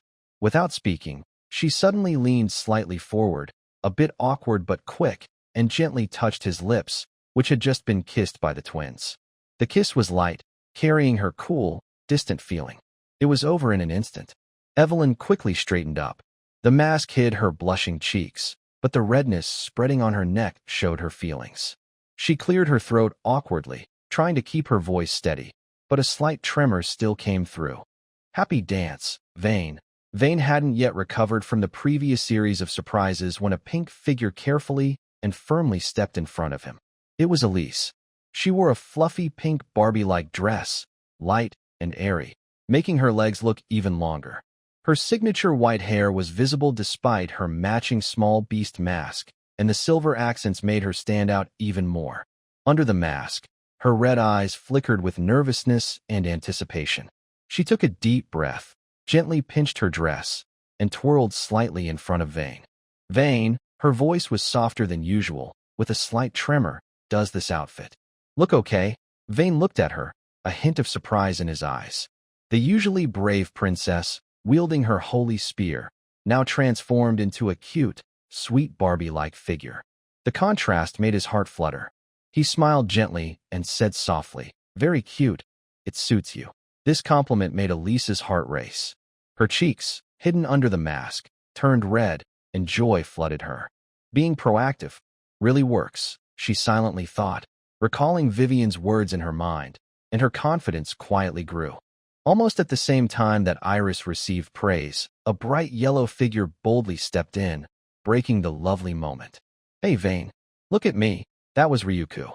She was wearing a bright yellow duck-themed one-piece suit, with a duck-shaped hood covering most of her face. But Vane still recognized her from her bright brown eyes. Her outfit had a small ducktail sewn onto the back. This costume was very different from her usual neat black outfit. It looked clumsy and cute, like a mascot that had wandered onto the wrong set. Vane looked at her costume and saw her with her hands on her hips, waiting to be praised. He couldn't help but smile quietly. He nodded and said with a smile, "Yes, very special and lively." "Ryuko." Ryuko hummed happily, clearly pleased with his reaction. A few women with different styles surrounded Vane, creating a lively and friendly atmosphere. Suddenly, a figure quietly appeared behind him. It was Professor Alice. She still wore her vintage purple dress, which looked out of place among the carefully dressed young women. But this time, she had a fancy accessory, an ornate mask decorated with tiny sparkling stones, shining brightly under the lights. The mask covered most of her face, leaving only her delicate chin and pale lips visible.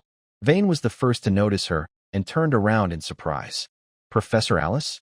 You're here too?" Alice looked at him quietly through her mask, as if she could see right through him. Her voice was calm but carried a subtle, unnatural tone. "Been in the lab too long, needed some fresh air." But despite her casual words, her feet, clad in leather shoes, moved closer to Vane, almost shoulder to shoulder, blending naturally into the small circle centered around him. Her appearance and words instantly made the air tense. Eileen and Lino exchanged wary glances. Evelyn stood straighter. Elise curiously examined the unexpected guest, and Ryuko plainly rolled her eyes. The simple dress and the dazzling diamond mask created a strong contrast. Her distant yet powerful presence made her stand out among the youthful, beautiful girls, giving her an undeniable sense of authority and presence. Vane was completely surrounded. The Twin Cat girls are lively and charming. The Silver Knight looks brave and handsome. Barbie Beast Princess is sweet and adorable. The Yellow Duck Feng Aoyan is straightforward and funny. And there is a mysterious guest who is cold and powerful. He seems to be in a maze made of flowers, beautiful but full of hidden dangers. At this moment, the host announces the start of the masquerade ball. The music becomes grander and more romantic. The crystal chandelier dims, leaving only the spinning magic lamps casting dim light. The music ignites everyone's anticipation. Vane feels the gazes coming from all directions, all focused on him. A sense of helplessness rises in his heart. The real test is just beginning. He slowly looks over the 5 women beside him. Their eyes are harder to read in the dim light, but the silent expectation weighs heavily on his shoulders. Who should he invite for the first dance? On the dance floor, the magic lamps spin slowly with the music, casting light over the couples dancing closely. The air smells of perfume and sweat. Vane becomes the center of attention, as if pushed into a fighting ring. 6 women, each with their own charm, are watching him. He takes a deep breath, smelling fruit wine and the faint scent on the girls, feeling some pressure. Tonight will surely be busy. He first looks into a pair of sapphire-like eyes, Eileen. Even with her cat demon mask, her raised chin and pressed lips show her pride. Vane reaches out his hand, making the first invitation of the night. Eileen pauses for a moment, then gently places her hand, wearing a cat paw glove, into his palm, hesitating slightly. With the music, Vane guides her onto the dance floor. Her dance steps are good, but not as smooth as when she wields her sword. Through the fabric, he can feel her warmth and a faint herbal scent. During a spin, her shoulder accidentally bumps into his chest, and the solid feeling makes her ears turn red. "You stepped wrong." She mumbles softly, trying to hide her nervousness, but her fingers tighten unconsciously. As the song ends, almost without pause, Manhwa, like a little cat, jumps into Vane's arms, taking Eileen's place. "Master, it's Manhwa's turn now." She lifts her face, yellow eyes shining behind her mask, full of excitement and possessiveness. Unlike her older sister's reserved nature, Manhwa's dance steps are lively and a bit aggressive. She almost hangs on Vane, swaying gently to the music. Her hands, wearing cat paw gloves, occasionally scratch his palm, and her fluffy head keeps rubbing against his neck, making contented purring sounds. "Young master, are you tired? Even if you are, you have to finish dancing with me," she whispers softly in his ear, her voice sweet like honey. Vane holds her warm, soft body in his arms. He manages her small movements while slightly tightening his hold to prevent her from falling during the spin. Gradually, exhaustion builds, but a feeling of dependence also quietly appears. When Vane turns to his third dance partner, the pink Barbie-like creature, Eris's heart suddenly races. She pretends to stay calm and places her hand in his palm. As the music plays, Vane guides the dance steps as usual. But this time, Eris responds with flexibility and confidence. She no longer passively follows, but subtly leads the rhythm. After a smooth spin, she leans close, her slender waist almost entirely pressed against him under her fluffy outfit. Vane is caught off guard, his face heating up behind his mask, and his breath catches. He clearly feels her body's warmth and lines, even imagining the toned back muscles under her clothing from practicing swordsmanship. He instinctively wants to step back, but Eris gently presses his palm, guiding him to continue without rejection. Through her beast-ear mask, she notices his body stiffening and his ears turning red. A mix of shyness and a victorious joy floods her heart. Vivian's advice was right. Taking the initiative really makes him nervous. Thinking this, a faint smile appears under her mask. Unlike Eris's dominant dance, dancing with Evelyn feels more like a solemn ceremony. Her steps are precise, measured with the discipline of a knight. Every lift and turn shows her restraint and seriousness. She doesn't speak much or try to get close intentionally. Instead, through her mask, she gazes calmly and focusedly at Vane with her violet eyes. Her hands hold his steadily, with calluses from years of sword practice, silently supporting him with firm resolve. In this dance, Vane's chaotic heartbeat gradually calms, and his arm soreness seems to ease. She seemed to be telling him in this way, "No matter what the future holds, I will always be by your side." After dancing 4 songs in a row, Win felt tired and out of breath. He looked toward the edge of the dance floor with a bitter smile. Lu Guang was crossing her arms, tapping her toes impatiently, her eyes shining brightly like a small yellow duck about to explode, as if she would rush over and pull him away at any moment. Win sighed and resigned himself as he walked toward her. Just a few steps away from Lu Guang, he could see the sudden brightening in her eyes. Suddenly, a figure stepped unexpectedly between them. It was Professor Alice. She wore a purple dress that stood out against the fancy gowns around her. Her face was covered with a mask decorated with tiny sparkling stones that reflected bright light, making it hard to look directly at her. She ignored Lu Guang's almost fierce stare and simply looked at Win with a calm expression, her tone steady and commanding. "Dance with me next." Before she finished speaking, her hand, wearing a white lace glove, reached out gently but firmly, grabbing Win's wrist with an unresistible strength. Win didn't even have time to give Lu Guang, who was stomping in anger, a quick apology before Alice half led him onto the dance floor. Dancing with Alice became more and more strange. Win placed his hand in her inviting palm, feeling a subtle sense of discomfort creeping in. Earlier, Alice still seemed a bit robotic, but the moment their fingertips touched, it was as if a switch had been flipped. That robotic feeling disappeared, replaced by intense, passionate emotions. She held Win's hand tightly, her fingertips trembling slightly with excitement.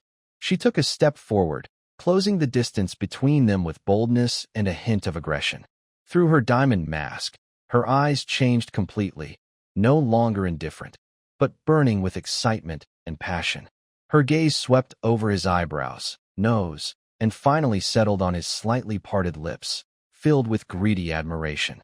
Every move she made to lead was very decisive, her dress swirling beautifully as if she was trying to create a perfect visual effect.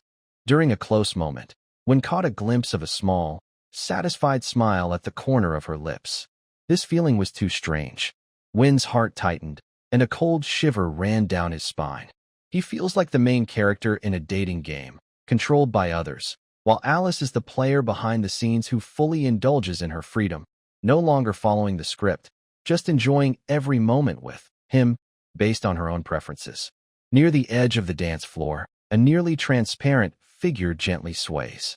Fyra Phalanxe, the dean of the Sena Humanities College and a former member of the Brave team, was originally bored, yawning as she looked over the dance floor. Suddenly, her gaze stopped, almost breaking her invisibility spell. "My goddess," she silently gasped, eyes wide open. "Is that Alice, the space witch who hasn't appeared outside her dimension for hundreds of years? She's actually here at this student dance? And dancing with that guy from the old gang?" Fyra's heart trembled. She rubbed her eyes hard to make sure she wasn't seeing things. TSK, it looks like there's another tricky character in the boss's network. She couldn't help but feel a bit bitter, imagining Amelika Rondo's proud smile. "When will I have such a capable subordinate? So I can also overthrow that crazy person and take that position." As the song ended, Alice simply let go of her partner, nodded slightly to Vane, then turned to leave. Her purple skirt quickly disappeared into the crowd, with no hesitation. Vane frowned, watching her walk away, lost in thought. The dance was nearing its end. The sound of the old clock tower in the college announced midnight. Many people embraced and said goodbye, or prepared to leave. Vane took a deep breath, feeling his bones ache all over. Finally, it's over, right? Just as this thought crossed his mind, a yellow figure rushed up to him. Ryuko grabbed his weak hand with great force. Her brown eyes were full of grievance, defiance, and stubbornness, trembling as she spoke. Vane Rondo, you promised to dance with me. The dance isn't over until the clock strikes 12. Now, immediately, seeing the unwavering determination in her eyes, Vane sighed and quickly held her trembling hand. Okay, one last dance. As the final chime sounded, in the gradually emptying dance floor, the vampire count and that bright little yellow duck barely finished their last dance of the night. Ryuko's dance steps were chaotic, almost stepping on Vane's feet. But her face broke into a bright and satisfied smile, as if she had achieved something great. Vane knew he was in the wrong and could only silently endure. Fortunately, Lu Guang didn't use all her strength, so it wasn't too painful. When the last bell rang and faded away, all the magic lamps in the ballroom suddenly lit up brightly, shining so intensely that they dispelled all ambiguity. The noise and excitement ended, and the crowd gradually left. Vane stood alone at the entrance of the banquet hall, looking around blankly.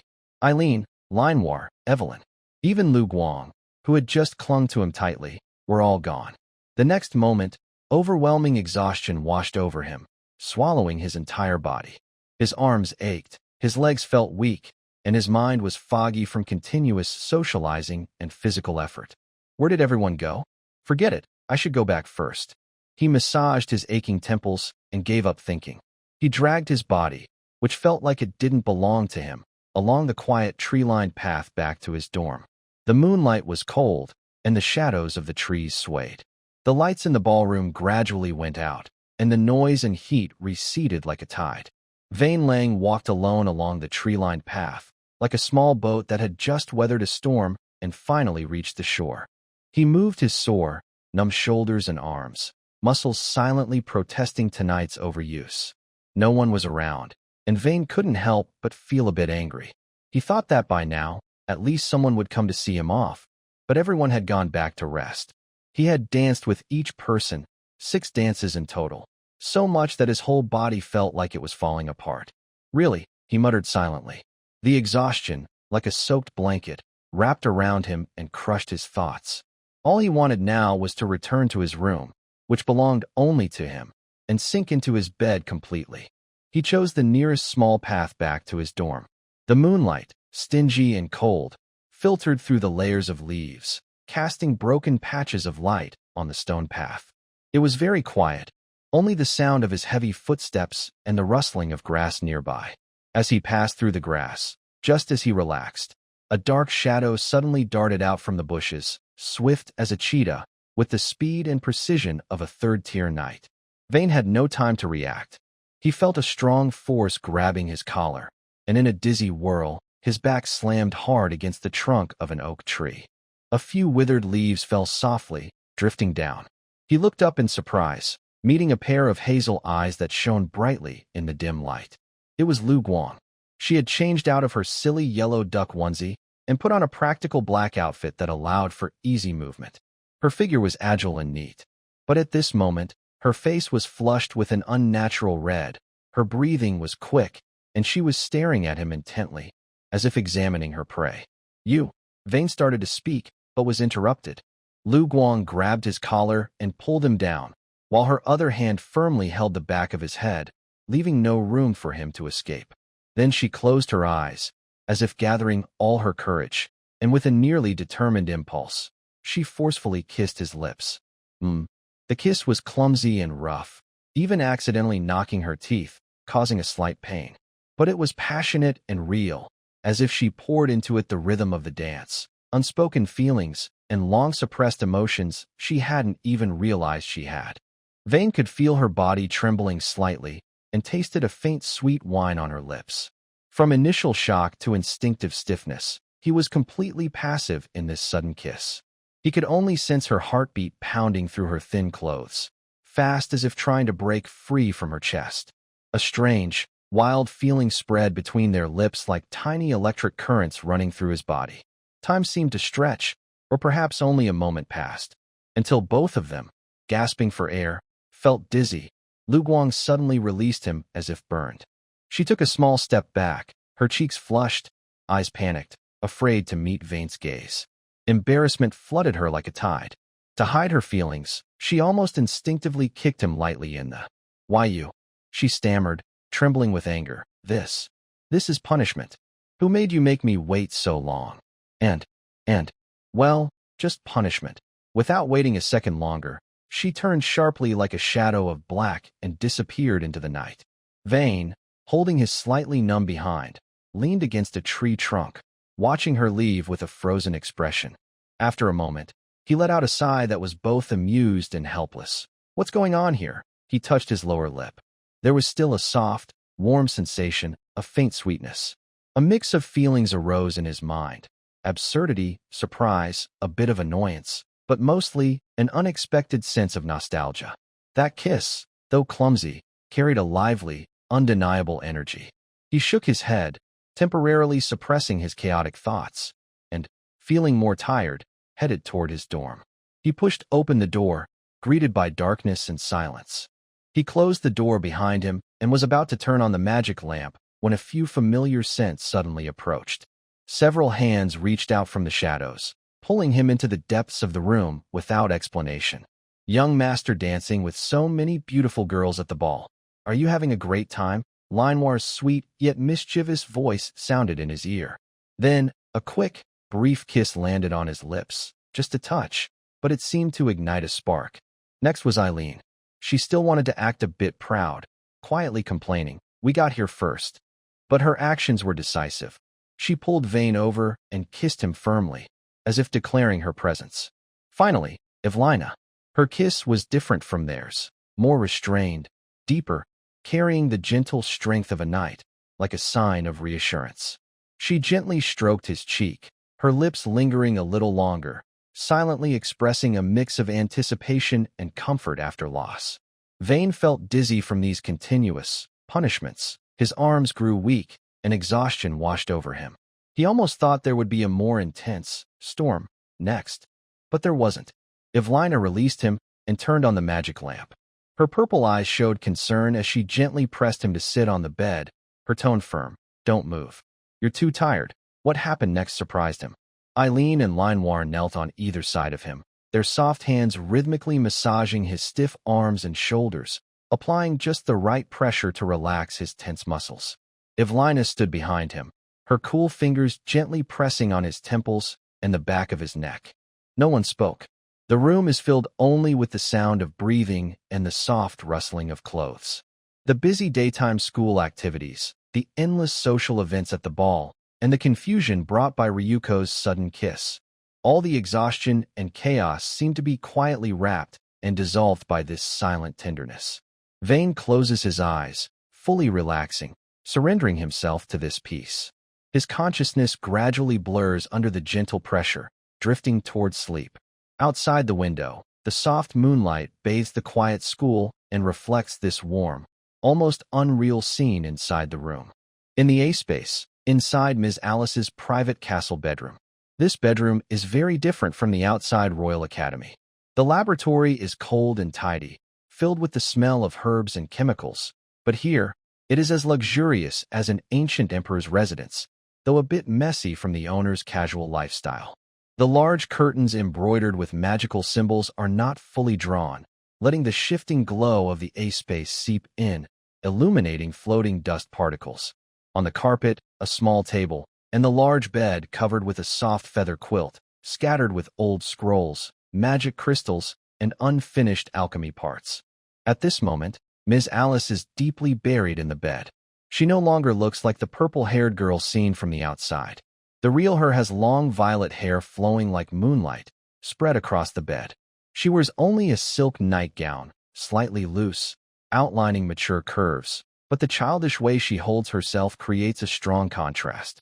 She hugs a fluffy feather pillow tightly, burying her hot face into it. Her legs kick unconsciously in the air, causing the hem of her nightgown to lift from time to time. Ah! A muffled sob escapes from beneath the pillow, mixed with shyness, frustration, and unspoken excitement. Uncontrollably, her mind keeps replaying the scene from earlier. Under the dim lights of the ball, the boy with black hair wearing a bat mask, dressed as a vampire count, holding her hand as they spun in the dance floor. Even through the gloves, she can clearly feel the tension and relaxation of his arm muscles with each movement, full of youthful vitality. When he looked down at her, those blue eyes behind the mask were so focused, it seemed they only had room for her.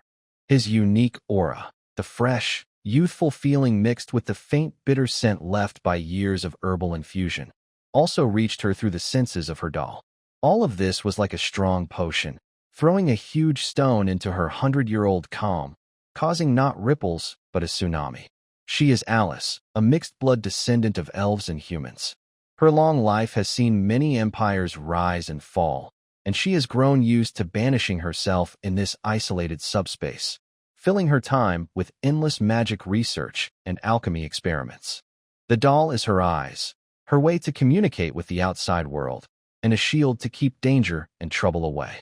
She almost forgot that before becoming a powerful space witch and a dedicated scholar, she was first a woman who still feels lonely, longs for warmth, and can be moved emotionally. Vane Lang's appearance was like a bright light, boldly piercing through her thick shell built with time and research, exposing her soft, even overly sensitive parts that had been sealed away for years. Love.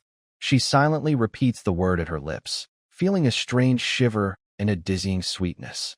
But her hundreds of years of experience did not disappear. As the wave of excitement recedes, her rational mind begins to surface. She involuntarily thinks of the figures around Vane. Evelyn, who is close and intimate with him. The twin sisters, who grew up with him and are almost reckless in their closeness. The white-haired princess, Eilis, who has a marriage contract with him and is very proactive at the ball. And the girl in a small yellow duck outfit, with eyes like a little wolf cub, staring at him. Little brat. She turns over and looks up at the flowing magical light on the ceiling, muttering softly. A trace of sourness flashes in her violet eyes, something she herself didn't even notice. He's quite good at attracting attention. She cannot act rashly. Absolutely not. She needs to observe and evaluate. Vane Lang. This seemingly gentle, even somewhat passive boy, what is his true nature? Does he genuinely treat those girls around him sincerely, or does he simply not know how to refuse? Is he worth her abandoning her centuries of aloofness and caution to step into this already crowded emotional swamp? Gradually, a vague, assessment standard took shape in her mind. Talent, character, potential, and loyalty to feelings. She needed Vane to prove it to her with facts. Alice raised her hand, fingertips lightly touching her still hot cheek, which was glowing with a red hue that even the faint light couldn't hide. Her lips unconsciously curled into a smile, filled with anticipation, determination, and a hint of hunter-like excitement. Vane Lang, she whispered softly, echoing in the spacious bedroom. Let me see if you are worthy of being my partner, Alice. A secret and passionate anticipation quietly grew in her heart for tomorrow's meeting at the laboratory, beyond the usual teacher-student or collaboration relationship. Meanwhile, in the Royal Academy's potion-making lab, cold and tidy, the air was filled with the sharp smell of mixed herbs. There was no luxury or chaos of the subspace, only order and reason, at least for now. Alice's magical glow flickered briefly before stabilizing again. She remembered she was waiting for someone. But now, the scene was no longer a dazzling dance floor with a dark-haired young man. It was an empty lab filled with instruments and herbs. The lively noise of the ball suddenly stopped, and silence fell around her. After a brief moment of confusion, the memory replay module was forcibly activated. Cold data streams flashed through her core, reconstructing an image from earlier. Her master taking control of her body, intervening between the little yellow duck and Vane, speaking with an undeniable tone. Next dance, accompany me. Then roughly grabbing his wrist and pulling him into the dance floor. Seeing this, Alice felt heartbroken. She was always careful when interacting with Vane, afraid of hurting the little guy, yet her master was so rough. It hurt her, but she continued to watch. The scene shifted to her master controlling her to dance with Vane. Through those violet crystal eyes, her master's gaze on Vane was so intense it seemed twisted, as if trying to devour him. On the delicate face of the puppet, a nearly ferocious expression appeared for the first time. The violet crystal-like eyes seemed to gather a storm. That old, rotten woman, a suppressed growl, tinged with the sound of metal scraping, escaped her lips. She suddenly raised her hand and punched the hard obsidian workbench. Bang! A dull sound echoed. The experiment table didn't move at all, but the special joints in her hands gave off an overloaded hum and a faint simulation of pain. Anger, helplessness, and the sorrow of being betrayed by the one closest to her, of having something precious taken away. She had been the one who wanted to dance with Vane first. In her limited self-awareness, Vane was special, someone who made the core of her magical system ripple with pleasant energy. But her master, the one who had spent centuries mostly asleep or buried in research, rarely paying her any attention, had suddenly seized control at the very moment she had been looking forward to most, stealing away what was meant to be hers. A feeling like that of a wife whose husband was taken away by a domineering elder began to grow in her human-like, yet pure mind. She looked down at her perfect but cold hands. "Why?" she whispered, her voice trembling slightly. A dangerous thought about freedom quietly took root in her magical core, spreading like a silent virus. The Royal Academy at night felt less cold and distant than usual, touched instead by a hint of warmth and life. The masquerade ball had ended some time ago. As the seasons changed, the air carried a faint excitement for the coming festival of affection. In a small pavilion near Vane's dormitory, 3 people were speaking softly under the moonlight and the shadows of the pillars. "This time, we have to give Vane a surprise he'll never forget," Eileen said excitedly, her blue eyes sparkling in the moonlight. "Ordinary chocolate is just too boring." Lenore leaned against her sister, nodding in agreement. Her golden eyes shone with gentle anticipation. "My sister and I already have some ideas, but we'll need your help, Evelyn." Evelyn wasn't wearing her light night armor tonight. Instead, she was dressed in casual clothes, her golden ponytail still perfectly tied. The mix of moonlight and shadow made her expression look a little uneasy. She cleared her throat softly and turned her face away, her ears slightly red. "Yes," she answered quietly, her voice lower than usual. "I've read the plan. It's a bit bold, but in theory, it could work." The last few words came out through clenched teeth, carrying a sense of determined resolve. The 3 of them did not clearly say what the surprise was, but Irene's eager anticipation, Manhwa's sweet expectation, and Evelyn's rare shyness and firmness all pointed to the same conclusion. This gift, to be given on the holiday night, must be related to them and will surely make Vane unforgettable. The moonlight was gentle, covering the pavilion and the 3 girls. They looked at each other and smiled, sharing a silent understanding only they knew. The air was filled with the sweetness and nervousness of preparing a surprise for someone they loved. The golden colors of autumn quietly faded, replaced by the silver white of winter. A few months of peaceful school life had passed quietly, at least on the surface. When the first snowflake fell from the gray sky, the students of the Royal Academy knew that the love festival had arrived with the first snow. It was a holiday full of sweetness, confessions, and fluttering hearts. Vane woke up from his sleep and instinctively reached out to the side. His fingertips did not touch the warm body or soft hair he expected, only a cold emptiness. He opened his eyes and looked around the room with lingering sleepiness. The other 3 who had been with him last night were gone. The room was unusually quiet, and he could clearly hear the snowflakes landing on the window panes outside. A quietness mixed with disappointment surrounded him like a tide. "Where are they?" He rubbed his eyes and whispered to himself, his voice still hoarse from waking. Just as he was about to get up, the dorm door was gently pushed open with a creak. 3 figures entered, carrying the chill from outside. Evelyn, Irene, and Manhwa still had snowflakes on their hair tips and shoulders. They all wore carefully prepared smiles, mysterious yet sweet, with a hint of mischief. "Here," Irene said first, blushing and pretending to be proud as she shoved a heart-shaped box tied with a ribbon into Vane's hand. "This is something I tried many times, almost blowing up the kitchen to make. Don't say it's bad, and don't dislike it. Linoir gently placed another cute, heart-shaped box in his other hand. Her yellow eyes curved into a crescent moon. Vane, happy love festival. We chose a slightly bitter flavor on purpose, thinking you might like it. Finally, it was Evelyn. She appears calmer than her twin sisters, but the light in her purple eyes is softer than usual. She carefully offers a dark-colored, simple yet elegant box of chocolates. Her voice clear as always. I made dark chocolate. It might not be very sweet. I hope you like it. Vane looks down at the 3 heavy but thoughtful chocolates in his hands, then lifts his gaze to the 3 girls in front of him, each with a different style, but all caring about him. His heart, which felt empty, is now filled with warmth, almost overflowing. He gently opens the boxes for Eileen and Linoir, breaks off a jagged-edged heart-shaped piece of chocolate, and puts it in his mouth. The rich cocoa aroma melts on his tongue, with a slightly bitter taste followed by a sweet aftertaste, smooth and delicate. Very delicious, he says sincerely, raising his eyes and looking at the 3 girls. Thank you all. I really like it. Eileen slightly lifts her chin, but her eyes reveal a hidden smile. Linoir squints happily, like a contented cat being petted. Evelyn simply hums softly, but a small smile plays on her lips. However, this warm moment seems only the beginning. Evelyn clears her throat, turns her gaze away, and her ears turn slightly red. Today's chocolates are just the appetizer. Eileen immediately leans in, almost whispering into Vane's ear with excitement. Exactly.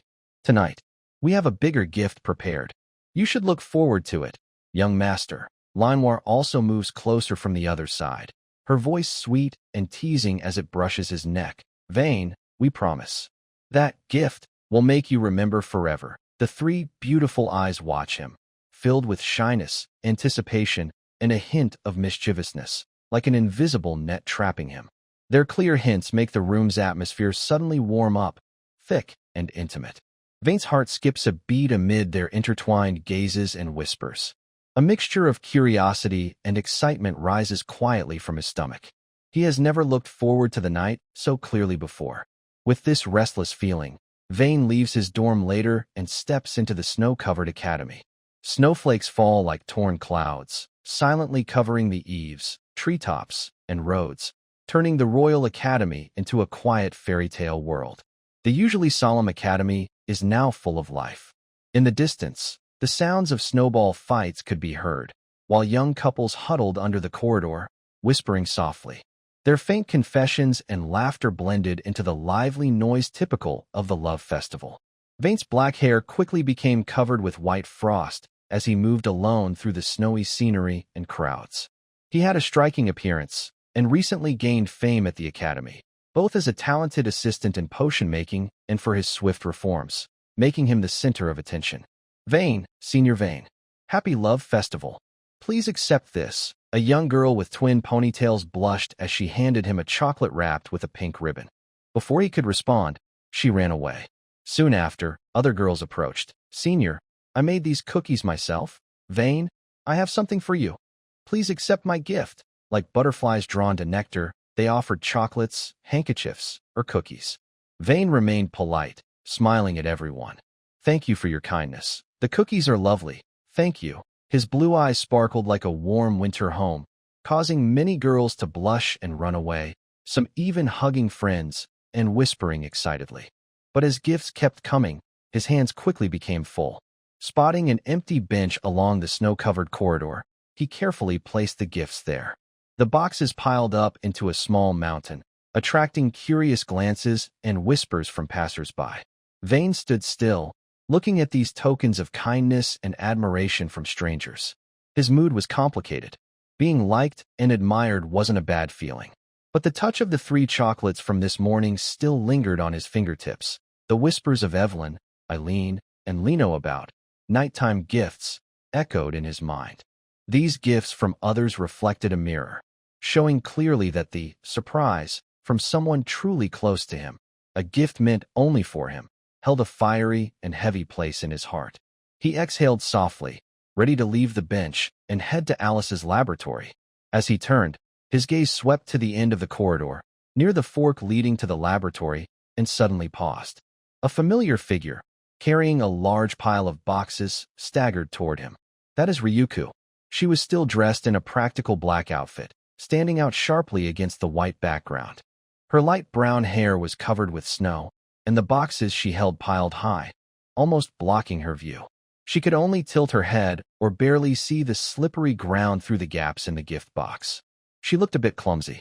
Vane squinted slightly, his blue eyes blurred by snowflakes, to confirm it was really her. Is that her? A question like a stone dropping into water spread in his mind.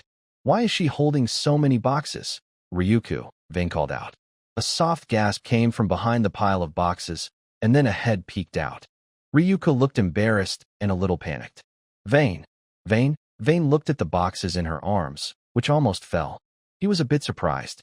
It wasn't strange for her to receive gifts at the academy, but this many was unusual. Are these from others? He nodded toward the boxes. Ryuko's expression stiffened. She looked at a dry branch nearby and whispered, No one has given me anything yet. Vane was surprised. He instinctively glanced at her long legs outlined by her outfit and thought it was strange. But then he remembered her well-known special interests and understood. So, these are. Her ears turned red, and her voice was softer. They're for giving to the pretty big sisters. But no one will take them. Vane's mouth twitched. He immediately imagined her kneeling and offering gifts, while the other person ran away in panic. Seeing her pretend to be calm, but her neck turning red, Vane found it funny and a little helpless. Don't worry too much, he said gently. Your tastes are just a bit special. At that moment, a box of chocolates tied with a gold ribbon was suddenly handed to him. Ryuko blushed and stiffened her neck. Since I can't give them away anyway, I'll give you a good deal. Don't overthink it. Vane looked at the unsellable chocolates, then at her trying to act confident. He found it amusing but felt a small movement inside. He took the box and smiled. All right, thank you for your bargain. Lu Guang felt a great relief and didn't dare to stay even for a second. She hurriedly clutched the remaining box and, with quick steps, ran into the snowstorm. Vane stood alone in place, holding the box of chocolates, shaking his head with a smile. After putting away Lu Guang's chocolates, Vane continued toward the potion-making laboratory. As he just entered the snow-covered courtyard, his steps suddenly halted. Under the snow-covered pine outside the laboratory, a figure almost blending into the snowy scenery stood quietly. Iris's white hair and shoulders were lightly dusted with snow, like a snow sculpture. She looked up, and her red eyes lit up when she saw Vane, shining like a gem in the snow, but then she lowered her gaze, looking shy and uneasy. Vane noticed the snow on her shoulders and instinctively quickened his pace. Iris seemed to have made up her mind. She hurried forward and pushed a beautifully wrapped box into Vane's hand. Here, for you, her voice trembling slightly. The box still carried her body warmth. Vane held it, suddenly recalling everything he had done, and fell silent. They stood quietly in the falling snow, only hearing the sound of snow landing. Finally, Iris took a deep breath, summoned her courage, looked up softly, and said, Thank you for the potions you've recently provided. They've helped me a lot. This is my gift. After speaking, she blushed and hurriedly turned away. A semi-transparent Vivian floated beside her, smiling brightly. Oh my, our little princess is running away now? She prepared so much, and all she says is thank you. Hearing this, Iris ran even faster, leaving a trail of hurried footprints in the snow. Vane watched her distant figure, then looked down at the chocolates in his hand, sighing with mixed feelings. Pushing open the door to the potion-making laboratory, a familiar herbal scent mixed with a lazy atmosphere. Professor Alice sat in a high-backed chair, her violet eyes half closed, looking tired, as if she had just woken up. Professor, I can't finish all these chocolates and cookies, and I have other things too. Please take them. Alice's violet eyes lit up immediately. She jumped down from her chair, rushed to the gift, picked up a few boxes, and looked up at Vane with a rare, bright smile. That's wonderful, Vane. Her smile was pure, making him pause slightly. Vane smiled and turned to go back to his research. After a few steps, he felt a soft poke on his lower back. Turning around, he saw Alice had followed him, holding a black-wrapped box decorated with dark gold patterns, feeling very high quality. Her cheeks were slightly red, and she cleared her throat, her gaze wandering. There are too many chocolates. I can't finish them. This one is for you. Her tone was casual, but there was a hint of awkwardness. Vane took the box. It felt heavy in his hand, and the packaging looked expensive and unfamiliar. He thought for a moment and confirmed he had never received such a chocolate box before. Maybe it was a gift from a wealthy female student. He hadn't paid attention at the time. He suppressed his curiosity and politely said, "Thank you, Professor." Then he carefully stored the black box, put on his lab coat, and headed to his workstation. Today's experiment ended quite late. Vane sealed the samples, took off his lab coat, said goodbye to Alice, and left the lab. Not far behind, he heard hurried footsteps, barefoot footsteps on the floor. He looked back and saw Alice, barefoot, chasing after him with a slightly red face, holding a purple box tied with a silver ribbon. "This is made by myself," she said nervously. "I hope you like it." Vane was slightly surprised. The box was carefully wrapped, and the ribbon was tied awkwardly, showing she put effort into it. He took it with both hands and nodded. "Thank you. I will enjoy it." Then he noticed she was barefoot on the cold floor and frowned slightly. "Why aren't you wearing shoes?" Before she could answer, he stepped forward, supporting her leg with one hand and her back with the other, gently lifting her. Alice gasped softly, her face instantly turning red. She reached out to wrap her arms around his neck, her eyes full of surprise. Vane carried her toward the lounge, noticing her body was light and slightly cool. He placed her on the soft bed, about to stand up, but she gently held onto his sleeve. Alice looked up, her ears turning red and her eyes shimmering with tears. She softly said, I have one more gift." Vane paused, looking into her moist eyes, sensing something faint. Then everything happened naturally and unexpectedly. She guided his hand, and it touched not a hard surface but cool skin. When he felt the life flowing beneath that skin, Vane froze for a moment. She shyly moved closer, her arms like vines wrapping around him, her eyes sparkling with stars, occasionally whispering quiet, suppressed sounds. Her awkward approach and tentative touches, aside from her slightly lower body temperature, felt almost like a real person, even more capable of stirring rational thoughts. A few hours later, everything was calming down. Alice buried her reddened face in his neck and quietly said, "This is a newly assembled model, just like a real person. It just hasn't adjusted to body temperature yet." Vane was silent for a moment, then softly replied, "It's cool, but feels good. Thumbs up."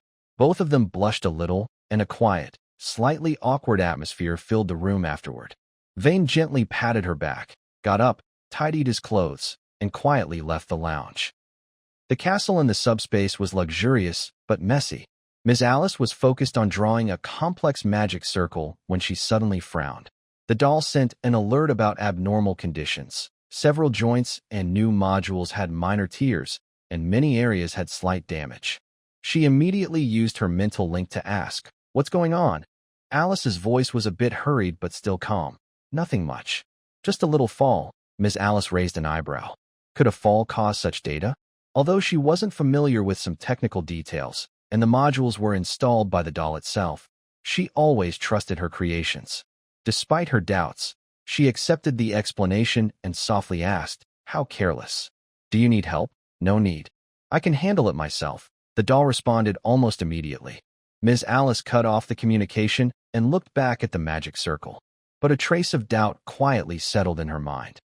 Vane walked back to his room under the moonlight, feeling complicated. Fragments of the day keep appearing. Evelyn and the twin sisters share meaningful smiles. Ryuko pretends to be proud as she gives a slow-selling gift, and Iris shyly thanks him in the snow. There's also Alice's unexpected gift. In the laboratory, her fingertips still cold, making him recall the sensation. All these moments blend together, filling him with anticipation for the nighttime gift he promised the three girls. The soft sound of the door closing cuts off the outside world. Vane is still lost in thought when a familiar force pulls him into a warm embrace. Click! The magic lamp lights up, casting a gentle glow over the carefully decorated room. Christmas decorations emit a faint pine scent, with twinkling ornaments creating a cozy and intimate atmosphere. Vane sees the warm smiles of the three loved ones. They wear Christmas outfits, standing in front of festive decorations, like a beautiful painting. Evelyn speaks first, her voice softer than usual. "Vane, on this special day, we want to tell you, Eileen continues, her blue eyes sincere. Meeting you has been the best thing in our lives. Linoir nods strongly, her face bright with a smile. So, we want to say, Happy Valentine's Day? Let's always stay together. No more words are needed. A genuine warmth flows silently among the four. This deep friendship is the best gift tonight. Vane looks at the three different but equally touching feelings, a warm wave rising in his chest, sweeping away fatigue and worries from the evening. Cold moonlight filters through the window, blending with the warm indoor light, creating a hazy, cozy outline. A peaceful warmth envelopes the room, and the four figures, leaning on each other, seem especially calm under the moonlight. This silent closeness can soothe all exhaustion and troubles. After a while, Vane softly says, once everything is over and my engagement with Iris is broken, we'll return to our land. It's more comfortable there, and we won't have to deal with the city's trivial matters. Really? That's wonderful. Linoir lifts her head, her yellow eyes shining. I've missed the hot springs in Breezetown so much. Eileen also nods excitedly, her golden eyes sparkling. And there are fewer rules, so I can stay with Vane forever. However, Evelyn, leaning into his arms, stiffened slightly. She did not respond immediately like the twins. Instead, she fell silent. Memories of her time with Iris slowly appeared in her mind. Walking side by side in the palace corridor, supporting each other during crises, her red eyes brimming with tears when saying goodbye. Following Vane was her wish, but her deep-rooted loyalty and friendship with Iris were also hard to let go. These two feelings tugged at her heart, leaving her speechless for a moment. Vane immediately sensed something was wrong with the person in his arms. He looked down, noticing Evelyn's lips pressed together, her brows slightly furrowed, and a fleeting shadow of sadness in her eyes that he couldn't miss. He understood that the thoughts of returning to the territory and being apart from Iris had affected her. Vane didn't ask questions or press her now. Instead, he gently tightened his hold, pulling her closer as if to offer comfort. He naturally changed the subject. The final exams are coming soon. I wonder what format they will take this time. Yeah, Eileen quickly chimed in. I hope it's a team battle. Linoir and I can try our deadly scissors slash. Linoir nodded too. Yes, it would be even better if we could be on the same team as Vane. We can protect you. While the two sisters chattered excitedly, Vane kept an eye on Evelyn. She still leaned in his arms, but her gaze was unfocused, her mind elsewhere. A silent storm was rising in Evelyn's heart. Leaving Iris? That thought made her chest feel tight. Iris was the person she vowed to protect, the light that brightened her childhood.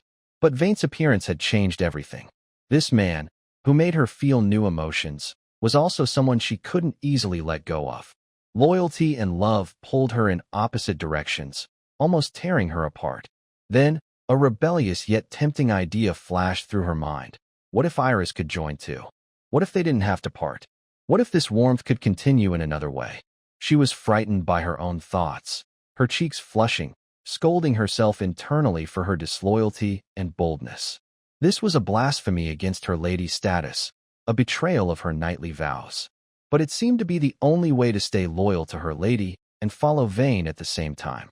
Once this idea appeared, it grew wildly like vines. She felt she was turning bad, capable of such absurd thoughts. Vane noticed her struggle and looked at her with concern.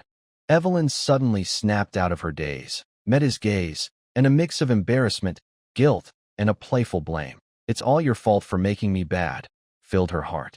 She reached out and gave Vane a firm pinch at his waist, whispering a complaint. It's all your fault. Vane took a breath, not angry but gentle. He held her hand and kissed the back of it. His blue eyes showed indulgence as he softly replied, Okay, it's all my fault. Eileen and Linoir watched their interaction.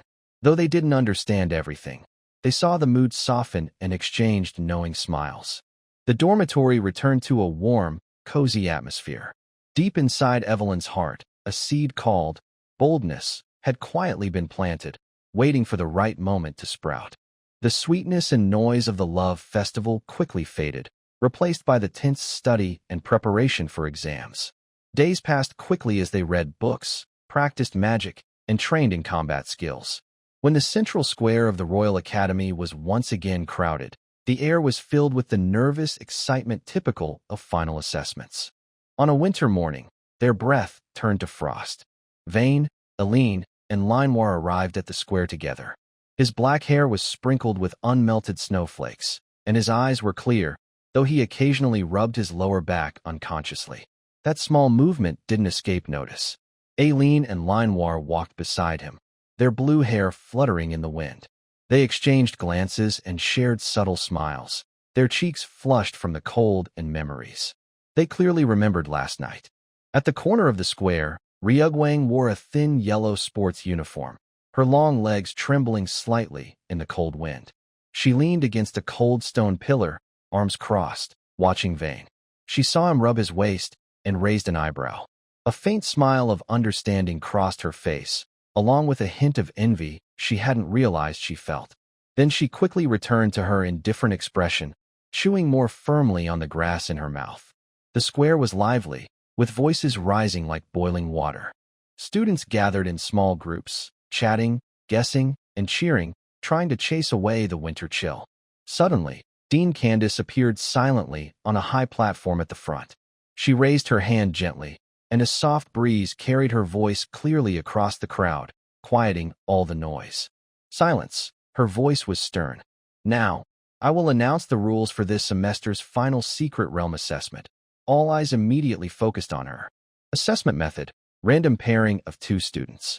The team assignments will be generated on the spot by the college's magic system, ensuring fairness and no changes. Assessment goal: each team must work together to explore the secret realm and reach the highest point. She pointed to the end of the square, a large magic vortex slowly spinning, emitting space ripples. Ranking will be based on the order of arrival. This will directly affect your final grade and rewards. Candace scanned the young, determined faces below. Remember, this is not a practice. In the secret realm, you will face various realistic magical creatures created by Lady Fyra Phalanxi, the dean of the Chenair Humanities College. Using her pure magic, these creatures are as aggressive as real monsters. This test not only challenges your personal strength, but also your teamwork, adaptability, and survival skills. As she finished speaking, a magic screen in the center of the square suddenly lit up with a buzzing sound that drew everyone's attention. Many names started scrolling and pairing rapidly. Vane held his breath, staring at the screen. Eileen and Linoir also clenched their fists nervously. The light stabilized. Iris and Mira, Eileen and Linoir, Vane and Ryugu. When he saw his name paired with Ryugu, Vane felt a tightness in his chest, and his breath caught. His mind flashed with the image of Ryugu's unstoppable presence in the original story, the sweet yet resolute kiss after the masquerade, and her usual stubbornness, her bright eyes whenever she saw a pretty girl. Trouble is coming. A sudden icy wave of alertness flooded his heart, warning him that the story might deviate and things could spiral out of control. But he quickly took a deep breath, calming his mind. It's just random grouping, he told himself. I didn't approach her, nor did I provoke her. Just an ordinary task. Get to the end. He suppressed the flutter of past feelings and quickly entered a state of focus. Yay, we're a team. Eileen and Linoir saw their names together and high-fived excitedly. Their blue hair flew, and they looked happy. But when they noticed the glaring name next to Vane, their smiles froze instantly. Their eyes showed disbelief. Then a clear hint of jealousy flared up. In the distance, Lu Guang saw the result with just a slight raise of her eyebrows. She chewed on a piece of grass and muttered vaguely, "It's okay." Her tense expression from the cold eased slightly, almost unnoticed. Her gaze kept drifting toward Vane's direction, and a faint, almost invisible smile appeared at the corner of her mouth. Iris stared intently at the screen. After confirming she was not in the same group as Vane, her ruby eyes dimmed, and she let out a soft sigh. "Don't be discouraged, little Iris," the gentle voice of Mentor Vivian echoed in her mind. Random team assignments are part of the experience, a good way to practice working with new teammates. Iris responded with a low, trying to hide her disappointment. The team assignments were finished, and a quiet murmur of excitement spread through the crowd. The atmosphere around Vane suddenly grew tense. "Vane!" Eileen rushed forward, grabbing his collar. Her blue eyes flashed with anger. "This must be a setup. How could your teammate be her?" Linoir also held his arm from the other side, her warm yellow eyes moist. "Let's go ask the dean to change our group." okay? I don't want to be with her. Vane was caught between the two, leaning back slightly. He raised his hand to calm them. All right, stop fussing. The groups are assigned randomly. I can't do anything about it. He paused for a moment, trying to shift their focus. Aren't you two in the same group? Deadly scissors can be used to its fullest. Try to get first place.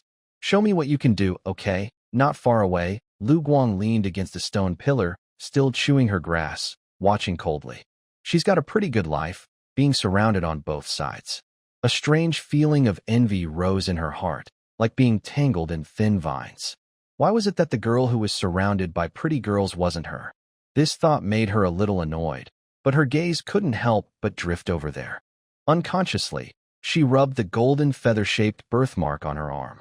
Amid the noisy square, a sense of loneliness quietly wrapped around her. Iris also noticed what was happening with Vane.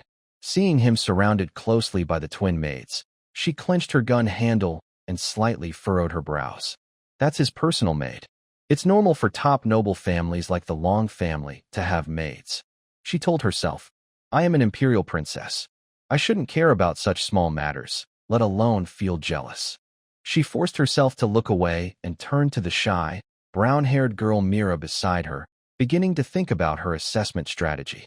But the small feeling of disappointment in her heart was like a stone falling into a lake. The ripples disappeared, but the mark remained. Vane took some effort, coaxing and promising, finally convincing the twins to accept this plan. They let go of each other's hands and walked toward the magical whirlpool at the entrance of the secret realm, glancing back every few steps. Before stepping into the whirlpool, Eileen and Linoir both looked back at Lu Guang, giving warning glances, fierce like protective animals. Vane tidied his disheveled clothes, took a deep breath, and approached Lu Guang, who was leaning against a stone pillar. His expression returned to calm, and he extended his hand with a formal tone. Lu Guang, for the upcoming assessment, please give me your guidance. Lu Guang shot him a quick look, spit out the grass stem in her mouth, and grabbed his hand firmly, using his support to stand upright. She slightly raised her chin, her tone stubborn and a bit awkward. Humph, just mind your own business, and don't hold me back. After saying that, she turned decisively and led the way into the spinning magic whirlpool. Perhaps deep down, Lu Guang also harbored a secret expectation, one she didn't want to admit, regarding the journey through the secret realm with only the two of them. Lu Guang and Vane. The pair randomly paired together, one in front of the other, disappeared into the entrance of the magic whirlpool. Elise and her teammate Mira were also ready. The blonde girl looked back at Vane and Lu Guang walking into the secret realm side by side, took a deep breath of cold air, clenched her holy light spear, and her red eyes rekindled with a fiery, determined glow. No matter what, I must do my best in this assessment to prove myself, she silently thought, also speaking to Vivian inside her. Each team began to step into the large, deep, constantly spinning magic whirlpool in turn. As the last team entered, the light at the entrance of the secret realm gradually faded and calmed, eventually transforming into a shimmering door, quietly standing there. All the tension, jealousy, anticipation, and scheming were now swept into the door leading to the unknown trial. On the central square of the Royal Academy, only the cold winter wind and a quiet silence waiting for the results remained. The final assessment of the secret realm officially began. The dizziness from teleportation quickly faded, and the scene before her became clear. This is no longer the Royal Academy Square. There is no familiar coldness or noise, only a vast, unfamiliar world. Under the dull yellow sky, distant mountains rise and fall, with jagged rocks scattered around. The highest point is actually the tallest mountain, hidden in clouds and mist, giving off a heavy, oppressive feeling. The air carries a faint scent of magic dust and earth. The only thing the same is that it is also cold here. As the light from the teleportation fades, Wen immediately acts.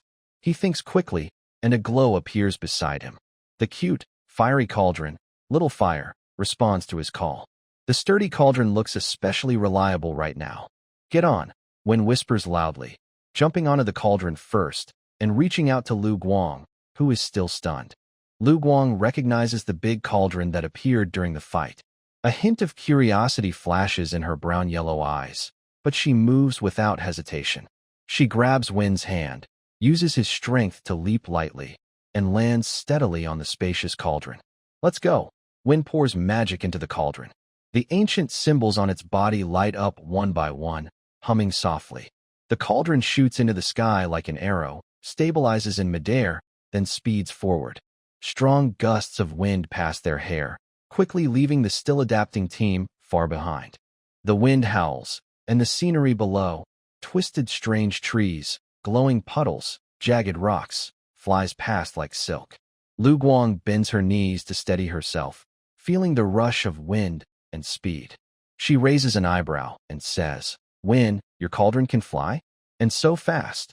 When focuses on controlling the cauldron to avoid stone pillars, smiling slightly. Besides alchemy and fighting, it's also good for travel.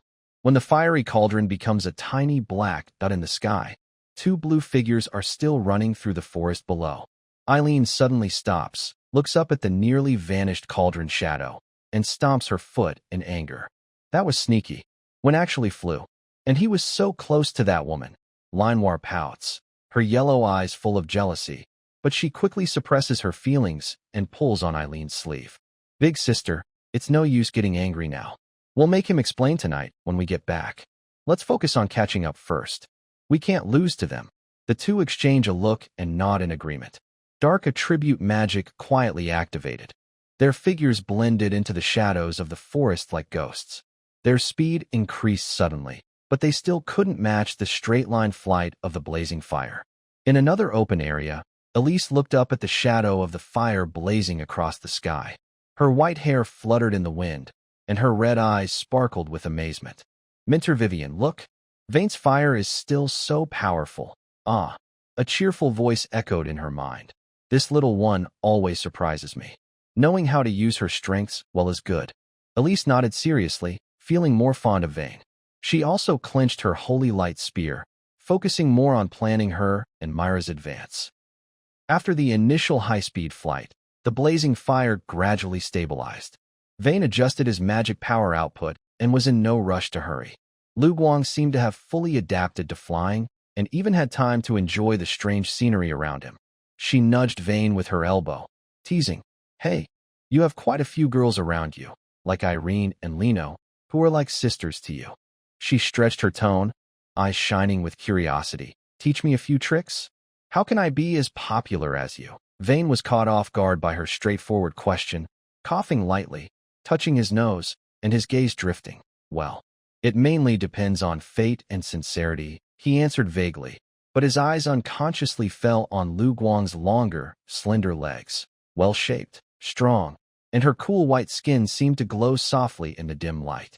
Lu Guang keenly noticed his gaze. She didn't hide, but instead deliberately stretched her legs a bit, smiling mischievously, teasing, "Hey, are you peeking at my legs? Want to touch them? They feel pretty good. I often touch." She also swung her ankle. "Stop talking nonsense." Vane's ears turned red, and he quickly looked away, pretending to be calm. "I need to focus on controlling the fire. I can't get distracted." As he spoke, he thought to himself and deliberately made the blazing fire shake slightly. "Ah." Lu Guang was caught off guard. Her body tilted, and her shoulder bumped firmly into Vane's chest. A fresh, girl-like scent mixed with her slightly warm body heat instantly surrounded him. The feeling was solid and warm. Both of them quickly jumped apart as if electrocuted. Vane fumbled to steady the small fire, his heartbeat quickening. Lu Guang quickly sat up straight and turned her face to the other side. Her light brown hair fell over her, covering her ears, which might also be slightly red. The air was filled with awkwardness and a faint, restless feeling. Vane took a deep breath, trying to calm his nerves. At that moment, he noticed Lu Guang's bare legs. Under the continuous breeze, tiny goosebumps had formed. Suddenly, he understood. Her earlier comment, "Try touching," might not have been just a joke, but a way to stay warm or a clumsy way of showing closeness. His embarrassment turned into sympathy. Silently, he took off his school jacket and gently draped it over her legs, covering her cool skin and blocking the cold wind. The sudden warmth on her legs made Lu Guang stiffen. She turned her head to look at Vane, but he was already looking straight ahead, focused on controlling the ember fire cauldron. His profile looked cold and firm in the dim light, as if his earlier kindness had nothing to do with him. A warm feeling quietly rose in Lu Guang's heart, dissolving her earlier embarrassment and coldness. She didn't thank him or refuse. She simply moved a little closer to him. Finally, her shoulder lightly leaned against his strong arm, as if seeking stability and craving more warmth. Vane was momentarily surprised when she moved closer, but didn't pull away or say anything. He just focused more on controlling the ember fire cauldron, making their flight smoother than ever, as if afraid to disturb this quietly growing trust. On the cauldron, the young man concentrated on his control, while the girl gently leaned behind him, her legs covered by his warm coat. The earlier jokes, teasing, and awkward moments had quietly settled, turning into silent understanding and a faint, lingering warmth. They no longer spoke, only the sound of the wind brushing past their ears. At this moment, both the physical distance and the emotional distance between them had become much smaller. The ember fire cauldron carried this delicate partnership, transforming into a streak of light, flying steadily toward the highest peak of the secret realm, leaving other competitors far behind. The ember fire cauldron carried the two into a narrowing valley. The steep cliffs on both sides cast large shadows, making the light dim.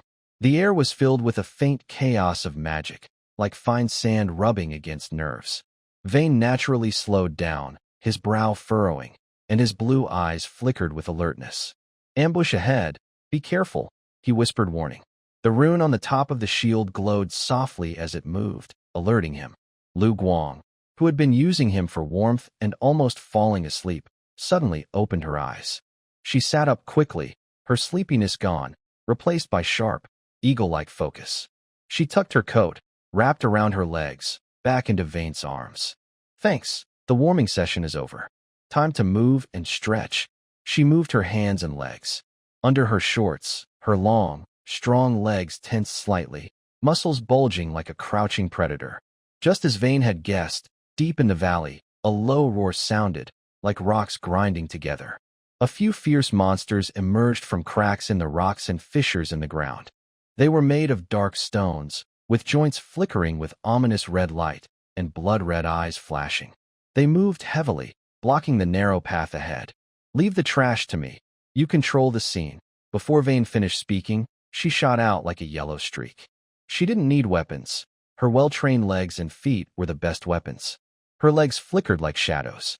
Facing the first rushing stone monster, Lu Guang sidestepped and lifted her leg, kicking the brightest red spot on its chest like a cannonball. Bang! The monster froze, then exploded into a shower of broken stones. She kept moving, spinning on her heel, her left leg sweeping like a steel whip. Bang! Bang! Two monsters rushing from the sides were kicked in the waist, flying and smashing into the rocks, breaking into pieces. Her movements were fierce and smooth, each kick and dodge showing the incredible strength and control of her legs. The wind from her legs howled, leaving afterimages in the dark. Her legs under her shorts were no longer just limbs to keep warm. They had become the sharpest weapons. Vane was behind, controlling a small fire to help Lu Guang. He didn't attack directly but poured magic into the cauldron, creating invisible shockwaves. These waves precisely disturbed the approaching monsters, slowing their movements, making their attacks miss, and even breaking apart under the impact of the small fire.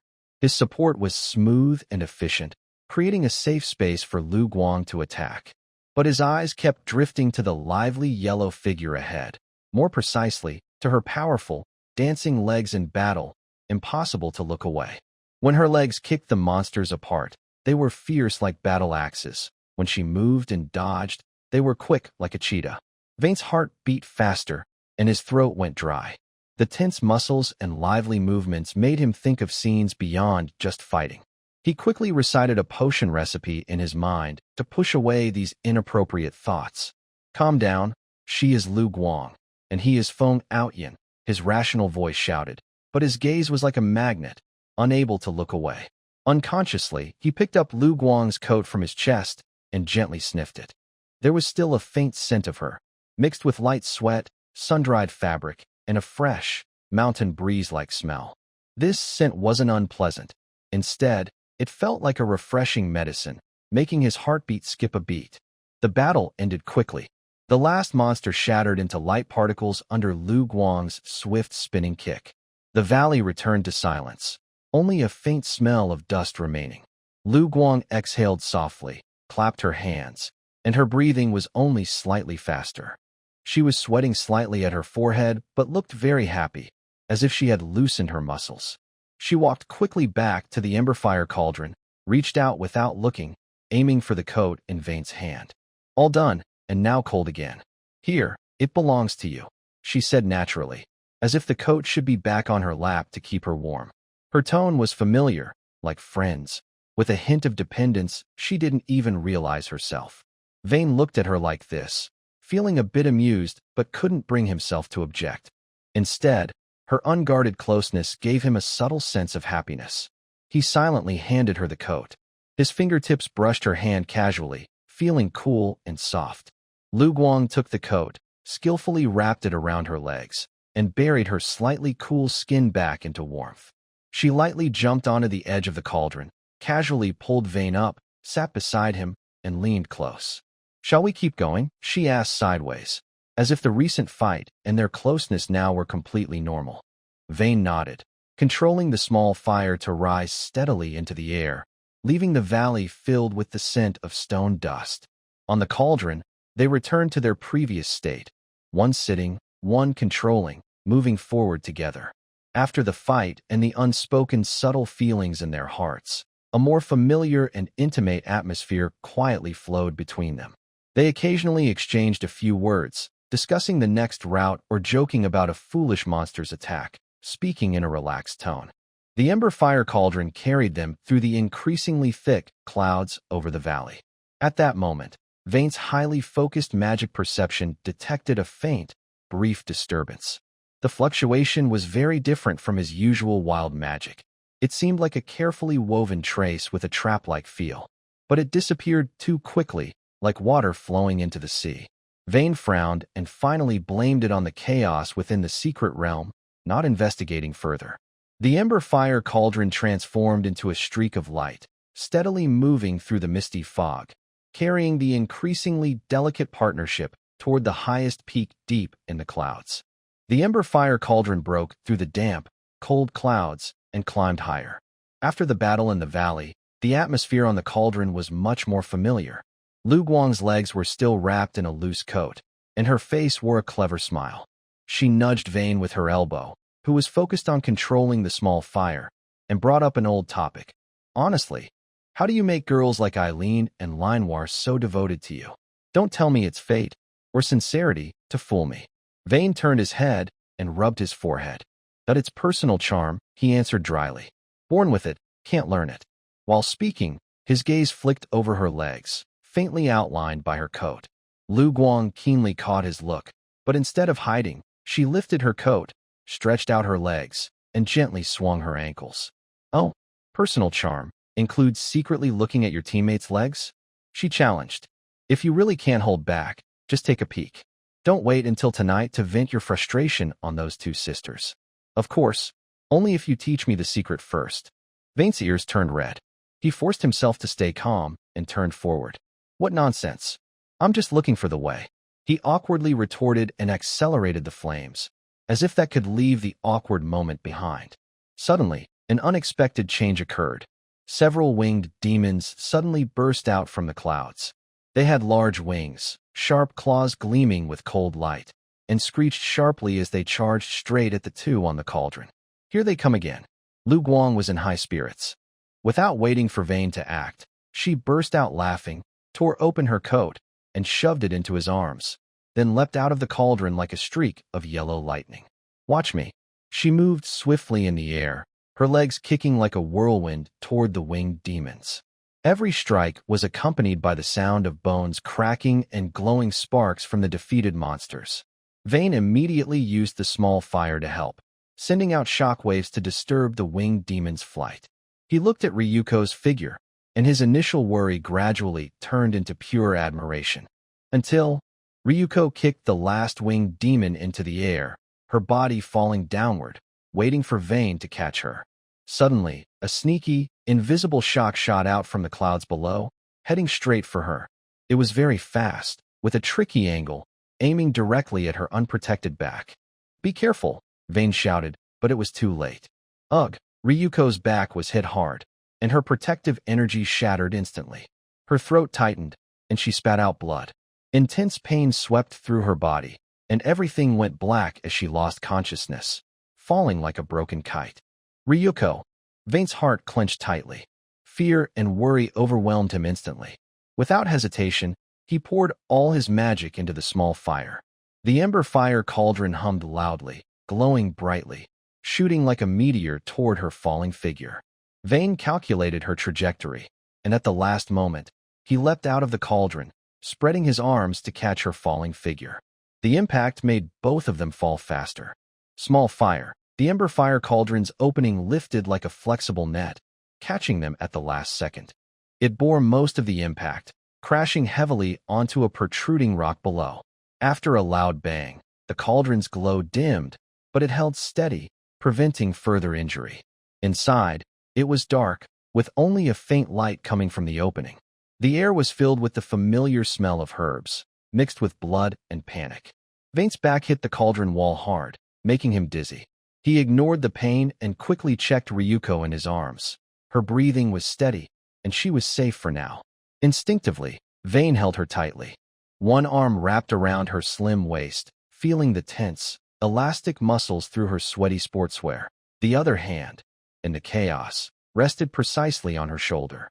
A jolt of electricity ran through Vayne, bringing a strange shiver. This feeling, an uncontrollable thought suddenly burst into his mind, echoing sharply with his earlier vivid daydreams. He instinctively compared.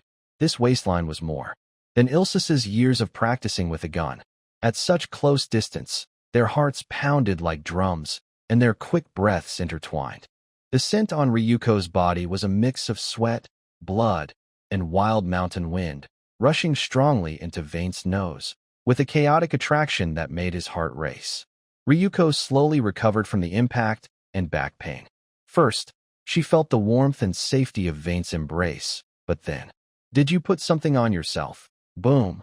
A wave of heat surged from her feet to her head, turning Ryuko's face, ears, neck, and even her whole body red. She suddenly looked up, her brown-yellow eyes wide with shock and embarrassment, meeting Vayne's equally flushed face, his expression clearly saying, "It's over, I can't explain." Both froze as if struck by lightning. Ryuko scrambled to get up from Vayne, almost rolling out of the hot spring, stumbling when she landed, nearly falling. Vayne hurriedly climbed out, lowering his head to adjust his clothes, his cheeks burning fiercely, feeling utterly embarrassed. On the narrow rocky platform, the atmosphere almost froze. Ryuko turned her back to Vayne, took several deep breaths, her chest heaving violently, trying to suppress the heat on her face and her pounding heart. Suddenly, she spun around, not to look at Vayne, but toward the swirling clouds below, and shouted with all her strength, "Who's the sneaky villain attacking? Come out and fight face to face. What's the point of hiding?" Her voice echoed through the mountains, more like a cover-up for her inner panic. Only mountain wind howled around, with no response. Vayne cleared his dry throat, his voice a little hoarse. "It's probably a hidden trap in the secret realm. We need to leave quickly. The end isn't far." He awkwardly changed the subject. Ryuko's shoulder moved slightly, and she nodded stiffly. She clumsily jumped back into the ember fire cauldron, deliberately sitting at the farthest edge from Vayne, hugging her knees and burying her hot face deep inside. Vayne silently climbed into the cauldron, gently patting the faintly glowing small fire, pouring the last of his magic into it. The ember fire cauldron trembled and rose again.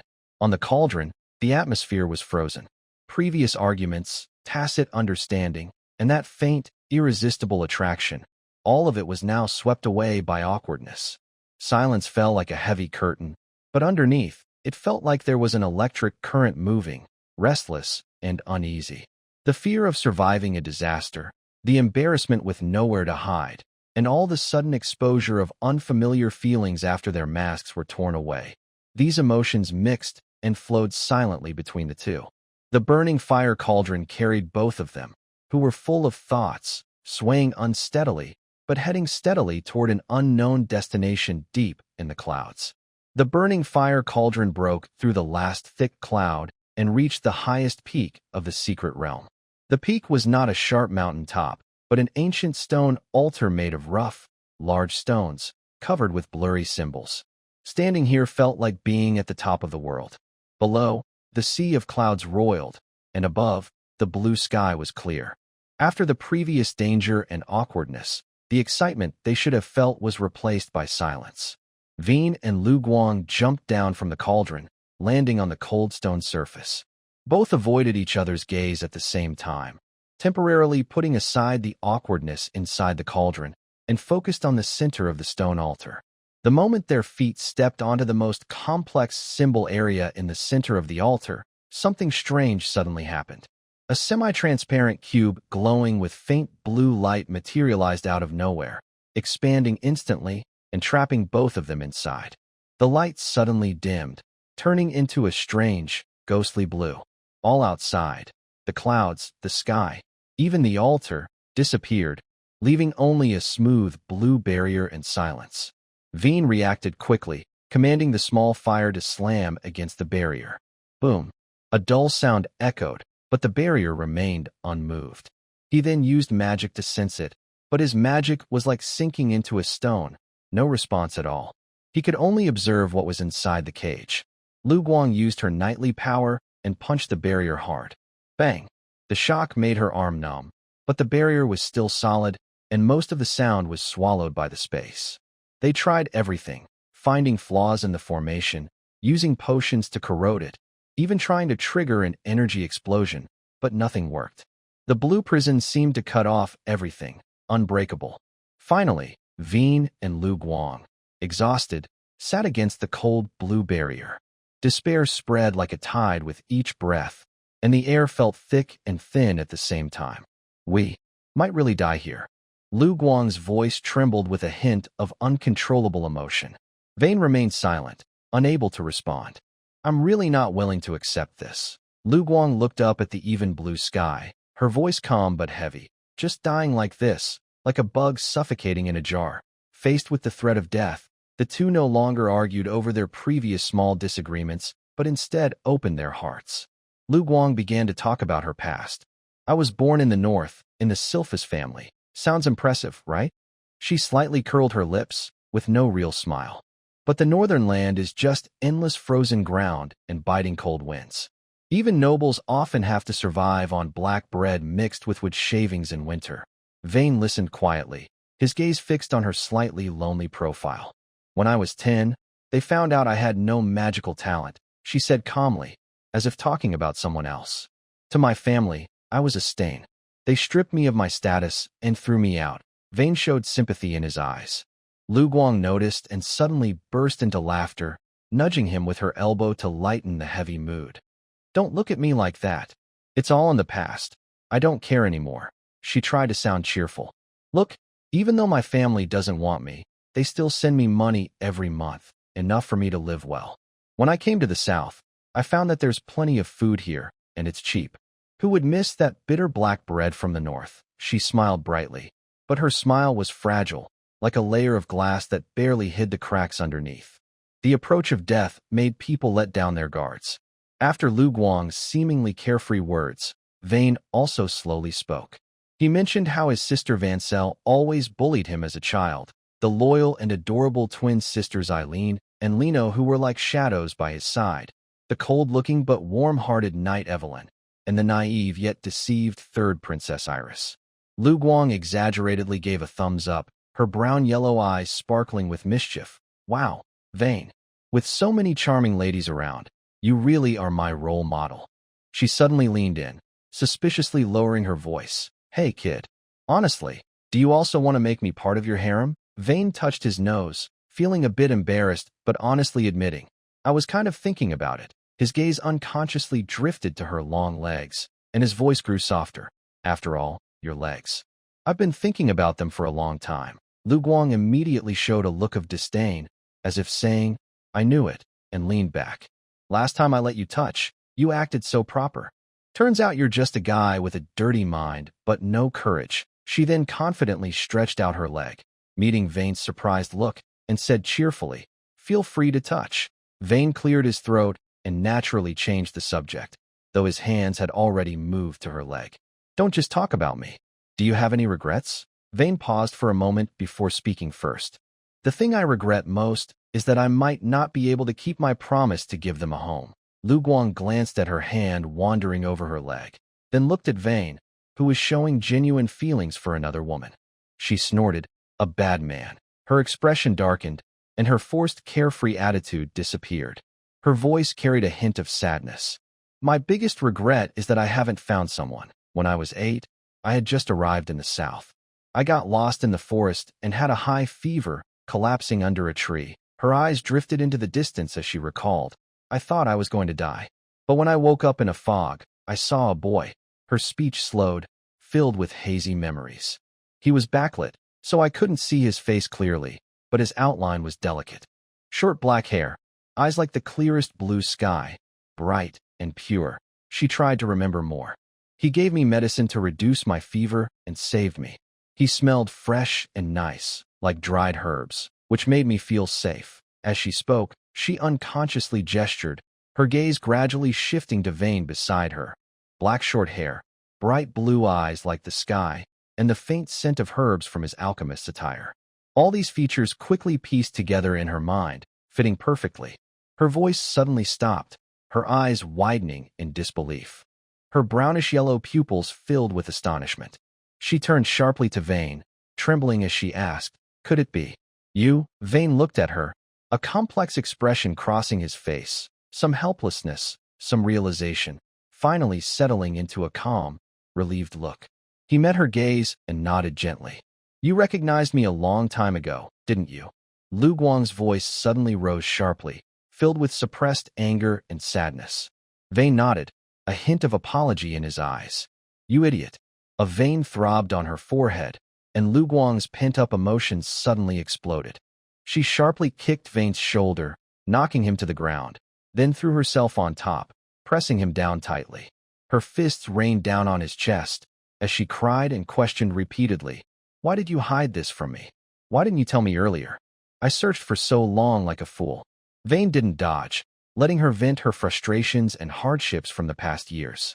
He quietly explained, "I thought you had already forgotten that little thing." "How could I forget?" Lu Guang suddenly looked up, her eyes red and fixed on him, voice trembling but firm. "I will never forget you." Before she finished speaking, she suddenly leaned down, filled with sadness, anger, and a desperate sense of loss, and kissed him forcefully. Lu Guang's kiss was still awkward, but fierce like a snowstorm, swallowing all words and worries. After a long while, they parted. They looked at each other under the faint blue light, catching their breath. The passion still burned, but cold reality was like a barrier, holding them tightly apart. Lu Guang's face was still flushed, but her eyes shone brightly. She took a deep breath and spoke clearly and firmly. "Vane, we might be dying soon. I have one regret, the biggest regret." She looked directly into his eyes and said each word carefully. "I don't want to die, eh? Can you help me fulfill this wish?"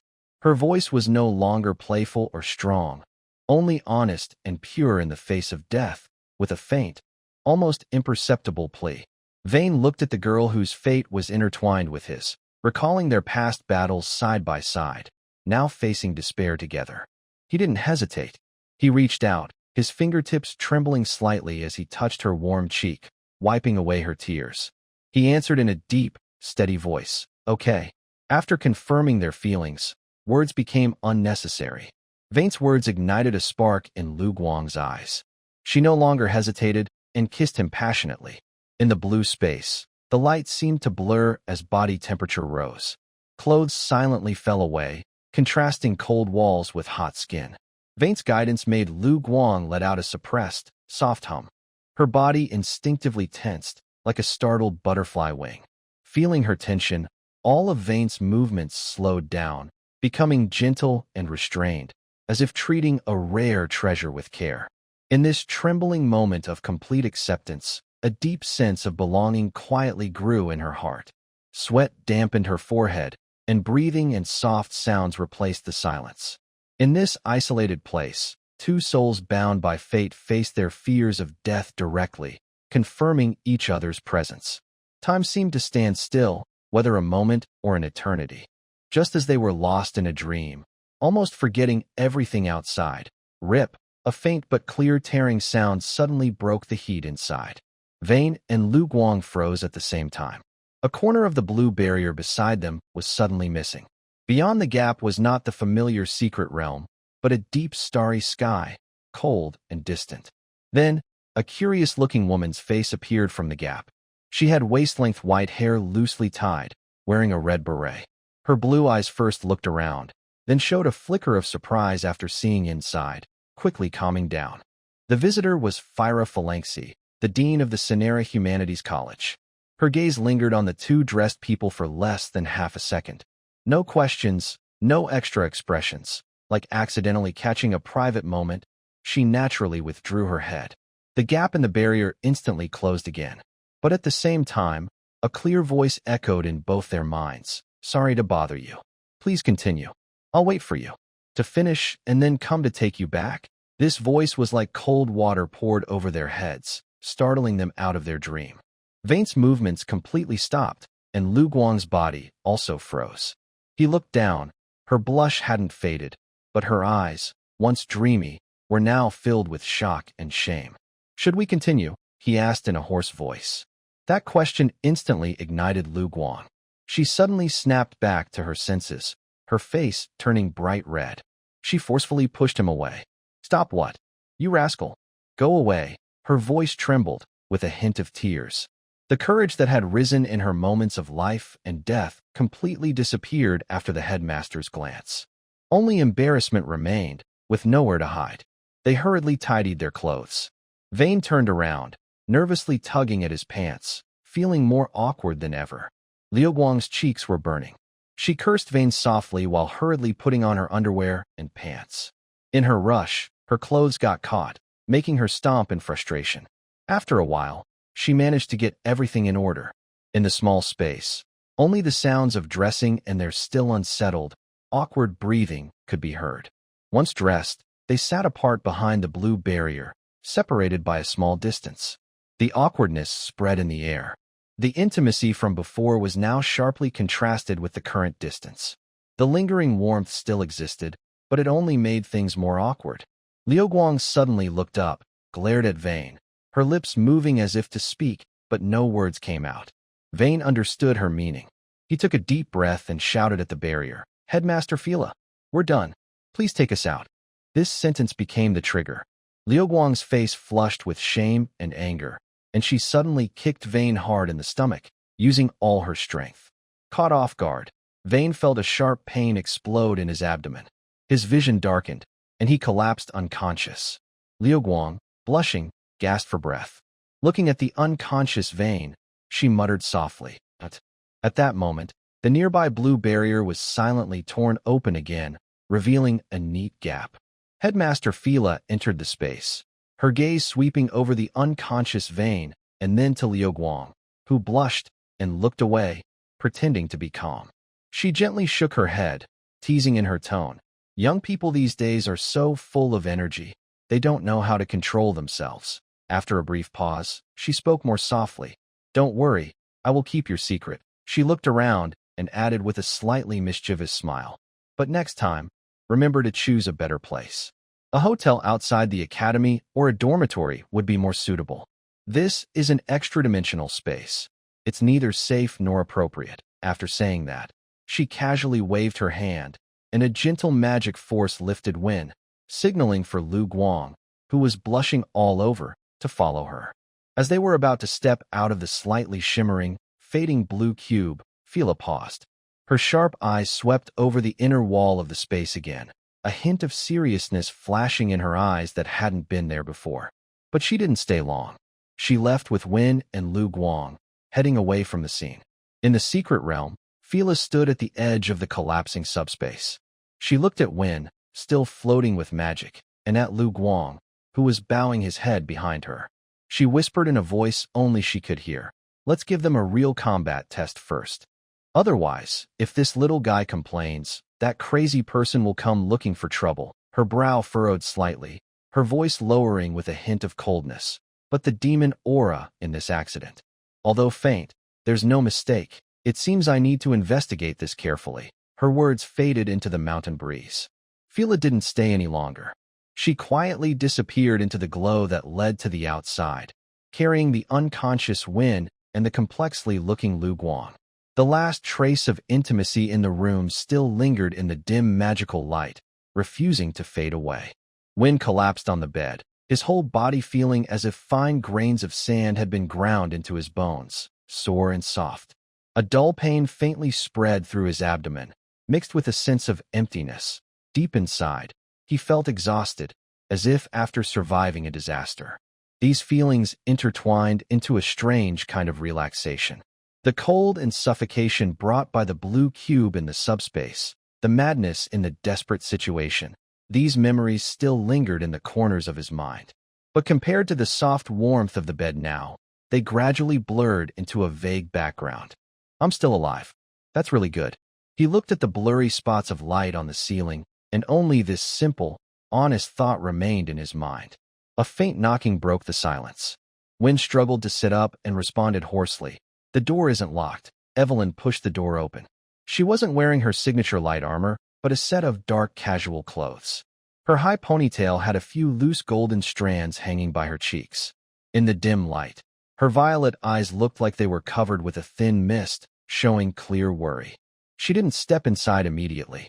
She just stood there, carefully scanning Win from head to toe, as if confirming whether he was okay. Vane felt uncomfortable being watched by her. He wanted to smile lightly to ease the mood, but felt his cheek stiffen. Evelyn did not respond. She simply walked straight into the room. She stopped by his bed, still silent. She reached out with her cool fingertips to gently touch his cheek, moving so softly it seemed she was afraid of breaking something. This silent care was heavier than any words. Vane hadn't had time to grab her hand when the doorbell rang again, this time more urgently.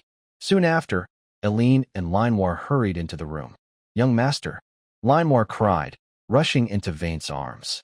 She hugged his waist tightly, burying her face in his chest, her voice muffled and trembling. "You scared us."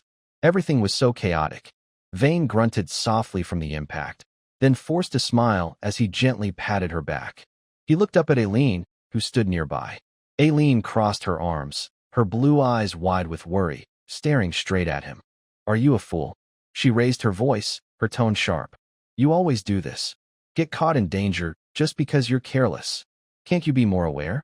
Though she sounded angry, Vane could see that beneath her forced fury, there was genuine concern, and her eyes shimmered faintly with tears. She was simply expressing her panic in her usual way. Vane's discomfort quickly faded, replaced by regret and warmth. He reached out with his other hand, gently pulling Eileen closer. Eileen stiffened slightly, making a symbolic struggle, then turned her face away, allowing him to hold her. Her ears quickly turned red. "Sorry for making you worry," Vane whispered.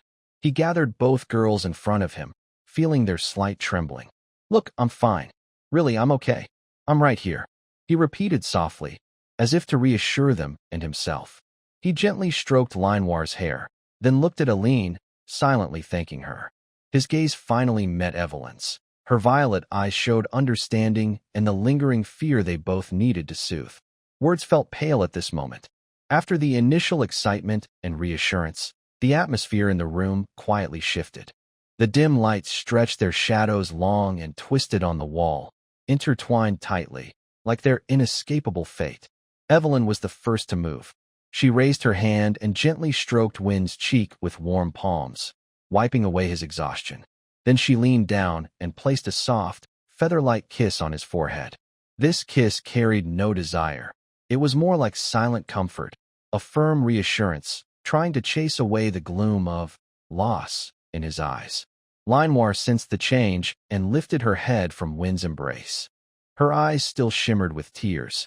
She gently took Win's hand and placed it on her head, like a young animal seeking comfort, conveying her dependence and care through this gesture. Eileen felt most awkward. She hesitated for a moment, then silently turned around, poured a glass of warm water, and handed it to Win, her gaze drifting elsewhere as she softly said, "Drink some water." Tonight was different from any other. There was no competition, no jealousy. The air was filled with an unprecedented sense of peace and harmony. They let him lean against the bedhead. Evelyn massaged his tense temples. Linoir obediently held one of his hands, and Eileen sat a little farther away on the bed. Warmth flowed quietly in this silent companionship, dispelling the last bit of coldness in his heart, leaving only a sense of secure closeness. The emotional waves gradually calmed, transforming into a room full of tranquility. Linoir curled happily beside Win, like a cat that had found its home, breathing long and steady. Eileen mumbled vaguely, "Trouble," but did not leave. Instead, she pushed the water cup closer to him. Evelyn quietly stayed on the other side, her hand unconsciously resting on Win's shoulder, as if guarding a precious piece. This silence lasted for an unknown time. Finally, Evelyn broke the quiet first. She opened her eyes and spoke with a lazy, hoarse voice, now calm again. "There's a theory test tomorrow. You need to stay alert." Eileen hummed softly in response, but she was too tired to say more. The three of them no longer lingered in this warmth. Linoir nudged Win's face, and Eileen quickly pecked his lips before blushing and pulling away. Evelyn finally stood up, tidied his blanket, and gently paused her fingers on his forehead. The door softly closed, leaving Win alone in the room. He exhaled deeply, feeling a wave of intense fatigue, weakness from mental relaxation and soreness in his waist. But at the same time, a warm feeling filled his heart, dispelling all coldness. Finally over. Exhausted yet satisfied, his consciousness gradually blurred, sinking into deep sleep. But just as he was about to fully fall asleep, knock, knock, knock, the persistent knocking on the window sounded again. This time, it was no longer cautious but clearly impatient. Vane's sleepiness immediately vanished. He suddenly opened his eyes, his blue eyes flashing with confusion in the darkness. Who? His room was clearly upstairs. A bad feeling rose in his mind. He struggled to sit up, put on his coat, and, confused and annoyed by the repeated interruptions, staggered toward the window. His fingers touched the cold window frame. He took a deep breath and pushed the window open forcefully. The night breeze rushed in, blowing away the warmth inside. The moonlight shone like water, illuminating the figure outside the window. Liu Guang, like a wild cat, was leaning on the windowsill with one hand, the other hand about to knock again. Her short, brownish-yellow hair was slightly messy in the wind. Her face, usually cheerful, now showed hesitation, urgency, and a hint of embarrassment mixed with a very firm expression. Vane was completely stunned. The person who shouldn't be here was now outside the window. The cold outside contrasted sharply with the warmth just moments ago. It seemed this night was far from over. The cool breeze outside blew into the room, carrying the dampness of early morning and bringing with it the unusual trouble caused by the figure on the windowsill. He opened his mouth, hoarsely uttering a few words, his tone carrying a weariness that even he didn't notice, like someone who had been through a lot. "Do you want it to?" As soon as he spoke, Win immediately regretted it. It was almost like he had given himself away. Sure enough, Liu Guang's eyes instantly turned cold. "Two?" She keenly caught that word, quickly leaning forward to look inside the window, alertly scanning the entire room like a wild animal guarding its territory. "Are they still here?" Win hurriedly shifted aside to block her view, waving his hands repeatedly. "They've already left, just a little while ago." The faint scent of Evelyn and the others still lingered in the air, and the bed was a bit messy, silently confirming his words. Hearing this, Liu Guang sighed in relief, as if a big obstacle had finally disappeared. She supported herself on the windowsill, lightly jumping into the room, barefoot landing softly on the plush carpet, moving smoothly and precisely, showing her martial arts training. As soon as she landed, she moved closer to Win. Before he could react, her hands, calloused yet soft, pressed against his chest. Her movements were a bit awkward but purposeful, and her breathing was a little faster than usual. Win felt a wave of weakness in his waist, and was so exhausted that he just wanted to rest. He instinctively took a step back, showing a troubled expression, even a hint of fear about running out of energy. Seeing him retreat, Liu Guang frowned and said impatiently, "You're not like this inside the blue square. Back then, I was crying and asking you to stop, but you only got more excited, just focusing on yourself, making me faint several times. Why are you shrinking back now?" Wen looked distressed as he struggled. I have a theory exam tomorrow, Lu Guang. Maybe. We can do it another day? He felt like his waist was crying out in pain. Another day? Lu Guang's forehead veins bulged as she grabbed his pajamas and pulled him closer, stopping halfway through. Do you know how hard that is? If we don't finish tonight, I won't be able to focus on my exam tomorrow. She was very strong, and Wen was pulled off balance. He staggered slightly and whispered back, but when I asked if you wanted to continue, you pushed me away, didn't you? Lu Guang's face turned red, and she got even angrier. The dean is right outside. Who knows if she can see through the wall? Her words were so straightforward that Wen's ears turned hot. Vane took the opportunity to ask a long-held question. Aren't you into girls? Why are you interested in me? Ryuko was stunned, then gave a look that said, Is that even a question? Can't I change things up sometimes? She loosened her collar, then wrapped her arms around his neck, pressing close with a teasing and impatient tone. Stop talking and just kiss me. Vane looked at Ryuko, her eyes shining brightly, full of energy, even able to lift him with one hand. He knew that against such strength and willpower, resisting was pointless. He sighed, closed his eyes, and lowered his head to kiss her lips. Her lips were cool, but very soft.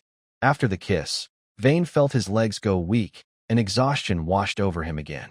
He pushed away Ryuko, who still seemed eager to continue, and staggered to the table. On the table were a few small bottles.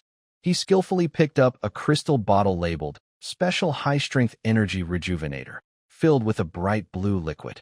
He uncapped it, and a spicy, stimulating scent mixed with energetic fumes spread out. Vane's face was determined as he tilted his head back and drank the potion. The liquid burned like fire down his throat, exploded in his stomach, and a hot wave surged through his body. The exhaustion was forcibly pushed away. It didn't feel good, like forcing energy into rusty machinery, but at least the weakness temporarily disappeared, and a new spark of fighting spirit lit in his eyes. He turned around, and Ryuko was watching him with bright eyes, as if she had discovered a new toy. Next, the room fell into another silent battle. Ryuko focused her curiosity and concentration on this, her movements carrying the strength of a martial artist, as if she was trying out a new fighting style, with Vane as her target. Vane relied entirely on the potion's effects, trying to act as a good training partner, with only one thought in mind, to satisfy this taste-changing scholar and stay awake until morning. Morning light shone into the room, revealing the mess and intimacy clearly. The battle that had lasted for an unknown time finally ended. Ryuko lazily lifted her foot and gently touched Vane's leg. Not forcefully, more like an unconscious gesture of affection. She spoke in a hoarse voice, tired from satisfaction. It's all your fault. Messing around for so long, I haven't rested much. Vane lay on the bed, unable to move even to roll his eyes. Inside, he silently protested. Who is really the one messing around? Who keeps exploring like an endless motion machine? Lu Guang quickly got up and put on a loose, bright yellow sleepwear. She glanced at the table and focused on another bottle of backup stamina potion, glowing with an ominous blue light. She casually picked up the potion, tucked it into her pocket, and waved at Vane lying on the bed. Consider this a compensation. I'm leaving now. Before she finished speaking, she had already climbed out the window. With a few quick leaps like a cheetah, she blended into the brightening sky and disappeared. Vane was left alone in the room, staring at the gradually clearer patterns on the ceiling. After the potion's effect wore off, a deep exhaustion swept over him, as if his bones had been drained. It was even worse than before.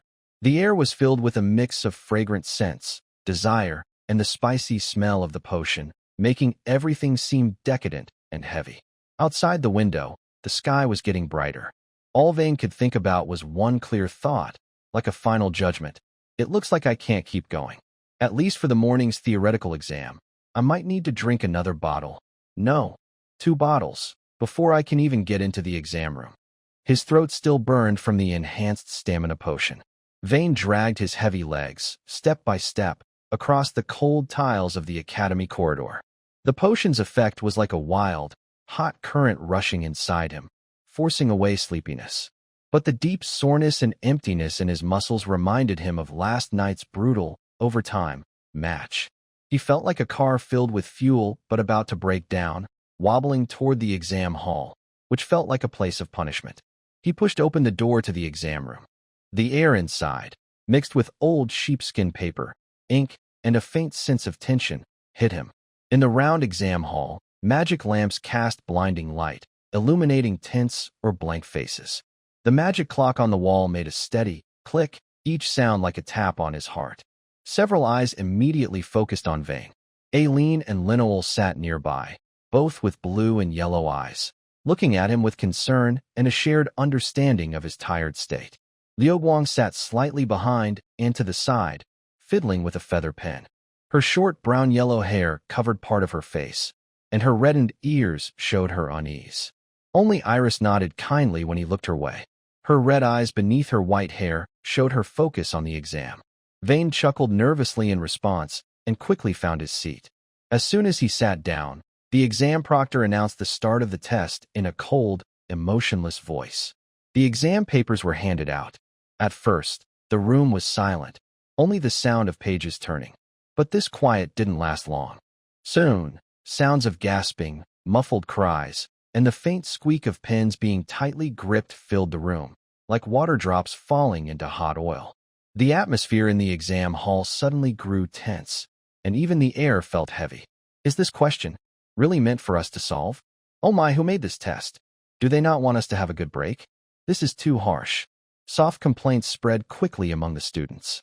Vane rubbed his slightly throbbing forehead and picked up the controversial exam paper.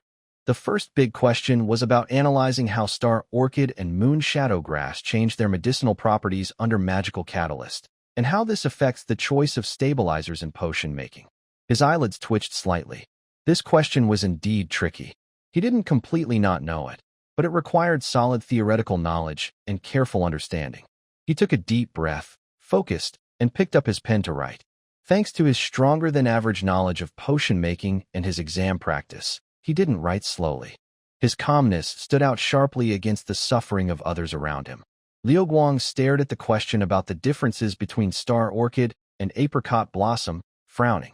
She was usually good at practical work, but felt annoyed by these detailed theoretical questions. Her pen unconsciously poked at the rough draft, leaving a messy trail of black dots.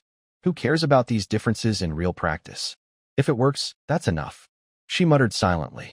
Turning to the last page of the exam, she saw a complex question about analyzing potion reactions, asking for the reasons for failure and 3 ways to improve. She suddenly felt her scalp tighten, and a familiar sense of helplessness washed over her, just like when she faced Vane's silly and cute big pot before. Iris's situation was a bit better. Thanks to her solid royal education and recent familiarity with pharmacology, she could still handle the exam questions.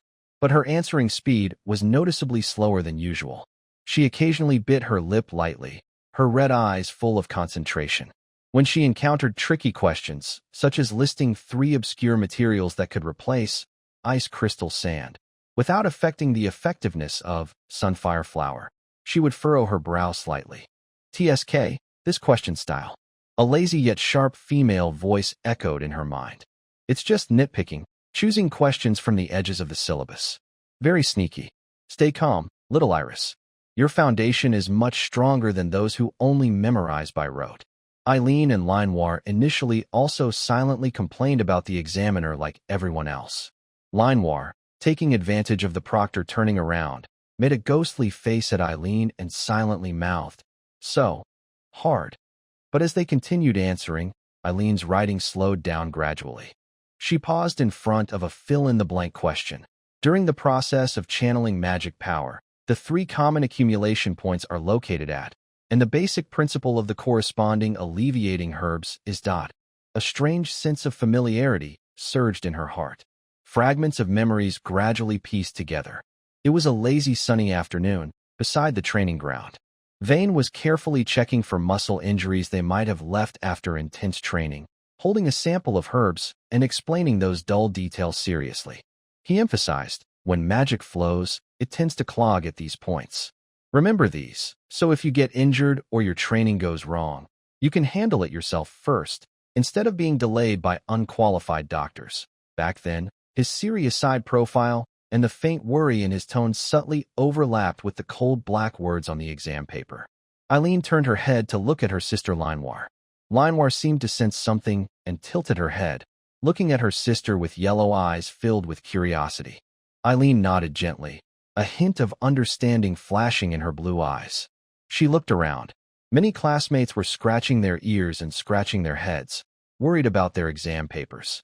She looked down at the exam questions, and the content became more familiar. Those about alternative methods for specific herbs, simple testing principles, and their limitations. A guess gradually became clear in her mind. Eileen didn't speak. She gently tapped her sister's hand with her pen and mouthed the message. Focus. These questions. Young Master has mentioned some of them before. Linoir's eyes lit up, as if she saw a light in the fog. She stopped complaining and started writing again, her speed increasing a little. The questions were still difficult and required careful thought, but they were no longer panicking like headless flies. Now, they had a rough map, even if incomplete, showing the right direction. Although the path was hard, they knew they were on the right track. Vane had already finished most of the multiple choice and fill-in-the-blank questions and was about to tackle the more challenging essay questions. His pen hovered in the air, then suddenly froze. Something was wrong. Very wrong. The style of the questions, focusing on obscure knowledge points and setting traps in basic questions. How could it look more and more like his own usual method?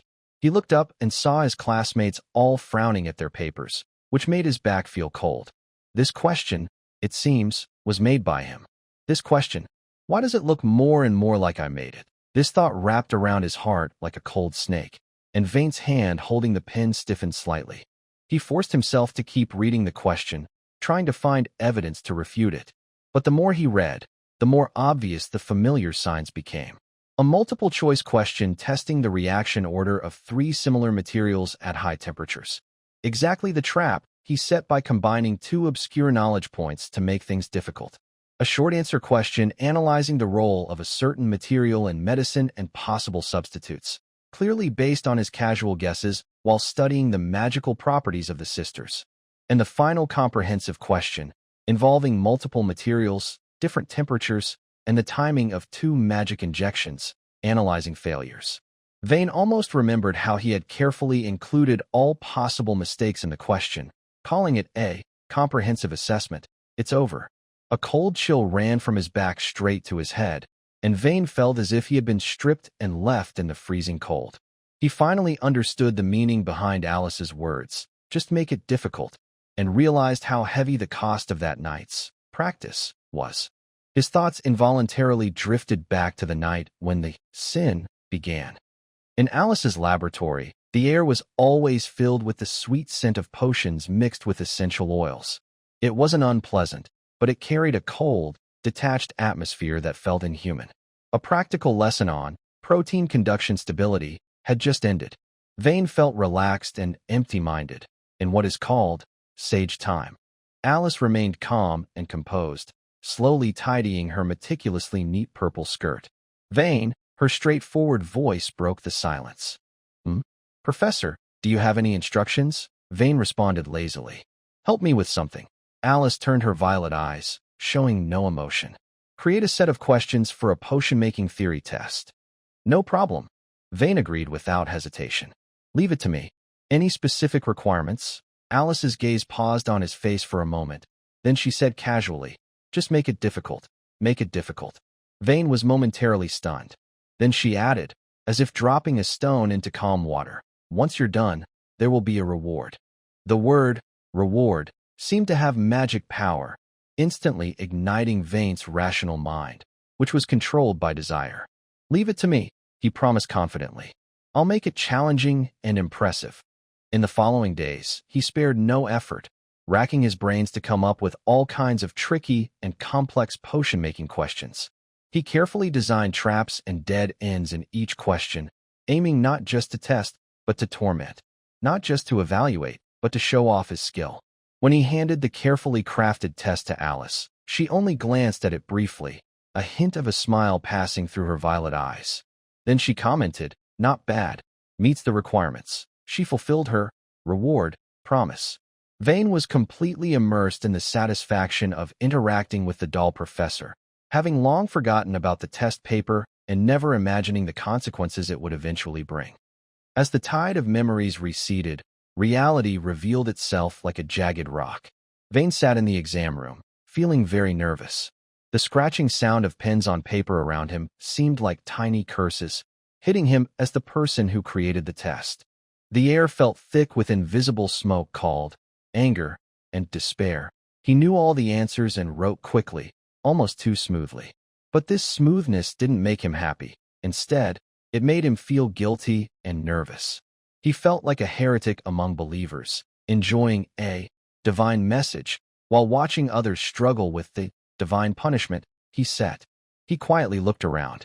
Lu Guang's short brown hair was almost tousled, and her eyes, fixed on her paper, looked like they could shoot fire. Her lips moved silently, as if saying something harsh. Elise looked calm, but her furrowed brows and tight lips showed she was under a lot of pressure. Her white hair tuft trembled slightly from concentration.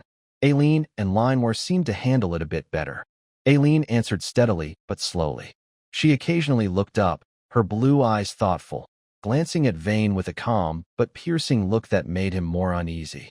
Linewar hurriedly wrote, her pen moving fast. When stuck, she gently kicked her desk. Vane couldn't hold it anymore. He finished the last few questions quickly, not even checking his work. When the bell rang, he was the first to hand in his paper. Under the surprised gaze of the exam supervisor and the annoyed looks of other students, he rushed out of the room. In a corner of the school corridor, the atmosphere was heavy. Lu Guang, Elise, Eileen, and Linewar came one after another.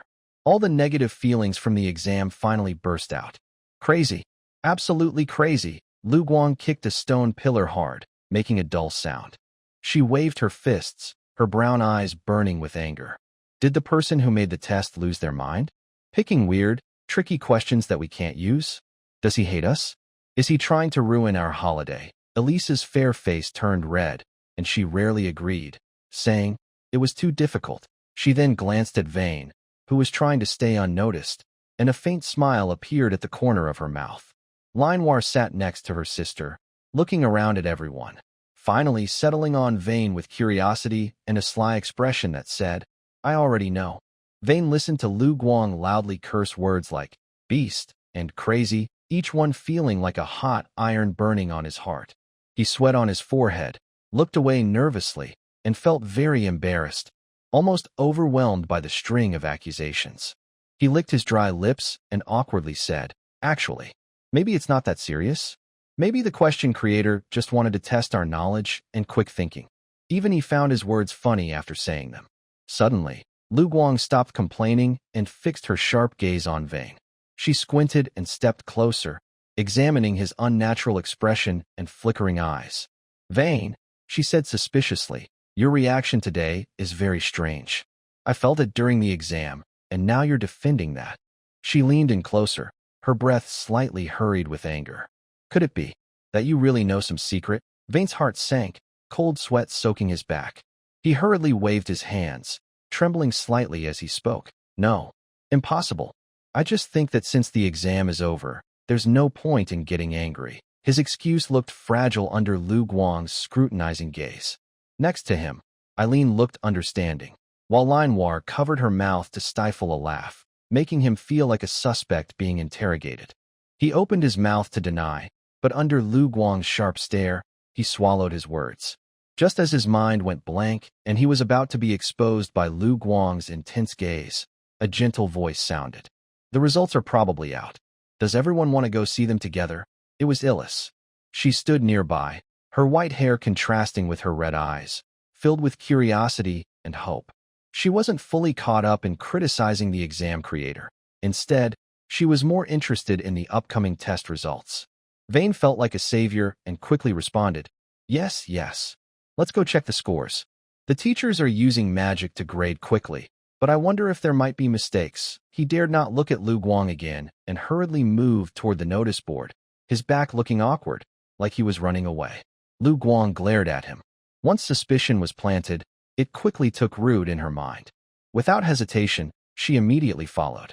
Her brown-yellow eyes still sparkled with doubt. Eileen and Linewar watched everything unfold.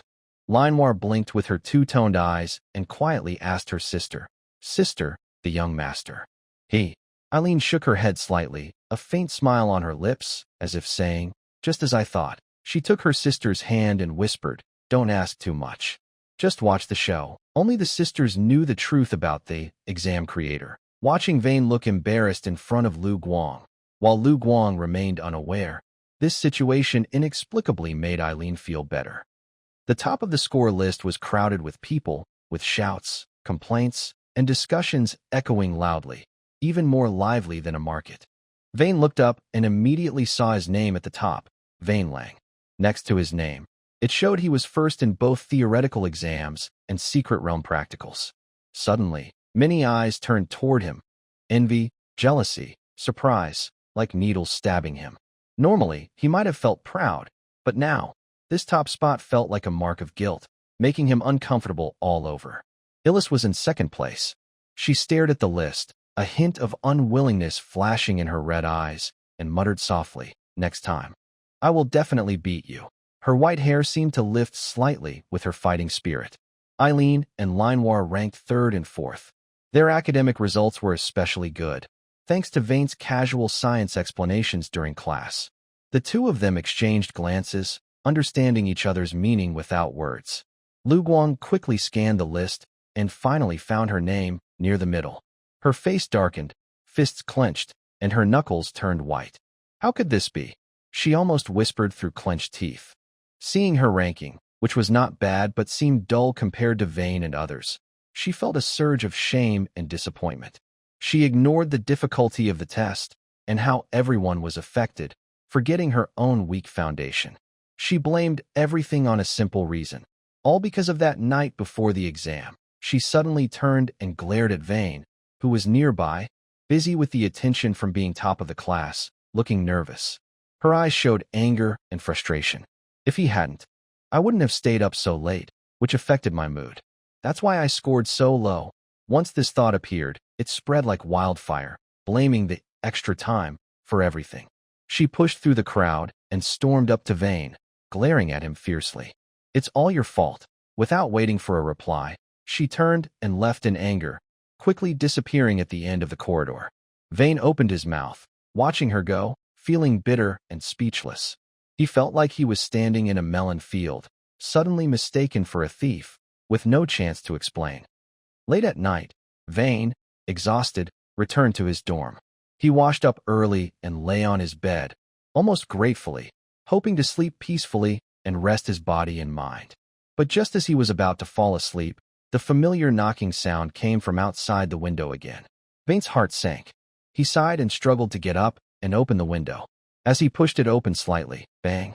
The window was suddenly slammed open, cold wind rushing in, and Lu Guang jumped inside.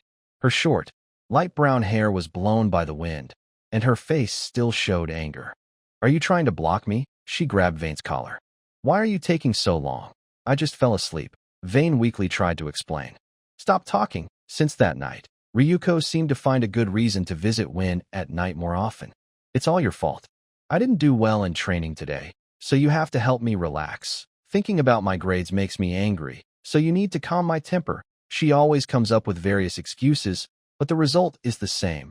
Knocking on Win's window late at night, starting a so-called revenge. For Ryuko, this is exciting, but for Win, it always leaves him exhausted. Win falls into a cycle that is both sweet and tiring. During the day, he is busy preparing for the upcoming exam, and at night, he has to stay alert to deal with Ryuko, who seems never to tire. Sometimes, he also has to deal with interruptions from Eileen, Linoir, and Evelyn. His stock of energy-restoring potions runs out quickly, and his dark circles grow heavier. Looking at Ryuko peacefully asleep beside him, Win massages his sore lower back, feeling complicated. He can't deny that in this intense and straightforward interaction, a strange closeness has developed between them. But at the same time, a strong sense of unease weighs on him. Ryuko's unrestrained night visits greatly increased the risk of being discovered. After they left, Vane suddenly collapsed onto the bed, feeling completely weak. All the exhaustion from these days overwhelmed him, making even lifting his hand difficult. In the mirror, he looked a bit thinner, clearly worn out from overwork. Even his usual stamina potion now seemed to have little effect. Just one night. One night is fine, he whispered softly, as if praying. He struggled to get up, carefully locking the window, checking it several times. Only after making sure everything was secure did he finally lie down and fall into a deep sleep, hoping no one would disturb him tonight. But cruel fate often strikes hardest when you least expect it. Late at night, everything was silent. Vane was sleeping soundly, dreaming of having 3,000 beautiful women in his harem. Suddenly, crash! A loud sound of wood breaking suddenly shattered the quiet. Cold night wind rushed into the room, blowing the curtains wildly and waking Vane instantly. He opened his eyes in shock, and under the moonlight outside the window, he saw a swift figure retracting her leg after kicking the broken window latch, skillfully climbing through the window like a leopard. Her short, brownish-yellow hair fluttered in the wind, and her expression was full of fierce anger. This was Ryuko. "You're quite bold, huh? Lock the window," she snapped. She quickly rushed to the bed, grabbing Vane and pulling him out of the still warm blanket. The cold air made Vane's skin crawl with goosebumps, and Ryuko's angry glare made his legs feel weak. "I just thought it was cold, so I closed it tightly." Vane's teeth chattered, half from cold, half from shock. He looked at the broken window latch, feeling like he was about to face the same terrible fate. "Cold?" Ryuko sneered, tightening her grip on his chin. "If you're cold, just wear more. Or wait until I come to warm you." Locking the window. "Who are you trying to fool? Making me stand outside in the cold wind." Her logic was simple and rough, leaving no room for Vane to explain. Before he could speak again, Ryuko quickly took out the stamina potion she had taken earlier, pinched his mouth open, and forced the potion down his throat. A burning sensation surged through his throat again. "Stop talking nonsense, and quickly restore your energy," she spoke firmly. "I haven't gotten my revenge yet." With her overwhelming strength, she easily pushed Win back onto the bed. Win fell inside like a trapped bird, exhausted but forced to keep going under the effect of the medicine. He closed his eyes in despair and gave up resisting. Meanwhile, in the girls' dormitory area, Evelyn, Eileen, and Linoir were packing their bags, but all seemed distracted.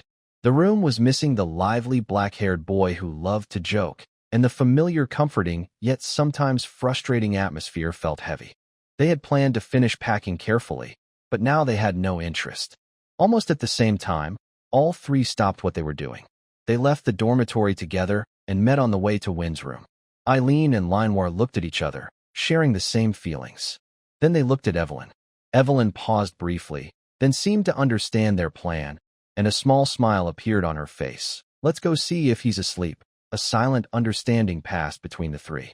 Quietly, they left the dorm, with a little hope of surprising Win, and tiptoed to his door.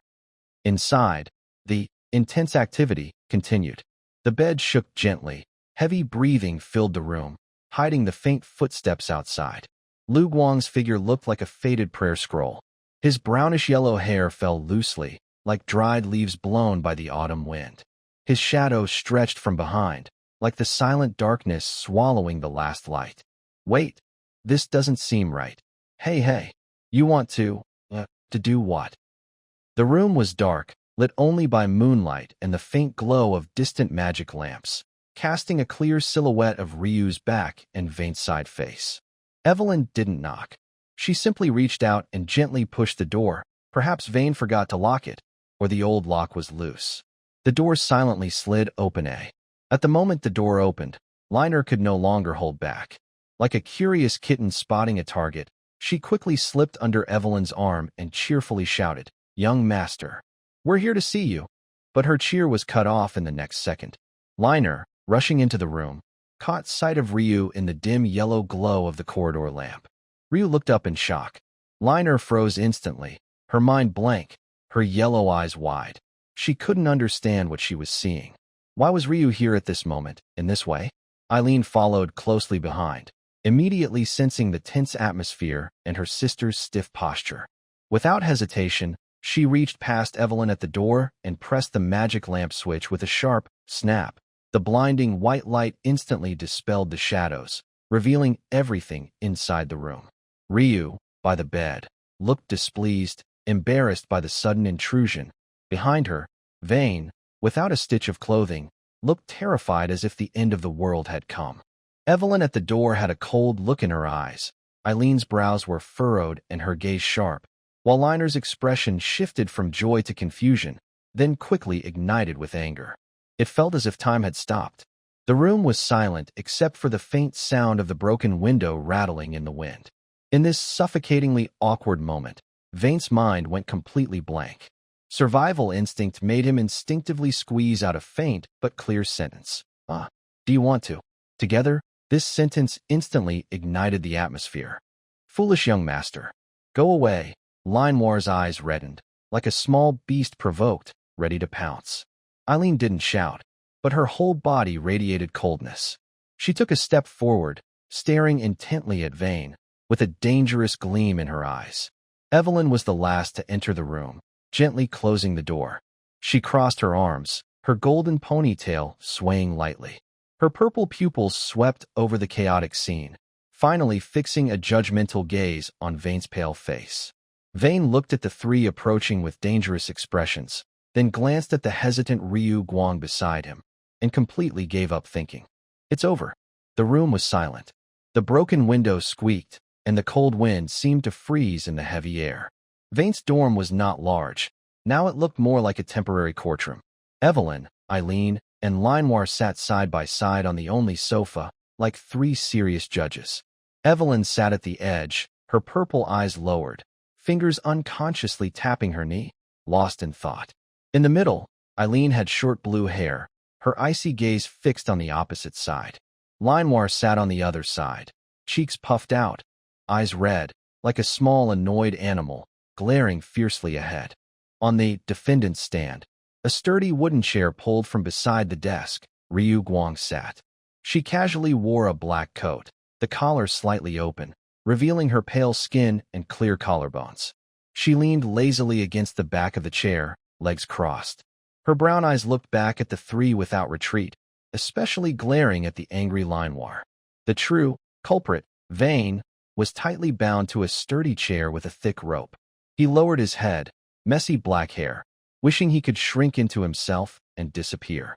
His mouth wasn't gagged, but he couldn't say a word, only hearing his heart pounding. Silence stretched during the confrontation, each second feeling longer. Finally, Linoir couldn't hold back and suddenly stood up, pointing at Ryu Guang, her voice trembling. Ryu Guang, you know Vane already has us. Why? Why do you still bully him? When talking about bullying, her voice raised, full of grievance. Lu Guang sneered and lazily shifted her position. I don't know. There's no sign at the door saying no entry for Lu Guang. She deliberately paused and looked provocatively at the three of them, her gaze lingering a bit longer on Linoir's face. I climbed in through the window myself. Why should I listen to you? You. Linoir choked, unable to speak, her face turning bright red, tears welling up in her eyes.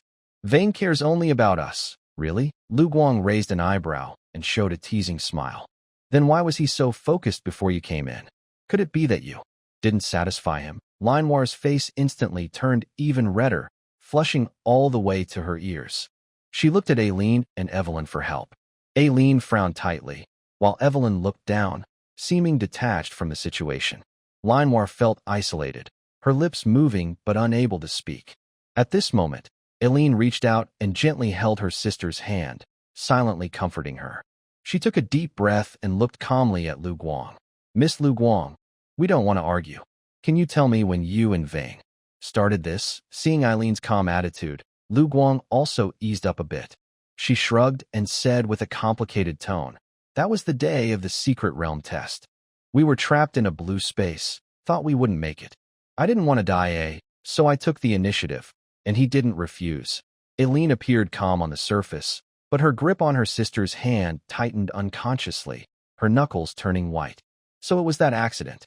Lu Guang took the initiative, and Vane didn't refuse? Her mind swirled with jealousy and anger. This guy just can't control himself. She suppressed her feelings of jealousy and anger, knowing now was not the time to lose her temper. She turned to Evelyn, who was lost in thought, gently nudging her arm and whispering, Evelyn, what do you think? Should we do about this? Evelyn snapped back to reality, her purple eyes showing a hint of confusion. Huh? What happened? She seemed completely unaware of the previous conversation. Aileen felt speechless. Could it be that the shock was too much, causing her to lose her mind? Seeing Evelyn's current look, she felt a strange sense of balance. When Evelyn first barged in, the shock they experienced was much stronger than this. She had no choice but to lean closer to Evelyn and quickly repeat what Ryuko had said and the current deadlock. After hearing this, Evelyn's confusion instantly disappeared, replaced by her usual calmness. She sat up straight, looked over everyone, and finally focused on Ryuko's face. Her tone was calm but firm. Since the decision has been made, it's no use arguing about who is right or wrong. She paused, and amid everyone's surprised gazes, she continued. Why not? You join us.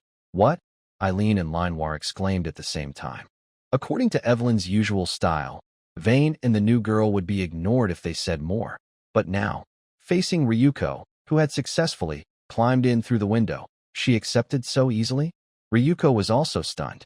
She opened her mouth but couldn't speak.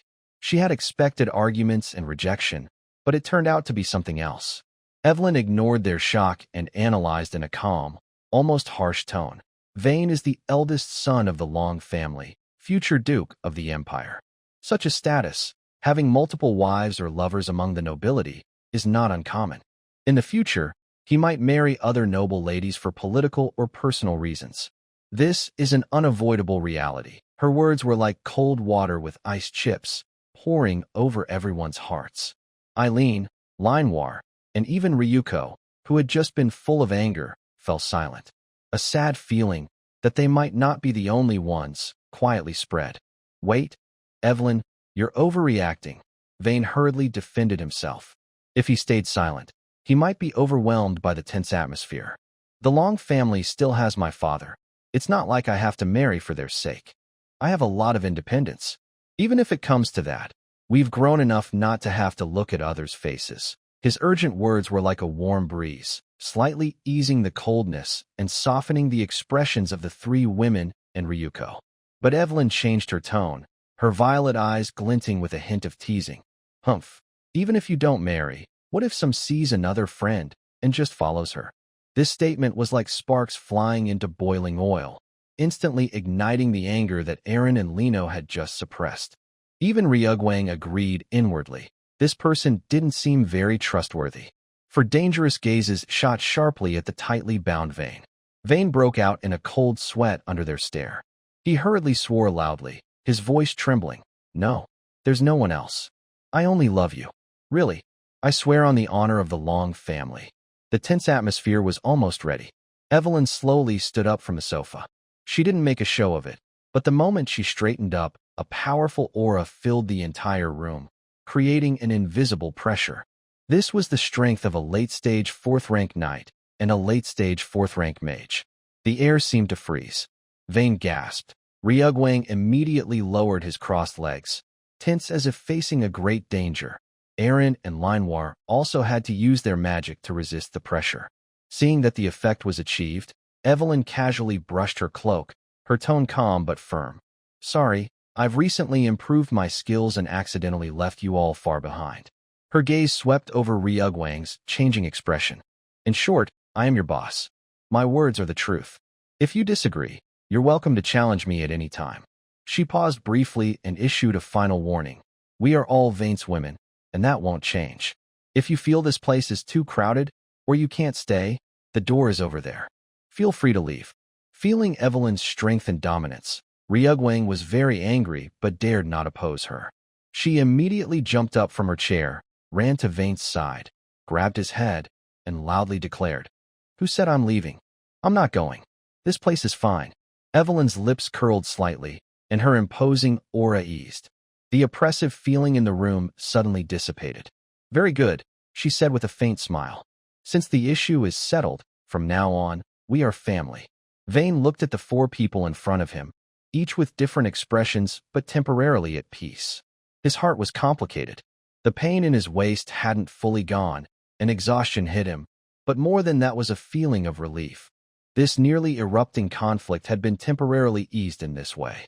The tense atmosphere was gone, but a subtle balance and a hint of jealousy still lingered in the air.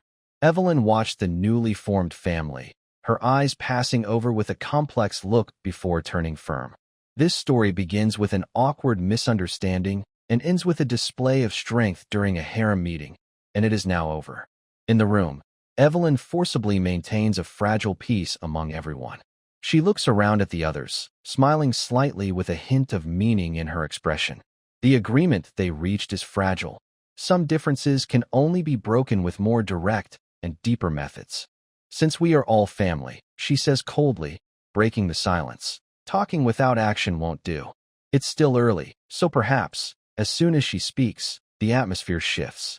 Eileen and Linewar exchange smiles. Liu Guang looks stunned, frozen in place. She widens her eyes, full of disbelief, and instinctively takes a step back. She is straightforward by nature, but still young. When faced with this situation, she naturally feels shy and overwhelmed. Linewar immediately turns her head, pouting and humming.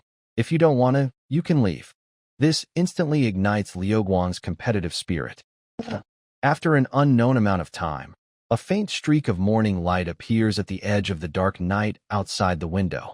Fragments of consciousness slowly fade like the tide, and Vane feels like a stranded boat, anchored on a warm shore. He looks at the morning light as if a desert traveler seeing an oasis, struggling with a hoarse voice. It's morning. I have to go to the lab this morning to say goodbye to Professor Alice. This is the only excuse he can think of to escape. Evelyn raises an eyebrow, a knowing look flashing in her violet eyes. Then she offers a gentle smile that makes Vane feel uneasy. I remember you don't have classes this morning, right? Vane's lips move slightly, wanting to argue. Wayne dragged his exhausted body into the potions laboratory, forcing his weak legs to keep moving. Alice sat in her usual seat. Her violet eyes swept over Wayne as she spoke calmly. You've overworked yourself. Your energy is unstable. Do you need me to make you a tonic to restore your strength, Assistant Wayne? The cost will be deducted from your next allowance. Wayne gave a bitter smile and rubbed his nose, not daring to reply. He didn't beat around the bush and told her directly that he was leaving the academy to return home, coming only to say goodbye. A faint trace of reluctance crossed Alice's face. She stood up and, under the pretext of checking his magic control, had him take part in a short experiment. When the experiment ended, Alice was silent for a moment. Then she turned, opened a drawer, and handed him something. It was a thin, palm-sized board, smooth as a mirror, with tiny magic crystals set along its edges. It felt cool to the touch. Just channel your magic into it, Alice said in her usual calm tone, though she spoke a little faster than before. It allows long-distance communication with me. It doesn't use much energy. Your magic should be enough for daily use. She turned her head slightly and added, so that if something happens to you out there, at least someone will know. Wayne sent a small flow of magic into the board. It lit up, showing a simple interface with icons for contacts and messages. This is basically a magical version of a phone. His heart trembled with surprise and excitement as he realized how precious this gift was. He carefully put the magic phone away and bowed deeply. Thank you, Professor Alice. I'll make sure to keep you updated on my studies. Alice only waved her hand to dismiss him, but Wayne thought he saw the faintest hint of a smile at the corner of her lips. The Imperial Royal Academy's winter break had officially begun. The Academy Square was crowded and lively, filled with the noise of farewells and the joy of returning home. Everyone's holiday plans were already clear. Evelyn was to Princess Iris back to the royal palace, her duty as the princess's knight. Before leaving, she glanced at Vane from afar, as if saying, take care of yourself and behave better. Eileen and Linewar had no hesitation. Where Vane was their home.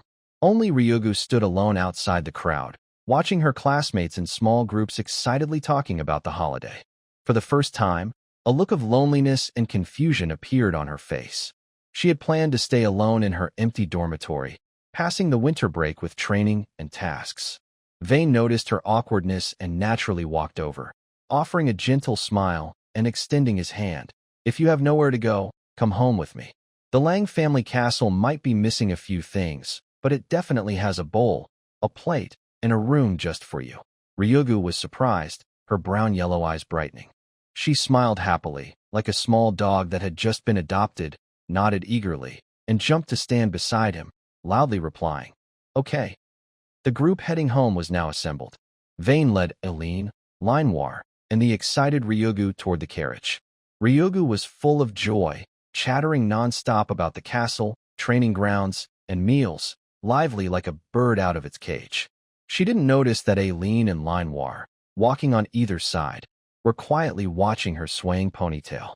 Eileen's blue eyes narrowed slightly, thinking coldly, "This girl is way too friendly. She's practically treating the young master as her own." Linoir pouted and muttered softly to her sister, "Humph, what's there to be proud of? The young master belongs to us. When we get back to the castle, she'll see who was here first." Vane looked at the three girls, each with her own style but equally beautiful, then turned his gaze to the distant royal carriage, the window where Evelyn had just withdrawn her view. He was looking forward to the holiday, but couldn't help feeling a bit worried. Taking three girls home, Dad probably won't be at peace. He rubbed his still sore waist, smiled helplessly, and stepped onto the carriage. The heavy oak door of the Lang family castle closed behind him, blocking out the winter cold and noise. Vane, with Eileen, Linoir, and the new girl Ryugu, entered the familiar yet stern castle. The old butler stood straight in his neat uniform, with silver hair carefully combed, quietly standing in the hall. His gaze swept past Win, then over the three girls. He paused slightly on the unfamiliar face of Ryuko, a flicker of almost unnoticeable surprise flashing in his eyes, then quickly returned to calm. He slightly bowed. "Master, welcome back," he said softly, stepping forward. "The master is waiting for you in the study." Win's heart sank. What was coming has arrived. Dad's news is always so accurate. He seemed to see Amelika's half-smiling face. He took a deep breath, suppressing his unease, and turned to the three of them with a forced smile. "Let's go. I'll take you to see Father." Eileen and Linoir exchanged a quick, nervous look. Linoir instinctively moved closer to Win. Eileen straightened her back unconsciously. Ryuko remained calm, simply curious as she looked around the castle interior. They walked through a corridor decorated with portraits of Amelika.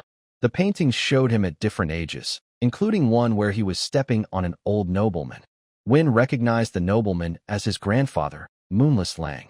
Their footsteps echoed in the corridor. The study was dimly lit only by the fireplace and a few rays of winter sunlight coming through the high windows. A tall figure stood with his back to everyone by the arched window. His blonde hair shone like molten gold, giving off a cold glow. Hearing the footsteps, he turned around. It was Amelika Lang, the Grand Duke. His face resembled Win's about 5 or 6 parts, but his features were sharper. Time had left few marks on his face, instead adding a mature, dangerous charm. His blue eyes, like Win's, were cold as winter now. His gaze swept over Eileen and Linoir with scrutiny, then fixed firmly on Ryuko. He slightly smiled, his voice elegant but icy. "Oh, my dear son, it seems your college life is quite fulfilling." He stepped forward slowly, his finger lightly touching the stone fireplace. First the twin sisters, then Evelyn, and now bringing back another. "Are you trying to turn Lang Castle into your harem?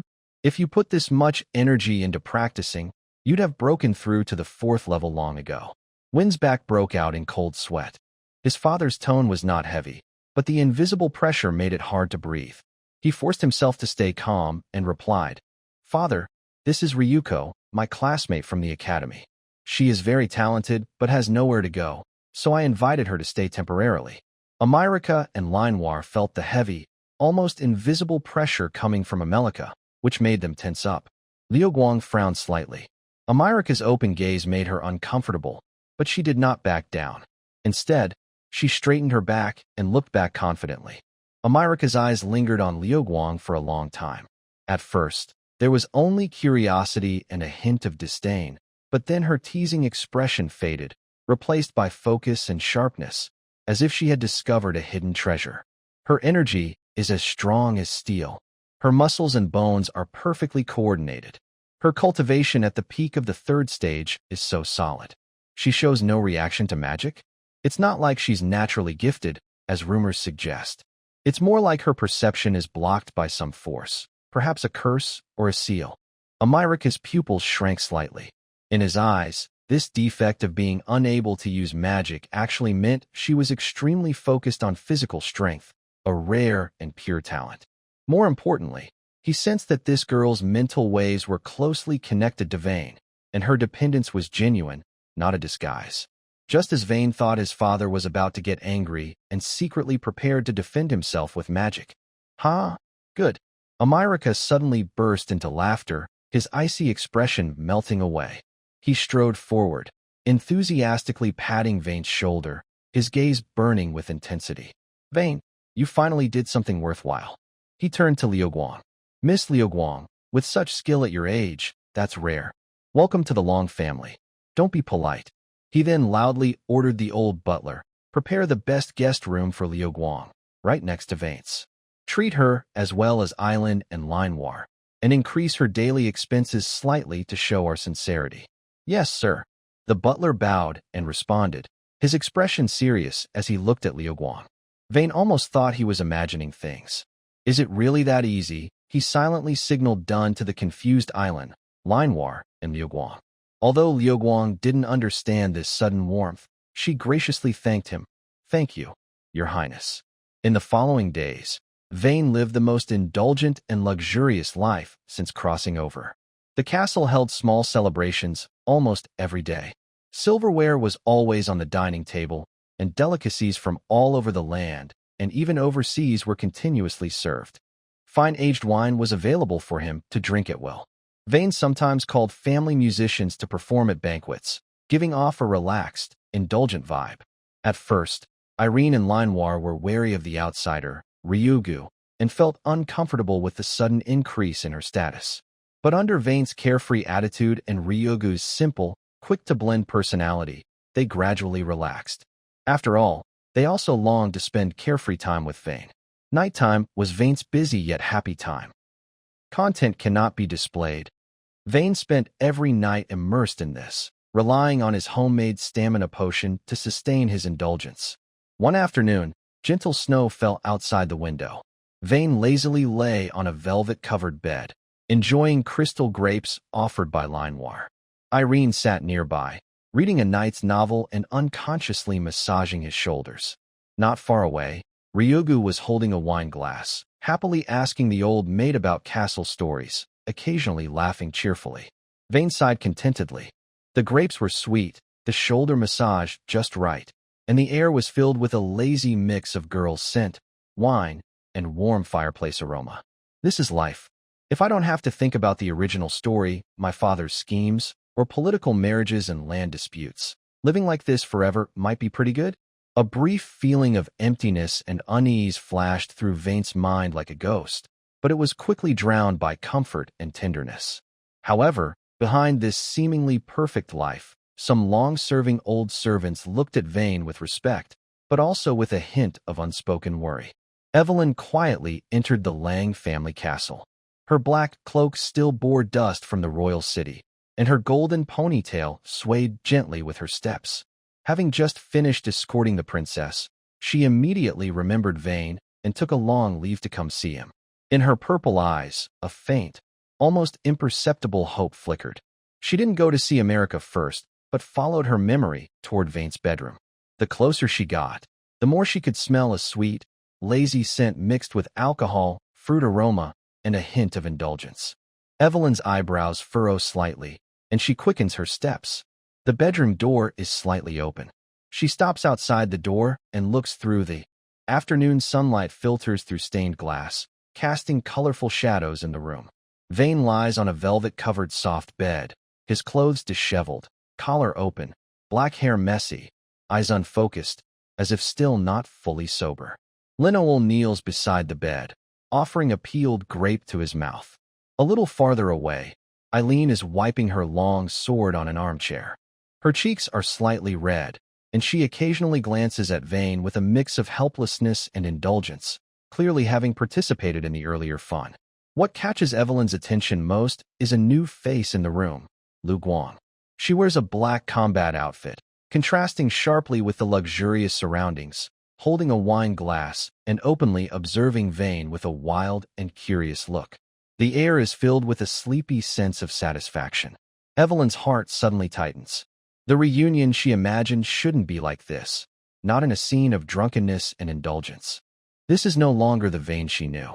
Disappointment and anger pierce her like icy needles, shattering her last hopes. The last trace of warmth in her eyes disappears, leaving only cold determination. She doesn't enter the room or speak. She silently turns around, her cloak sweeping up in a sharp arc. She knows exactly what to do. Evelyn changes direction and heads straight to the Duke of America's study. The door to the study is knocked on. After permission is granted, Evelyn pushes the door open and enters. The room is dimly lit, with only a magic crystal lamp on the desk emitting a cold glow, illuminating Amelika's figure. He sits in a high-backed chair, his blonde hair shining with a metallic sheen, fingers unconsciously tapping the desk. Hearing footsteps, he looks up, his blue eyes meeting Evelyn's, filled with curiosity. Lord Amelika, Evelyn stands firm, upright, her tone calm. You should have seen Vane's recent state. Amelika raises an eyebrow, signaling her to continue. He is very curious about what this future daughter-in-law will say. Lorne's heir should not indulge in pleasures. Continuing like this is not good for the family or for him. Evelyn speaks frankly. I heard the family recently acquired a territory called Black City in the northern border. America's eyes flashed with surprise, then turned into a playful smile. She is well informed. It seems she is not only diligent in training and love. That place is cold all year round, with few resources, making it a good place to test oneself, Evelyn said, meeting his gaze. I suggest officially appointing Vane as the Lord of Black City and sending him there to gain experience. Only by facing difficulties firsthand and taking responsibility can he grow and understand the meaning of strength and duty. She paused briefly, showing her political sharpness. Considering the complex situation in Black City and Vane's lack of experience, I am willing to accompany him as an overseer to assist. If he makes a serious mistake that endangers the territory or the family's interests, I should have the authority to temporarily take over the Lord's duties until the crisis is resolved. Brilliant. America almost clapped her hands. This plan not only addresses Vane's shortcomings, but also formally integrates Evelyn into the family's power structure. Her decisiveness and insight far surpassed that young man still lost in his gentle world. Ha ha! America laughed loudly and stood up, taking out a dark black token from a hidden compartment. It was engraved with a white-headed eagle spreading its wings. Very good. Evelyn, your suggestion pleases me. He handed her the token. From today, Vane is the Lord of Black City, and you are appointed as the overseer for the Lang family. With this token, you can mobilize all resources of Black City and the family and supervise Vane. In emergencies, you may exercise special powers. Evelyn took the token with both hands. The cold touch symbolized power but also responsibility. From this moment, she was not only Vane's lover but also a member of the Lang family's power system.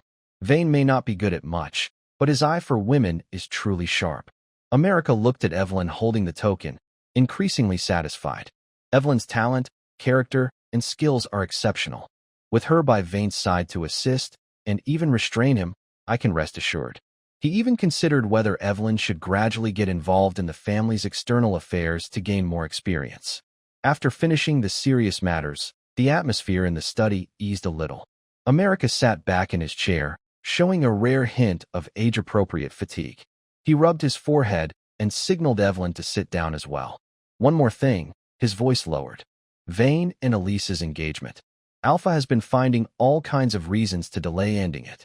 Evelyn listened quietly, her purple eyes calm and steady. I understand his intentions, Amelia snorted softly. Princess Patty has been getting very close to us, especially you and Vane, showing a lot of ambition. Alpha is worried that the Lang family might support Patty and threaten his son's fragile position as crown prince. He sent Iris over to us, trying to use a marriage alliance to make us choose sides, balance Patty, and maintain his silly political balance. Her tone showed confusion and a bit of distance about her old friend's scheming. They are family, after all. Who becomes emperor makes little difference to the empire or the Lang family. Why must he always be so calculating and cautious? She shook her head, looking a little helpless. This involves the royal family, and it's very sensitive. I haven't yet found a way to protect the Lang family without breaking with the royal family. She looked at Evelyn seriously. But Evelyn, remember this. No matter what the Emperor plans, you are the future lady of the Lang family and Vaint's only true wife. As for the third princess, a cold smile appeared on her lips. If the situation forces us, there might come a day when she can only stand below you. Faced with this impossible situation, Evelyn showed no anxiety. She calmly met her friend's gaze, her voice clear and steady. Thank you for your trust. Regarding Vane and Iris's marriage, please don't worry too much. She paused briefly before continuing. I have some initial ideas and plans. Maybe I can find a way to keep the Lang family's high status while making the royal family, especially the Emperor, accept it. Leave this to me. Amelia raised an eyebrow, surprise and curiosity flashing in her eyes. Even I find this tricky. She already has a plan? How much more capable is she than I thought? She didn't ask for details, only nodded. If you're confident, go ahead. If you need family support, just ask. Evelyn stood up and bowed. It's getting late. I need to prepare supplies for the trip to Black City. She clenched the cold white eagle badge in her hand and turned to leave. The edge of the badge pressed painfully against her palm, making her more alert and determined. Gaining influence and power, this is only the first step. At the Lang family castle, in Vane's quarters, afternoon sunlight streamed through stained glass, casting colorful patterns on the floor. The air was filled with the scent of wine, fruit, and a faint floral fragrance from a young girl, creating a lazy, relaxed atmosphere. Vane leaned against the velvet sofa, his collar slightly open, with messy black hair. His eyes looked hazy from a hangover, and his blue pupils appeared deeper. Aileen sat quietly beside him, carefully fixing his wrinkled collar. Her short blue hair fell over her slightly red cheeks. Linoir cheerfully talked nearby, her blue hair and yellow eyes full of energy. She occasionally picked rare fruits from a silver tray and fed them to Vane. Liuguang sat cross-legged on the carpet not far away, dressed in black, contrasting with the luxurious surroundings. She was focused on studying a purple fruit that emitted magic, then tilted her head back to drink the amber wine from her glass. Flipping her short brown hair, she boldly looked at Vane with curiosity and a hint of competitive spirit. Just as this tender moment seemed to last forever, the heavy carved wooden door of the living room silently opened. The old butler entered. He had neatly combed silver hair, wore a sharp suit, but his face no longer showed his usual gentle smile, only a nearly stiff seriousness. His appearance was like an ice cube falling into warm wine, instantly freezing the atmosphere inside. Master, Gustav's voice was steady and strong. The Duke requests you to go to the study immediately. Vane was about to take the fruit Linoir handed him when he heard this and paused. Father wants to see me now? A sense of unease quietly crept up his back, and his relaxed body tensed slightly. He tried to read something from the butler's face, but only saw calmness. Understood, Vane said reluctantly, straightening up and patting non-existent wrinkles on his clothes, trying to regain his composure. I'll go now. Aileen and Linoir exchanged worried glances. Liuguang only raised an eyebrow and continued drinking, as if nothing concerned her. Vane took a deep breath and followed the butler out of this cozy paradise. The carpet under his feet seemed softer than usual, making each step feel weightless. In a secret room at the other end of the castle, a magical water mirror on the wall reflected Vane's living room scene. America's once indulgent expression had completely turned to disgust. He knocked on the ebony wooden armrest, his heart roaring. Useless. The future heir of the Lang family is like this? Evelyn was right. If he keeps going like this, he'll be completely ruined. The family cannot fall into the hands of someone like him. Finally, his patience ran out. He waved to dismiss the water mirror, and his figure disappeared. The study was dimly lit, filled with the scent of books and a heavy, invisible pressure. America turned away from the door, standing by the floor-to-ceiling window, looking out at the neatly trimmed garden. His tall figure was heavy like a mountain, bringing a nearly suffocating sense of oppression. Father, Vane spoke cautiously, his throat dry. America slowly turned around. His face was expressionless, without the usual teasing or anger, only cold indifference. This was even more chilling to Vane than anger. Your holiday, America said calmly, each word like a cold drop falling, has been cut short. Vane's heart skipped a beat. That I knew it wouldn't be good. Our family has gained a new territory in the northern border called Black City, America continued, his gaze pressing down on Vane like a heavy weight. Since you're free, take your people and go manage it. Black City? That place almost forgotten on the Empire's map, known for its harsh cold, poverty, and chaos. Vane's mind buzzed, as if he could already see the icy land and starving people. Father, wait, he suddenly panicked, blurted out, the North? Black City? That place. I'm in the middle of a crucial stage in my magic training, about to break through to the 4th level. Can't it wait until I succeed? Before he finished, America's eyes flashed with sharpness. Vane saw a blur, and before he could react, a powerful kick hit him the backside. Bang! He was sent flying like a broken kite, landing awkwardly on the carpet outside the door, rolling twice. His burned with pain, and stars danced before his eyes. Get out of here, America's disdainful voice boomed from inside the room. Good for nothing. I can't stand to see you. Immediately go to the territory. If you can't manage it well, don't come back. Vane rubbed his nearly split, took a deep breath, and felt a mix of grievance, anger, and fear for what lay ahead. Is it really necessary? I just slacken off for a few days. Black City is a nightmare. Vane hobbled back to his bedroom, grimacing, which immediately caught the attention of 3 young girls. Young master, Manhwa exclaimed as she ran to help him. Eileen's eyes sharpened, as if she understood something, and silently began gathering Vane's scattered belongings. Lu Guang put down his wine glass and looked at him amusingly rubbing his backside. He smirked and asked, Did your dad spank you? Not just that. It's almost like punishment, Vane thought to himself, but he kept a calm face and said, It's nothing. Let's get ready. We are going on a long trip. Where to? Manhwa's eyes sparkled with curiosity. North, Black City, Vane replied with a bitter tone. Eileen kept working quietly and responded softly. For her and Manhwa, wherever Vane was, they were there too. She was already planning which medicines and warm clothes to bring. Lu Guang shrugged and said, Sounds good. Just right for stretching my legs. He was happy with some fun and drinks. Under the old butler's command, the large machinery of the Lang family quickly started working.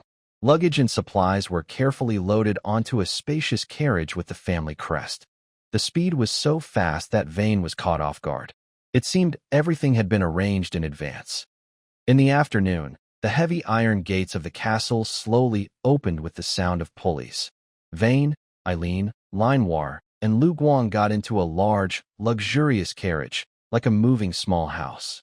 Besides the coachman and a few silent, tough family guards, no one else saw them off. The carriage left the castle and rolled over the cobblestone road. Vane looked back through the window. The huge castle, shining golden in the sunlight, was gradually disappearing. He felt a wave of loneliness from being sent away and a sense of uncertainty about the future. My soft bed, my fine wine, my comfortable life. At the same time, inside the castle's logistics center, Evelyn stood at a table covered with documents and maps. She still wore her black leather armor and fitted clothes. Her golden ponytail was neat, and her purple eyes quickly scanned the papers. She issued clear, decisive orders. The first batch of building materials will leave in 3 days, heading north. Food and medicines will be shipped in 2 batches, with the second batch and winter supplies traveling together. Rearrange the guards to ensure safety along the way and at the start. Her efficiency and planning impressed the few old officials of the Lang family nearby, who dared not slack off. The white-headed eagle badge, symbolizing the Grand Duke's power, was placed beside her. Vane, don't blame me.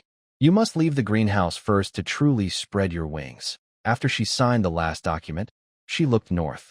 Black City is your starting point. I will clear the initial obstacles for you.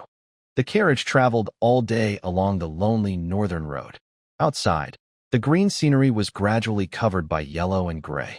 The cold wind replaced the breeze, blowing snow onto the carriage, making a rustling sound. Inside, there was a warm magic circle, but the biting cold and bleak view still made Vane feel uncomfortable. In the evening, the team stopped in a sheltered mountain valley to camp. Vane was staring at the campfire when a dark shadow suddenly rushed from behind.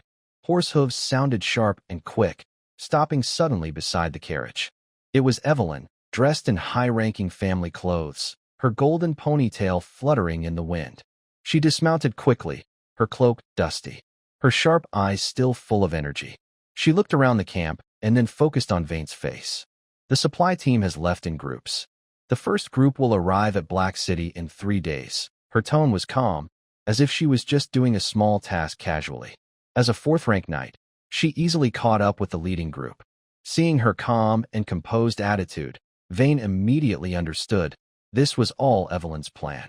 He felt complicated, partly annoyed at being manipulated and controlled, but also aware that he couldn't fall into despair again. The long journey made him realize what he needed to do: save this cruel society. Right now, his main task was to govern Black City well. He was grateful that Evelyn had helped him at a critical moment. At least I don't have to worry about these troubles. With her here, Black City doesn't seem so scary. He cleared his throat and shifted slightly. Thank you for your hard work. Evelyn nodded slightly. She knew Vane had guessed the truth.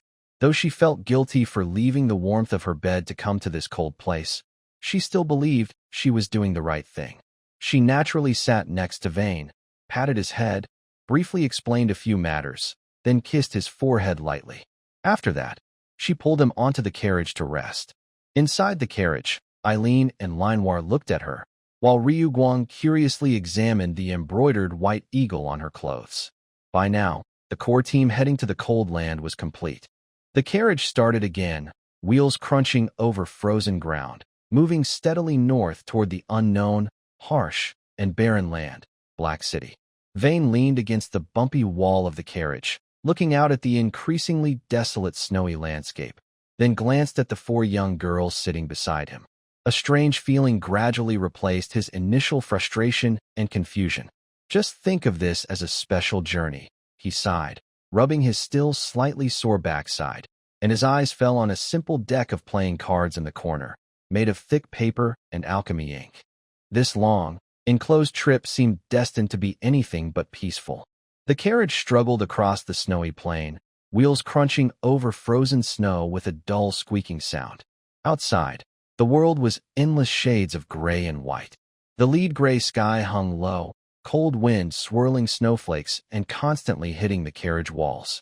Inside, a magic heating spell kept the cold at bay, but the boredom and bumps still couldn't be shaken. Vane let out a long yawn, feeling as if his bones might shake loose. This is so boring. There's not even a bird in sight. If I don't get to Black City soon, I'll go crazy, he thought. Feeling restless, he tapped the window frame and looked at the others inside. Eileen sat upright, eyes closed in rest, but her furrowed brow revealed her feelings. Linewar, looking like a tired little animal, was lying on the plush seat, playing with the tassels. Even the usually lively Lu Guang was quietly staring out the window, occasionally taking a sip from a wine jug. Evelyn had gone out to handle some affairs and was temporarily absent. I need something to do, or I'll really lose it, Vane thought. He rubbed his forehead, then suddenly had an idea. He took a simple deck of playing cards from his bag, catching the curious looks of the others. Come on, he waved the cards, a bit more lively. I'll teach you something fun, something to beat boredom. Linewar was the first to lean over, her unusual eyes shining brightly. Young master, what's this? Lu Guang raised an eyebrow and put down his wine jug. Gambling. Eileen glanced over and quietly commented. Childish, but her eyes couldn't help but follow Vane's shuffling movements. Vane smiled and began explaining the rules. This is poker. There are many ways to play. I'll teach you a simple version first. He carefully explained the suits, card values, and basic logic. The learning process was full of fun. Linewar often mixed up the rules, confusing a pair with a straight, which made Vane correct her and Lu Guang laugh, while she giggled happily. Ryu learned very quickly and soon started setting up card traps, showing a strong desire to win. Eileen did not join immediately, but watched carefully for a few rounds. Sometimes she would puff her cheeks slightly after making a miscalculation. Her attempt to stay calm, while secretly competing, made Win find her very interesting. At this moment, Evelyn finished her work and returned to the carriage. She saw Win and Ryu sitting together playing cards, occasionally making loud noises. Win's face was full of a lively smile he hadn't shown in a long time. Evelyn watched for a moment, and her lips softened slightly. Want to try? Win waved the cards in his hand. Evelyn glanced at the game, thought for a moment, and then nodded lightly. She sat down in the empty seat next to Win. She learned very fast and almost didn't need Win's guidance. Her playing style was steady and skilled. Soon, she was evenly matched with Ryu, who considered herself an expert. Inside the carriage, there were sounds of shuffling cards, low calls for playing, and occasional exclamations from Manhwa. Win often explained some card combinations. The daytime journey no longer felt so long and boring. Seeing everyone was familiar with the rules, Win's eyes lit up, and he suggested, playing just for fun is boring. Let's add some stakes. He gave each person 3,000 gold coins as chips and said, the rules stay the same. The one with the most coins at the end wins. Great. I can finally use my experience from playing cards in the dorm. Win was full of confidence, feeling sure he would win. At first, the situation went as he expected.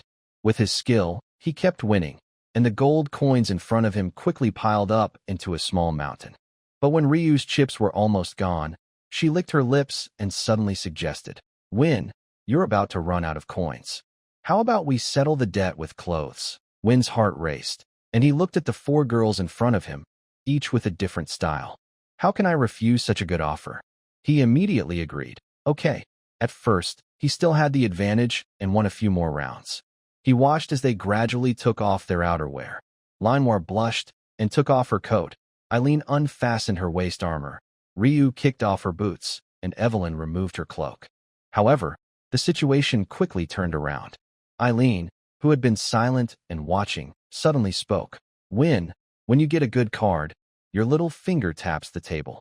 When you're bluffing, your speech speeds up. She paused and added, and you always leave a card for the end. Not good.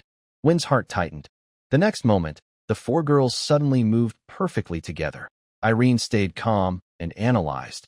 Ryuko acted decisively. Reiner worked in sync, and Evelyn blocked his moves. How did they suddenly become so strong? Vane watched helplessly as his advantage crumbled away. Gold coins quickly disappeared, and his clothes were gradually reduced. In the end, after the last game, he was left only in his underwear. Meanwhile, the 4 girls across from him, though dressed with shoulders slightly exposed, still wore key pieces of clothing. Their eyes all fixed on him, filled with teasing and heat, making Vane feel a sudden sense of danger. As night fell, the convoy set up camp behind a windless rock. Daytime brain work, nighttime physical effort. Who can handle that? Even the team's donkey shouldn't be made to work like this. Vane looked up at the top of the car, crying inside. After several days, he had lost a lot of weight, with dark circles under his eyes. He would doze off even when leaning against the car during the day. Finally, on this night when he felt he couldn't hold on anymore, Vane tremblingly took out the powerful stamina potion he had brewed. No, if I don't boost myself now, I might be the first noble to die on this journey because of exhaustion. That would be too embarrassing. He clenched his teeth, unscrewed the bottle, and drank the glowing potion in one gulp. The hot flow spread quickly, temporarily easing his fatigue, but he knew he was pushing his body to its limit. Just when even the potion was about to fail to keep up with his exhaustion, the convoy crossed a tall mountain ridge. The scout ahead returned on a fast horse, excitedly shouting, "Young master, we see Black City. We're almost there." Vane scrambled to the window, and from afar, he saw the outline of a black building covered in snow and ice, sprawling on the ground like a giant beast. Finally, we've arrived. His eyes welled with tears, almost crying out. What gentle affection and deep feelings can become obstacles. Starting today, I, Vane Long, will turn over a new leaf and focus solely on my career. I will dedicate all my energy to my territory. A strong and pure desire surged like lava in his chest. Really? That was quick, Limewar muttered disappointedly. I wasn't done playing yet. Liu Guang also clicked his tongue. Yeah, it was pretty fun on the way here. She intentionally or unintentionally glanced at Vane. Eileen cleared her throat, adjusted her collar, and with a serious face, though her ears turned red, said, "Stop joking. We have important work to do once we reach the territory." Evelyn had already tidied her light armor and cloak, returning to her cold, calm appearance, and said quietly, "Yes, now the real beginning starts." However, when she looked at Black City, a faint look of disappointment, like the end of a holiday, flickered in her eyes. The carriage moved steadily forward, and the atmosphere inside subtly changed. The previous laziness and cheerfulness faded away like a tide, replaced by seriousness, curiosity, and a faint sense of anticipation. Everyone understood that a new, challenging life was about to begin on that snow-covered, black land.